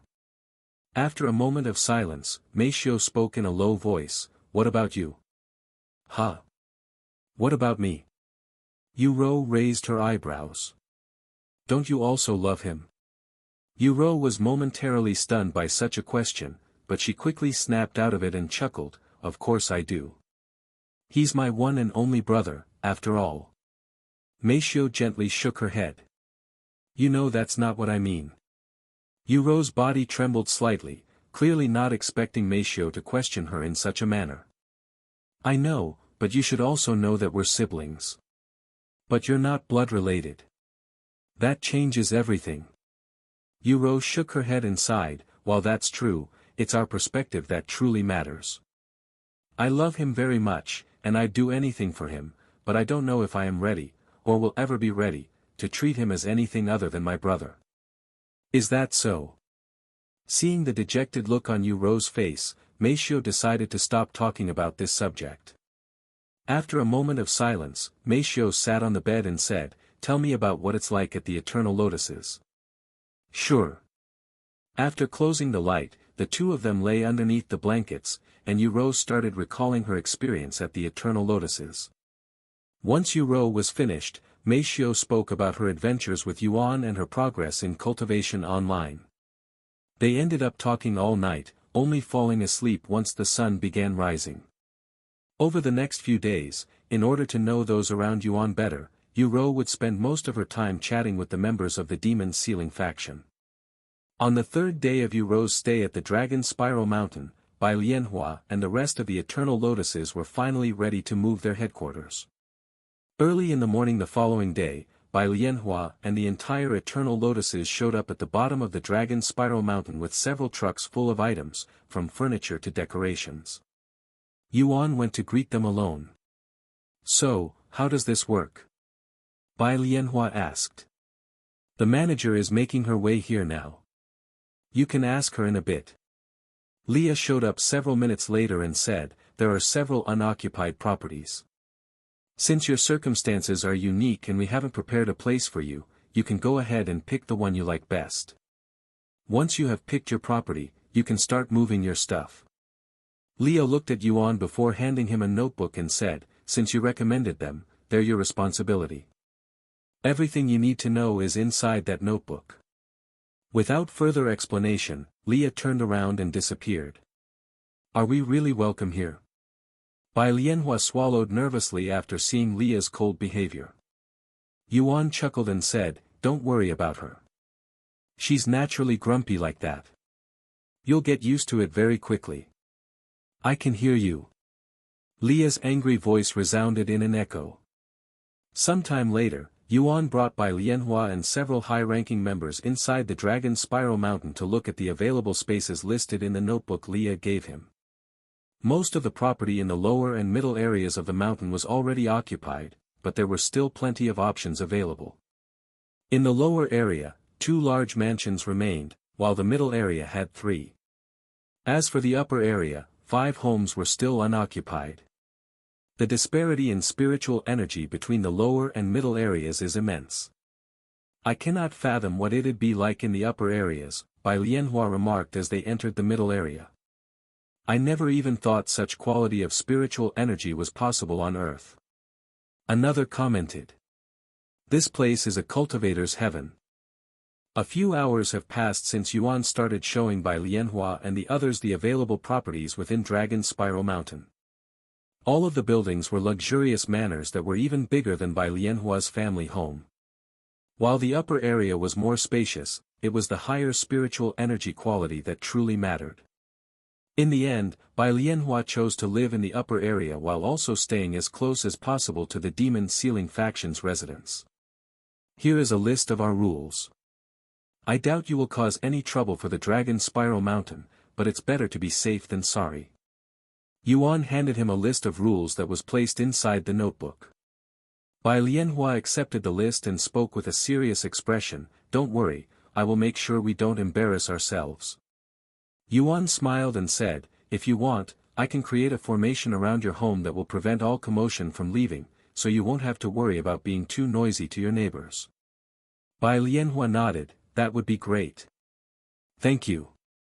Sometime later, Bai Lianhua signed the contract and began sending the trucks up the mountain. Once all of the items were laid out in front of the house, the members started moving them inside. Yu Ro showed up to help with the move since she was also part of the faction. Many hours later, once the moving was finished, the Eternal Lotuses began preparing for a massive feast to celebrate their new home, to which the entire Demon Sealing faction was invited. Before we get this feast started, I would like to give a special shout-out to the one who made this all possible, Yuan. Bai Lianhua gestured for Yuan to go onto the stage, where she was standing. The feast was held in the training ground, which was the most spacious. The stage they were standing on was the same one they used for sparring in their old location, something they decided to transport to their new home. Once Yuan was on the stage, Bai Lianhua continued, in 3, 2, 1. "Thank you, Yuan. Everyone from Eternal Lotuses shouted. Do you have anything to say to us? Bai Lianhua asked Yuan once the noises calmed down. Yuan nodded and said, since we're in an alliance, it's only natural for us to help each other. Now, getting you all settled near us is only the first part. For the next part, I want to help you all grow stronger, and when I say stronger, I don't mean give you powerful techniques.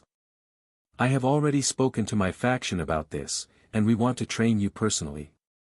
Thus, we will have a 3-day boot camp session at the end of every month, where we will train you to become stronger than all of the other factions.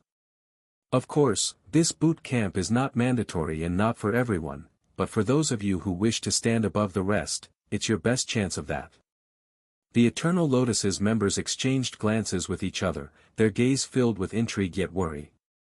Since the month is already ending and you just moved here, we won't start until next month, but we will give you a 1-day trial later so you know what to expect come next month. With that said, let's enjoy ourselves. The feast began shortly after, with everyone stuffing their mouth with food and drinks. The feast continued into the night and even past midnight. Once the feast ended and everyone cleaned up the scene, the members of Eternal Lotuses began cultivating in their new environment. They knew the spiritual energy there was abundant and that their progress would be much faster than before, but when they finally experienced the difference firsthand, they were all profoundly shocked and elated. Ha! Although it's not as good as Cultivation Online, this is still multiple times faster than before. With this much spiritual energy, I should enter Spirit Master in no time.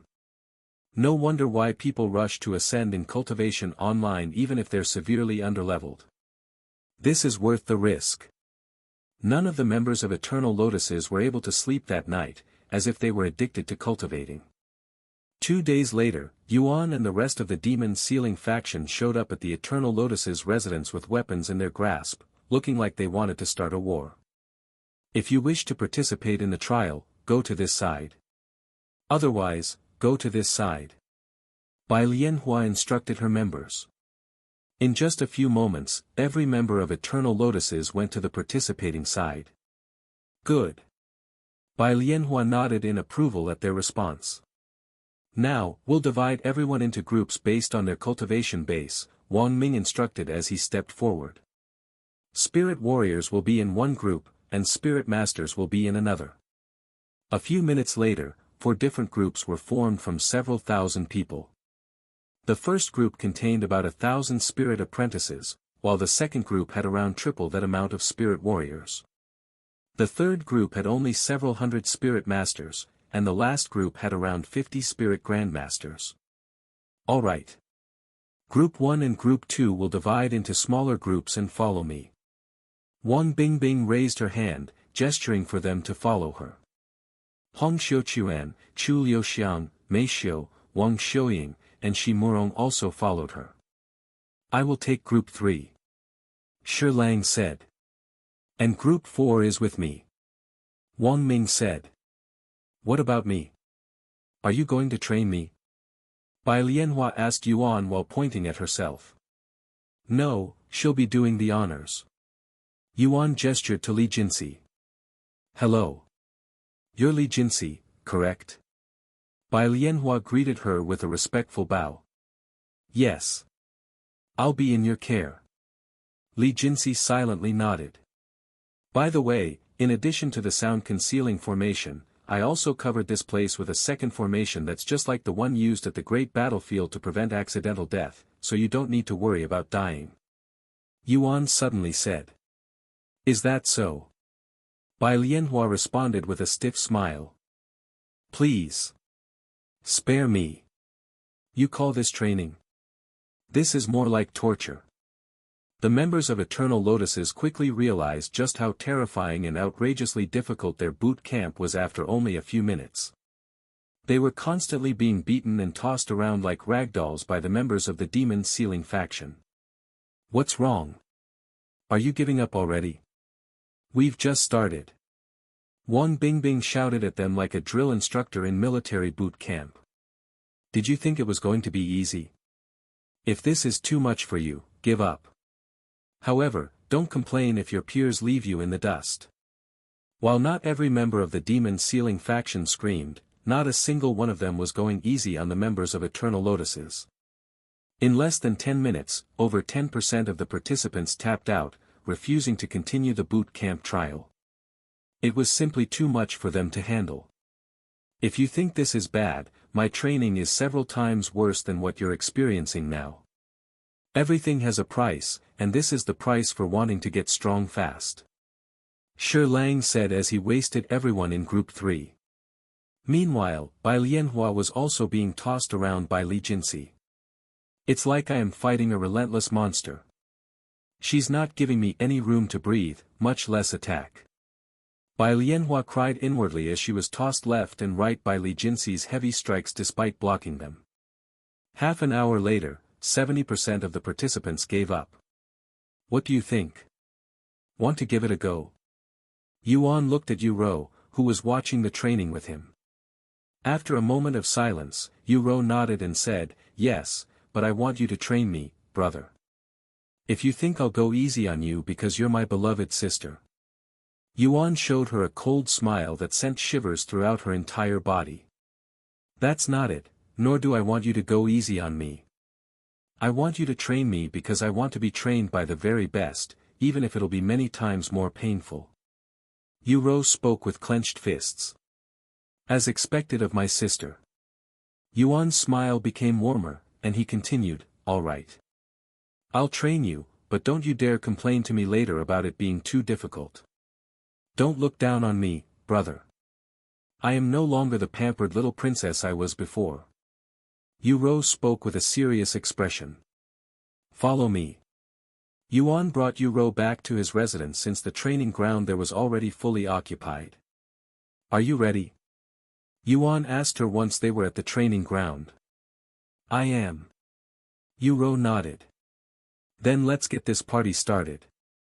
In the following minutes, Yu Rou experienced complete hopelessness as Yuan delivered a beatdown she would never be able to forget. If it weren't for the protection formation, she would have died over 100 times every few minutes. Of course, Yuan didn't just silently beat her. Once Yu Rou started getting used to it, he began correcting her mistakes and giving her opportunities to counter him. Time felt exceedingly slow for the members of Eternal Lotuses since they were constantly in pain. The trial boot camp only lasted 3 hours. Yet, by the end, everyone felt like they had been tortured for 3 days straight. There were no visible injuries on the participants, but as if their bodies had memorized the pain, they would occasionally feel the sensation of phantom blows striking them even long after the training ended. Will this really help us get stronger? I feel like we're just being practice dummies. One of them voiced her concerns. What would they gain from lying to us? Let's just trust in the process. I am already exhausted from just 3 hours. I don't know if I can endure 3 whole days of this torture, even if it's just once a month. Sometime later, Bai Lianhua gathered all of her members.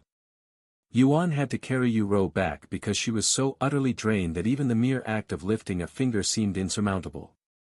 "So, what do you all think of the boot camp?" Yuan asked everyone there with a calm smile on his face. After a moment of awkward silence, someone responded, "It was really difficult." With the floodgates opened, more and more of them started complaining. Difficult is an understatement. Are you sure you're not just torturing us for fun? How will this help us get stronger? After listening to all of the complaints, Yuan spoke, "Since I can only prove its effect with results, let's do this.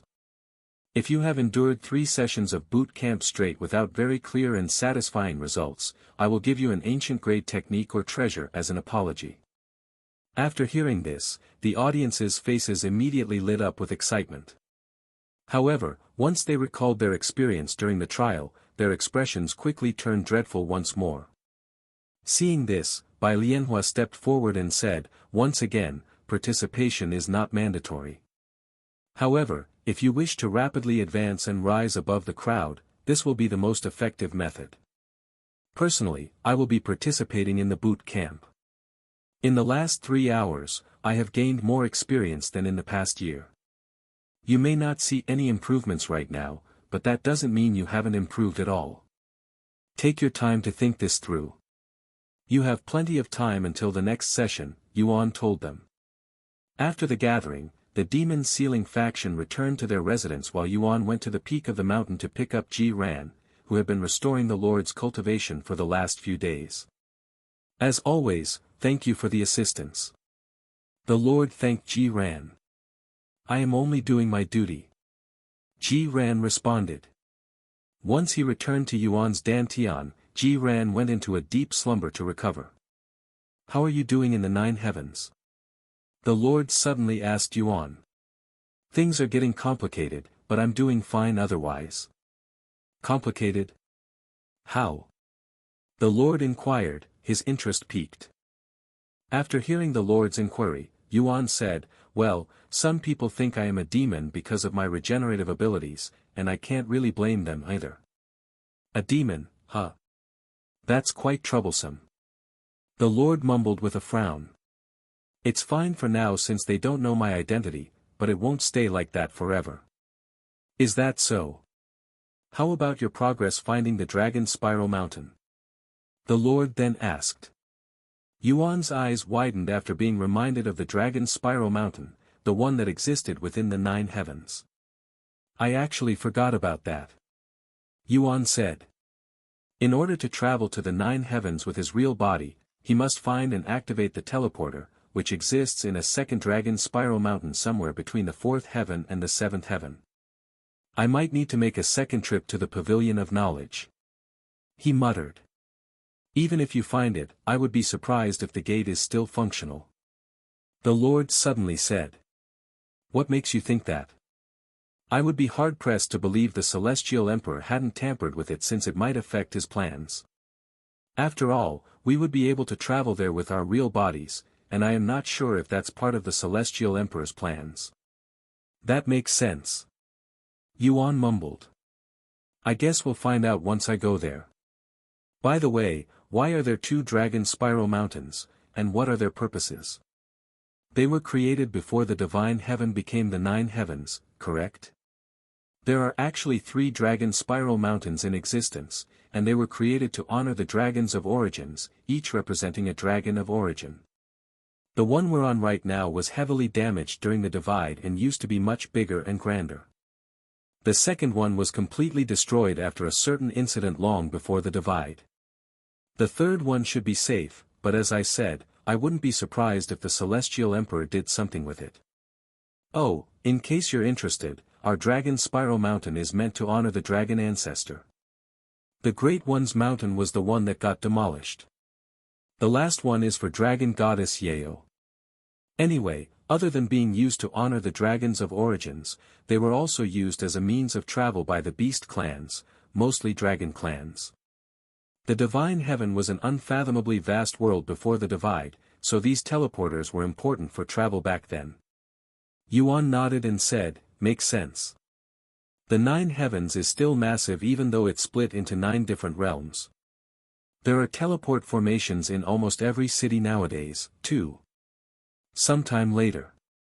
Anyway, I will update you when I find the Dragon Spiral Mountain, Yuan said to the Lord before returning home. After dinner, as they walked back to their room, Chu Liuxiang suddenly stopped in front of their room and turned to look at Yuan, who was right behind her. Lulu. Yuan raised an eyebrow. I heard what Yuro said a few days ago, you know, she said. About it being unfair to Meishio that only I get to share a room with you despite both of us being your partner. That's. Yuan tried to respond but was immediately stopped by Chu Liuxiang. I already spoke with Meishio about it, and I asked her if she wanted to move in with us. We have plenty of room in the bed, after all. I agreed. Meishio's voice resounded from behind. Yuan turned around to see Meishio approaching them with a resolute expression on her slightly rosy face. Is that so? Yuan mumbled with a smile on his face. As for my old room, we can use it for, you know. For when we want to do more than just sleep together. Chu Liuxiang, who was much bolder, finished Meishio's sentence. Are you okay with that? Meishio asked Yuan. He quickly nodded, of course. Why wouldn't I? That night, Meishio moved most of her belongings into Yuan's room, and the three of them slept together. The next day, they logged into Cultivation Online together. Meishio and Chu Liuxiang decided to continue their training since they were close to a breakthrough. Yuan prepared to revisit the Pavilion of Knowledge to ask about the Dragon Spiral Mountain. However, before he could go anywhere, a familiar figure appeared before him. "You, how did you find me?" Yuan asked the tall and bulky figure in front of him. "As a commander, I have the location of every faction member below me at my palms," Kellen calmly explained. "Did you just come back from your world?" "I have been waiting here for a few days now." "Yes." Yuan was a little speechless since this was the first time he was greeted in such a manner. "Since you know I'm from Earth, it's safe to assume you're not cursed." Kellen nodded. "I am from the upper heavens, after all. Anyway, what you up to now? Why does it sound like you'll be following me?" Yuan asked with raised eyebrows. "Because I will, for your protection. If you aren't aware, the Demon Sealing Clan and the Demon Sealing Grotto decided to send their top demon sealers to hunt you down after hearing about you. They're moving faster than I'd anticipated." Yuan mumbled. "That's just how dangerous they deemed you." Kellen sighed. "Oh well. I'll deal with it when the time comes. Anyway, do you happen to know a place called the Dragon Spiral Mountain?" Yuan suddenly asked, changing the subject. Kellen raised an eyebrow and said, "How do you know that place? Aren't you from the lower heavens?" "So you do." "Of course. It's a pretty famous place in the seventh heaven, sacred, even." "I see, so it's in the seventh heaven. I guess I don't have to worry about it for a while." "Why are you asking?" Kellen asked. "Just curious. I learned about it from the Pavilion of Knowledge." Yuan said. "Anyway, you asked what I am going to do now, right?" "I am going to hunt some magical beasts." "Do you know a good hunting spot?" he continued. Kellen shrugged.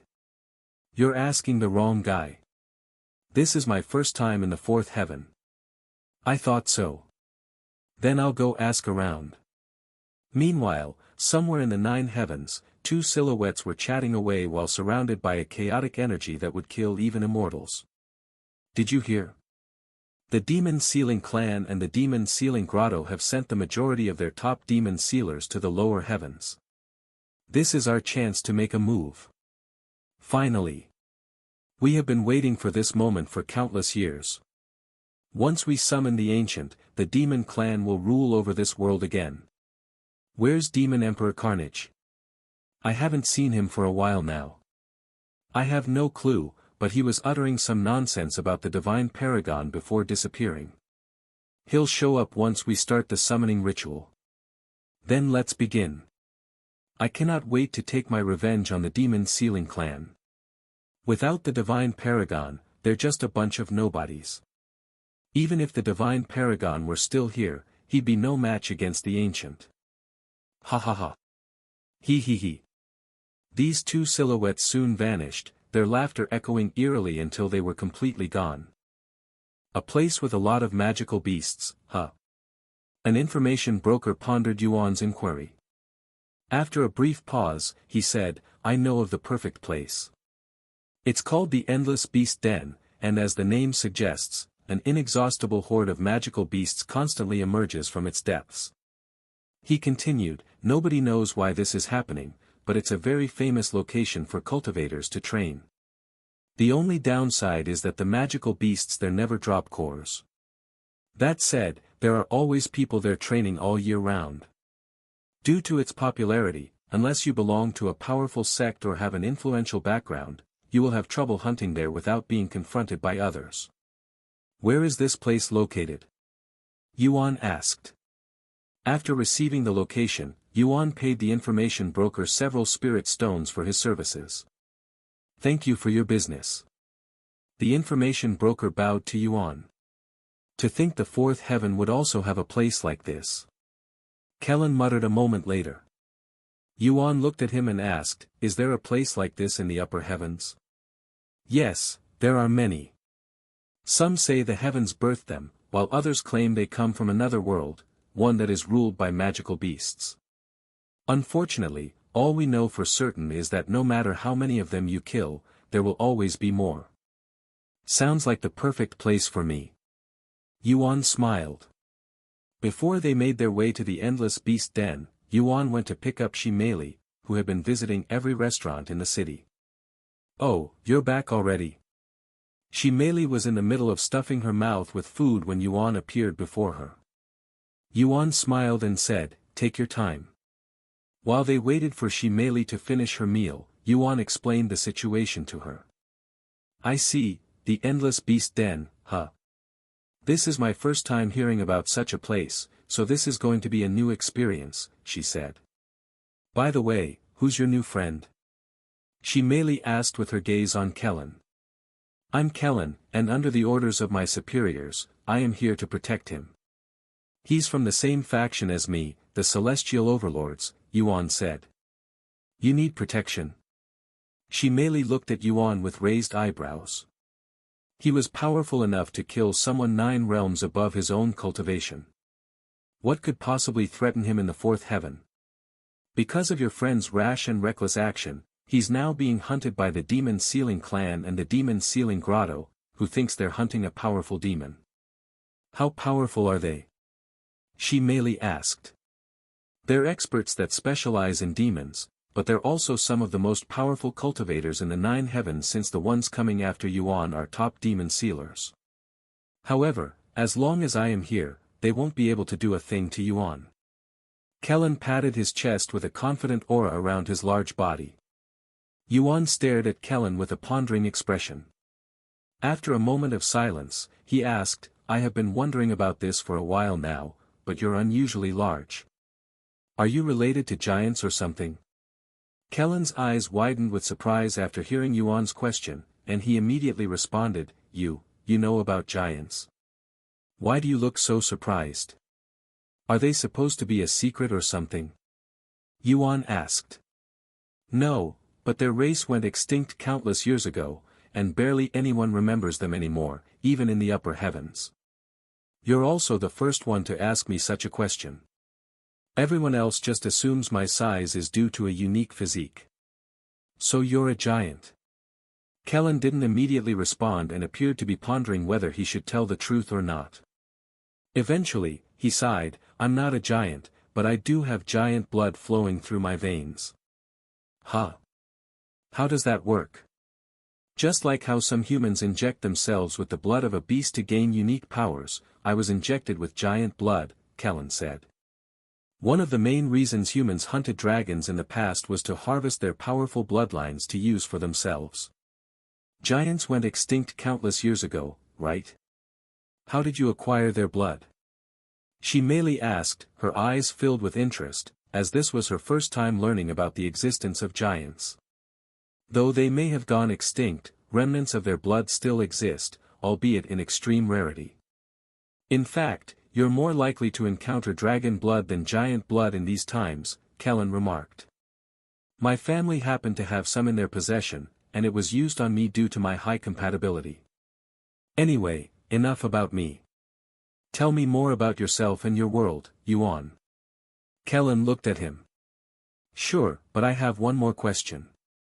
The superior who told you to protect me, was it senior by?"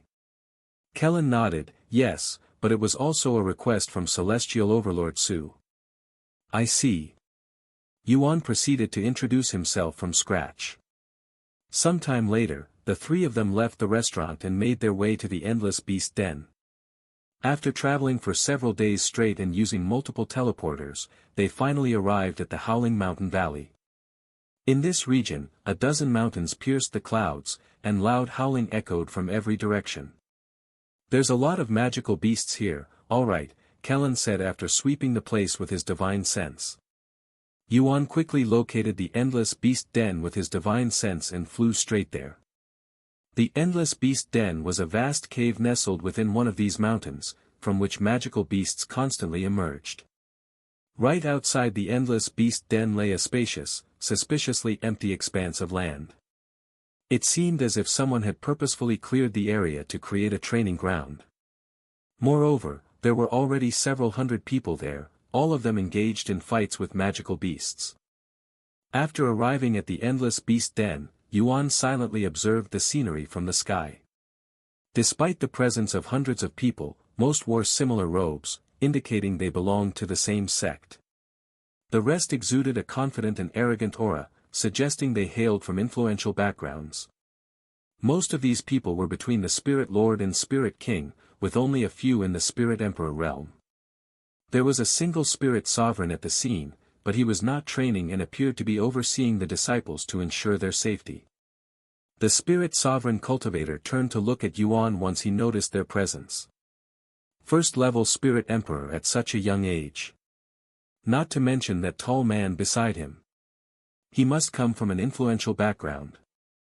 The Spirit Sovereign immediately recognized Kellen as Yuan's bodyguard due to his unfathomable aura, even though his cultivation was restricted to the peak of Spirit Enlightenment. The strongest beast here is only at the peak of Spirit King. What could you possibly gain from fighting them? At your current level of strength, it wouldn't matter even if you killed 1,000,000 of them. Kellen said to Yuan. Yuan retrieved the starry abyss and said, I am going to strengthen my soul weapon. Of course, this wasn't his only reason for being there. Shimeli then spoke, I am also going down there. This will be good training for me. She was bored of training alone inside a confined space, and there are some things you can only learn through real experience. How long do you plan on staying here? Kellen asked. Who knows? Until I am satisfied, I guess. Yuan and Shimeli descended to the ground and started their hunting the next moment. As for Kellen, he decided to take a look around the fourth heaven. His divine sense was powerful enough to cover the entire fourth heaven, so he could watch over Yuan no matter where he was. The only reason he decided to follow Yuan around was to chat, but now, with Yuan busy training, he decided to do some exploring. With that said, he made sure not to travel too far. The area outside the endless beast den was divided into 3 zones, the outer area, where there were the fewest beasts, the middle area, where the number of beasts was moderate, and the zone closest to the cave, which was filled to the brim with beasts. Shimeli went to the outer area to warm up. Meanwhile, Yuan headed straight to the zone closest to the cave. He landed right outside the entrance, where dozens of powerful beasts were gathered. Yuan's sudden appearance surprised the few who were training near him. They wanted to call him out, but before they could even open their mouths, Yuan slew all of the magical beasts around him, killing each of them with a single strike. After snapping out of their daze, they called out to him, Hey! Who do you think you are? We have this spot reserved for 30 days. Without looking at them, Yuan said, Don't worry, I'll leave enough for you guys. That's not the point. We paid a fortune for this spot. Yuan finally turned to look at them and said, Someone owns this place. Who did you pay? The 3 grand sects has joint ownership of this place. You're not allowed to train here unless you're a disciple of their sect or pay for a spot, one of them explained. Hearing this, Yuan looked around and asked, Are we inside their sect right now? No. Then do they own this land? I don't think so. So they're making people pay to hunt wild magical beasts in a territory that they don't even own. What kind of nonsense is that? Well, I am not going to play by their rules. If they have an issue, they can come to deal with me themselves. Even as they conversed, magical beasts continued to emerge from the endless beast den. Yuan returned to killing magical beasts shortly after without giving the others any more attention. The Spirit Sovereign overseeing the place frowned when he saw this. He'd initially thought Yuan already had permission to train there, but after hearing their conversation, that was clearly not the case. And seeing that Kellen had disappeared somewhere, the Spirit Sovereign decided to approach Yuan. Young man, if you do not have permission to train here, I must ask you and your friend to leave. And who are you? Yuan asked without stopping his movement. I am Elder Hao of the Grand Spring Sect, one of the 3 grand sects that holds authority in this area. So what? Are you here to ask me for money? Elder Hao sneered and said, I don't like your attitude. We don't need your money. Leave before things become difficult. You're the one making things difficult here.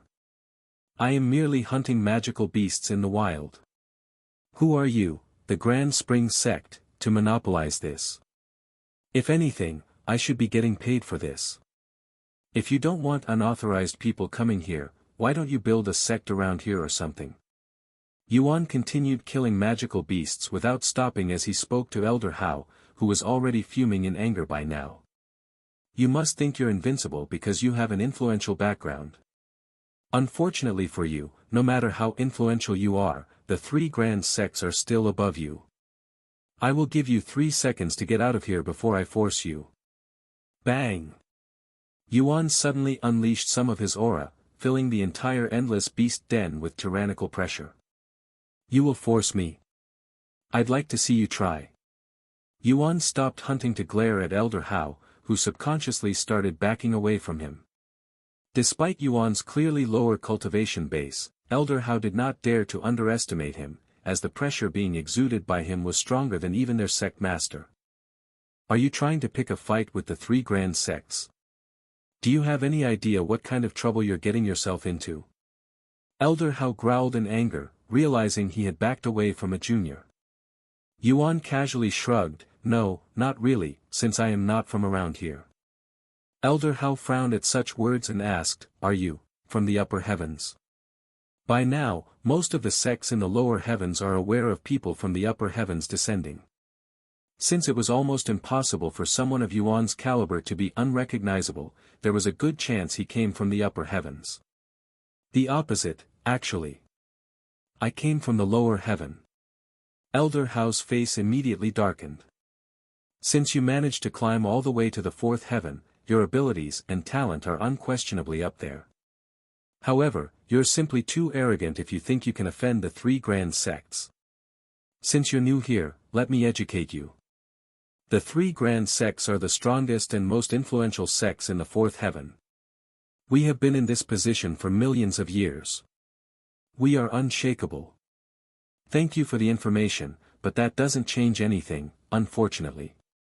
Yuan shrugged.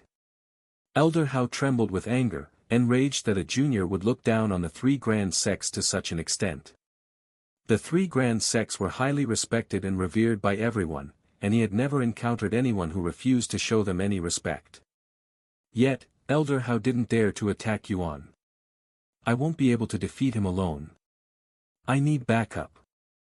Thus, without saying another word, Elder Hao turned and disappeared into the distance. Seeing this, Yuan resumed his training. The others were left speechless by the results, but if Elder Hao couldn't deal with him, they had no chance. Reluctantly, they returned to their own training.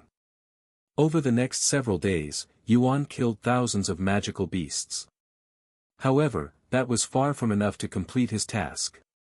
At this rate, he'd need to spend over 100 years at the endless beast den just to complete it. I underestimated this task due to its simplicity. 100 million, this might actually take the longest to complete. Yuan sighed inwardly. He suddenly turned to look at the cave where all of the magical beasts were emerging from. Ever since he showed up at the endless beast den, he'd been getting a weird feeling coming from the cave, almost as if it was beckoning him. However, he'd already examined the place with divine sense and divine gaze, yet he only found an empty cave. As for the magical beasts, they simply pop into existence like magic. Suddenly, several powerful presences appeared, filling the entire endless beast den and interrupting Yuan's thoughts. Yuan turned around to see 4 individuals staring at him from the sky. One of them was Elder Hao. You left to bring your friends? Yuan smiled at them. The group descended to the ground in the next moment, silently glaring at Yuan with profound frowns etched on their faces. These individuals were all in the early spirit enlightenment realm. You must be the one looking down on our 3 grand sects. Identify yourself. The middle-aged man standing at the very front said in a demanding tone. Yuan tilted his head and said, I don't recall looking down on anyone, though. I do think it's weird you guys are monetizing this place. With an endless number of magical beasts flowing from this cave, if people stop training here, you'd need to hire people to constantly clean up this place, or it will quickly fill the fourth heaven with wild beasts, so everyone training here is actually doing this world a service. Regardless, I believe it should cost nothing to hunt wild magical beasts. I don't care what you believe. You will regret offending the 3 grand sects. The middle-aged man sneered. Yuan raised an eyebrow and asked, and how are you going to do that? By ganging up on me? I don't think it will look good on the 3 grand sects if people hear that you'd ganged up on a junior. Who said we're going to gang up on you? I alone am enough to deal with a brat like you, the middle-aged man said as he released his cultivation. Which sect are you from? Yuan asked. Grand Elder Du of the Grand Mystic sect, the middle-aged man introduced himself. I'm just a nobody from the lower heaven. I'll let you make the first move. Yuan spoke with a confident smile on his face. Arrogant little bastard. Grand Elder Du's face immediately flushed red in anger, and his aura surged exponentially. Profound mystic strike. Grand Elder Du extended his palms, shooting a powerful blast of spiritual energy at Yuan. Seeing this, Yuan placed his arms behind his back and confronted the blast with his naked body. Bang! The ground trembled violently from the impact, reducing the area around Yuan to rubble. Yet, amidst the destruction, Yuan stood unscathed. What? Grand Elder Du and the others were greatly shocked by the results. Although Grand Elder Du had no intention to kill Yuan, he definitely wanted to teach Yuan a lesson that he'd never forget. The attack was strong enough to break most bones in a spirit sovereign, yet Yuan came out unscathed while being a spirit emperor. Elder Hao had warned them that Yuan was far more powerful than he appeared, but none of them could have anticipated the extent of his strength. I didn't feel that, so I'll give you another chance. Yuan suddenly said. Yuan's provocation immediately infuriated Grand Elder Du, causing him to abandon any thought of going easy. You'll regret this, brat. Grand Mystic Typhoon. Grand Elder Du created a massive typhoon of spiritual energy around Yuan. This is your last chance to apologize because this will really kill you. Grand Elder Du warned. Despite Yuan's arrogant behavior, he admired Yuan's talents and didn't want to destroy them in such a fashion. Whoa! Run away. If you're caught up in that, you're dead. Grand Elder Du's Grand Mystic Typhoon was strong enough to kill every entity there, and not wanting to get caught up in their mess, the people at the Endless Beast Den began running away. We've only been here a few days, and he's already angered someone. He's really talented in that regard, as well. She merely chuckled slightly before returning to her training. She had no doubt that Yuan would be able to handle a few spirit sovereigns alone and was not worried for his safety in the slightest. Don't force my hand, young man. This is your final warning. Grand Elder Du warned Yuan for the final time. If you're that worried for me, why even bother attacking me in the first place? Just get this over with so I can return to my training. Yuan said, sounding a little bored. What a pity. Grand Elder Du shook his head and increased the rate at which he gathered his spiritual energy. A few moments later, he released all of that built-up energy, unleashing the technique. The massive typhoon immediately collapsed on Yuan, consuming him and everything around him. The magical beasts swallowed by the technique were instantly torn to shreds, and their blood scattered everywhere, causing it to rain blood. Grand Elder Du panted afterward, completely out of spiritual energy after using that one devastating technique. Are you sure it was okay to kill him when we don't even know his identity? A talent like that surely didn't come from nowhere. What if he lied about coming from the lower heaven and actually came from the upper heavens? One of the other individuals brought by Elder Hao asked in a slightly worried tone. I think it's a little too late to ask those questions now, Grand Elder Lu, another individual said. Grand Elder Du nodded and said, Grand Elder Tang is right. We're way past that now. I didn't want to kill him, but he left me no choice. You make it sound like I had a sword against your neck or threatened your life. A familiar voice suddenly resounded. What? That's impossible. Grand Elder Du exclaimed after hearing Yuan's voice, shouting so loud that his saliva went everywhere. Whoosh! As if cut by a sword, the typhoon suddenly split perfectly in half. Once the typhoon dispersed, Yuan could be seen standing in his original location without so much as a single blemish on his body. You must have used a life-saving treasure. There's no other explanation. Grand Elder Du cried out loud, not daring to believe that Yuan had endured his most powerful technique with his bare body. Without responding, Yuan suddenly took a step forward and disappeared into thin air. When he reappeared, he was standing right in front of Grand Elder Du with a domineering aura around him. Before Grand Elder Du could even respond, Yuan swung his arm, backhanding Grand Elder Du in the face and sending him flying. Seeing this, the other two and Elder Hao immediately went into a combative stance. Yuan glanced at them and said, I will only attack those who attack me first, so if you wish for me to attack you, let me know. Otherwise, I'm going to resume my training. Grand Elder Lu and Grand Elder Tang exchanged glances with each other. They were all Grand Elders, second to the sect masters of the three grand sects. They had never been disrespected in such a manner, much less threatened by a junior. They were both spirit sovereigns, an entire realm above Yuan in terms of cultivation. Logically speaking, they should be able to deal with him without even breaking a sweat. Yet, neither of them felt like they could defeat him. As for Elder Hao, if he thought he could defeat Yuan, he wouldn't have requested help from three experts. If you're not going to do anything, I will resume my training now. Don't worry, I will make sure I don't bother the others while I am training as long as they don't bother me, and I will leave as soon as I am satisfied. After uttering such words, Yuan turned around and continued hunting magical beasts without a care in the world, leaving the Grand Elders speechless. Maybe we should just leave him alone. It's not like he's bothering anyone. Grand Elder Lu mumbled. Huh? You want to let him go after he spat on our faces? If we don't do anything, the three grand sects will become a laughingstock once news begins spreading. Grand Elder Tang looked at her with wide eyes. Grand Elder Lu turned to look at Grand Elder Du, who was lying on the ground unconscious several miles away after receiving Yuan's slap. Let's attack him together. I bet he's only acting tough. Grand Elder Tang said with a serious frown on his face. But I only came here to spectate. Grand Elder Lu sighed. Do you have any idea how much our images will hurt if we back down now?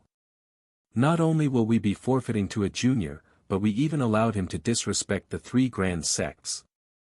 I'd be surprised if we remain Grand Elders if we leave without doing anything. Grand Elder Lu clenched her teeth after hearing Grand Elder Tang's persuasion, but she couldn't refute his words. Alright, let's attack him together. She eventually agreed. Grand Elder Tang nodded in acknowledgement. The next moment, their aura began surging when they started gathering spiritual energy for their technique. Yuan noticed what they were trying to do, but he simply ignored them and continued his training, acting as if they weren't even there. His indifference and blatant lack of respect infuriated the Grand Elders, causing their aura to skyrocket. The Grand Elders unleashed their techniques simultaneously a moment later, and their combined techniques crashed into Yuan and the Endless Beast Den. The impact violently shook the ground, causing a powerful earthquake. Additionally, the mountain with the Endless Beast Den exploded. The entire place became dead silent as everyone stared at the destruction with wide eyes. The only individual who wasn't paying attention was Shimeli, who was still focused on her target. Suddenly, a powerful wind with a vacuum effect emerged, drawing in the dust and rubble. Once all of the dust was gone, everyone could see that a rift had appeared where the Endless Beast Den once existed.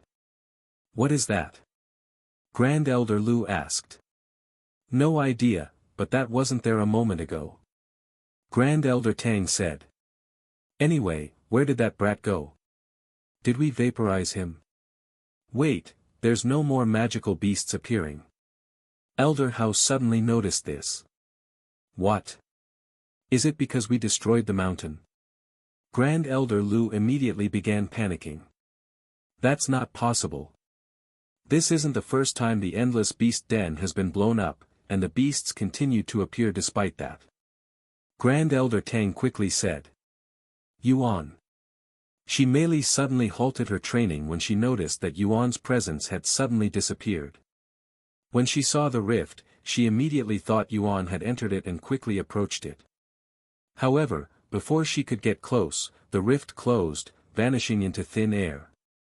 After realizing that Yuan had completely disappeared, she merely immediately transformed and approached Grand Elder Lu, who was stunned by her transformation.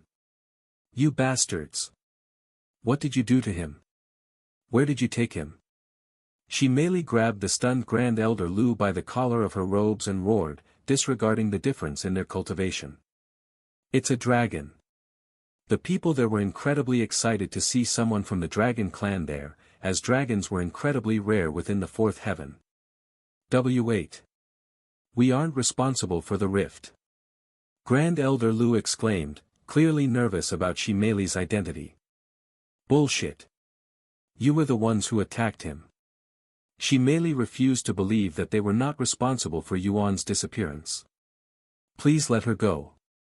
Although we attacked him, we didn't create that rift. Grand Elder Tang grabbed Shimeli's wrist and spoke with a deep frown. I swear on my soul that we didn't purposefully create that rift. This is the first time I've seen or heard of anything like that, too. Grand Elder Lu shouted. However, Shimeli refused to let her go. Suddenly, another voice resounded, let her go. They're not responsible. Shimeli turned around to see Kellen descending toward them. Che. Shimeli reluctantly released Grand Elder Lu, who quickly stepped back. Who are you? Grand Elder Tang asked Kellen with a worried frown. Just by Kellen's formidable aura alone, he could tell that he was not someone they could offend. Kellen, who made a swift return after noticing Yuan's presence had disappeared, revealed his faction symbol and said, I am Kellen from the faction Celestial Overlords. The Celestial Overlords. The Grand Elders were greatly bewildered by this information.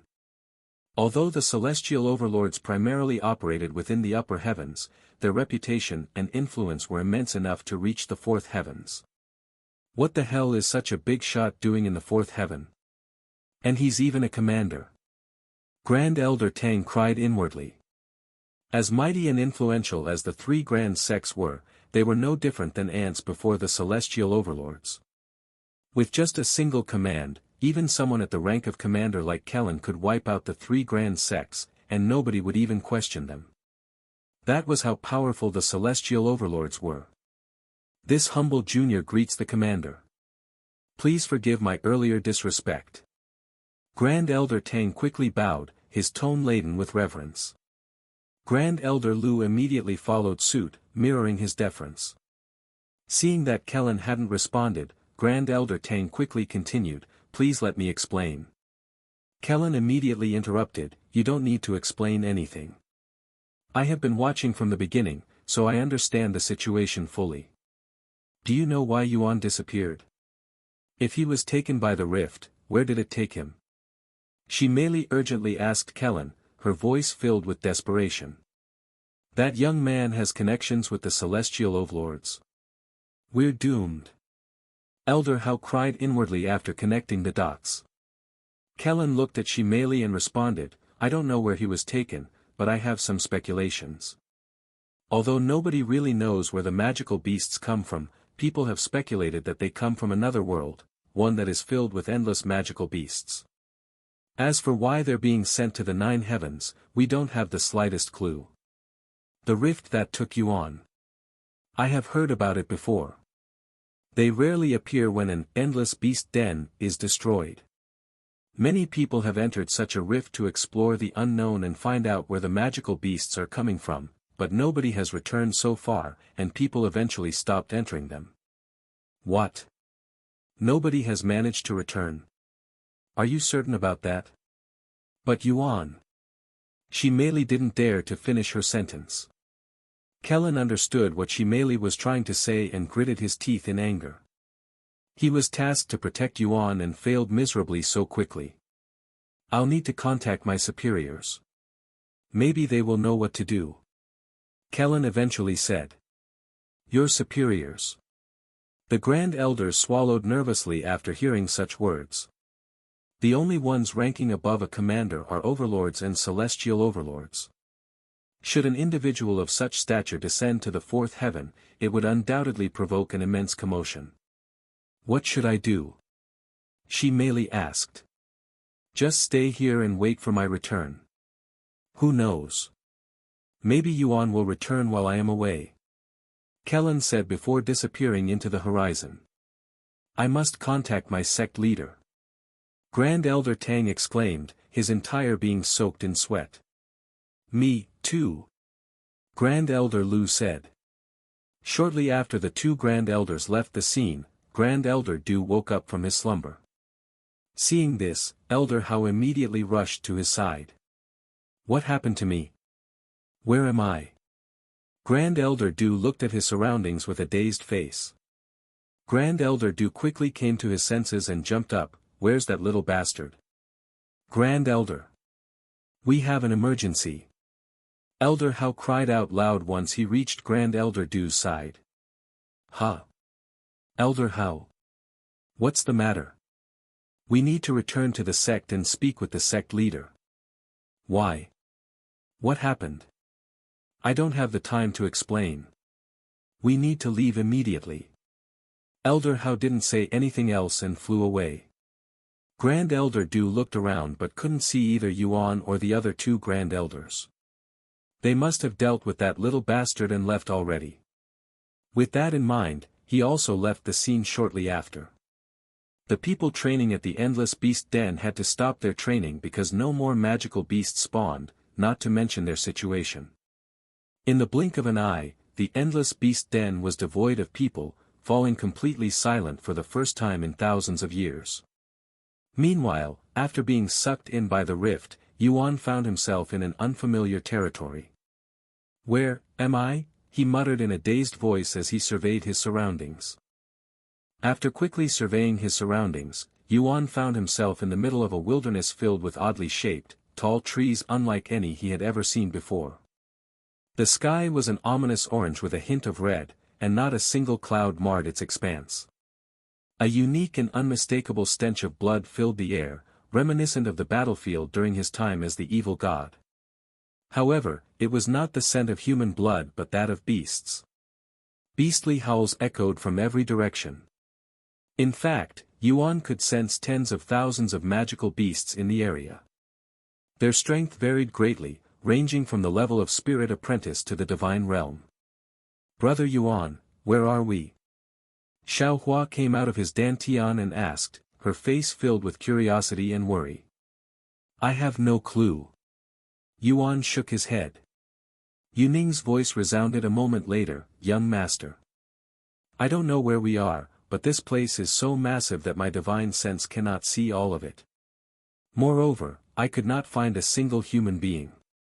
This place is filled to the brim with magical beasts. Also, it appears that many powerful magical beasts are quickly approaching our direction, and they all seem frenzied, like starved beasts. After a moment of silence, Yuan looked at Xiao Hua and said, Xiao Hua, return to my dantian for now. She nodded and immediately returned to his dantian before asking, what about you? This is just my guess, but I think they are likely drawn by my scent, the scent of a human, a rarity in this place that seems to be filled with magical beasts, Yuan speculated. You're right about that. An unfamiliar voice suddenly resounded behind Yuan, startling him. What? Like a startled cat, Yuan instantly leaped away and readied himself for combat. However, his eyebrows arched in surprise upon seeing the individual who had just spoken. Standing right where he had just been was a little girl who appeared even younger than Xiao Hua. She had pitch-black hair that cascaded down her back like a waterfall, reaching the ground. Her eyes were clear and filled with intrigue. Yet, despite her human appearance, she exuded an aura that felt anything but human. Moreover, she was completely naked. When did she get there?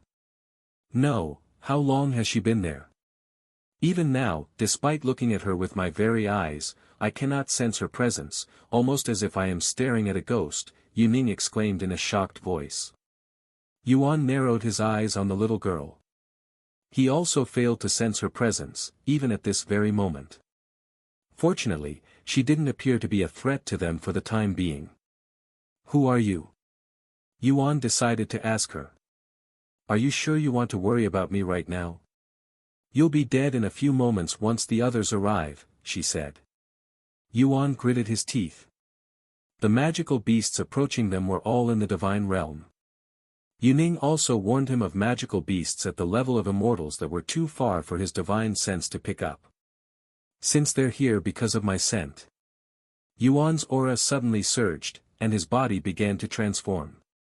The little girl's eyes widened with awe as Yuan entered his dragon form.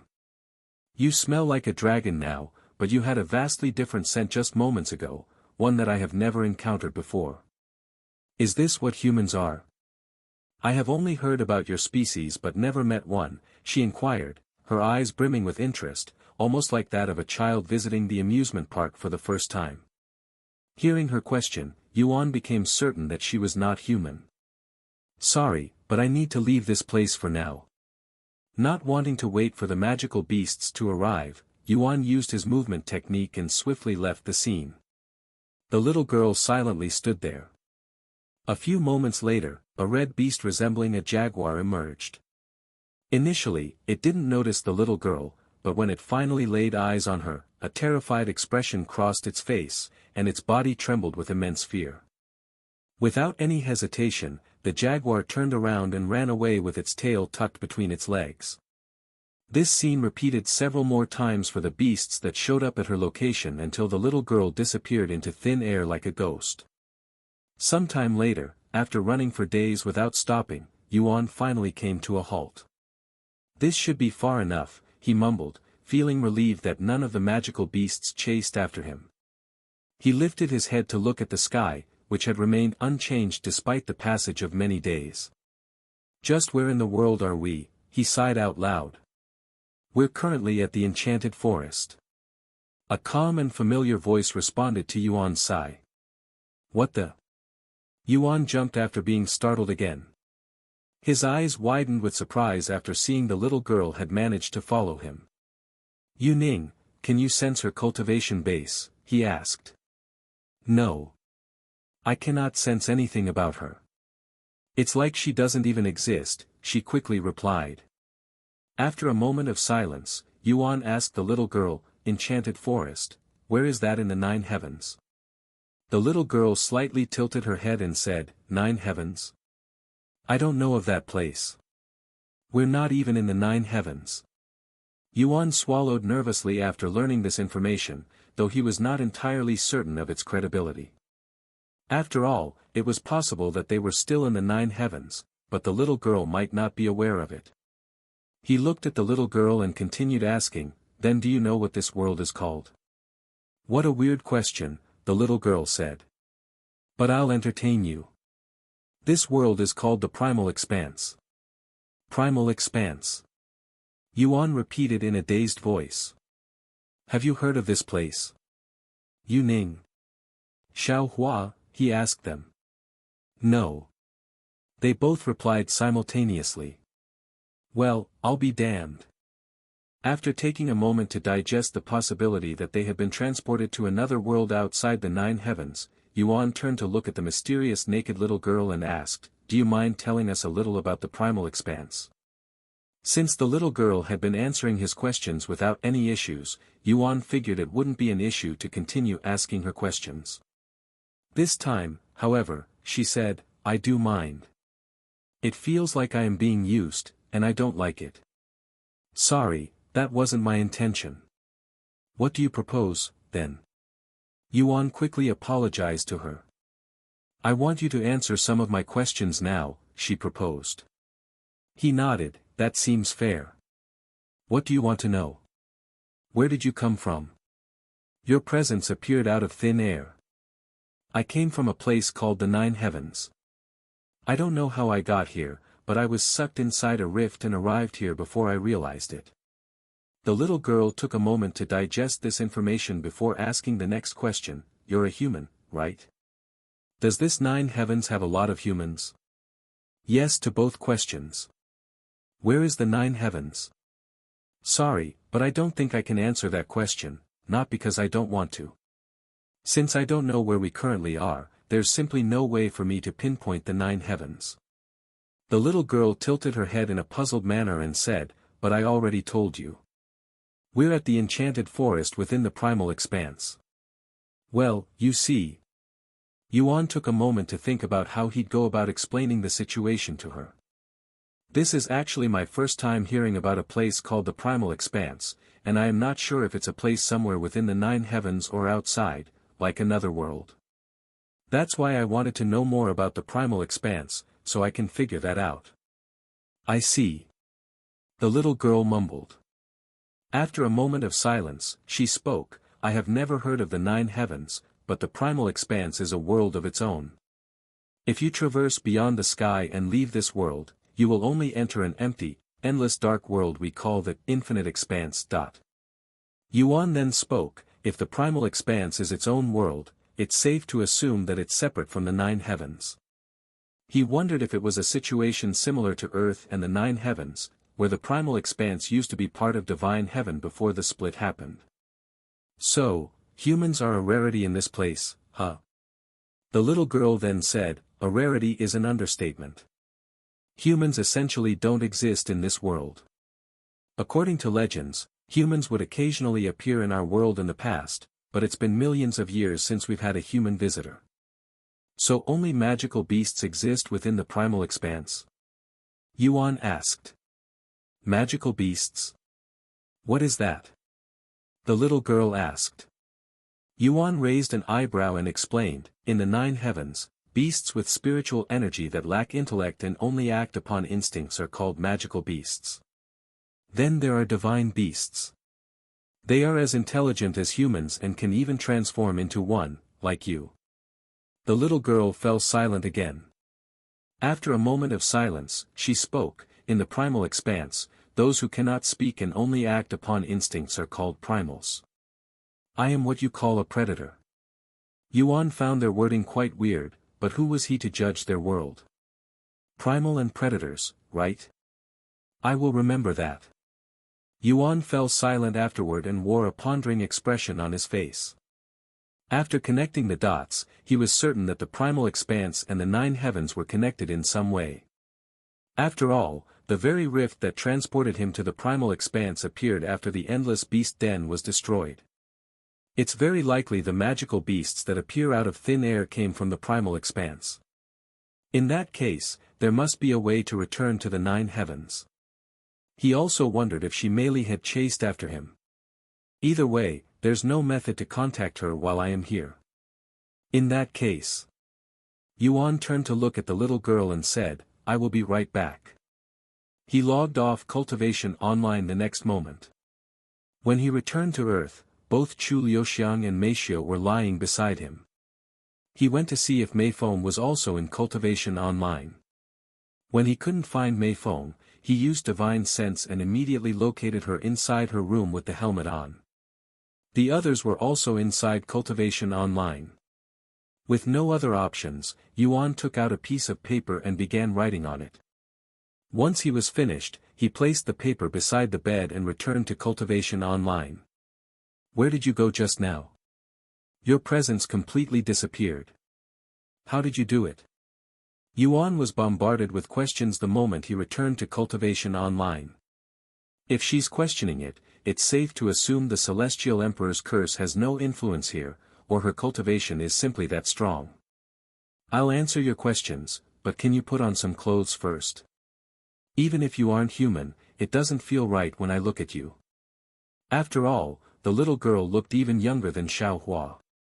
He hadn't mentioned it until now because he wasn't comfortable enough with her to make such demands, as it could offend her, who wasn't human. Clothes. What is that? She asked. Yuan pointed at his own robes and said, these are clothes, something you wear on your body to cover your skin. Oh, those? I don't have any. And why should I wear them? I don't want to feel restricted, she quickly rejected. Yuan sighed inwardly, I guess I'll just have to deal with it for now until we part ways. He didn't want to seem forceful and offend this little girl who was definitely much stronger than she appeared. By the way, if humans don't exist and you've never encountered one, why are you in the form of one? Yuan asked a question that had been on his mind for some time now. It's a popular thing to do amongst predators, but I only took this form shortly after your appearance since I figured it would be easier to have a conversation with you, she said. Is this why she somewhat resembles Xiao Hua? Yuan wondered inwardly. By the way, my name's Yuan. What should I call you? Yuan said suddenly, recalling that he hadn't introduced himself.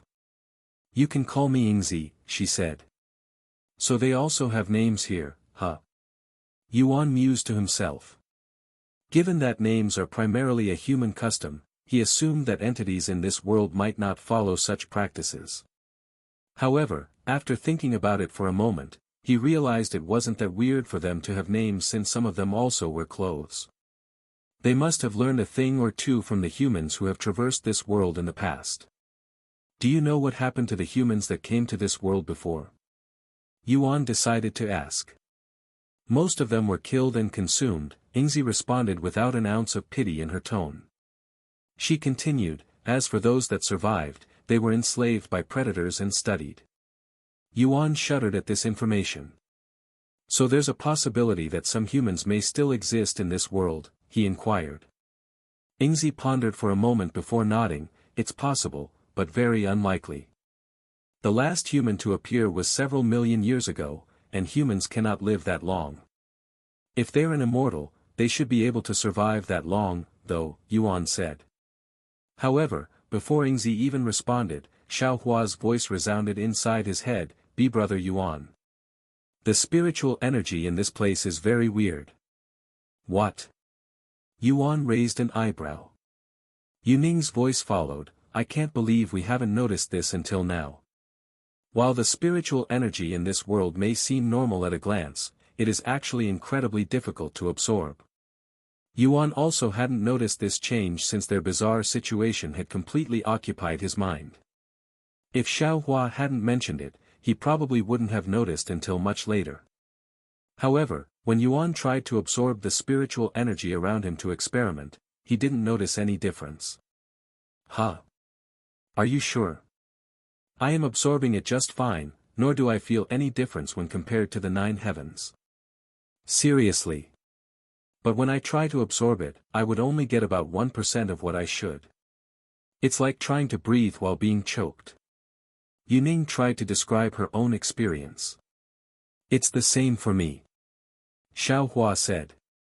Perhaps this was the real reason why Yuan hadn't noticed anything. After all, he was absorbing the spiritual energy there just fine. If the others were also having trouble absorbing the spiritual energy in this place, even immortals would slowly perish from a lack of spiritual energy. Yuan quickly understood why Yingzi claimed that humans couldn't live for so long. However, he couldn't figure out why he was able to absorb the spiritual energy there without any issues. Hey! Yingzi suddenly called out to him. Yes. What does it mean to be human? She asked, her eyes flickering with intrigue. That's a really difficult question to answer. If I were to ask you what it means to be a predator, how would you respond? Yingzi pondered for a moment before responding, I don't know. Yuan then said, the question of what it means to be human is deeply philosophical. I can't define what it means to be human universally since everyone differs. Whether it be our culture, morals, ethics, emotions, and even biology, none of that really defines us as human. If anything, I'd say it's our soul that makes us human. Your soul? I don't understand. I also have a soul, but I am not human, said Yingzi. I guess it'd be more accurate to say the shape of our soul. I don't know. Yuan shrugged.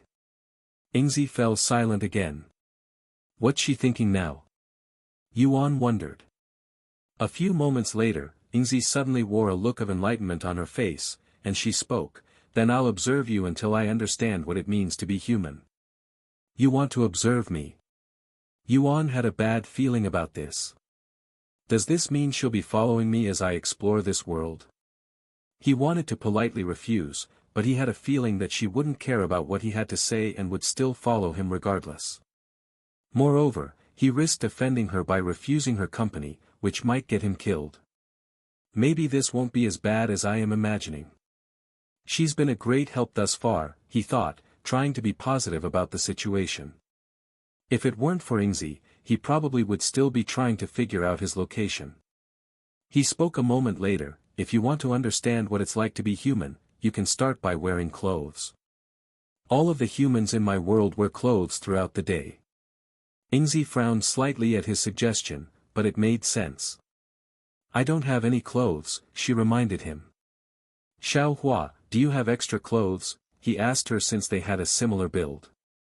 Xiao Hua came out of his dantian for a split second to hand him a pair of robes before quickly returning to his body to avoid attracting the beasts there with her scent.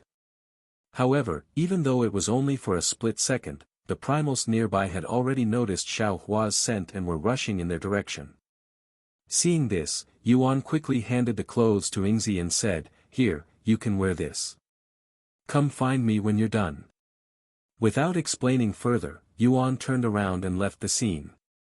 Ingzi stared at the black robes in her grasp with a profound expression on her face. After spending several minutes staring at it, she reluctantly started wearing it. While Ingzi struggled to figure out how to wear the clothes, numerous primals arrived at the scene, drawn by Xiao Hua's lingering scent. However, their excitement quickly turned to terror as they noticed Ingzi's presence, and they swiftly departed. Once she had managed to dress herself, Ingzi looked in the direction Yuan had gone and began chasing after him. A whole week has passed since Yuan was transported to the primal expanse. During this time, she merely remained at the endless beast den, anxiously waiting for Yuan to return.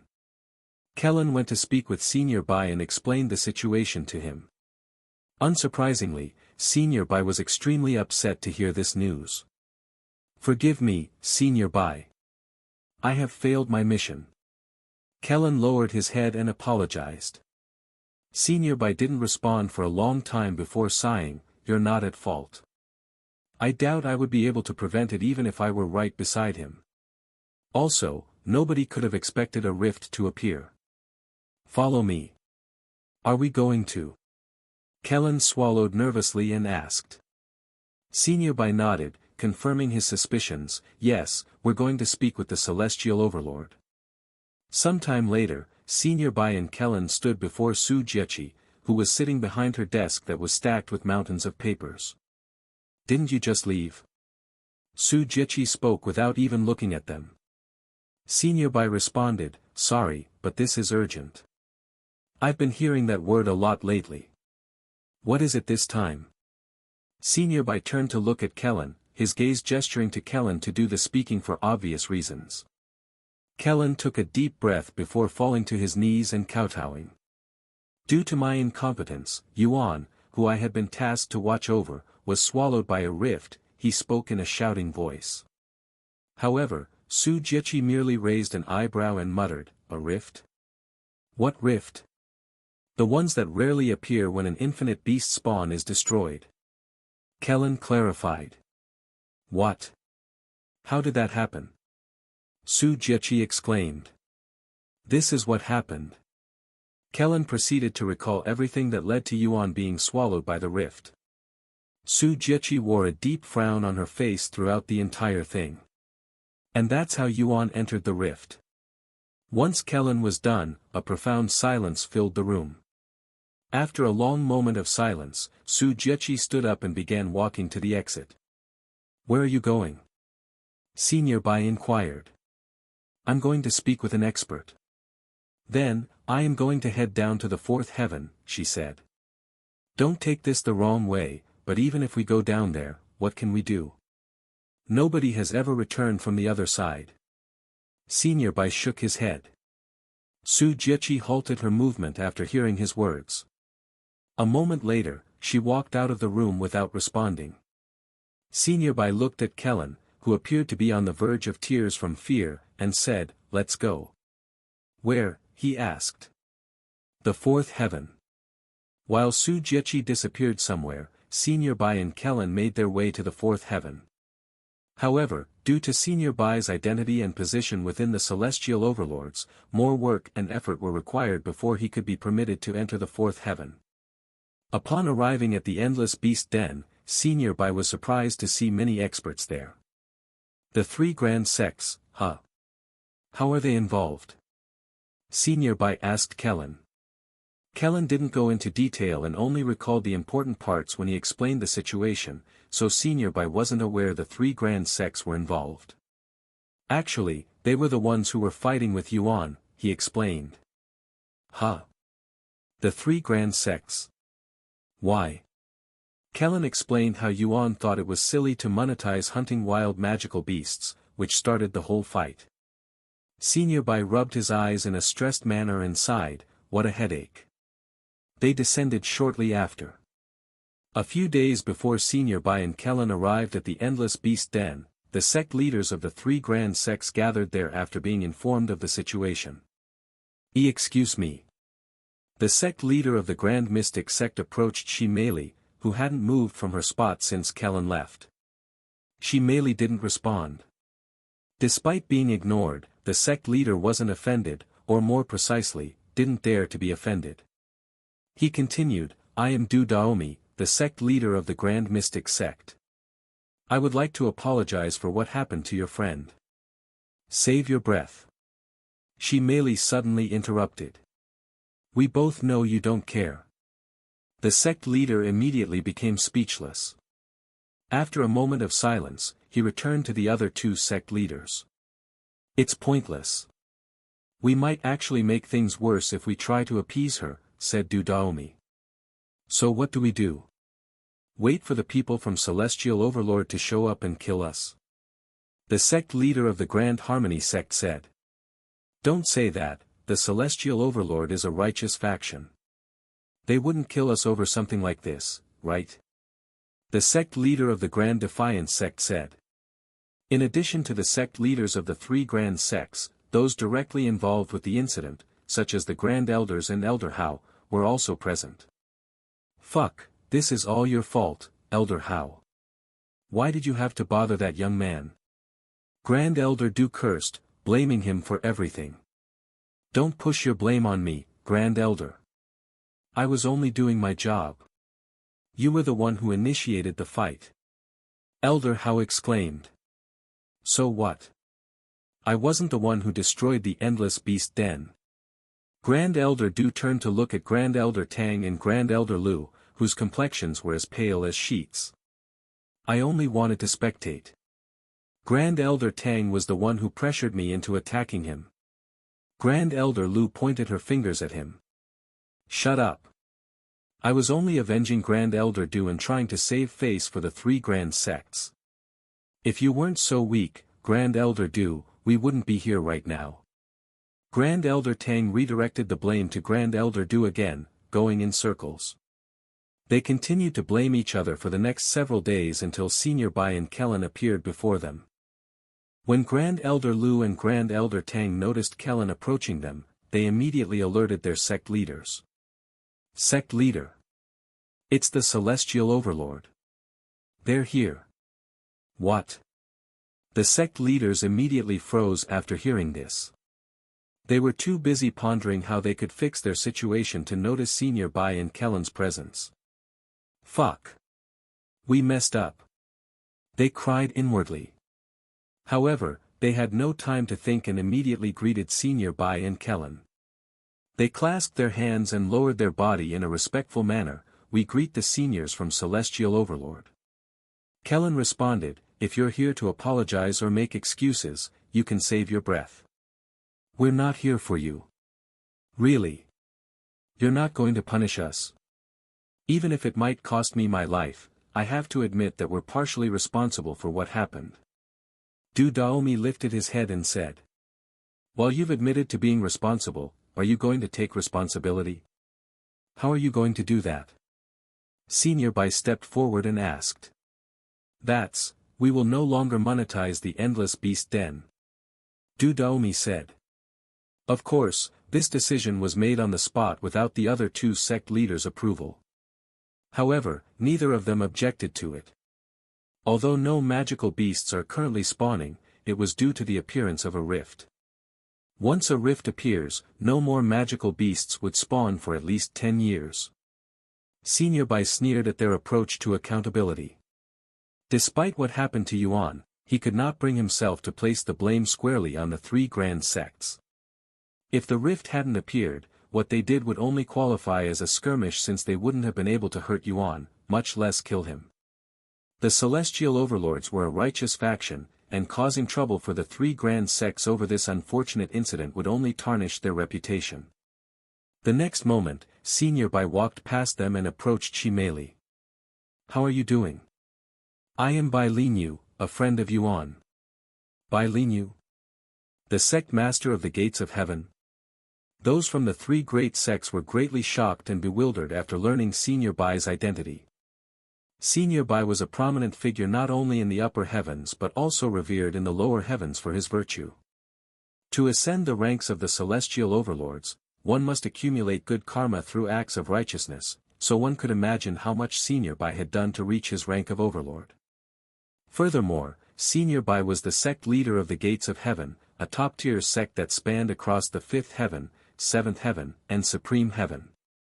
Not many sects from the upper heavens establish branches in the lower heavens due to resource constraints, but those that do are considered the elite of the elite. "Bai, are you the owner of the myriad of techniques?" Shimeli asked, as she recalled Yuan mentioning him to her before. "Yes, you're correct." Senior Bai nodded with a friendly smile on his face. "I see." After a moment of silence, Shimeli continued, "Please tell me you know a way to save Yuan." The smile on Senior Bai's face immediately disappeared, replaced with a perplexed expression. "Unfortunately, nobody has ever returned after entering the rift. However, my superior is currently seeking an expert's help, so there might still be hope. For now, we can only wait for my superior to show up." Those from the three grand sects felt their hearts skip a beat after hearing this information. Senior Bai was an overlord of celestial overlords, so only a celestial overlord would qualify to be his supervisor. "Senior, does this mean a celestial overlord will make an appearance here?" The sect leader of Grand Harmony sect asked Kellen with a nervous look on his face. Kellen looked at him and said, "Not just any celestial overlord, either. Lady Su will make an appearance herself." Celestial overlord Su Jiechi. Du Daomi fell on his buttocks after hearing her name. Among the few celestial overlords in their faction, Su Jiechi stood out as the most prominent and influential figure. She also had a reputation for being incredibly ruthless and merciless. Just her name alone would scare even the most vicious immortals out there. Su Jiechi. The celestial goddess. Grand Elder Du cried out loud. "No, we're doomed." Elder Hao fell to his knees with a despaired look on his face. Kellen understood their emotions very well. In the celestial overlords, there was nobody more fearsome than Su Jiechi, and her involvement was reserved only for the most significant of tasks. "Since we're going to die anyway, I might as well ask. Who was that young man? And what's his relationship with the celestial overlords? To make the celestial goddess come down to the fourth heaven, he must be very important to her." Du Daomi asked. "I don't know about his relationship with celestial overlord Su, but he's a good friend of Senior Bai and also a general within the celestial overlords." "A general? But he looked very young." Grand Elder Du exclaimed in disbelief. "That's just how talented he was." Kellen shook his head, his voice filled with disappointment. Grand Elder Du swallowed nervously as he recalled Yuan effortlessly defeating him despite having a much lower cultivation. This sort of talent was almost unheard of. Unfortunately, Yuan had gone inside the rift, and the chances of him returning were pretty much zero, so he was essentially already dead. Meanwhile, Su Jiechi was engaged in a conversation with the expert she had sought out with some difficulty. "Is there a way to bring back someone who entered an infinite beast spawn rift?" This expert, a tall, beautiful woman with brown hair, tan skin, and green eyes, was surrounded by many powerful magical beasts as she spoke. You should already know the answer to that question, so why waste your time coming here to ask me? Su Jiechi silently clenched her jaw and narrowed her eyes, fixing the woman with a cold, piercing glare. The beasts surrounding the woman instantly sensed the threat in Su Jiechi's gaze toward their master and bared their teeth in a defensive warning display. In response, Su Jiechi's body emitted killing intent. I don't have the time to joke with you today, Huyao. Su Jiechi uttered the next moment in a cold voice. Sensing her killing intent, the beasts began to howl and roar, their cries echoing with aggression. Seeing this, the woman named Huyao sighed, "Stop it, you idiots. You know I won't be able to avenge you guys if you fight her and perish, right?" The magical beasts immediately calmed down after hearing her words. Huyao continued a moment later, "To answer your question, no, there's no way to bring back someone who'd entered such a rift." "Why are you asking? Did someone you know enter a rift?" "It's been a long time since I have heard of someone entering one of those." However, Su Jiechi didn't respond to her inquiries and was even walking away. "Leaving already? What's the rush? If you don't have any helpful insights, I have no reason to stay here any longer," Su Jiechi said. Huyao showed a mysterious smile and said, "Actually, now that I think about it, there might be a way." Su Jiechi instantly halted her movement and turned around to look at Huyao, who continued speaking. "If someone as powerful and as capable as you enters a rift, perhaps you might find a way to bring them back."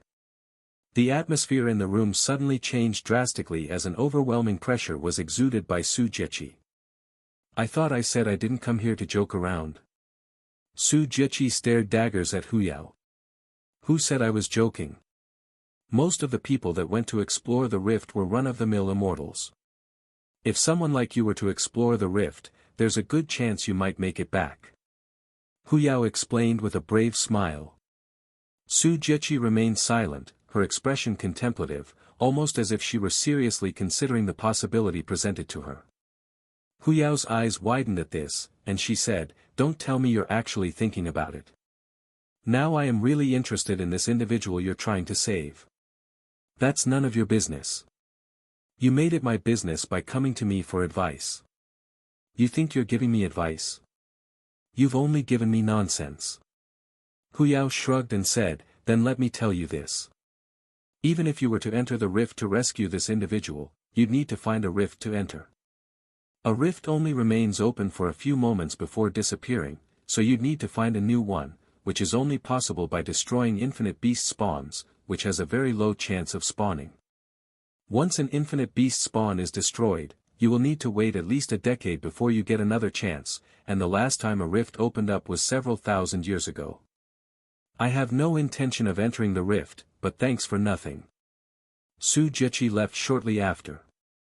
Never easy to please that woman. Huyao shook her head with a smile. A few days later, Su Jiechi arrived at the Endless Beast Denver. However, given her prominent status, she discreetly made her way into the fourth heaven to avoid drawing unnecessary attention.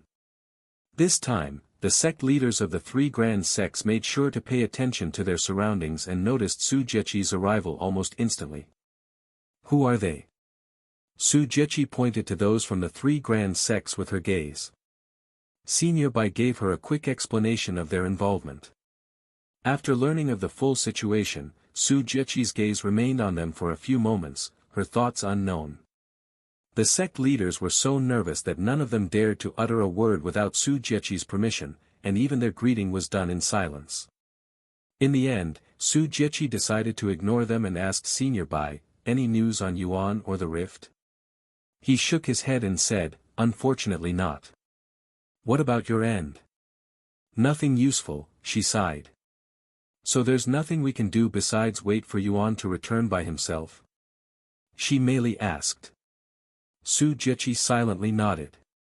Overwhelmed by emotion, Shimeli's composure shattered, and she began to weep, releasing a torrent of tears she had restrained for more than a week. Seeing this, the urge to go after Yuan grew stronger inside Su Jiechi's heart. However, just as they pondered how to comfort Shimeli, they noticed several individuals approaching them from a distance. For individuals, to be precise. Those ladies are. Senior Bai recognized them, as he'd seen them at the myriad of techniques before. They were Mei Xiu, Chu Liuxiang, Li Jinsi, and Lan Yingying. What are you guys doing here? She merely wiped her tears and forced herself to stop crying to ask them. Yuan told us to come here, Mei Xiu said. What? Yuan? How? She merely wore a puzzled look on her face, as did everyone else there. Let's just say I have a method to contact Yuan even when we're far away from each other. Anyway, he wanted me to tell you not to worry about him. Wait a minute. Let's slow down a little. Who are you guys? And where is Yuan now? Su Jiqi stepped forward and asked. They're Yuan's friends. I have seen them with him at the myriad of techniques on several occasions. Senior Bai quickly explained. Mei Xiu nodded and said, but who are you? We were only expecting Shimeli. She logged out of Cultivation Online several days after Yuan wrote the note. After reading it, she gathered the others and rushed to the Endless Beast Den to explain the situation to Shimeli. However, only Shimeli was mentioned in Yuan's note, and they weren't acquainted with anyone else there. This may be our first time meeting like this, but I have seen you guys before with Yuan at the myriad of techniques, which I own. Senior Bai said. They're from his faction, and they came here after what happened to Yuan. Shimeli further explained. I see. Anyway, hurry up and tell us about Yuan. Is he okay? What's his situation like? Su Jiqi inquired in an impatient manner. According to Yuan, he was taken to a place called the Primal Expanse after going through the rift, said Mei Xiu after Su Jiqi's impatient inquiry into Yuan's situation. Primal Expanse? Where is that? I have never heard of this place before. Senior Bai mumbled out loud. Su Jiqi looked at Kellen with a questioning gaze. Seeing this, Kellen shook his head and said, No, I haven't heard of this place, either.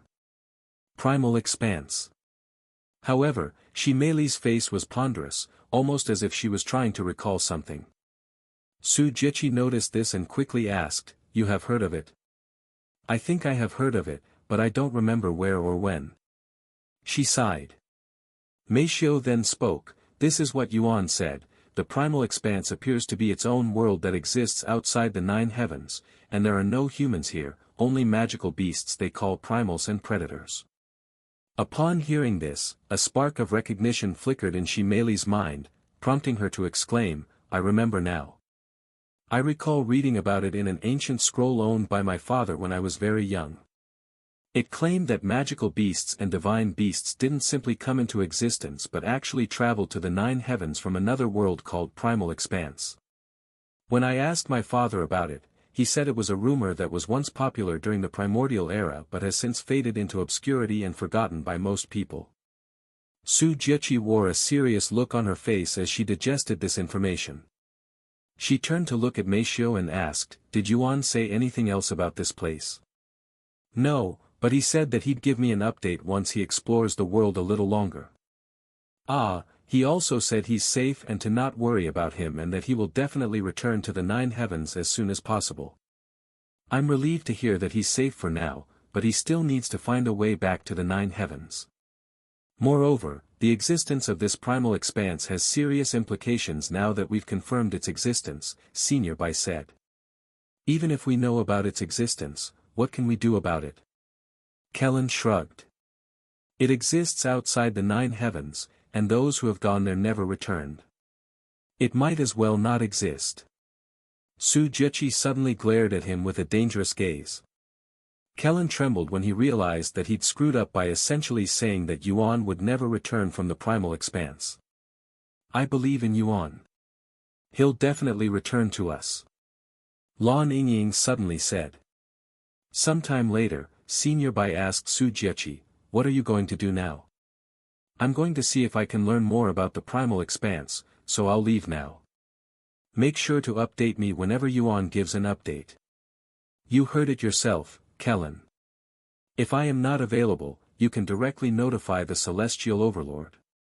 Senior Bai said to Kellen. Yes. Kellen acknowledged.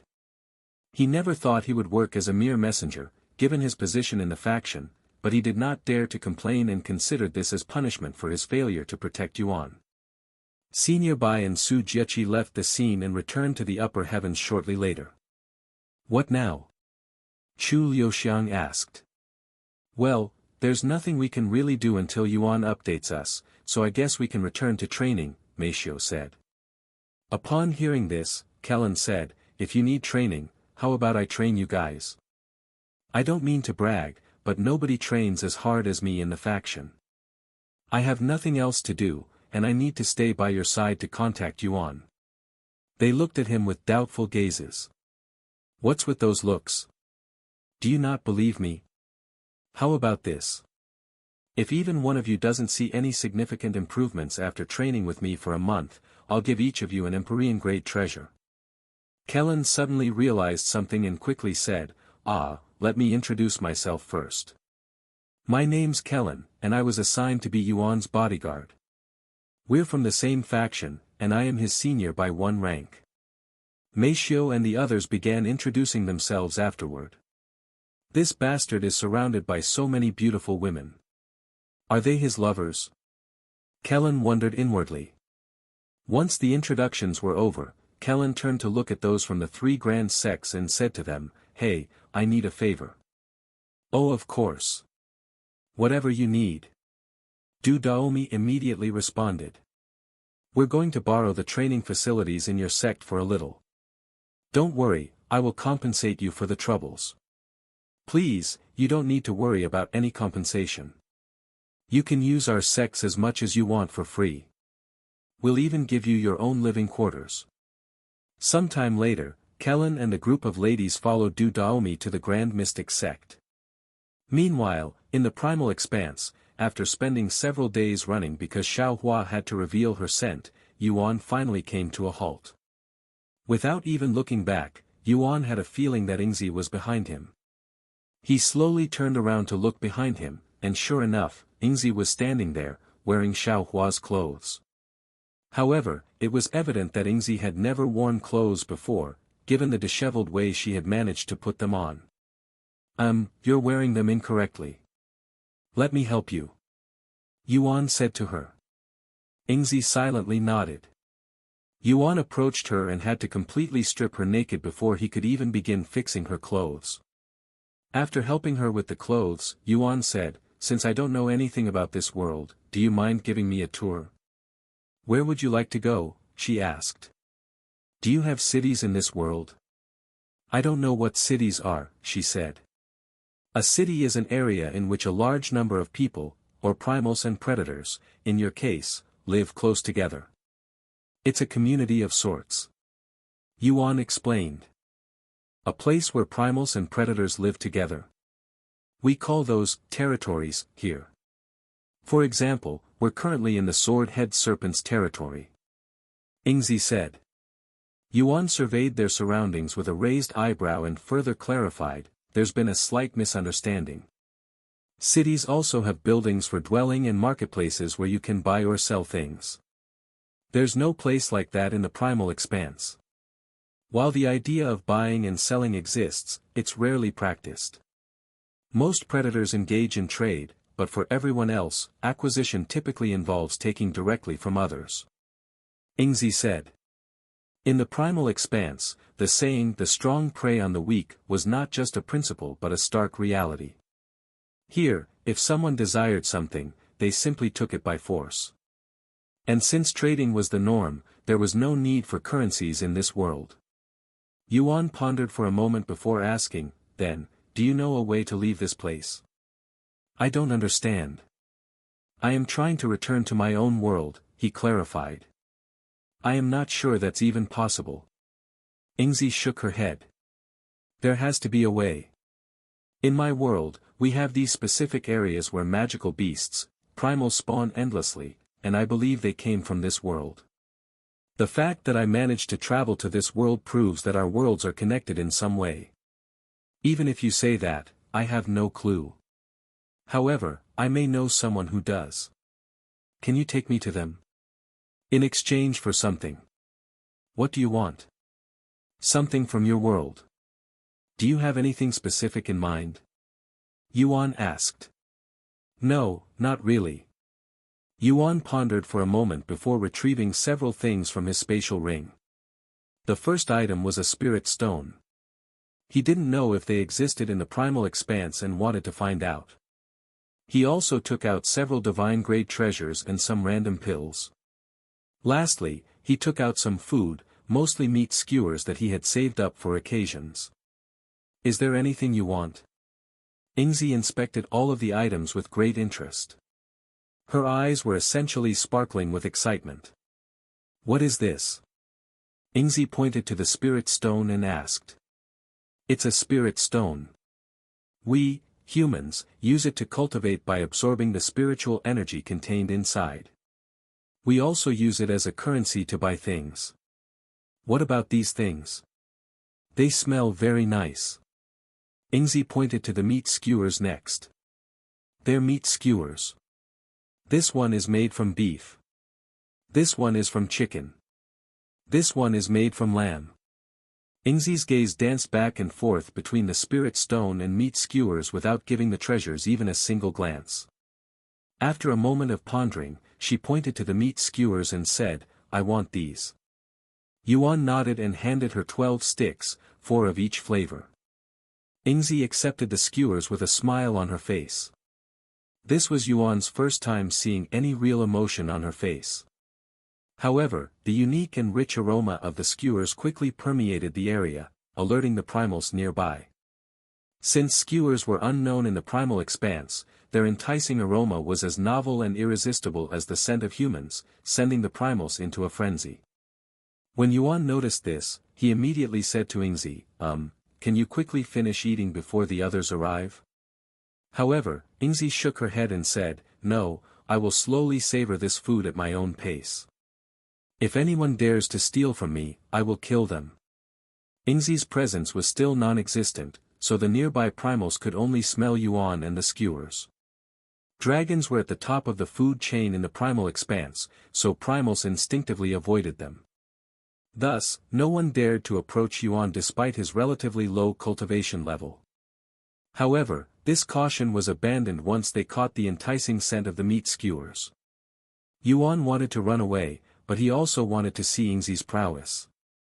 In the end, he decided to stay with her.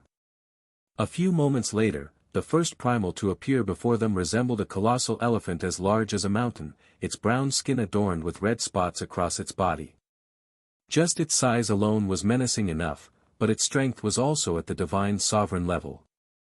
Yet, when its gaze landed on Ingzi, who wasn't even looking at it, the massive creature's body trembled, and a deep sense of fear flickered in its eyes.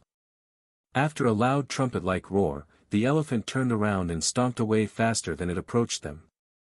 What the? Yuan was surprised by the primal's reaction. The elephant-like primal's reaction to Ingzi was puzzling, as she wasn't exuding any presence or aura of danger that could explain why such a formidable creature would flee from her. This hinted at unseen powers within Ingzi that Yuan did not yet comprehend. The next several primals that appeared reacted similarly to the first. Each time their gaze landed on Ingzi, they displayed an intense reaction of fear, quickly turning and fleeing as if their lives depended on it. As for Ingzi, she didn't even bother looking at the primals that showed up and continued to enjoy the skewers in her grasp at her own place. Many minutes later, when Ingzi reached her last skewer, Yuan suddenly sensed an unfathomable presence appear, and it was quickly approaching them. What a powerful presence! This primal must be at a level that rivals an immortal. Yuan cried inwardly. When he turned to investigate the presence, he saw a massive black snake, even larger than the elephant, with a horn shaped like a sword protruding from its head. Is that the sword-head serpent? Yuan asked Ingzi. Looks like it, she calmly confirmed. Will you be fine against it? Ingzi didn't respond, as she was busy chewing the meat in her mouth. The sword-head serpent arrived shortly later. However, unlike the other primals, it did not immediately run away after seeing Ingzi. Although it still showed fear in its gaze, it refused to run away for some reason. After silently staring at Ingzi for several moments, the sword-head serpent spoke, "If you value your life, leave behind that meat and get out of my territory." Having a territory named after oneself signifies dominion over that area, and entering another's domain without permission typically invites conflict. Should the sword-head serpent flee from an unwelcome guest in its own territory, it would risk becoming a laughingstock, vulnerable to attacks from others who might perceive it as weak. This was why the sword-head serpent refused to flee despite its fear of Ingzi. Driven by the need to protect its territory and maintain its pride and honor, it was prepared to face even death rather than show weakness and risk losing the territory that it had ruled for many decades. In response to the sword-head serpent's threat, Ingzi simply glanced at it. Her look alone sent an unfathomable wave of fear coursing through the sword-head serpent, paralyzing it with dread. However, the sword-head serpent somehow managed to shake off the fear and move to strike Ingzi. Seeing the sword-head serpent approach, Ingzi pointed at it with her empty skewer sticks. In the next instant, the serpent froze completely as a massive black spike emerged from the ground, or, more precisely, from its own shadow, impaling its body with lethal precision. The life in the sword-head serpent's eyes vanished instantly, and its lifeless body thudded heavily to the ground, sending a resounding echo through the area. Yuan was left speechless by how effortlessly Ingzi had disposed of the sword-head serpent, which would rival the strength of an immortal in the 9 heavens. "She's much more fearsome than I'd expected." He swallowed inwardly. Once she finished all of the skewers, Ingzi said, "Okay, I'll bring you to that individual now. Follow me." Ingzi suddenly disappeared into thin air. "Huh?" Yuan's eyes widened with shock. He wasn't even able to follow her movement, much less follow her in person. Ingzi returned a few moments later and asked him, "What's wrong? Why aren't you following me?" You're too fast for me. I couldn't even see your movements, let alone follow you," he sighed. "Can you slow down a little? If we travel at your pace, it'll take centuries to reach our destination," she said. "Centuries? How massive is this place?" Yuan was dumbfounded to hear this. "Very." Yuan sighed, "Is there no other way? Asking me to travel at your speed is unreasonable and, quite frankly, impossible. I can help you, but I want that shiny object you call Spirit Stone," Ingzi said. "Deal." Yuan immediately retrieved the biggest and shiniest Spirit Stone in his possession before handing it to her. Ingzi played around with the Spirit Stone for a few minutes before tossing it inside her shadow. The ability to manipulate shadow, huh? Yuan thought to himself. "Okay, let's go." Ingzi suddenly enveloped Yuan with a mysterious energy before bringing him with her. The method she used was similar to using chi manipulation to move something or someone. They were moving so fast that Yuan only saw a blurred background as they traveled. "Ingzi, what's this weird energy you're using? It feels like spiritual energy, but it's clearly not." Yuan asked. "You mean chaotic essence?" "It's what we use to cultivate," she explained. "There are 2 types of essence in this world. Chaotic essence and pure essence. There isn't much pure essence, but that doesn't matter since we can only cultivate chaotic essence." Yuan wondered if this was the reason why Yuning and Xiaohua claimed they couldn't cultivate properly. Pure essence must be spiritual energy. However, this world lacks spiritual energy, and humans cannot absorb chaotic essence. It's almost like the 9 heavens but inverted. In that case, chaotic essence might be something like impurity for us. It didn't take long for Yuan to understand the power sources of primal expanse. "By the way, how long will it take to arrive at our destination now?" he asked a moment later. "About half a year," she calmly responded. "Half a year?" Yuan cried out loud. He had never anticipated that reaching their destination would take so long. At this rate, he might be stuck in the primal expanse for much longer than he had desired. Yet, there was nothing he could do. If it weren't for Ingzi, he might actually be stuck in this world forever. When the divine heaven used to be one world, it would take immortals hundreds of years to travel around the world without teleports. Yu Ning suddenly recalled. At the speed we're currently traveling, I wouldn't be surprised if this little girl already surpasses the fastest flying treasure in existence, she continued. Do you know what kind of bloodline she has? She appears to have the ability to manipulate shadows. Yuan asked. I know of several bloodlines that can control shadows to a certain extent, and from what I've seen so far, it doesn't rule out any of them. I'll let you know once I lower the candidates. Alright. What about chaotic essence? Do you know anything similar to that in the 9 heavens? Yu Ning pondered for a moment before responding. There are several areas in the divine heaven where cultivators are unable to cultivate due to the chaotic spiritual energy, such as the primordial chaos. I have never been to these places myself, so I cannot confirm firsthand, but according to what I've heard from those who have experienced it, it's similar to what I am experiencing in this world. How come I am able to absorb this chaotic essence, he wondered inwardly. Yuan tried to absorb the spiritual energy there again, and sure enough, his body absorbed everything without any issue.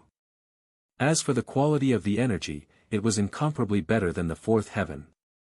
Half a year, huh? What should I do in the meantime? Yuan began pondering how he should spend the next half a year. While Yuan journeyed through the primal expanse with Yingzi, Su Jieqi was traversing the 9 heavens, gathering more information about the primal expanse. Since this topic was related to magical beasts, she focused on meeting the beast clans, such as the Dragon Clan and the Phoenix Clan. At one of the most ancient dragon clans in the Supreme Heaven, Su Jieqi requested to meet with their historian. The primal expanse, huh? It's been a very long time since someone has brought this place up. The Dragon Clan's historian, Long Qi, spoke with interest as he combed his white beard. He retrieved a large, ancient scroll and opened it, revealing all sorts of information on the primal expanse. Don't let the amount of information here fool you, Lady Su. They're all just speculations and rumors. In truth, nobody has been to the primal expanse. Then where did the rumor even come from? Who started it? Su Jieqi asked. Do you know how some people claim they have memories of their past life? Well, some beasts vaguely recall a place called the primal expanse, where they lived in their past life. According to these individuals, the primal expanse is strictly ruled by beasts, so no humans exist there. It's exactly like how Yuan described that place. Su Jieqi thought to herself. Do you mind if I borrow this scroll? She asked Long Qi a moment later. Of course, but why are you suddenly interested in the primal expanse, if you don't mind me asking? Su Jieqi pondered whether she should reveal the fact that the primal expanse was not just a rumor but existed somewhere outside the 9 heavens. I heard someone mention it, and it piqued my interest. That's all. In the end, Su Jieqi decided not to reveal this information yet, fearing it might make the world a little chaotic. I need more information about the primal expanse before I reveal this information, if I even should. She thought to herself. After leaving the Dragon Clan, Su Jieqi visited the Phoenix Clan and asked for information on the primal expanse. She would visit multiple clans over the next several weeks, gathering as much information as she could. Meanwhile, Mei Xiu and the others began their training with Kellen after a quick assessment. It only took a single 5-minute spar with each of them for Kellen to understand their prowess and how to train them. I will spend a day training each of you, starting from the one I think is the weakest currently. Kellen's gaze fell on Mei Xiu as he spoke. So you'll be first. Okay, she nodded. I already knew I was quite weak compared to the others, but it still hurts. Mei Xiu sighed inwardly. Although she had been rigorously trained in combat by her mother from a young age to serve the Yu family, she couldn't match Chu Liuxiang, who had the advantage of training with a cultivator since childhood. Kellen shifted his gaze to Chu Liuxiang next. You'll be training with me after her. Then he looked at Lan Yingying and said, you're third. On the 4th day, you'll be training with me. Kellen looked at Shi Meili, who wore a surprised expression on her face. Huh?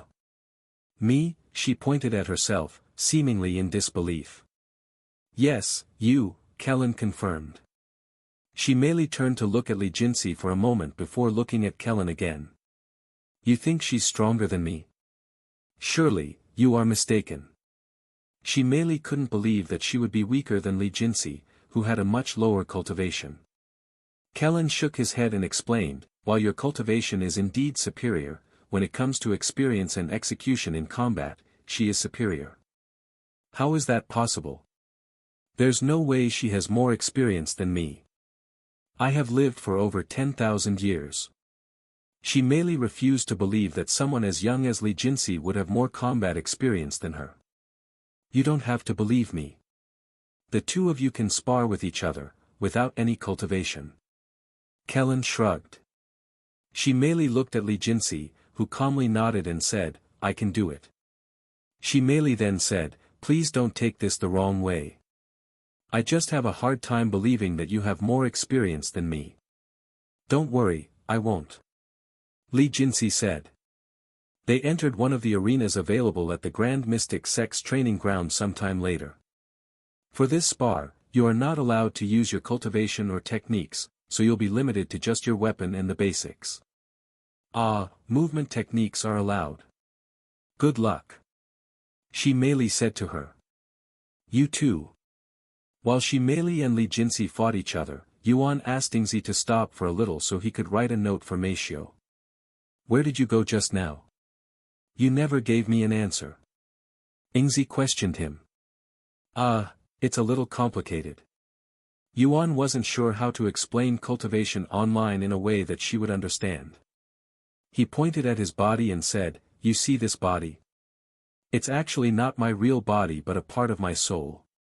My real body is somewhere far, far away, and I have the ability to return to my real body whenever I want.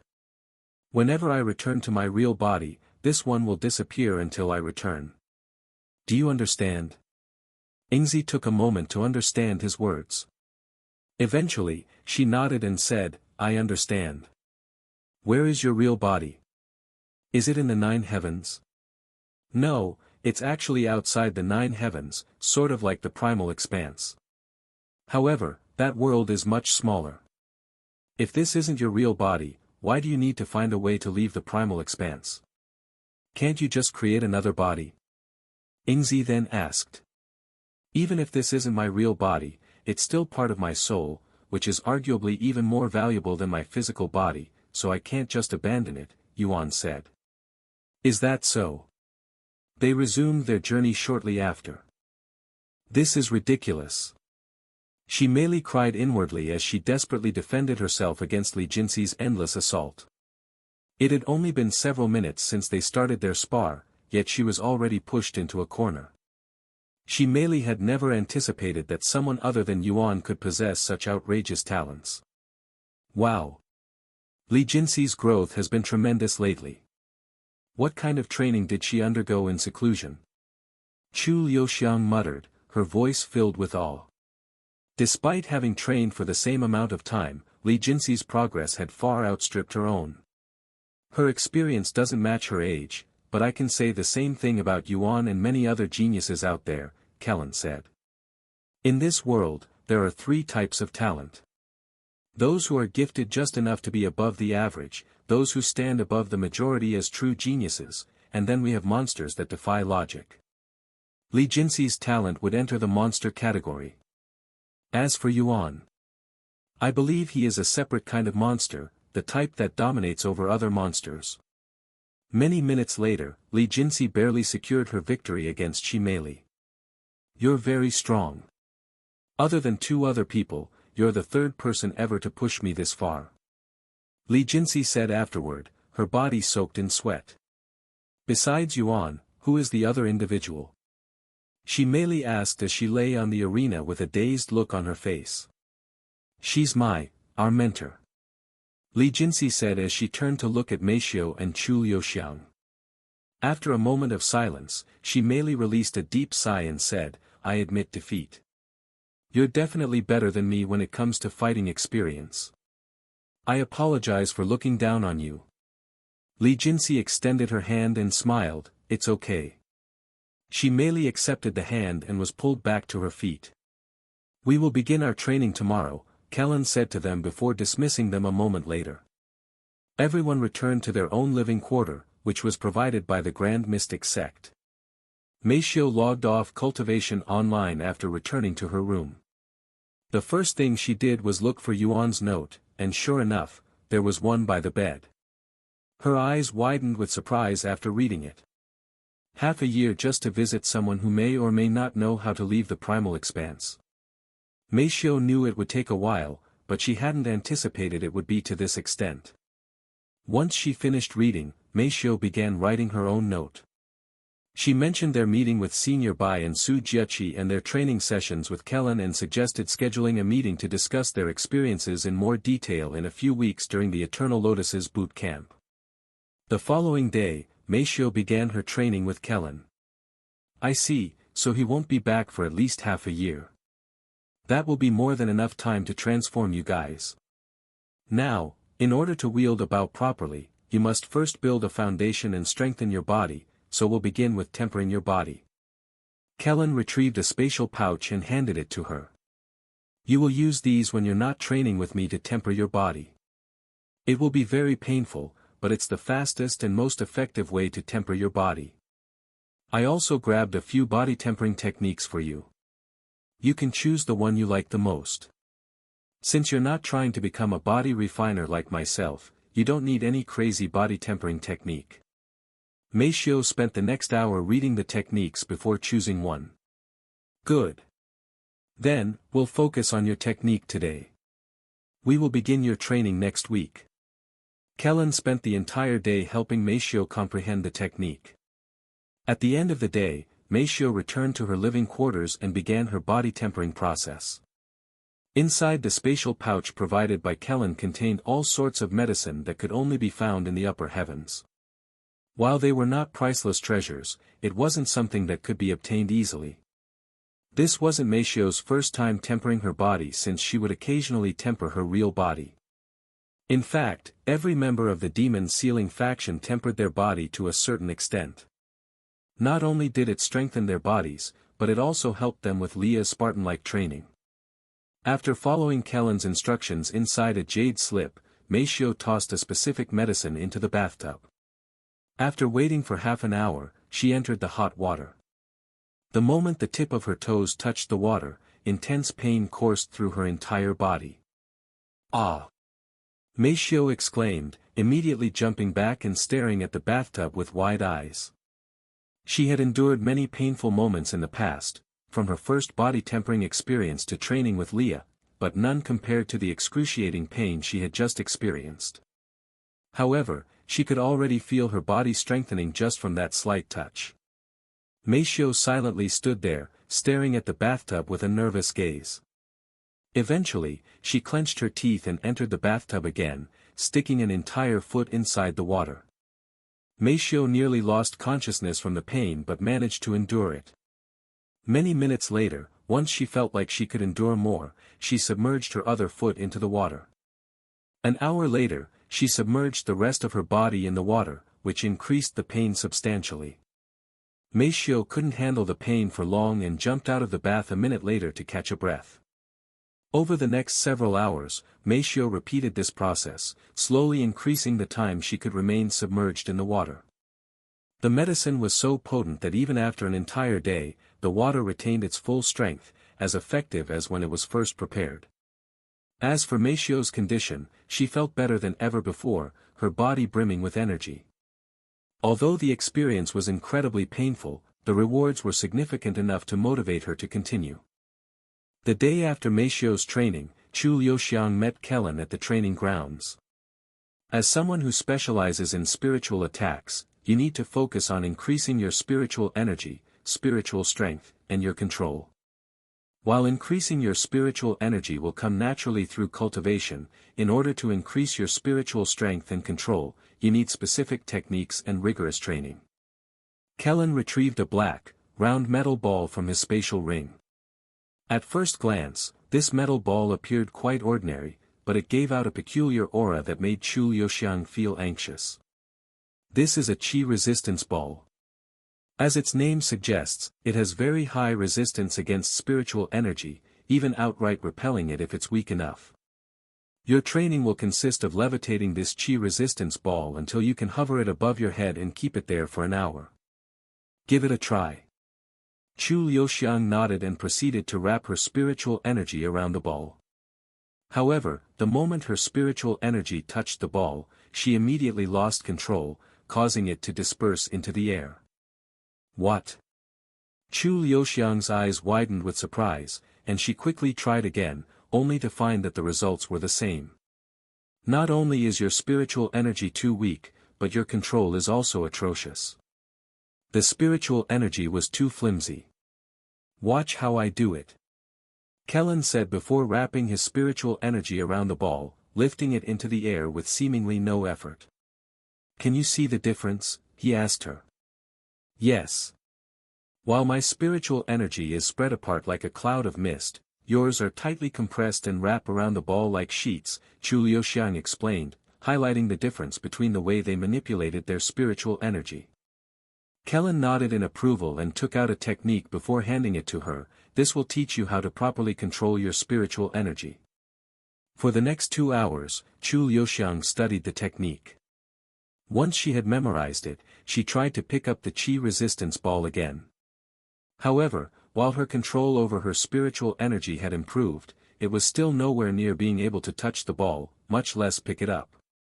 Chu Liuxiang returned to studying the technique again, and Kellen would give her advice here and there.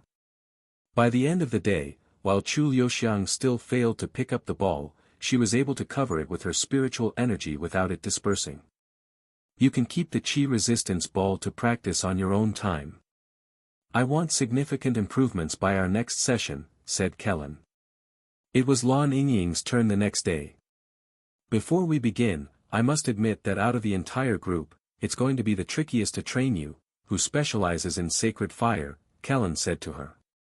I can't use sacred fire, and I am unfamiliar with such techniques. However, I know someone who is, and I have already contacted them for assistance.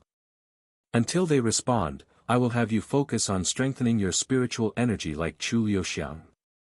When she first started, Lan Yingying was unable to touch the ball, just like Chu Liuxiang.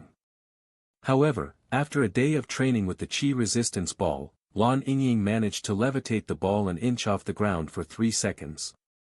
The next day, it was Shi Mei's turn to train. Since your lack of experience is your biggest weakness, that's what we'll be focusing on, Kellen said to her. The fastest way to gain experience was through practice, so they immediately began sparring with each other. However, even after sparring for an entire day without any breaks, Shi Mei was not even close to landing a hit on Kellen. It felt like she was fighting a ghost, one that could anticipate all of her movements and perfectly avoid them. After spending an entire day analyzing your style, I understand why you're lacking in experience despite having 10,000 years of experience. Your fighting style is outdated. Kellen said at the end of their training. Outdated? How is that even possible? Shi Mei said. Typically, in the cultivation world, the older something is, the more valued it tends to be. This is why ancient treasures and techniques are highly sought after. Not everything improves with age. In some areas, modern knowledge surpasses the old, your fighting style being one of them. Shi Mei was left speechless, unable to refute Kellen's point. The style she had learned was indeed ancient, dating back millions of years to when the Shi family first entered seclusion. And within such isolation, advancements tend to occur at a much slower pace. It's not going to be easy to adjust your fighting style, considering you've spent thousands of years honing it and engraving its movements into your muscle memory. But once you manage to do so, you'll see a significant increase in performance, Kellen explained. I will find you a new style that resembles your current style in a few days. We can start your real training next week. Li Jinxi showed up the next day for her training.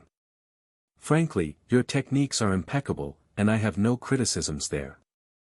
However, it's clear that your body is struggling to keep up with your movements, Kellen said. He continued, in order to narrow the gap between your abilities and your body's limits, you will focus on tempering your body, much like Meishio. However, you will need to push even further than her, perhaps 2 steps further. It's going to be painful, but once you've achieved a physique that can handle your abilities, your prowess will skyrocket to unimaginable levels. Will it be enough to beat Yuan? Li Jinsi suddenly asked an unexpected question. That's. Kellen was caught off guard by such a question and didn't know how to respond for a moment. I'll be honest with you. The chances of catching up to him are near zero, much less defeating him. However, nothing is impossible in this world.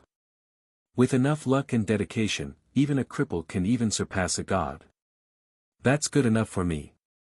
Li Jinsi said with an eager smile. Sometime later, Kellen spent several hours sparring with her before sending her home with a bunch of body-tempering medicine, but they were several times more potent than the ones he gave Meishio. In the blink of an eye, several weeks had passed since Yuan entered the primal expanse, and his group started training with Kellen. We'll return in 3 days. Meishio notified Kellen of their absence due to Eternal Lotus's boot camp. That's fine. Make sure to pass on my message to Yuan. Kellen nodded in acknowledgement. Of course. After logging off together, Meishio and Chu Liuxiang were greeted by the sound of heavenly music coming from their balcony. When they looked at the balcony, they could see Yuan playing the zither. They joined him on the balcony and waited for him to finish. Sometime later, they talked about their training with Kellen and conveyed his message. How's your training with Kellen? I haven't known him for long, but he's definitely one of the strongest people I've met. Yuan asked. It's only been a few weeks, and my prowess has already increased significantly.